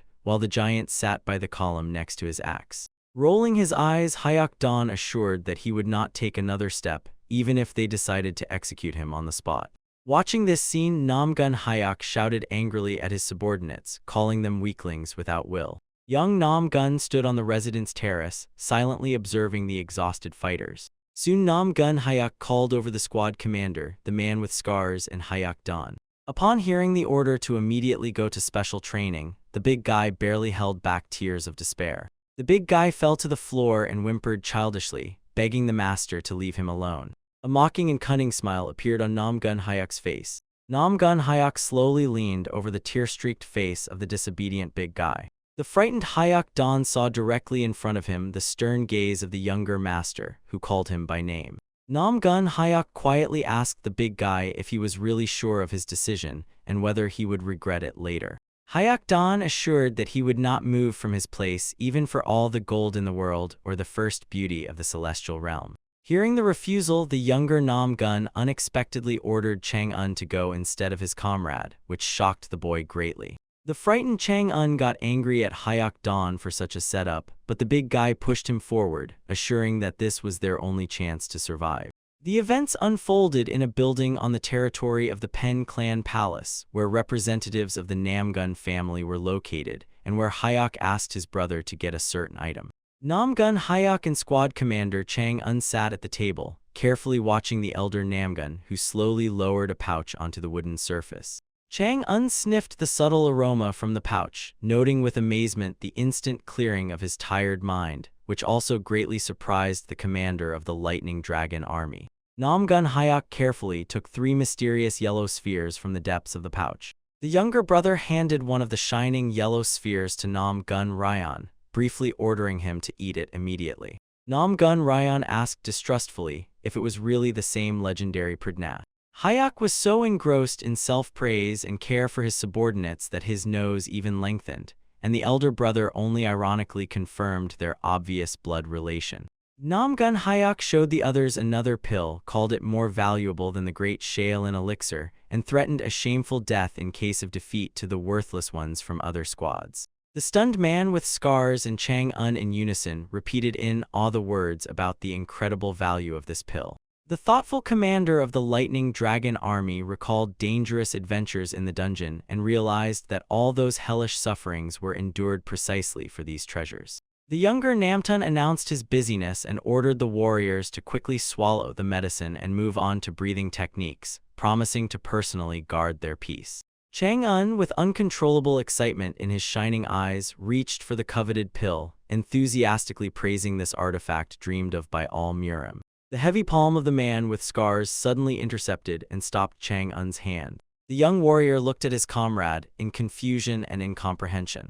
The commander suggested to Hyuk to divide the priceless medicine among the entire squad because of the spilled blood, but Chang-un was outraged, selfishly wanting to swallow it all himself for maximum power development. Namgun Hyuk looked into the pouch and calmed the commander, allowing him to swallow 1 pill whole, and to divide the remaining 6 pills equally among the other fighters of the squad. The chief of the Lightning Dragon Army sincerely thanked the Lord with tears in his eyes, and Chang-un hastily assured that he would accept this gift with great gratitude. Instead, Chang-un instantly received a heavy punch to the head from the commander, who sternly scolded him for greed and allocated only half a pill. The warriors attentively listened to Hyuk's lesson about the necessity of complete absorption of energy, although Chang-un still resentfully wondered why he only got a part of the elixir. Namgun Hyuk watched the beginning of the meditation of the 3 men and thought that this golden pill of life would increase their inner strength by at least half a century.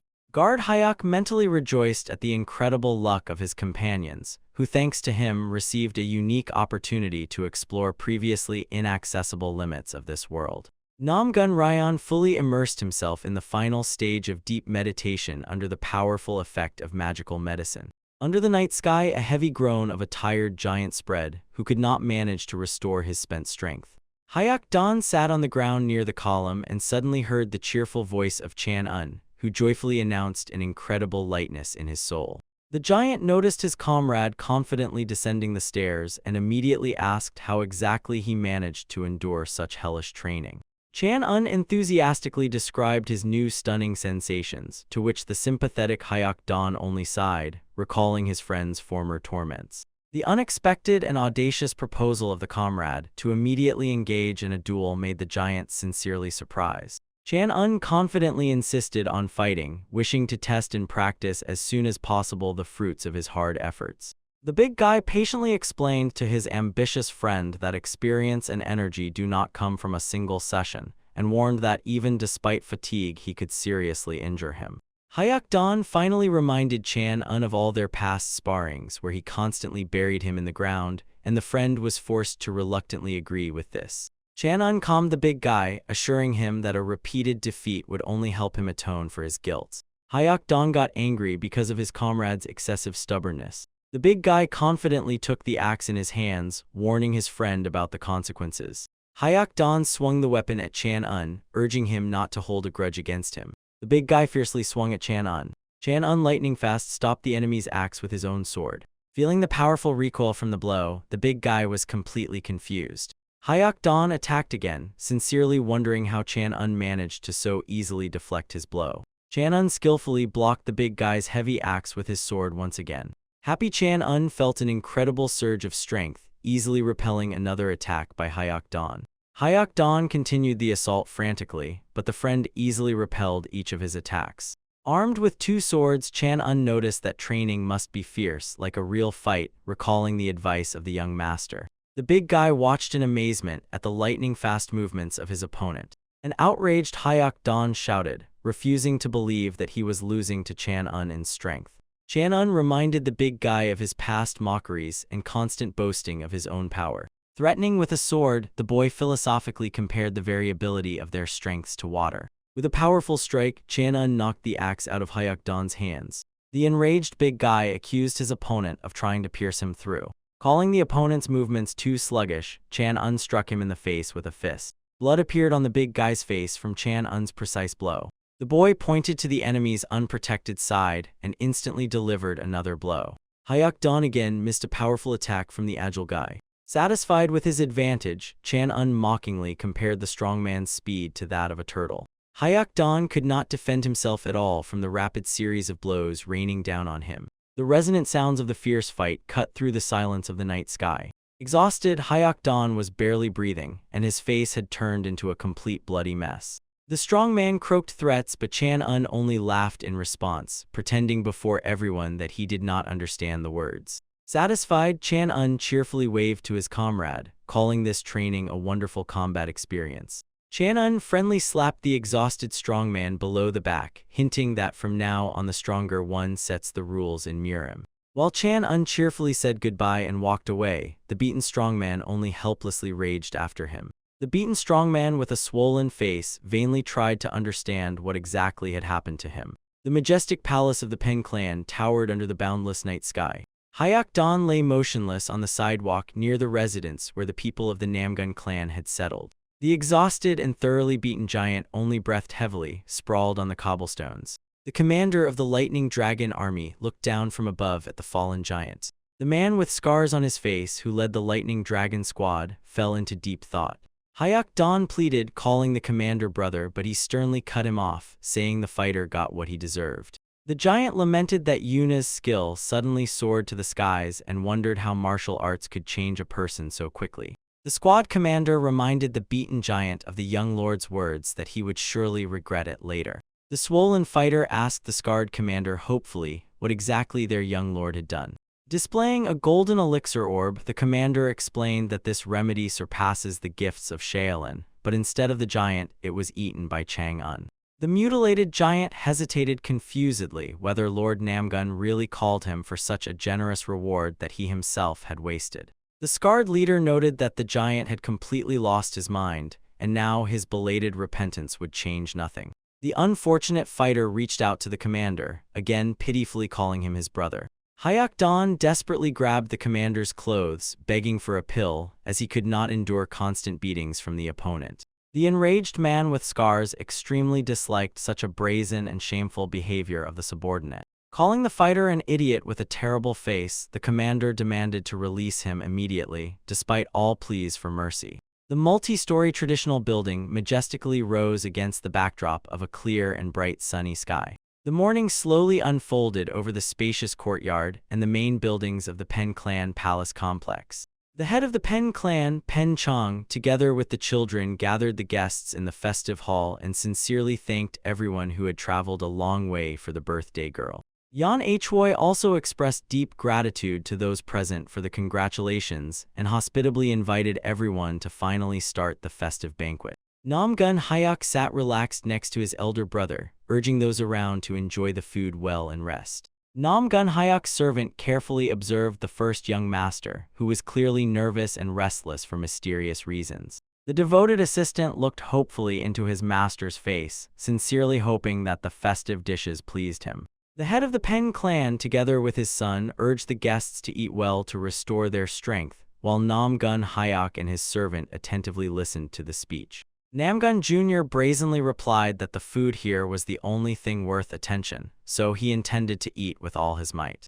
The angry Pen Jr. tried to stop the impudent one, but the father restrained him with a gesture, noting that the guest was simply skillfully hiding his nervousness. Namgun Hyuk leisurely threw his hands behind his head and with a smile asked why the attendees decided that he was worried about something. Pen Chong noted that despair is often masked by excessive confidence, although some people behave quite differently in similar situations. Namgun Ryung remained completely calm, staying serious and focused throughout the entire conversation.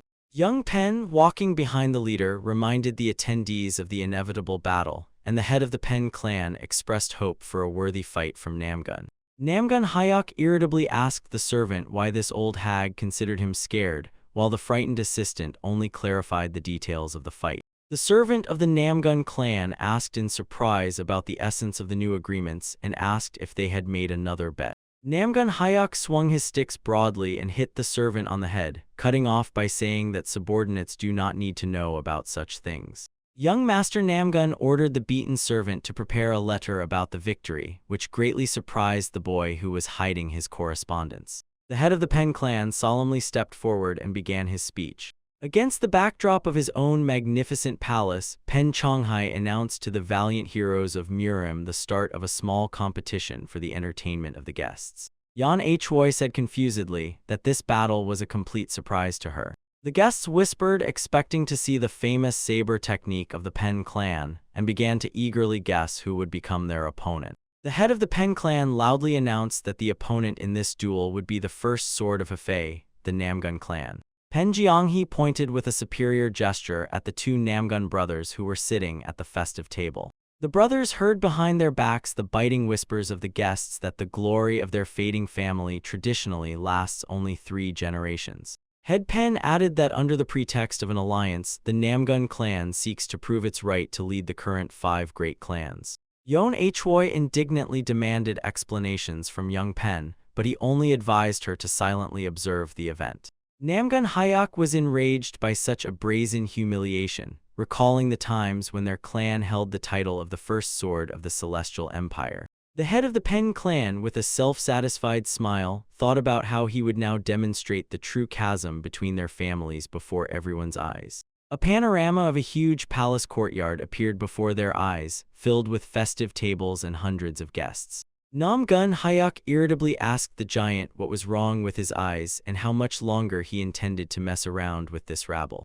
Hyuk Dan, with a black eye, remarked to the young man that the opponent was the commander of the Grim Tiger's squad, so even a young lord would hardly manage in 10 moves. The younger Namgun swung his fist at the giant, demanding he stop talking nonsense. Namgun Hyuk ordered the giant to be silent, promising to drain all his blood along with the pill if he did not win within 10 moves. The big guy fearfully imagined how he lay tied up, while the younger master and Chan sucked blood from his body through straws. On the battlefield, the commander of the Fierce Tiger's squad stood focused. Looking at the big guy, the commander pondered what sins made him fight this clumsy creature who had only muscles instead of brains, although the leader's pride still kept him in shape. Scratching the back of his head, the giant emotionally prepared himself for a brutal duel. The tiger commander quietly told Hyuk Dan that, due to the crowd of witnesses around, they should finish this fight as quickly as possible. The big guy agreed, noting that he also did not intend to prolong the duel beyond 10 moves. The Fierce Tiger's commander mockingly suggested dragging out the time so the big guy wouldn't be so ashamed of a quick defeat, but Hyuk Dan called these words complete nonsense. The giant confidently told his opponent that he was the one who intended to crush the tiger commander within the designated 10 moves. The enraged squad leader called the big guy a despicable upstart, angrily asking if he even knew who he was facing. Hyuk Dan swiftly moved toward the commander of the tigers, stunned by his audacity. Armed with a sharp saber, the commander cold-bloodedly awaited the enemy attack. With a loud cry, the big guy raised a heavy axe high against his opponent.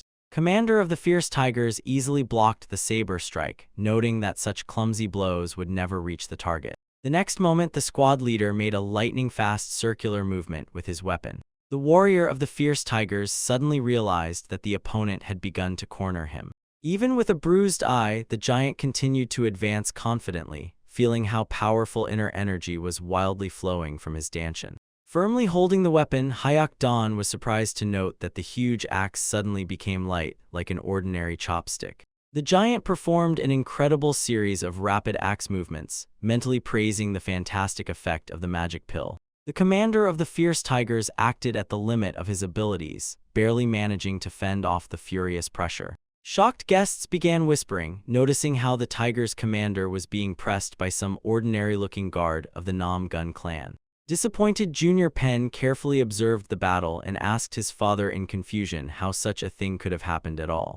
The outraged youth demanded immediate and clear explanations from the clan head regarding the disgraceful course of the duel. The clan head Pen replied to his son that the tiger's commander was simply yielding because he was disgusted to fight at full strength against an unknown warrior. Satisfied with such a logical answer, Junior Pen confidently agreed that the experienced leader would never lose to such an ignoramus. The big guy fiercely continued his advance, forcing the commander of the fierce tigers to hold back deadly blows with his last strength.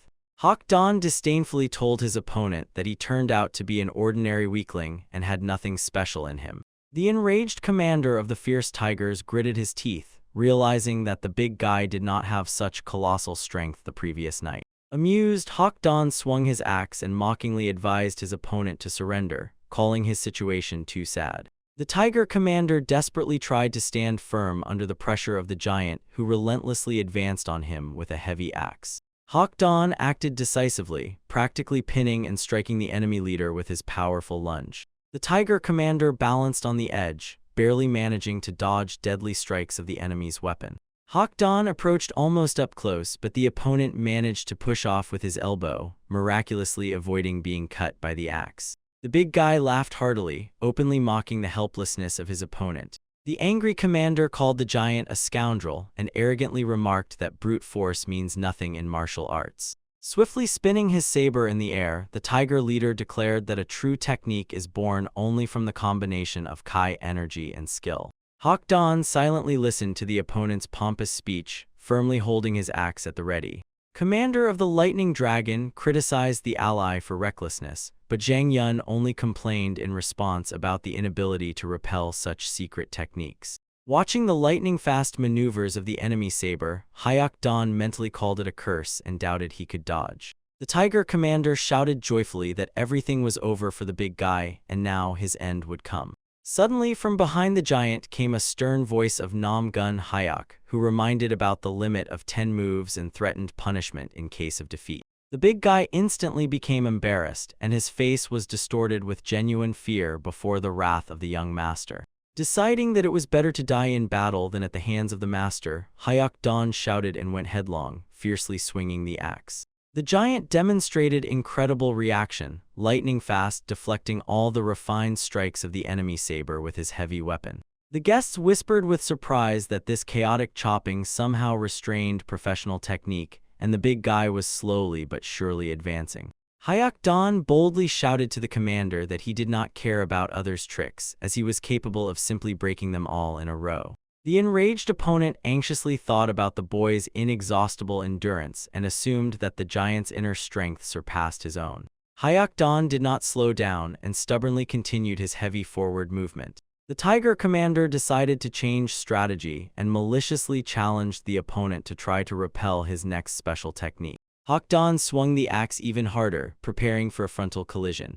The heavy weapon of the strongman at a furious speed repeated the trajectory of the enemy's lunges, successfully blocking each subsequent saber strike. Yan H. voice shockingly stated that it was impossible to hold back such attacks with pure power, while So Hyan from the Pavilion of Swords silently observed this. The girl warrior recalled how Nam Gun Hawk in the palace courtyard strictly ordered the giant to chop 1,000 logs in 2 hours. In her memories, the outraged Hawk Dawn panikedly asked about the insane work pace, to which the young man only commanded to keep swinging the axe nonstop. The girl clearly remembered how the dissatisfied giant shouted after the master, demanding full-fledged training instead of ordinary hard labor. Before So-Hyan's eyes appeared a scene where the young master rudely ordered the servant to shut up and immediately return to work. Carefully analyzing the duel, So-Hyan concluded that the fighter suppresses the opponent's technique with his mass and the variability of movements with pure speed. The head of the Peng clan and his son held their breath tensely, Nam Gun Ryan anxiously watched the duel, while the younger Nam Gun remained completely calm and simply observed everything happening around. After another swift attack, the burly strongman stopped heavily. In the hands of the commander of the fierce tigers remained only a pitiful fragment of his former saber. A severed piece of weapon whistled high in the air. Such an unexpected turn of events incredibly angered the commander of the tigers. Gaining the advantage, Hyok Dan decisively pressed the blade of his axe right against the opponent's throat. The Nam Gun brothers, who had been sitting at the table all this time, heard the news of the enemy's final defeat. The guests present at the banquet watched in shock as the joyful Hyok Dan boastfully shouted about his victory over the leader of the fierce tigers. The big guy with a black eye anxiously asked Nam Gun Hyok if he had seen his triumph. Nam Gun Hyok only dryly remarked in response that he had used as many as 13 moves. In the middle of the Pen Clan courtyard, young master Nam Gun ordered the next fighter to show a better result and complete it in just 5 moves. The winner pondered his grand success in confusion while the scarred man asked the youth if he knew the strength of the future opponent. Nam Gun Hyok indifferently asked who exactly would face them next. The scarred warrior seriously explained that their opponent was Kwak Chun, the formidable deputy commander of the Bloody Lions. The young master admitted to the leader of the Lightning Dragons that he was hearing this name for the first time, which made him ask in surprise who the youth did know then. Nam Gun Hyok confidently listed the legendary demon rulers, the Sword Lord and the Fist King. The commander of the Lightning Dragons noted that the gentleman mentioned only ancient mythical figures, not modern Muramu masters. Angry Nam Gun Hyok roughly pushed his subordinate in the back and sent him to the battlefield, ordering him to personally deal with the deputy. Soon on the battle arena, the deputy of the Blood Lions squad and the leader of the Lightning Dragons faced each other. Worried Pen Jr. quietly asked his father if they would manage to win this time. Looking at the fighter in red, the clan head assured his son that this master far surpasses the previous failures from the fierce tigers. The boy agreed, though he complained about fickle luck, but Pen Chong-yi called the past defeat a pure coincidence. The clan leader Pen decisively added that from now on everything will change, and there is no reason to worry. The short-haired warrior in bright red robes proudly introduced himself as Kwak Chun, nicknamed the Bloody Lion. The scarred man in blue attire named himself Gon Chong Hai, and politely asked his opponent to teach him a lesson. Kwak Chun disdainfully looked over the opponent's saber and was surprised why the great clan is considered the family of the sword. Gon Chong Hai calmly objected that everyone chooses the weapon to their liking, not limiting themselves by outdated rules. The deputy commander contemptuously called the Nam Gun clan tasteless scum without any order in response. Outraged by such audacity, the leader of the Lightning Dragons mentally cursed the enemy with his last words. Putting the blade forward, Kwak Chun sternly warned that he has a heavy hand and knows no mercy. Gon Chon Hai cut in that he talks too much instead of proving his strength with actions. The opponent's words extremely angered the deputy commander of the Lions. A predatory smile appeared on Kwak Chun's face, and he called his rival an ordinary worthless mercenary. Shouting that Gon Chon Hai chose his own death, the leader of the Lions rushed forward swiftly. The scarred warrior prepared to defend, recalling the hard training and incredible power from the Night Pill. Swinging the heavy saber, Kwak fiercely attacked his opponent in a leap. Focused, Yang Hoi noted that Uncle Chun immediately used his strongest technique of 10 sabers. Kwak Chun with a warlike cry rushed swiftly at his enemy. In front of the commander of the Lightning Dragon army, the opponent began rapidly spinning the saber, creating lightning circles. Gon Chong Hai also launched a decisive counterattack, actively wielding his weapon. Kwak Chun demonstrated incredible speed, striking with his saber like lightning. The attacker encountered a powerful counter from the commander of the Lightning Dragon troops, who immediately went on the counterattack. The district was shaken by the sounds of loud and lightning-fast clashes of steel. Irritated, the deputy commander of the Lions swore, swung his saber, and fiercely attacked the opponent. A powerful moment of collision between two fierce enemies occurred. Gon Chong Hai skillfully landed after an aerial strike and instantly took a combat position. Deputy Commander Kwak also stood up, ready to continue the brutal duel. Kwak Chun, with fury in his eyes, looked at his own hand, noticeably trembling from tension along with the saber. Watching the trembling fingers, the deputy commander of the Lions realized that the enemy not only easily blocked his strike, but also returned the full force of the blow with a powerful recoil. Gon Chong Hai did not wait and again launched a rapid offensive. The man with scars on his face moved so unpredictably and quickly that his silhouette literally dissolved into the air. The deputy commander of the Lions was trying with his last strength to fend off these furious attacks. The stunned spectators around whispered excitedly, marveling at the combination of such colossal power and incredible speed. The daughter of the clan leader noted the impressive saber mastery technique, but she was most interested in the maneuvers themselves. The female warrior assumed that young Lord Namgun might have passed on his own movement technique to the fighters in a somewhat altered form, which is why Yeon-hwoi decided to clarify the name of this lord. Looking at the Namgun brothers, Yeon-hwoi inquired whom exactly the female warrior meant, the silent elder brother or the eccentric second lord. The man with scars on his face continued to press the opponent, easily repelling all attempts at resistance. Gon Chin-hai clearly felt how his internal energy flowed through his body without any obstacles. The commander of the Lightning Dragon army realized with pleasure that his body perfectly obeyed every thought. The enraged deputy commander of the Lions could not come to terms with the thought that he, the great Kwak Chun, was losing to this nobody. Kwak Chun tried to gather the remnants of his strength before the decisive throw. The deputy commander of the Bloody Lions decided to use his most dangerous technique called the Bloody Lion Saber.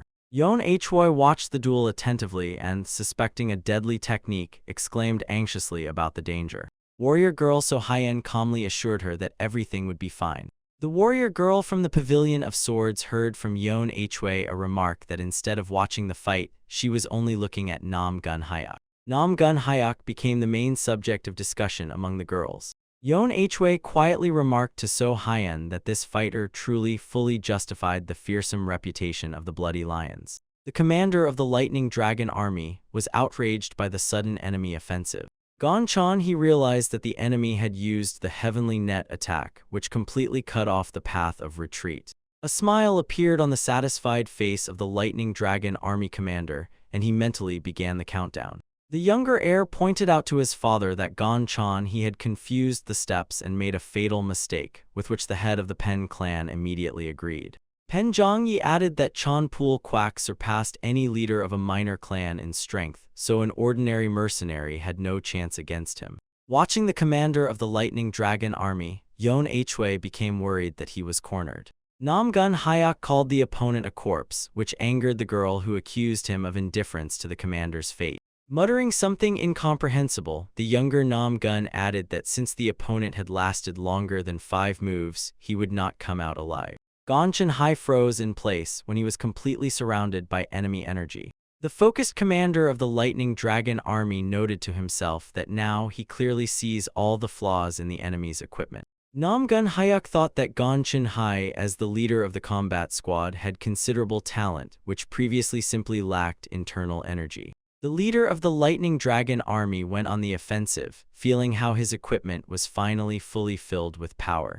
Gon Chin-hai realized that to destroy the enemy's defense, it was necessary to strike precisely at the noticed crack. Looking at the leader of the Lightning Dragon, the younger Nam Gun recalled his doubts during his training and admitted that he finally began to understand something. During the attack on the enemy, Gon Chin-hai used the technique of the 10 swords of the Thunder Dragon. Kwak Chun desperately tried to repel the devastating attack of the commander of the Lightning Dragon army.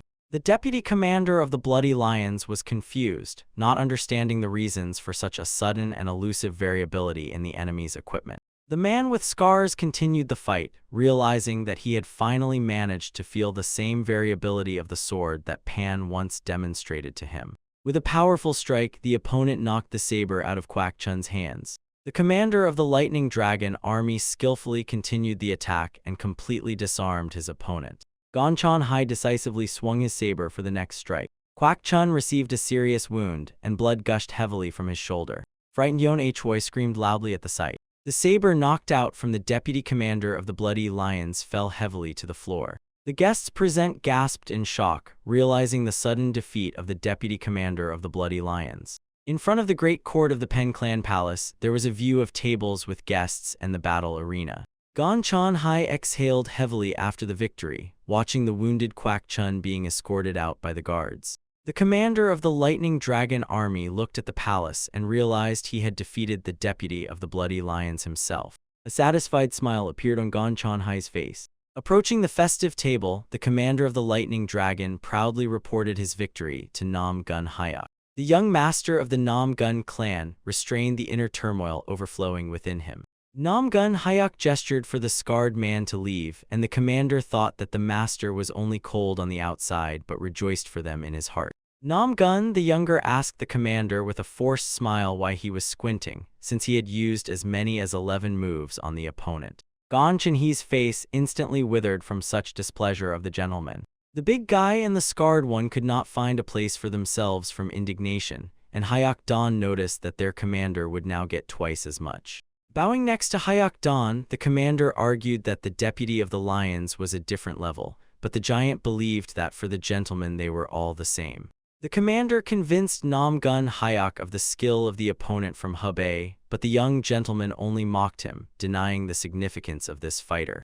The head of the Pen clan was shaken by trembling when Pen Chin heard the conversations of the Nam Gun representatives about the bloody lions being no match for them. The enraged father heard his son's fears about a possible fiasco and sharply ordered him to be silent. The audacious Nam Gun Hyuk loudly asked who would be next, showing impatience before his turn. Pen the younger trembled with rage, promising himself to become nobody if he did not smash that cheeky face. Pen Chin Hyuk shouted at the opponent, threatening to grind him to powder, but the elder Pen stopped his son in time with his hand. The angry son was eager to fight, not understanding why the father considered a potential victory under such conditions only a draw. The thoughtful Pen Chin Hyuk took a cautious step forward. The head of the Pen clan announced to everyone that the duel was meant to strengthen the friendship of the young lords, but the entertainment for the guests went too far. Nam Gun Hyuk listened to these words and clearly understood that the old man had once again concocted a cunning intrigue. Pen Chong Hyuk proposed to present one representative from each clan before the main duel of the lords. The younger lord focused, considering a candidate for this challenge. Nam Gun Hyuk named his elder brother as the representative and asked who the Pen clan would put up against him. Head Pen noted that against Nam Gun's elder son would come the commander of the Bloody Lions himself, Chan Pul Kwan. He was the leader of the Bloody Lions squad, known by the nickname Bloody Madman from the north. The guests whispered that the Pen leader had gone mad with anger by putting such a monster against Nam Gun's rising star.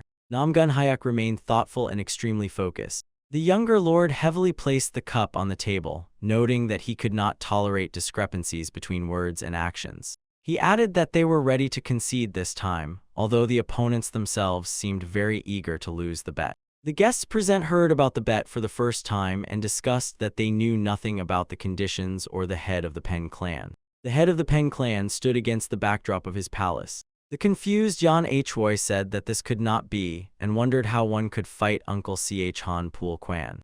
The girl warrior remarked to the birthday girl that the Namgun clan's sword was not light at all, to which Yan Hoi called Uncle Ch Han a master before whom even the elders of the 9 schools and 1 union trembled. The daughter of the clan head watched as the younger brother gave instructions to the older brother, and called this duel very reckless. Namgun Hyuk told his confused brother that he was obliged to win without any exceptions, and since the opponent knew something, he gave his brother 20 techniques. Young Namgun showed his brother the commander and the fighters of the Lightning Dragon army who were kneeling with their heads down, and promised to bury him if he did not manage. Namgun Ryan pondered that although the younger was his brother, he never threw words to the wind. The servant Chom San noted that the younger one's character was lousy, but he always kept his promises. The servant of young Namgun added that only in this could he be taken as an example, and instantly received a blow to the head from Namgun Hyuk. While Namgun Ryan realized that Chom San had also begun to speak like Hyuk, the beaten servant shouted that in this world no one could be trusted, for even their elder master had been infected with cruelty from the second. Namgun Ryan stepped onto the duel field. Chal Pul Kwan was already waiting on the duel field. Leader of the Bloody Mad Squad from the north said that Mr. Namgun was lucky, and today he would learn the true way of the sword of the Pen clan. Commander of the Bloody Lions was surprised by the behavior of Namgun the Elder, who focused on the sword and repeated about 20 techniques. Namgun the Younger shouted an order to his older brother not to slack off, adding that with his skills even 20 techniques were too many.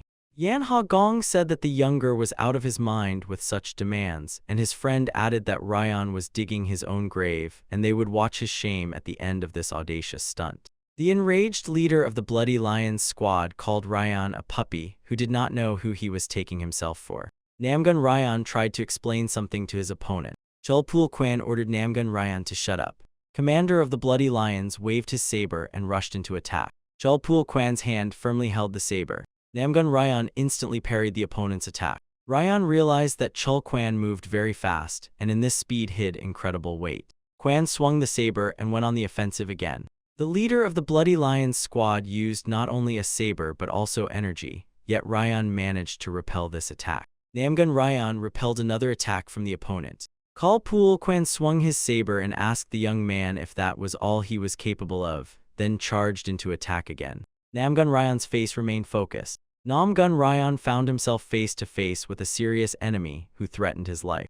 Namgun the younger watched his brother and mentally called him a pathetic fool who held on only thanks to luck. Ryan heard the younger brother's remark and instantly understood his next move. The young man tightly gripped the sword with both hands, channeling powerful internal energy through the blade. Ryan went on the attack thinking that although the enemy's strikes seemed strong, they were actually senseless. The leader of the Bloody Lion squad suddenly felt the full devastating power of Ryan's counterthrust. Namgun Ryan confidently advanced on the opponent, continuing to fill his weapon with his energy. Approaching the enemy, Namgun Ryan reflected that defending is always much harder than attacking. Observing this, Namgun the younger admitted that in the offensive his older brother was second to none. Ryon swiftly shifted his feet, applying the legendary Imperial Stride of Dominance. Namgun Ryon finally seized the initiative and moved to an unrelenting, active offense. The young man pressured the opponent not only with lightning-fast movements, but also with the colossal pressure of his aura. The leader of the Bloody Lions clearly did not expect such a fierce onslaught from the young fighter. Chulpul Quan desperately tried to raise a block and defend against Ryon's deadly strikes. Namgun the younger shouted irritably at his brother to parry the pill's value and not disgrace their exhausting training. Namgun Ryon engaged in a brutal and uncompromising clash with the commander of the Bloody Lions. The bloody madman from the north tried with his last strength to hold back Ryon's fierce attack. The lion commander did not understand where such power in the youth's sword came from and refused to believe that their forces were equalized. Chulpul Quan tried to change tactics and shift from a passive defense to his own offense. The commander of the Bloody Lion squad directed all his secret techniques and energy against Ryon. Namgun Ryan suddenly realized that his body had acquired an incredible, almost weightless lightness. The elder brother Hayek continued to press the enemy, feeling the strength to overturn the whole world within himself. Ryan concentrated and applied the highest form of the Imperial Sword against the formidable opponent. The commander of the Bloody Lions understood that this was a battle of inner forces and fiercely shouted at the youth about his audacity. The powerful energy flows of both opponents collided in a destructive and loud duel. The concentrated wave of energy released by Ryan nevertheless pierced the defense and reached Chulpul Quan. The gaze of the commander of the Bloody Lions instantly changed when he realized his devastating defeat. The saber in the hand of the madman from the north could not withstand the tension and shattered into small pieces. The spectators around gasped in shock and held their breath at what they saw. Sharp fragments of the broken weapon of the leader of the Bloody Lions fell with a clang onto the stone floor of the arena. Chulpul Quan coughed up blood after a heavy blow, while Namgun Ryan had already brought his sword close to the chest of the leader of the Bloody Lions squad. Namgun Ryan stood confidently opposite the defeated opponent, who helplessly sat on the floor. Yan Hvoy enthusiastically exclaimed words of praise to the young Lord Namgun, while the female warrior nearby silently observed them. So Hyen, with a serious expression on her face, silently watched the events on the field. Satisfied, Namgun Hayek crossed his arms and recalled that he had always expected such results from his older brother's training. The head of the Pen clan was shaking with rage, and he indignantly denied the possibility of his elite squad leader losing to some upstart. Namgun Hayek boldly compared the Bloody Lions to mangy cats, while the servant Chom San nearby begged the Lord to stop mocking the defeated. Young Namgun ironically asked if he looked like a nobleman, to which Chom San honestly called him a bandit. A new bruise instantly appeared on the servant's head, after which he rubbed the injured spot and lamented the Pen clan leader's anger. Young Namgun waved off Chom San's remarks, assuring that the Pen clan's strength was constantly humiliated anyway, and the right is always stronger. Namgun Hyak and his servant suddenly heard someone from the crowd rudely call the youth a puppy. An enraged Pen Jr. stepped forward and loudly demanded a duel, reminding his opponent of his past promise. Namgun Hyak remained completely calm and only asked again if this was about the promised 10 moves. The surprised guests began whispering about Namgun's incredible audacity, although Pen was considered the best among the young masters of Hebei. The head of the Pen clan listened carefully to the conversations of those present and mentally agreed with the high assessment of his son's skill. The elder Pen already imagined his son's triumph and hoped that this victory would finally wash away the shame from their name. The head of the Namgun clan announced to everyone present that he sought to defend the wounded pride of his younger son.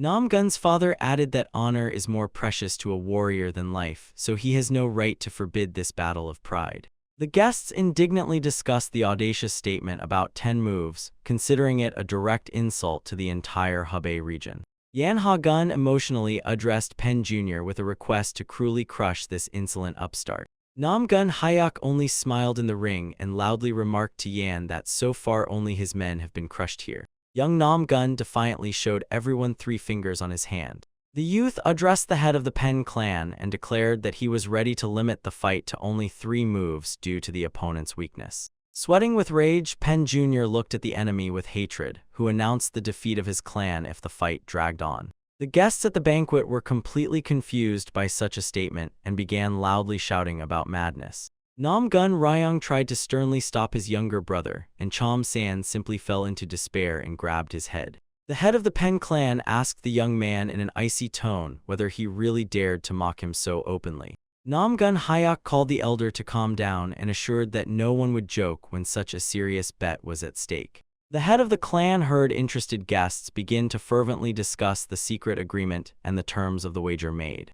Leader Pen barely restrained his anger, realizing that the cunning young man had deliberately announced the deal publicly. Pen Penchan looked at his son, thinking that 10 moves were just a joke, so he would definitely last only 3.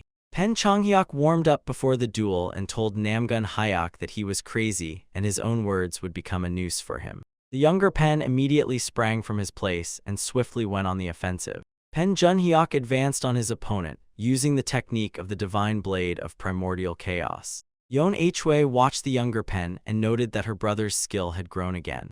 Namgun Hyak unexpectedly threw his sword to the floor, surprising everyone present. The astonished guests whispered that the young man had gone mad with fear since he was going to face the powerful blade energy with bare hands. Young Pen swung his saber and attacked, mentally wishing his opponent to die. Namgun Hyak intently looked at his own palm. The young man tightly clenched his fist, preparing to confront the armed Pen. Namgun Hyak gathered his strength and jumped high into the air. Dodging the deadly blade of the saber, Namgun skillfully circled around his opponent from the side. The younger Namgun found the right moment and got close to Pen Junhyuk. Namgun Hyak used incredible internal energy and delivered a devastating blow to the enemy. Pen Penchan held his breath, not understanding how Namgun Hyak managed to defeat his son with just 1 move. After the powerful strike, the younger Pen bled and spat out blood. Pen Junhyuk collapsed weakly onto the arena fence, trembling from unbearable pain. Namgun Hyak stood opposite his opponent and noticed that he was stronger than he seemed as he withstood this attack. The fallen opponent looked at Namgun with unspeakable hatred. Announcing the second move, Namgun Hyak struck Pen's face with his fist, breaking it into blood. Chan-un noted that everything is fair. Namgun just decided to hit the half-alive Pen once more, and by the agreement of 10 moves, he would have hit 9 more times. From the strong push, Pen Junhyuk flew into the air right from the fence. The younger Pen convulsively grabbed his face, where Namgun Hyak's blow had landed. The younger Namgun threw to the enemy with a defiant smile, who hoped to manage everything in just 1 move. A majestic view of the secret heavenly mountain appeared on the screen. People with burning torches gathered near the dark cave, trying to understand what was hidden inside. The warriors from the Blood Lions squad reasoned that something extremely important was hidden there, since they were ordered to stand guard and let no one in. The gaze revealed a mysterious entrance to a deep cave. Inside the grotto, broken doors were visible, and the echo carried the order to be careful with valuable things. The commander of the Lightning Dragon Troop held an ancient book found in his hands. The scarred man assured Namgun Hyuk that he held the greatest art of the Huashan sect, and Chan-un called his book the sacred technique of Wudang. The young Namgun disdainfully called these finds worthless junk. The scarred man asked the master in surprise, and Chan-un remarked that all the Murim clans would flock here because of such treasures. The big guy examined the green wooden staff and suggested throwing away this junk. Namgun Hyuk instantly jumped at the big guy, took the stick, and angrily reminded him of his warning to be careful. Hyuk Don tried to calm the young master, assuring him that he was well versed in such trash. Angry Namgun Hyuk visually grew in size and shouted that it would be easier for the big guy to gouge out the eyes that see worse than a stray dog. Staring at the book, Chan-un threw aside the ancient sword, calling it a piece of rusty iron. Namgun Hyuk swiftly grabbed the ancient weapon and called Chan-un a scoundrel. Chan-un tried to justify himself before the young master, proving the complete uselessness of the thoroughly rusted blade. Enraged, Namgun Hyuk hit Chan-un on the head several times, calling him a fool and ordering him to ask first if he did not know something.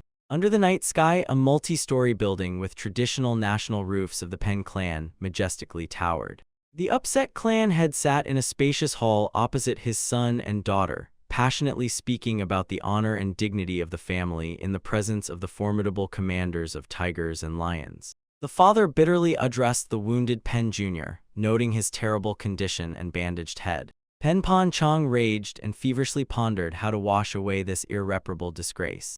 The commanders of the tiger and lion squad stood nearby guiltily, lowering their eyes in shame. The angry clan head Pen slammed his fist on the table with all his might. Pen Pon Chong declared that his rage was above any laws of honor, so the scoundrels from the Namgun clan would not leave Hebei land alive. Yan Hwa urged her father to show magnanimity and wait for another chance, since the leaders of the 5 great families should not succumb to anger in front of the entire Murim. Pen Pon Chong was outraged by his daughter's words about calm and ordered her to look at her maimed brother. Next to the sister sat Pen Jr. with a bandaged head. Unexpectedly for everyone, Pen Pon Chong gave a strict order to immediately prepare for the upcoming battle. Yan Hwa looked at her father with fear, whom she had never seen so furious before. The girl remembered the Namgun brothers and thought with horror that their clans would now become implacable enemies. Suddenly, Yan Hwa heard her father's words about the start of important meetings and the need to go out to the guests. While the clan head sat opposite the children, Namgun Hyuk entered the hall candidly. Namgun Hyuk asked from the threshold with a smile, could it be that his friends from Hebei have become so greedy? Pen Jr. angrily pointed a finger at the insolent guest and asked who he thought he was. Namgun Hyuk calmly reminded about his victory in the duel and demanded a delicious lunch from the clan head, praising Beijing cuisine. Pen Pon Chong called the young man a scoundrel and was outraged by his impudent demand for food in such a tense situation. Namgun Hyuk replied that food is the most important thing for people, and in Hebei, besides the cuisine, there is nothing to look at all. The outraged Yang Hwa directly asked Namgun Hyuk why he continues to deliberately provoke their family. The girl looked at the silent Namgun Ryan and Chom San by the door, not understanding why they would not stop this insolent person. Seeing this, the worried servant of Namgun Hyuk quietly remarked that the young master really should be calmed down before disaster happens. The hand of the angry clan head Pen slowly lay on the sword hilt. Armed Pen Pon Chong sternly warned Namgun Hyuk that he would no longer tolerate mockery of his clan. Namgun Hyuk only smiled in response and took out some book from under his clothes, noting the passionate temper of the hosts. Demonstrating the find, the young man joked that from the anger of the Pen clan representatives, it became so hot around that the paper could catch fire. Clenching his sword, the head of the Pen clan fiercely asked if this audacious joker was seeking his death in the middle of winter. At that moment, Pen Pon Chong suddenly froze, finally recognizing the book in the boy's hands. Namgun Hyuk confidently held the mysterious book before him, watching the enemy's reaction. The young man held the mysterious book in his hand. The head of the Pen clan, Pen Pon Chong along with his daughter, shockingly examined the inscription, which indicated that these were the secret chronicles of the Sword King. Overcome with trembling, Pen Pon Chong begged to be given the scroll. The clan head approached the younger Namgun, asking permission to look at the find. Namgun Hyuk sharply snatched the book right from under the clan head's hands. Young Nam Gun was outraged, wondering why the leader of the great Pen clan of Hebei first was encroaching on someone else's property. Pen Pon Chong I barely restrained his anger but was forced to remain silent. Nam Gun Hyok gladly noted that the Pen clan's kitchen was the best in the entire region. Behind the doors of the residence where the Namgun clan representatives had settled, loud invitations to the table were heard. Chan Un inquired of the commander of the Lightning Dragon troops about the details of what was happening, but he himself did not understand anything. Namgun Hyok held a duck leg with one hand and poured a drink for the giant with the other, inviting him to partake. Hyok Don could not believe his own eyes and asked the servant for permission to drink, but Chom Sam also had no answer. The giant raised the cup, deciding to trust the young lord, for it is better to die full. The head of the Pen clan focused on leafing through the pages of the precious folio. Studying the ancient text, Pen Chong Yi confidently recognized his grandfather's handwriting. In the thoughts of the head of the Pen clan arose the majestic image of an ancient warrior. Pen Chong Yi realized that he was holding the original describing the second half of the technique of the divine blade of primordial chaos. The clan leader acknowledged that the Sword King was rightly considered the greatest genius in their history if he managed to reach such heights. Pen Chong Yi hoped that this scroll would help his family make a powerful leap in development. Immersed in dreams, the head of the clan turned another page and was surprised to find that half of the sheets were missing. Leaning over the half-empty book, the confused Pen Chong Yi asked Namgun Hyok about the fate of the remaining pages. Namgun the Younger, however, kept a mysterious silence. Namgun Hyok coldly remarked to the clan head that even strong friendship has its limits. Pen Jiang Yi thought with relief that the first part of the technique already belonged to him. Namgun the Younger reminded about the price of risk, while Jang Un and the scarred man secretly complained about the vile leadership that appropriates others' merits. Clan head Pen called the free acquisition of such secrets an insult to his family and urged the young man to state the real price. Namgun Hyok crossed his arms over his chest, maliciously planning to extort a high price from clan head Pen for all past offenses. The young man calmly announced to the clan head that his price was 1 million yang.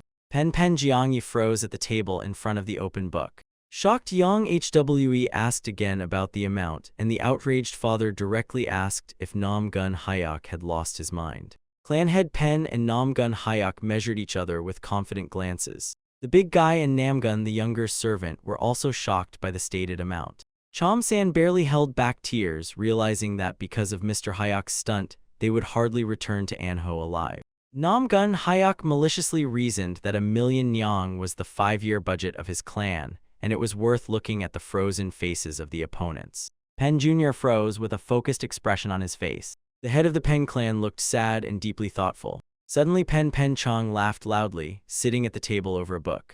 The old head slowly rose from his seat. Pen Chong firmly grasped Namgun Hyok's palm with both hands and fervently thanked the young man. Namgun Jr. was completely embarrassed by such a gesture and wondered if the head had lost his mind because of the price. The head of the clan called the boy a true noble lord who gave secret techniques for just 1 million yang in silver to save Pen's face. Namgun Hyok thought disappointedly, could 1 million in silver be a trifle for them, and how much money do they have then?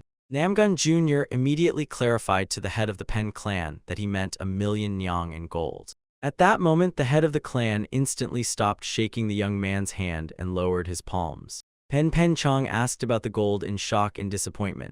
Namgun's servant quickly counted on his fingers and noted that gold is 10 times more expensive than silver. The confused head of the Pen clan quietly said that this is only half of the equipment. Namgun Hyok indifferently replied that it was their business, but the clan head hastily asked him to wait. Young Namgun knew that no sane person would buy half of the equipment at such a price, so now it was possible to negotiate profitably. When Pen Chong asked about the second part, the young man cut him off, saying he would get it only after fully mastering the first. Young Pen angrily called Namgun a scoundrel who was trying to make their clan look like idiots. To everyone's surprise, the head of the Pen clan firmly announced that he was buying this half of the equipment. His children froze in complete silent astonishment. The stunned Chang Un kept repeating about 1 million in gold, while the commander of the Lightning Dragon army remained focused. Namgun Hyok could not believe his ears and asked again if the head was really taking the goods without bargaining. Pen Chong offered payment in installments, and young Namgun mentally called him a simpleton, since half of the equipment was useless. Namgun Hyuk whispered to the servant asking who of them had lost their mind, to which the servant suggested hitting the boy to check. Young Namgun satisfactorily noted that it was pleasant to deal with the head, while Chom San had more bumps on his head. Yan Kh Voy and Pen Chon Hyuk were stunned, completely not understanding what had just happened. The candle dimly illuminated the neat, flower-decorated room in an unknown building where a secret conversation was taking place. The interlocutors discussed the death of Hyal Yan, who was found dead during the investigation of the mysterious cave case. The envoy in front of the writing desk reported that Hyal Yan's people were buried alive, and traces of a third force remained at the battle site. The man in the white mask, which completely concealed his face, suggested that the Pen clan from Hebei might have been involved. The envoy in the black mask with white patterns denied this, noting that by the type of weapons and sword marks, it was not them. Leaning his hand on the table, the man in the white mask sternly asked the subordinate about the current state of the cave. The guard replied that after the collapse, the entrance was dug up again, but inside the shelter there was nothing left. The stranger in white clothing raged because someone had managed to get ahead of them and find the Jian Mayak cave. The envoy suggested the intervention of the Union of the Righteous Sky, but the master denied this since his spies would have known everything first. The black mask only silently bowed his head in response. With a commanding gesture of his hand, the man in white ordered to immediately track those who recently secretly visited the cave. He sought at any cost to identify the strangers and find out exactly what they had taken from the storage. Folding his hands in a greeting gesture, the envoy confirmed the execution of the order. The action shifted to the estate of the powerful Namgun clan. The guards vigilantly monitored order near the main gate of the palace under the scorching daytime sun. The sentries were dressed in the traditional white and blue uniform of their clan. One of the fighters asked his partner for news about the caravan, but he only shook his head. Suddenly, the guard's gaze was caught by a strange procession approaching the gates. At the front confidently marched the formidable warriors from the elite Blood Lions squad. At the head of this numerous formation walked their stern commander. The frightened guard recognized the famous fighters of the Pen clan and did not understand the reasons for their sudden visit. The Namgun clan guards instantly drew their swords, demanding explanations from the strangers. The senior guard gestured to his partner to calm down and lower his weapon. Following the Bloody Lions proudly moved the army of the Lightning Dragon. The guards whispered and argued as everything looked like the elite of the Pen clan was escorting some upstarts. The commander of the Lightning Dragon confidently controlled the horses pulling the luxurious carriage. The enraged Namgun Hyuk jumped forward and shouted an order to the guard to immediately open the gate for the honored guests. The carriage slowly entered the main territory of the palace. The head of the Namgun clan was already waiting for the arrivals in the spacious courtyard. Several carriages stopped opposite the estate owner, who sternly demanded explanations about everything that was happening. Namgun the Younger addressed his father, reporting the trophies obtained and hinting at incredible difficulties during their search. The head of the Namgun clan was interestedly examining the charming guest in a bright red outfit. Penyang Hwa politely greeted the great master Namgun Changchan, stating her name and affiliation with the Pen clan. The surprised head Namgun thought about the cunning of the old fox Pen, who sent his well-mannered, beautiful daughter on such a long and difficult journey. The girl thanked for the hospitality and handed over modest gifts from her father, who regretted not being able to personally share a cup of wine with the master. Namgun Changchan mentally mocked the girl's fabrications about friendship with her father, but politely thanked the Pen clan aloud for such care. Suddenly, the head of the clan noticed another companion who kept a little apart from Pen's daughter. The young warrior bowed reservedly to the ruler and introduced herself as So Hyen from the Pavilion of Swords. Stunned, Namgun Changchan asked again, trying to realize that before him stood the true heir of the legendary sword. From such unexpected news, the clan head began to visibly tremble, so the younger son hurried to calm his father. Recovering, Namgun Changchan warmly greeted the guest and expressed sincere joy at this meeting. Then he secretly inquired from Namgun Hyuk about the origin of these young ladies, to which the son just waved off as if they had followed him themselves. The head of the Namgun clan pondered deeply for a moment. Looking at the sword's heir and Pen's daughter, Namgun Changchan thought hopefully about the future glorious spreading of his clan's wings thanks to his sons. The father assumed that the son brought the girls because of mutual feelings, but Namgun the younger immediately realized the falsity of these thoughts. Namgun Hyuk complained of severe fatigue and suggested to his father to finally go inside instead of standing on the threshold. The host gladly invited the guests into the estate, noting that such honorable persons had not been in their house for a long time. The magnificent palace of the Namgun clan towered under the endless northern sky. In the spacious hall around the multifaceted table, the leaders discussed the precious gift from the Pen family for the unreturned secret scroll. Namgun Changchon became interested in the essence of the manuscript, which made the usually stingy Pen clan show such unheard-of generosity. Young Namgun briefly explained that these were the sacred chronicles of the Sword King himself. The ruler tried to clarify the status of this find, and the son again confirmed that it was truly the legacy of the great master. Namgun Changchon asked in astonishment the legendary name of the Sword King.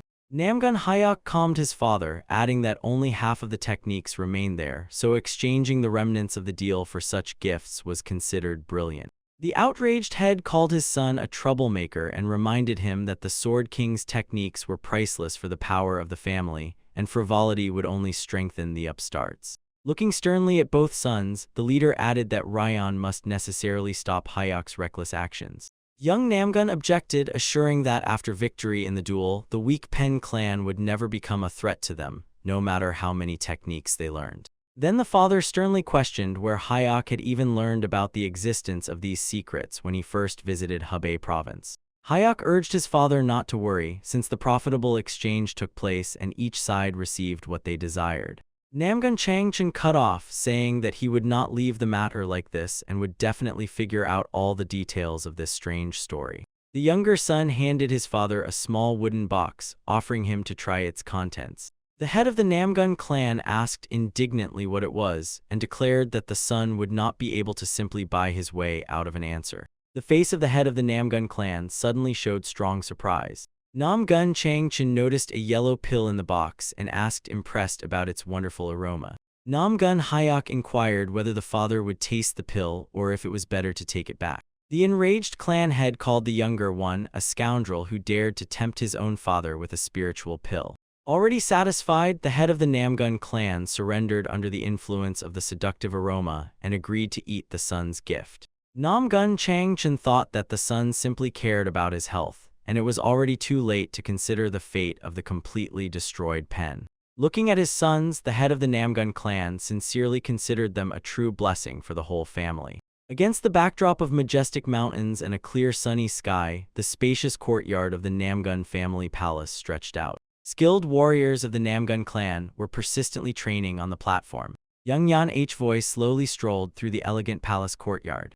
The girl recalled the words of her father, the head of the Pen clan, about searching for the secrets of the power of the local guards, but she herself saw only the ordinary daily life of the rank and file fighters. During the walk, Yan Hvoy met the servant Chom San with a box in his hands, who politely greeted her and asked whom exactly she was looking for. Yan Hvoy calmly replied to the servant that she was simply enjoying the walk. Chom San kindly hinted to the girl that the young master was currently training at the distant training ground. Lady Pen at first did not quite understand the hint of the clever servant. Yan Hvoy was surprised by Chom San's words, who quickly ran further, mentally calling him a wonderful matchmaker. Suddenly Chom San stopped, hearing someone quietly calling his name. Behind a stone sculpture, the servant noticed two men and recognized one of them as a respected elder. Firmly holding the box, Chom San approached the men and asked if they had any important task for him. The clan leader Him Quan Mo asked the servant if Lady Pen had taken a liking to either of the two young masters. Chom San confidently replied that the girl liked the elder brother, thus confirming the suspicions of the other interlocutor. Great Elder Namgun Y Jian sternly asked what intentions the proud heir of the sword had then. Him Quan Mo became worried about the possible feelings of the heir towards the elder brother and advised Chom San to hint to her about the advantages of the second lord. The servant openly objected that no woman would love such a boor, and with a smile asked the elder if he would give his own daughter to him. The elder admitted it was a difficult question, although he suggested that the outstanding heir had rather specific tastes. Chom San added that the behavior of the heir of the sword was indeed strange, as the second brother interested her much more, but somehow unusually. Namgun Jaeon and Him Kwan most sincerely rejoiced at such unexpected luck, considering it a true blessing for the entire clan. On the screen appeared a general evening view of the majestic palace of the Namgun clan. On a bench in the cozy backyard of the palace, a thoughtful girl warrior sat alone. Pensive, Sohyun sincerely doubted whether she had made the right choice by coming here. The air of the sword recalled hundreds of her past battles and the harsh path of the pavilion, where truth was revealed only through endless duels. Sohyun firmly knew that she had to forge her own sword, relying on the colossal experience gained in battles. The girl sat by her weapon and pondered that now she was trying to achieve perfection within only one clan. Before the eyes stood a luxurious multi-story national palace under the deep evening sky. The proud heiress of the sword tried to understand her complex inner state. With a decisive movement, Sohyun confidently took her faithful sword into her hands. Remembering the Namgun brothers, the girl warrior finally lost faith in the correctness of her choice. The girl warrior pondered his uniqueness, for during long travels around the world she had not encountered a single similar master among the youth. Sohyun, with the sword clenched in her hand, resolutely descended the stairs of the palace courtyard, preparing for the upcoming duel. When the warlike girl finally dared to challenge him to a fight, she suddenly noticed a servant approaching. The successor of the sword pavilion called the subordinate to come closer. Sohyun discreetly questioned Chom San about where exactly to look for the second young master. Hiding in ambush, the Namgun clan leader and the great elder watched the girl and sincerely rejoiced at what they heard. Him Kwan Mo and Namgun Jaeon enthusiastically discussed Chom San's correctness and the clan's imminent triumph, which was to spread its wings like the mythical bird Peng. The sun slowly set beyond the horizon, coloring the evening sky above the magnificent Namgun clan palace and the surrounding mountains. In a room filled with vessels, bottles, and scrolls, a quiet voice sounded, trying to unravel the secret of the composition of the golden pill. Namgun Hyuk sat at the table and painted hieroglyphs with a brush, noting a colossal amount of rare ingredients: millennium grass, faceted flower, and golden fruit. Drawing clear lines on the paper, the young master acknowledged that such a potion used extraordinarily worthy components. Suddenly, Namgun Hyuk's face became confused as he remembered the most important element, the core of the pill. Sweaty and anxious, the heir muttered that to complete the recipe, the core of a 10-year-old fire salamander and a drop of stone milk were needed. Young Master Namgun shouted angrily throughout the palace, cursing the mad monk, as he had never seen such rare treasures in his life. Feeling intense anger, the youth sharply threw a leather pouch onto the wooden table. Furious with rage, Namgun Hyuk looked inside the pouch and screamed, realizing that all the valuable supplies had gone to defective specimens. The powerful, despairing cry of the young master that this simply could not be echoed in every corner of the residence. Breathing heavily from running fast, sweaty Namgun Hyuk burst without warning into his father's private chambers. Namgun Chan held a scroll in his hand and looked extremely surprised by his son's sudden visit. The frightened boy immediately asked his father if he had recently taken the pill given to him, to which the clan head nodded confusedly. The satisfied clan leader sincerely praised the miraculous medicine, assuring that he had never tried anything better in his life, and asked hopefully about a refill. Hearing his father's words, Namgun Hyuk helplessly broke into hysterical laughter. The boy laughed loudly at the realization of his own failure, mentally calling Jeon Myak a true mad monk. Namgun Hyuk slowly walked through the palace courtyard, endlessly repeating the names of scarce ingredients. At the very moment when the young man was muttering again about stone milk and salamander core, his own servant loudly called him. The frightened subordinate shook Namgun Hyuk's shoulders with all his might, who was barely standing, and asked about the reasons for his terrible condition.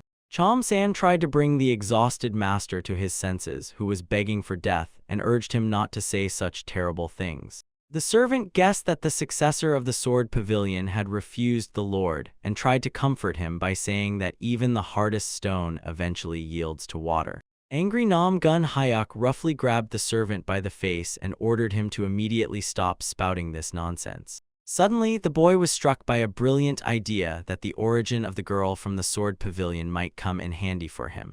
Namgun the younger went further with his affairs, and the frightened servant asked him to be gentler and not to lose his temper. Namgun Hyuk bluntly addressed the female warrior who was training in the palace yard. Smiling, Sohyun greeted the young man warmly. Namgun Jr. approached the heir of the sword pavilion while the elder and the clan manager watched them from around the corner. Him Quan Mo and Namgun Jian admired the scene, noticing how the usually cold beauty had blossomed. So Haiyan folded her hands in a welcoming gesture and asked the young man for a duel. The young master instead ordered the girl to respond that she knew about the fire salamander or stone milk. He added that the disciples of her pavilion constantly travel, so she should have heard about these legendary elixirs from the mentors. Namgun Jr. froze, tensely awaiting her answer. The heir of the swords explained that if such legendary artifacts had been found, the whole world would already be buzzing, but she knew nothing about them. Namgun Jr. instantly became angry and shouted at the girl, reproaching her for such ignorance after many travels.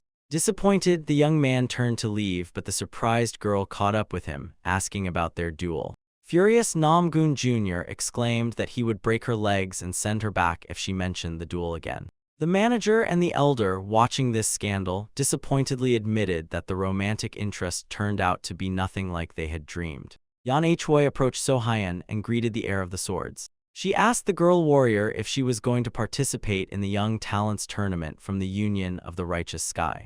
The daughter of the clan head pen added that her father ordered her to urgently leave there tomorrow and suggested going together. So Haiyan replied that she had received an official invitation but still had doubts about this trip. Namgun Jr. heard the girl regret the cancelled duel and mentally demanded her to leave sooner so they would not see each other anymore. Namgun Hyuk reasonably thought that with his high skill level, it was shameful to mess around with kids in such competitions. Hearing Manhwa persistently urging her friend to go for the good experience, Hyuk mentally fervently supported this idea. Namgun Hyuk suddenly froze in place when the daughter of clan head pen mentioned the main prize of the tournament, stone milk. Manhwa continued to say that for such a reward, absolutely all schools of the celestial realm are now flocking there. The furious Namgun Jr. instantly ran up to the girls, brutally grabbed Manhwa by the hand, and demanded to repeat what she said. Frightened by such rudeness, Manhwa hastily pulled her hand out of his strong fingers. Namgun Hyuk came close to her face, fiercely demanding immediate confirmation of the information about the prize. Above the Namgun clan palace, the loud and demanding voice of the younger master rang out, questioning the girls about the reward. A predatory and satisfied smile appeared on the face of Namgun the younger. Hyuk confidently strode away from the stunned girls, rejoicing that the stone milk was already almost in his pocket and only the salamander remained to be found. Manhwa was outraged by the young man's confidence and wondered how he would prove himself against the true elite of the great schools. The heiress of the sword pavilion finally decided to also go to the tournament upon learning that Namgun Hyuk would participate in it. Magnificent landscapes of the Union of the Righteous Sky appeared before their eyes. The elder of the Zhongnan school, Baekjeong, solemnly announced that thanks to the stone milk, the eyes of the entire underheaven were fixed on their tournament. The man with short mustache slowly savored his drink and fully agreed with the elder's words. The elder of the Kunlun school, Jin Ho, noted that they sacrificed a rare treasure to demonstrate the absolute greatness of the 9 Muram schools. The tournament guests quietly whispered among themselves, expressing deep respect for such incredible generosity. At the spacious, multifaceted table, Jin Ho sternly warned the present representatives that this tournament would be not just an exchange of experience, but a true war. Baekjeong assured that the students would become shield and sword, and the world would judge the greatness of the schools by the results of these battles. The elder imagined the triumph of his best masters, whose victory on the pedestal would finally determine the true lord of the Union of the Righteous Sky. One of the respected guests fervently supported the speech, calling these words golden and proclaiming the era of the 9 great schools. Jin Ho recalled with great irritation those who still dared to put the 5 great clans on the same level as the 9 schools. Elder Jin Ho spoke contemptuously about the former glory of the 5 clans, which had long disappeared under the pressure of their power. Baekjeong openly expressed doubts that anyone among the clan representatives would make it to the next morning. In the palace of the Union of the Righteous Sky, confident conversations were heard about the too great a gap in skill between the schools and the clans. From the window of one of the 3 horse-drawn carriages of the caravan came a dissatisfied voice complaining that someone had mentioned him in ill terms. Namgun Hyuk lazily lay on the roof of the carriage, crossing his legs and complaining about a strange itching in his ears. Young Namgun looked at the sky and pondered the fight with the green youths, which he agreed to only for the valuable stone milk. A long caravan of 3 carriages slowly approached the magnificent palace of the Union of the Righteous Sky.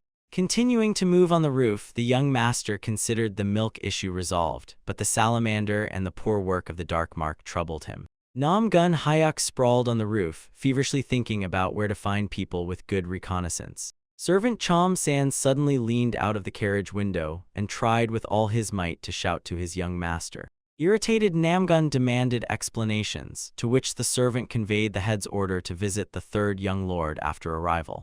Chom San settled more comfortably in the carriage and quietly complained about the hard and exhausting road. From the roof of the carriage, Namgun Hyuk clarified the relative's name, and the servant reminded about Namgun Chan, who joined the Pavilion of Heroes 2 years ago.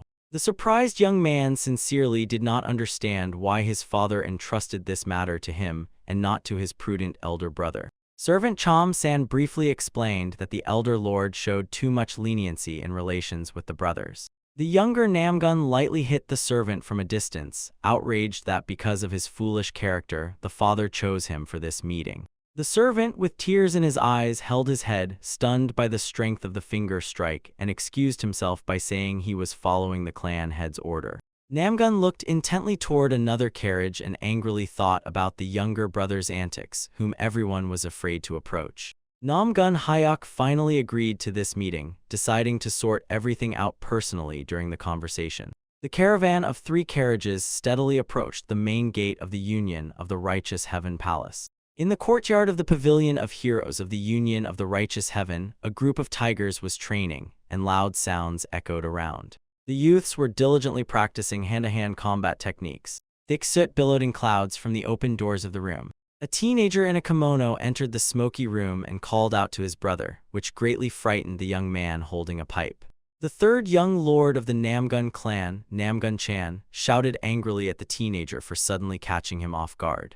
Lee Si-gon of the Lee clan asked Namgun if he really sensed his approach in advance. Namgun Chan boldly assured that he could hear the movement of an ant from 5 chang away, but the teenager immediately asked why then the elder was so frightened. Namgun Chan gestured for the boy to be silent and instead asked Si-gon about his feelings while smoking the pipe. The boy sincerely replied that at such a moment he only feels true pleasure. Namgun Chan explained that a person absorbed in their task notices nothing around, and the boy agreed with this argument. After inhaling tobacco smoke, Namgun Chan finally asked the reason for the boy's noisy visit. Lee Si-gon informed about the arrival of the Namgun clan to the Union of the Righteous Sky, and Chan thoughtfully received this news.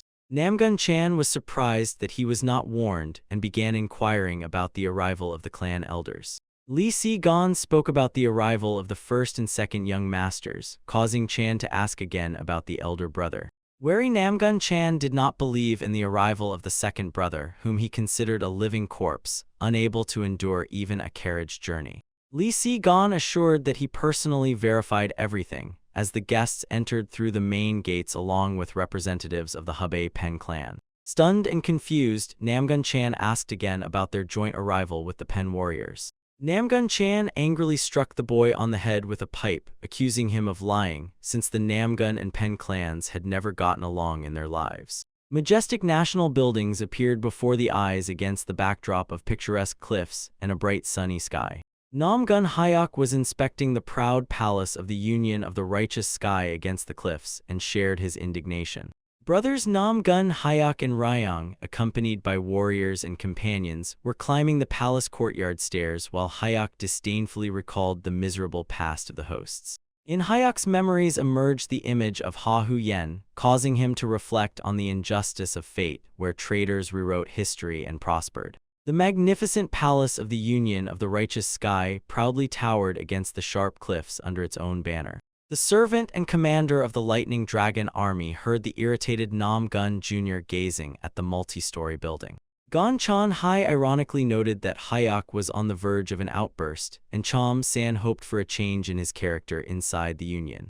The team order from Chan Un and Hyuk Don demanded an immediate reaction. As a possible pogrom from Nam Gun, the younger threatened everyone with disaster. The big guy and Chan-un confusedly discussed the helplessness of their trio, against which even the entire army would not stand. Lee Si-gon assured Nam-chan of his truthfulness regarding their arrival, and he reluctantly agreed with the arguments. Nagun-chan informed Lee Si-gon of his intention to personally visit the troublesome second brother. The young man sharply shuddered upon hearing someone loudly call him by the name Gun-chan. 3 older young men confidently approached the group of teenagers.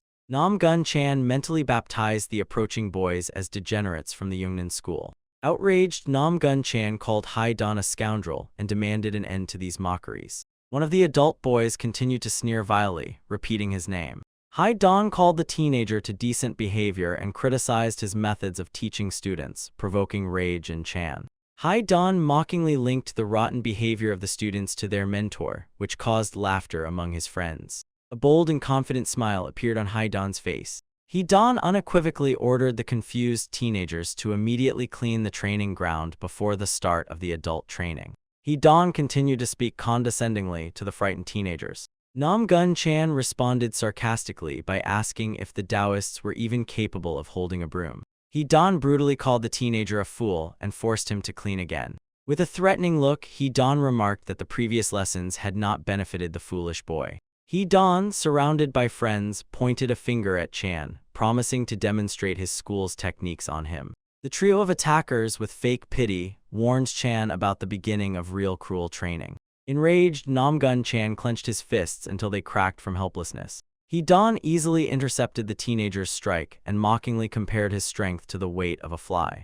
The attacker continued to mock, ridiculing Chan's failed attempt to fight back. Hai-don delivered a powerful knee strike to the boy's stomach, dramatically shouting the name of the first technique of the Zhongnan school. Hai-don's friend instantly caught the attack, punching the teenager sideways and announcing the next technique. An adult boy roughly held Namgun-ch's hand by the chin, from whose mouth blood was already oozing. Hai-don's second friend struck the teenager with all his might from below in the jaw, causing him to choke on the broth. The attacker looked at the boy with contempt and stated that this was already the third move. Namgun-ch's hand lay helplessly on the ground, writhing from unbearable pain and humiliation. Lee Si-gon instantly ran to the wounded comrade and desperately tried to help him.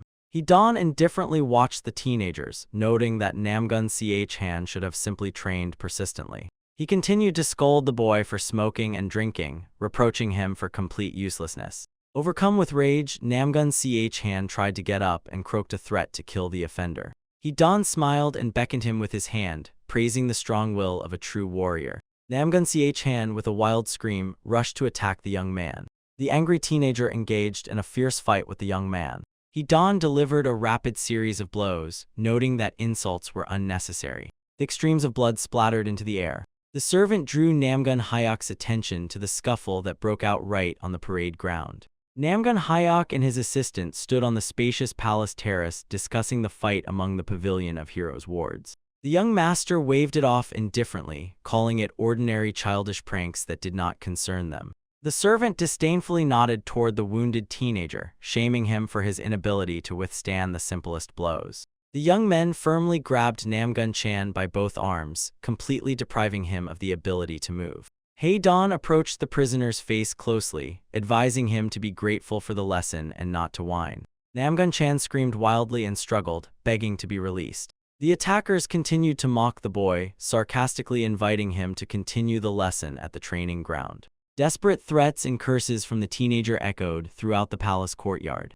Namgun-hyok together with Ha Hu-yeon inspected the luxurious buildings of the order, appreciating the scale of the sparring facilities. The young master admired the palace's splendor, though he continued to contemptuously call the owners degenerates. Namgun-hyok, accompanied by Chang-un and the strongman, was loudly pondering the scale of the wealth appropriated by the Union.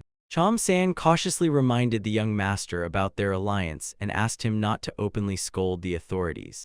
Hyok just waved it off, stating that such an attitude came naturally to him. The loyal servant advised his master to at least express his thoughts secretly for the sake of decency. The giant silently blinked, trying to grasp the essence of the companion's conversation. Passing by the training ground, Namgun-hyok acknowledged that the Union of the Righteous Sky had invested huge sums into this wonderful arena. The sad Namgun Chan sat on the floor under a column while his friend Chan promised to one day kill 3 scoundrels from the Jiangnan sect. Li Sigan addressed Chan with a remark that a retaliatory strike would only anger their enemies more. A friend advised Chan not to endure the bullying and simply leave the tiger class as everyone else did. The enraged Chan sharply replied that he would rather choose death. Namgun Hyuk examined the training ground and sincerely did not understand why the large Namgun family should bow to these mountain upstarts from Jiangnan. Li Sigan tried to wipe the blood from his comrade's face, to which Chan quietly asked him to be more careful. Chomsan suddenly noticed Ch Han and loudly called him. Namgun Ch Han immediately recognized the servant and greeted him reservedly. Namgun Ch Han noticed Namgun Ryan and sincerely rejoiced at the appearance of his native brother. Ch Han respectfully folded his hands in a greeting gesture, introduced himself as the third son, and congratulated the elder brother, apologizing that due to hard training he could not do this earlier. Ryan anxiously asked the teenager if he was all right. Namgun Ch Han proudly assured that the third son of their family is a rising star of the Pavilion of Heroes, who meets the teacher's expectations and causes envy among other sects. The boy also added that he had heard about the presence of the second brother here as well. Hyuk silently observed the emotional dialogue between Ryan and Ch Han. Namgun Hyuk looked more closely at the teenager and mentally cursed brutally. Hyuk recalled the previous scene and suddenly realized that this sect-beaten Jiangnan kid was an idiot and was his third brother. Disappointed, Namgun Hyuk bitterly thought about what his famous family had become. Ch Han finally noticed Hyuk and understood that his second brother was standing before him. The upset Namgun Hyuk was doomed to ponder his difficult fate. Ch Han looked at the second brother and mentally called him crazy, wondering why he still hadn't come closer. Namgun Hyuk approached closely and sternly asked why the boy interrupted the official greeting and simply called him the second brother.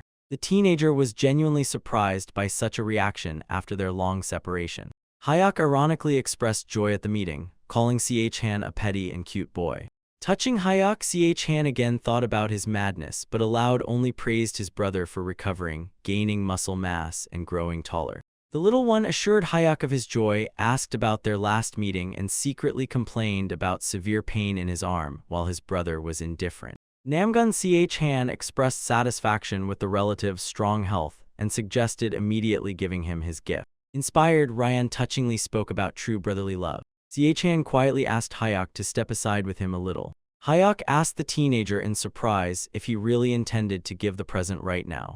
Namgun Hyuk silently followed Ch Han through the large red doors into a long corridor. Ch Han suddenly stopped in the middle of the corridor. Namgun III turned around with an angry expression and remarked that the second brother had completely forgotten everything. Ch Han touched Hyuk's face and added that he should be beaten half to death to realize reality. The insolent teenager suggested to his brother to restore their relationship tonight in the Pavilion of Heroes, threatening to finish him off if he refused. Namgun Hyuk absolutely did not expect such a brazen turn of events. Hyuk laughed sincerely at what he heard. The teenager was confused, not understanding the reasons for such a strange reaction at all. Angry Ch Han shouted that his brother had lost his mind, and Hyuk finally understood why he was assigned to meet the relative. The outraged teenager swung his fist, losing control of himself in fury because of the smile of this freak. Ch Han rushed into attack, confidently noting that a stronger body does not yet make a brother almighty. Hyuk calmly stopped the teenager's strong fist with just one index finger. Stunned Ch Han was outraged, unable to comprehend what was going on at all. Hyuk scolded the boy, saying that he got a beating from the scoundrels of the Jiangnan mountain sect, but at home, he immediately charged headlong. Namgun Hyuk openly accused the teenager of tyranny over his sick brother. Frightened Chan instantly stepped back, losing his former confidence. Namgun Hyuk pointed forward with his index finger and mockingly suggested the boy try to fight again. From behind the red doors of the empty corridor, loud laughter was clearly heard. The palace of the Union of the Righteous Sky was drowned in the silence of the night. Namgun Hyuk looked around Chan's room, noticing traces of smoking, alcohol, and gambling. In the presence of Jom San and the Namgun brothers, the punished teenager was exposed, and erotic books were also found on him.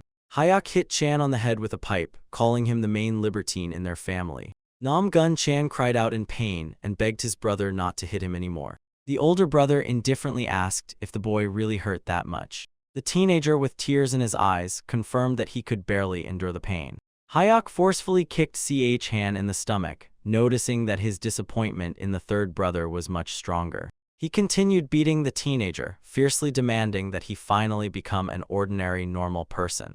Overcome with hysteria, Han thought that after recovery, Hayek had turned into a real evil spirit. Kneeling, the teenager appealed to Nam Gun Ryan, begging to stop this torture. Ryan and Hayek silently looked into each other's eyes for several seconds.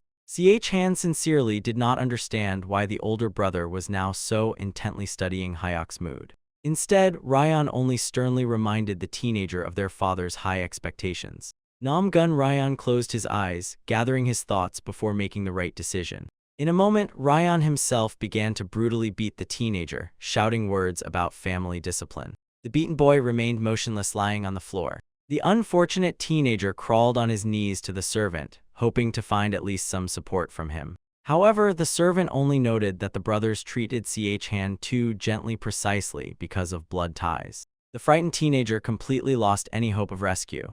The palace of the Union of the Righteous Sky majestically rose above the cliffs in the rays of the morning sun. Don persistently trained in the empty courtyard of the palace. The young man suddenly remembered everything he had previously heard about the elder brother Chan. Don's friend noted that the influential Nam family had recently joined the Orthodox Alliance. The young men began to anxiously discuss the possible consequences if this family found out about their bullying of Namgun Chan. A third young man approached Don and his friend, asking if they were not afraid of cruel revenge. One of the boys replied that the Nam family values blood ties, and Chan's elder brother named Ryang is an incredibly strong warrior. Don confidently denied this, assuring that Gun Chan would be too ashamed to tell anyone about it under the threat of death. Then Don warned his friends about the imminent arrival of their uncles. The friends eagerly talked about Uncle Hyanin, considering him the main favorite in the upcoming martial arts competitions. The friends actively discussed the legendary Hyanin, who at 20 years old wielded 36 swords and was considered the greatest talent of Mount Jiangnan. Don skeptically remarked that the greatness of the Namgun family had long since passed. He confidently returned the wooden sword to its place, calling the Namgun clan outsiders among the 5 great families, incapable of harming the young men. One of Don's comrades laughed with relief, admitting his worries were completely unfounded. The youths began to mockingly plan entertainments with the Namgun descendants in future lessons, dreaming of provoking Gun Han himself. Suddenly, the boys realized they had not seen Han for a very long time and thoughtfully continued their conversation about him. The majestic palace of the Union of the Righteous Sky towered among sharp rocky cliffs. Nam Gun Hayek sternly ordered Han to dig more diligently, hinting at his own free hands. Sitting in a deep pit, the out-of-breath teenager asked about the purpose of this work, to which he heard his brother's cruel reply about preparing his own grave. Frightened and shocked, Han froze at what he heard. Nam Gun Hayek indignantly explained to the younger one that he would not tolerate the disgrace of his family, especially at the hands of the sect members of Mount Jiangnan. Furious to madness, Hayek ordered the boy to destroy these scoundrels within 5 days, threatening personal retribution in case of failure. Han tried to justify himself, telling about the incredible talent and rapid development of the martial arts of the opponents he had already fought. Enraged by such words, Nam Gun Hayek angrily called his younger brother a good-for-nothing. Hayek mercilessly kicked Chan with his feet right in the pit, shouting that there could be no excuses in battle. The beating in the pit continued amid Hayek's cries that in his time the Jiangnam mountain sect was only a pathetic shadow of the Namgun clan. Beaten and scared to death, Chan only helplessly hiccuped at the bottom of the pit. The elder brother gave the teenager a choice between death here and a duel with the pursuers, and the frightened boy chose the fight. The commander of the Lightning Dragon troops and the strongman from afar heard Hayek's irritated voice, causing Chan to have to shout his agreement much louder. Watching this, Hayek Don and Gon Chan he anxiously discussed whether the enraged Nam Gun Hayek would beat the boy to death. The commander noted that this harsh lesson would change the third young master, who so far did not understand reality at all. The strong man even twitched in horror at everything happening before his eyes. Soon the Union Palace fell into silence under the night sky. The next morning, cries from the middle and younger brothers again echoed from the palace courtyard, where the educational process flared up with new strength. Late in the evening of the next day, the exhausted teenager was already begging for mercy, and Hayek satisfactorily noted that a human semblance was finally awakening in his brother. The sun slowly set beyond the horizon, coloring the palace of the Union of the Righteous Sky in bloody tones. In the inner courtyard near the building, the exhausted Chang wheezed and grumbled angrily, trying to overcome weakness and ignite rage inside. Chom-san listened in surprise to the strange and threatening sounds coming nearby. The angry teenager wandered the empty courtyard, growling wildly and repeating to himself that he would definitely win. The enraged Chang Namgun completely lost self-control, shouting promises to defeat and crush his enemies. The servant and Hayek watched this strange behavior from afar, and Hayek only sighed heavily, noting how difficult it is to raise true fighters. The respectable Ryan calmly approached the furious Chang. Namgun Ryan encouragingly placed a hand on the teenager's shoulder and praised him for his efforts, for which the younger one sincerely thanked him. Ryan seriously reminded him of the great expectations of their second brother. Against the backdrop of the majestic palace, the teenager firmly promised to destroy the offenders and return victorious. In the cozy part of the inner courtyard, other boys quietly rested at separate tables. Hey Don and his friends discussed at the table the calm around the Namgun family, assuming that they were simply scared. The company was having fun, attributing this success exclusively to the authority of Mount Zhongnan. One of He Don's comrades suddenly heard something important and became alert. Chang was watching from a high terrace the trio of young men who had recently insulted him. Angry Namgun Chang mentally called these fools the three dogs of Mount Zhongnan. The three friends looked at each other in surprise, not understanding the reasons for the boy's strange and audacious behavior. One of He Don's friends suggested that the teenager had simply lost his mind. Namgun Chang quickly jumped from the high terrace towards his offenders. In flight, Chang kicked one of He Don's friends with momentum.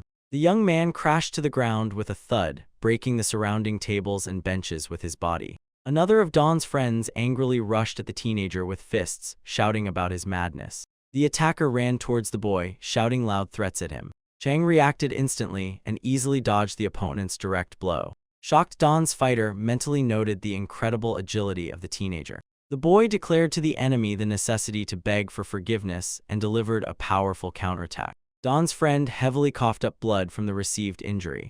Don shouted, calling He Gon, who was already falling face down to the ground. Don was surprised by Ch Han's ease of victory, and the teenager ordered him to prepare for battle. Enraged, Don began brutally insulting the boy for his audacious words. Using the technique of the divine hand tool, Don ordered the opponent to fall dead. Ch Han cold-bloodedly stood directly opposite the enemy, who was rapidly advancing on him. The boy dodged the enemy's energy and instantly moved closer to the opponent. Don attacked with waves of power, feverishly pondering the reasons for Ch Han's colossal speed.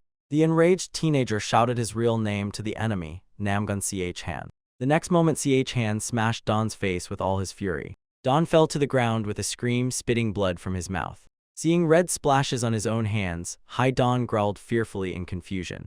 Namgun Hayek, together with his loyal servant, silently watched this bloody fight. Chom-san asked about the situation with concern, but Hayek only philosophically noted that children are hardened in battles. Witnesses whispered in surprise, looking at the beating of the three dogs of Mount Jiangnan and the incredible strength of Namgun's heir.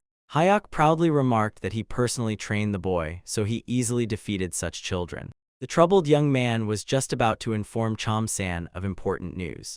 Namgun Hayek resolutely announced his intention to participate in the martial arts tournament.